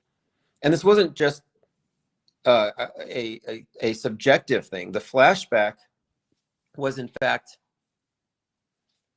concerted messaging from seemingly every possible media outlet. So for example, we had the mayor of New York and the whole political race now being framed by the right as the return of Osama bin Laden, and terrorism suddenly becomes a hot topic again as Cheney dies, and he's considered by many to be the architect of 9/11. So it brings back this wave of 9/11 stuff. And then we saw nothing but Twin Towers exploding all over X. Even Mayor Giuliani, he's like, you guys must have forgot about this because look who you elected. And I was just thinking, this is too deliberate. Plane crashing.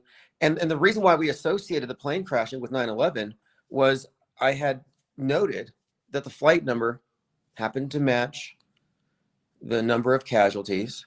And then I was like, wait a minute, this whole thing seems to be 9/11 coded. And sure enough, it went up 175 feet before it hit the building. Oh, like flight 175, the one that hit the second tower. The scene itself was very reminiscent of the Pentagon, even the profile shot. The theme all around, though, just had echoes of Dick Cheney. And then people were just pointing out the irony of a plane going down when New York City elects a Muslim mayor. And that by no means is an exhaustive list of all the correlations. It was like 9 dead, 11 injured. And the numbers have since changed, but they were flashing that number, blasting it on Drudge. So it was pretty undeniable that there were a series of coincidences that encompassed the crash, tied it into Dick Cheney, connected to 9/11, and correlated with the mayoral race. All of this came together, followed by a car exploding, injuring firemen, somebody got sent white powder, and a whole bunch of airplanes have been grounded since. Some will say that we need to touch grass, that we're making too many connections. This is hyper dot connecting, I was told by somebody. Well, that's one way of looking at it. I'm just glad that we can meet halfway and agree that we're looking at coincidences. We can debate as to whether or not these are intentional. And the reason why most people balk at the idea that these are intentional is that they don't have a framework in terms of how they process media in which these things could all be uniformly projected, as in what I call concerted messaging. Like, how can this all be connected? And that's because the compartmentalization is a big hoax. I mean, that's how they fool these people. A lot of people have been fooled because they falsely believe that there are meaningful distinctions to be made between entertainment and news. It's part of the same bread and circuses. And then some will say, well, how is that even possible? Did you not live through 9/11 or decades of mass shootings? Did you not live through 2020?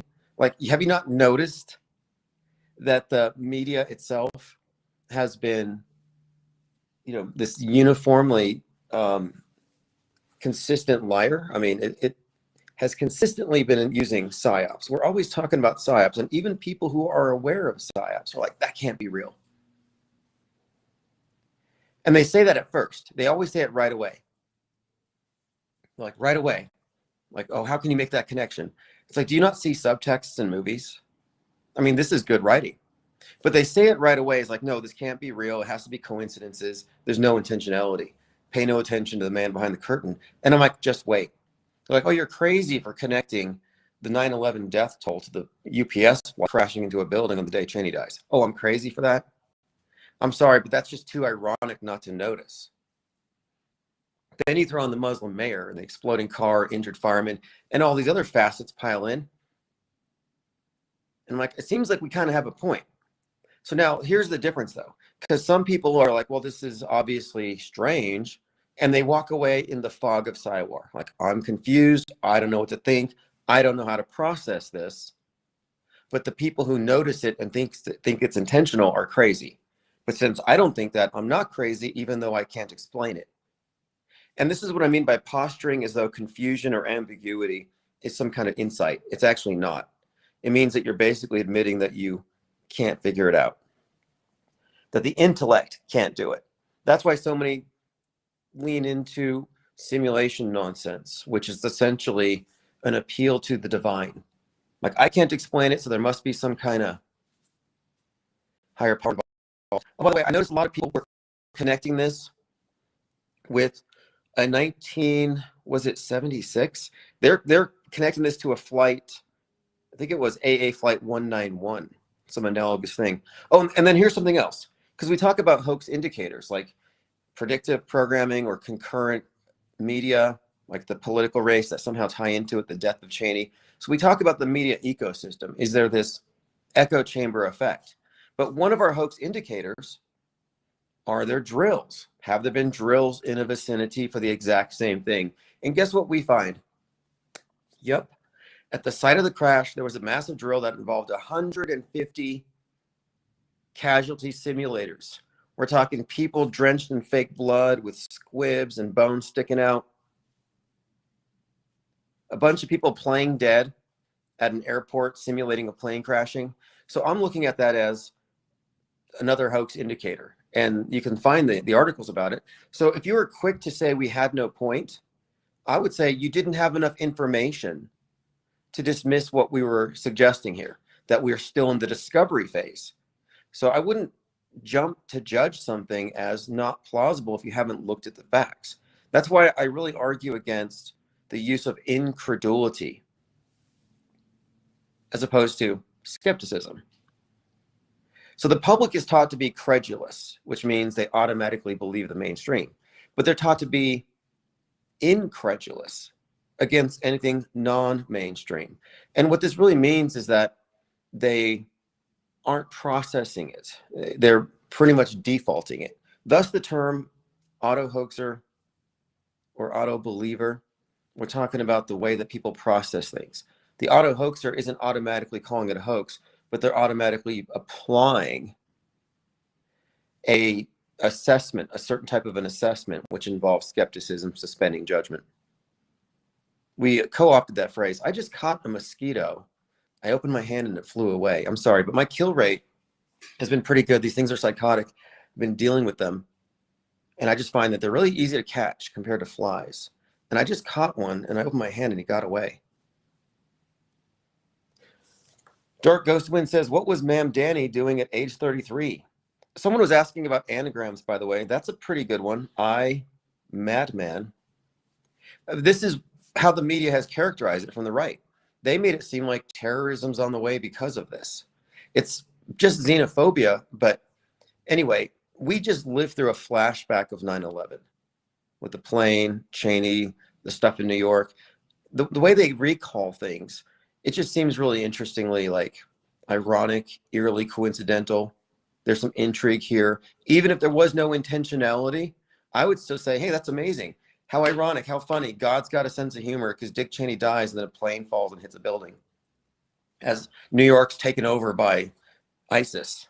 Oh, yeah, that's right. It was at the Muhammad Ali airport. And then you had Muhammad Ali, the terrorist in Dearborn, Michigan, trying to do an ISIS-style attack. So it goes deeper. We haven't really even scratched the surface, but I'm bringing up the drills. The fact that this happened following mass casualty simulations right there. I've always noted, and I said this last week, I said, have you noticed that whenever they do drills for something, it seems like that specific location is ill prepared for when it happens. Like, yeah, 33 kids just got shot and we were just doing drills. Well, your drills aren't working. And it seems like if they do something in a drill form, it's going to happen for real. I said that last week. So then we find out, yeah, they were actually doing drills at the airport for what just happened. So what was the point?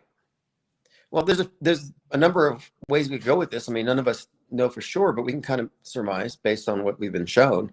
And I think it's tied to Cheney. And I jokingly said that Cheney got a 9/11 themed Viking funeral and they incinerated his cadaver in that thing, and it was remote controlled. But considering the wider ecosystem and the election of that particular mayor, it's all scripted. I mean, we can't fall into the delusion that world stage politics are, quote, real in any sense. It's just a steam valve. It's the illusion of control, but we don't have any. We're up against an incontestable power that has hijacked the critical thinking faculties of billions when it comes to media. Like, I have nothing to say about people's expertise in any other area of their lives, but when it comes to media, that's a weak spot. That's a vulnerability that we all have been programmed. We've all been programmed with mind aids. That is a compromised mental immune system that cannot distinguish between real and fake, and it's only getting worse. Yeah, Giuliani was in the news, and he was like, you guys forgot about this. The New York mayor's birthday to Donald's inauguration is 33 years. Yeah, I saw some number stuff. Yeah, Plain Dakota says, are these Bill Gates' mosquitoes? Which ones are those? Because, I mean, in 2020, I was told by some anti-pokies that the mosquitoes were going to give me the vax. I'm like, you guys are just paranoid. I'm so glad that's over. And I don't think they're bringing it back. There's so many nothing, like the nothing burger in space. What is it, 3i Atlas? Well, most of the reports, it's changing colors, it's going in different directions, it's coming towards us. That's just X engagement bait. There's nothing to really corroborate with that. Let's Go says, thinking more about the PSYOP industrial complex, I realized that entertainment and government are the same thing. Hollywood is government. All MSM and art is government. Yeah, the way I would describe it is exactly like that. That entertainment and even religion, entertainment, religion, and news media are instruments of government. And ultimately, there's only one government. And another big part of this whole program is the triangulation. We always talk about the duopoly, the mainstream, the alt, woke left, woke right, the political horseshoe. Yeah, there's this duality here, but it's being controlled by the third party that steers them against each other. And there's a framework here that's, I think, specifically based upon the psychology of interpersonal control, as in this relationship between the media consumers and the media itself has a certain dynamic that they've put into place. I mean, I do call it the church of state for a reason. Kevin Mooring says, the plane in Kentucky was taken out of service and given to the UPS at 9 years and 11 days. Yeah, I noticed a lot of people went into the weeds there, and this is not cherry picking. This whole thing was encoded. That's why I said it was highly significant that it happens after Cheney, the height, the altitude that it went, it all tied to 9/11 very closely. And when it came to the death toll and everything, you know, it's kind of interesting because the FBI has 2976. There's like 2977. Some people want to add the terrorists, but I put that tweet out there, pretty simple, just showing, hey, look, this plane just hit and it has the 9/11 death toll, and it got 500,000 hits. Now, a few people have gone through that thread and created videos based on it. No one has arrived at the correct conclusion. Like, I saw one big account on X. I think it's like some of these Twitter accounts with millions of followers, and he has this poster full of predictive programming examples for 9/11, and he says, the attack was planned way in advance. I'm like, no, you're like halfway in the Matrix. The fake event was planned way in advance. Why is that so hard? The fake event was planned in advance. The drill was planned in advance, not the real attack. But that's what you will find. The bigger the channel, the more orthodox their opinions will be. They will be alt media, boilerplate, copy pasta, lockstep with everybody else, just red pill trutherisms. There's no original thinking. It's super predictable. And it's kind of strange. You see Candace Owens, she's the #1 podcast in the world. It's like, why do you think that is? Well, because the CK assassination is the new JFK. The JFK thing kicked off the conspiracy culture of people now being called conspiracy theorists because they're going against the mainstream. And it really, I think, began this nonstop process of getting alternative thinkers into these rabbit trails paved for them by the intelligence agencies. Dark Ghost Wind says, Trutherville's still rambling about EBT. Yeah, that's something too I called out earlier. I said, there's not going to be any issues with that. It's all just class warfare rhetoric to make people mad. Because you look at Mar-a-Lago, Caligula, what is it? Their whole party was themed like the Great Gatsby or something. But they're showing opulence, golden sinks, golden toilets, revamping the East Wing, Lincoln's bathroom revamped. They're showing the lunches that they eat there, how each one has these huge, chunks of lobster and all this stuff. And they're saying, while your EBT is being cut, they're eating like kings. I saw a bunch of No Kings protesters today on the way to the grocery store. Really cheap, shoddy signage, by the way, not very inspiring. And they're like, dump Trump. Like, it's too late. You're saddled with him for a couple more years.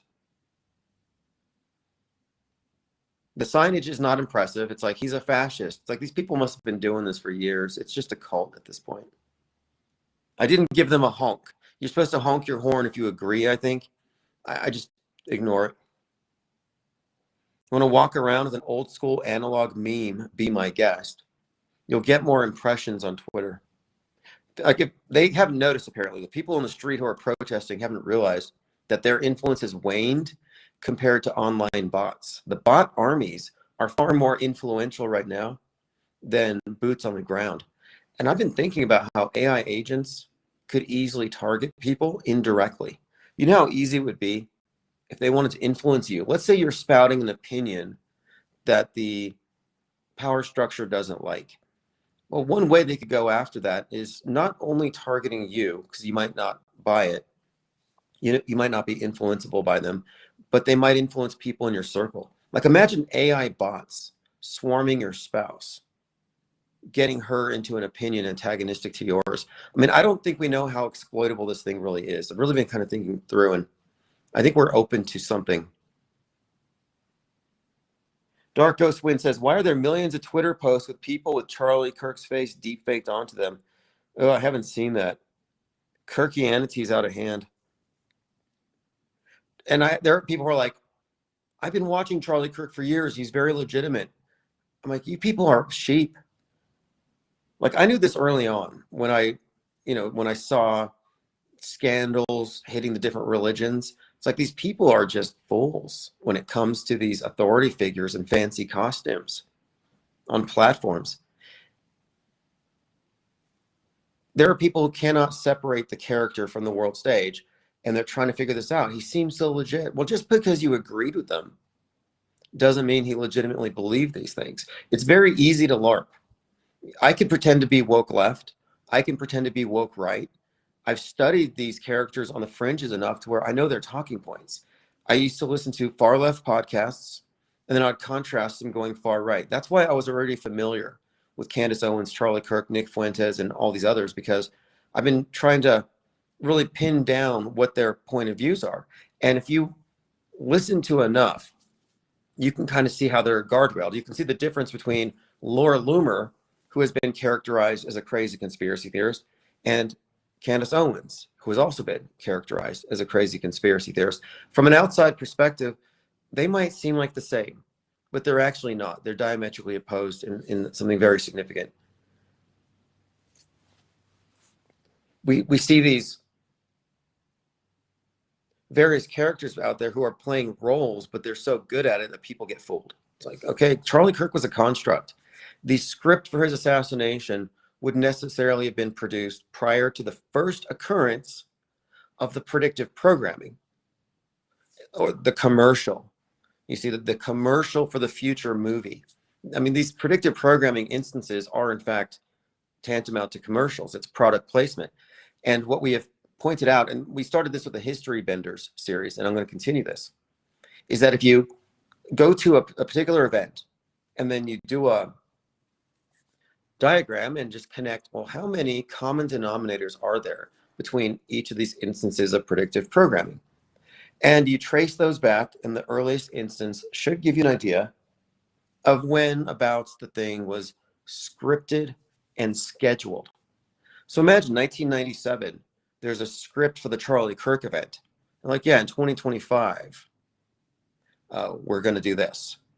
I mean, that sounds like science fiction to some people, but there are a lot of people who are very much open to retroactively manipulating history, but the future manipulation of history is what really is difficult. So if you can grasp news benders, then history benders shouldn't be a stretch. But I'd like to point out that if you accept the premise, or if you observed and you've noticed that there are fake events that are passed off as real, consistently becoming part of our historic narrative, you have to admit every one of these was scheduled in advance. 2 weeks, probably longer, a couple months, years. The point of it is we're only debating how far in advance.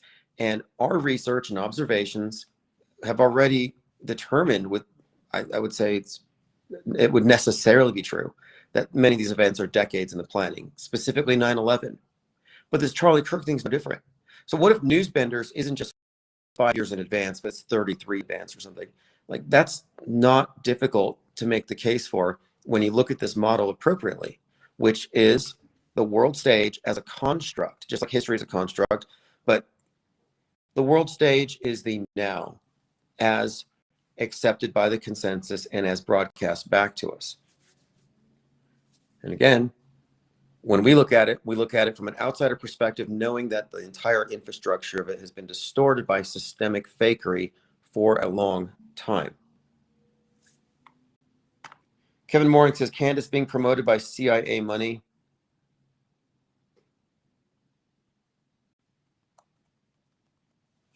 Plain Dakota says, I think IPS think tank is tip of the spear. These other Trutherville people are just way behind the marathon of alt info.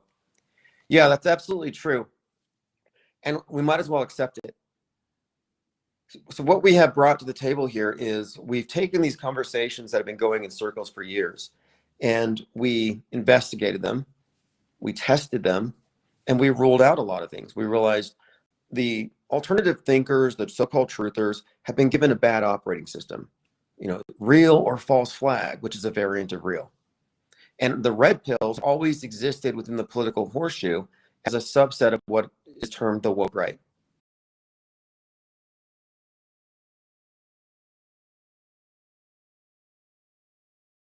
The J pill. It's a mirror of woke left. But the red pills have always just been euphemisms that were.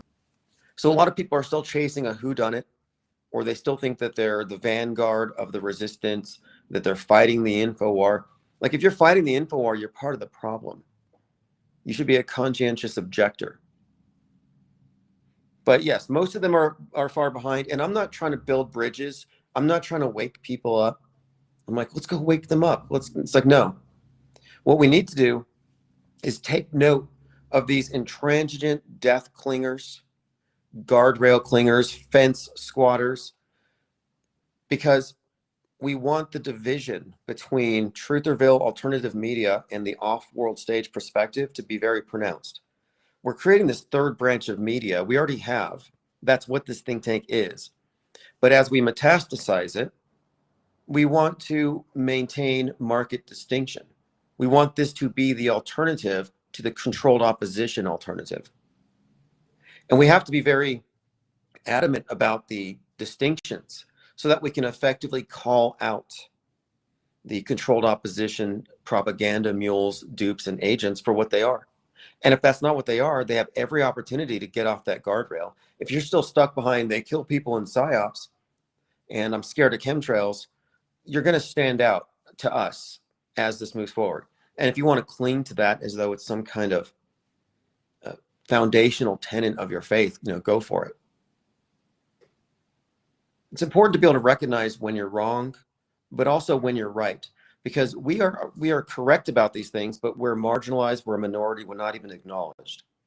And a lot of people will say, well, a lot of people aren't comfortable going against the grain.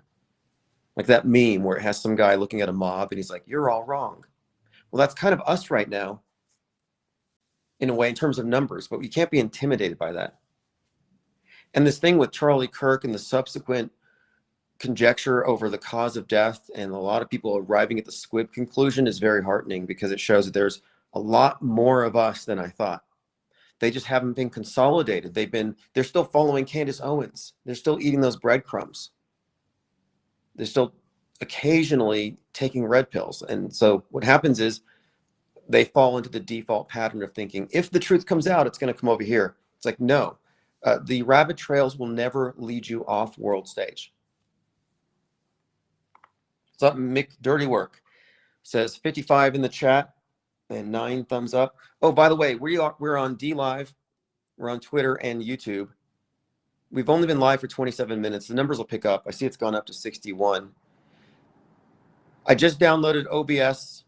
I have a desktop computer that seems to be perfectly available for me to run at 24/7. It won't be super elaborate because the internet connection is not all that great. But what I will do is run 24/7 of the last 12 hours of audio feeds, which will be containing a lot of phone calls. We'll take calls tonight if you want to call in, the numbers on the screen. And these will be played in the background with open chat and a Discord link. And so that's kind of what we're doing here, is we want to bring in people who have our perspective. And point of view is everything. If your point of view mirrors that of Wikipedia or ChatGPT, you're going to sink. You see, this is the sea of irrelevance. And red pills will sink you down to the bottom. Taking sides on any of these issues, if you're anti on any issue, you're still encumbered by the world stage and all of its suppositions and the lies that it's built upon. Plain Dakota says, Tim, I think in the future when you get your studio back up, you should watch Candace Owens clips and criticize and react to them. That's what people like. Oh, okay. That's not a bad idea. I should start doing that now. I'll put that on my whiteboard here.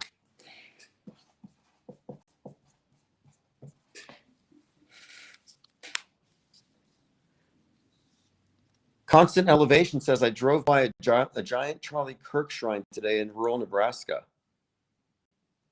Eddie F says, now what? We figured out our reality scripted. Well, the thing is, okay, a lot of people know there's fake events, but it's an oversimplification to say, I know reality is scripted. Like, that's an easy thing to say, but can you back it up? Can you prove it? Are you ready to, can you actually make the case, like, by pointing out facts and the infrastructure of fakery, or does it just come off as an opinion, like a crazy uncle over Thanksgiving dinner opinion? Like, everything's a script. Like that's a position that I'd refer to as low information disbelief, where you just don't believe the mainstream. But can you substantiate it? Eddie F says, are we just going to continue dissecting the news? Why continue if we know it's scripted? Well, you don't have to. I mean, this is like, to me, this is just philosophic discussion. It's kind of ivory tower. I'm not politically engaged. But can you claim that you know it? Because, I mean, when I'm saying when you know it, can you describe me? Like, how do you know it's scripted? And to what extent? Because even the people who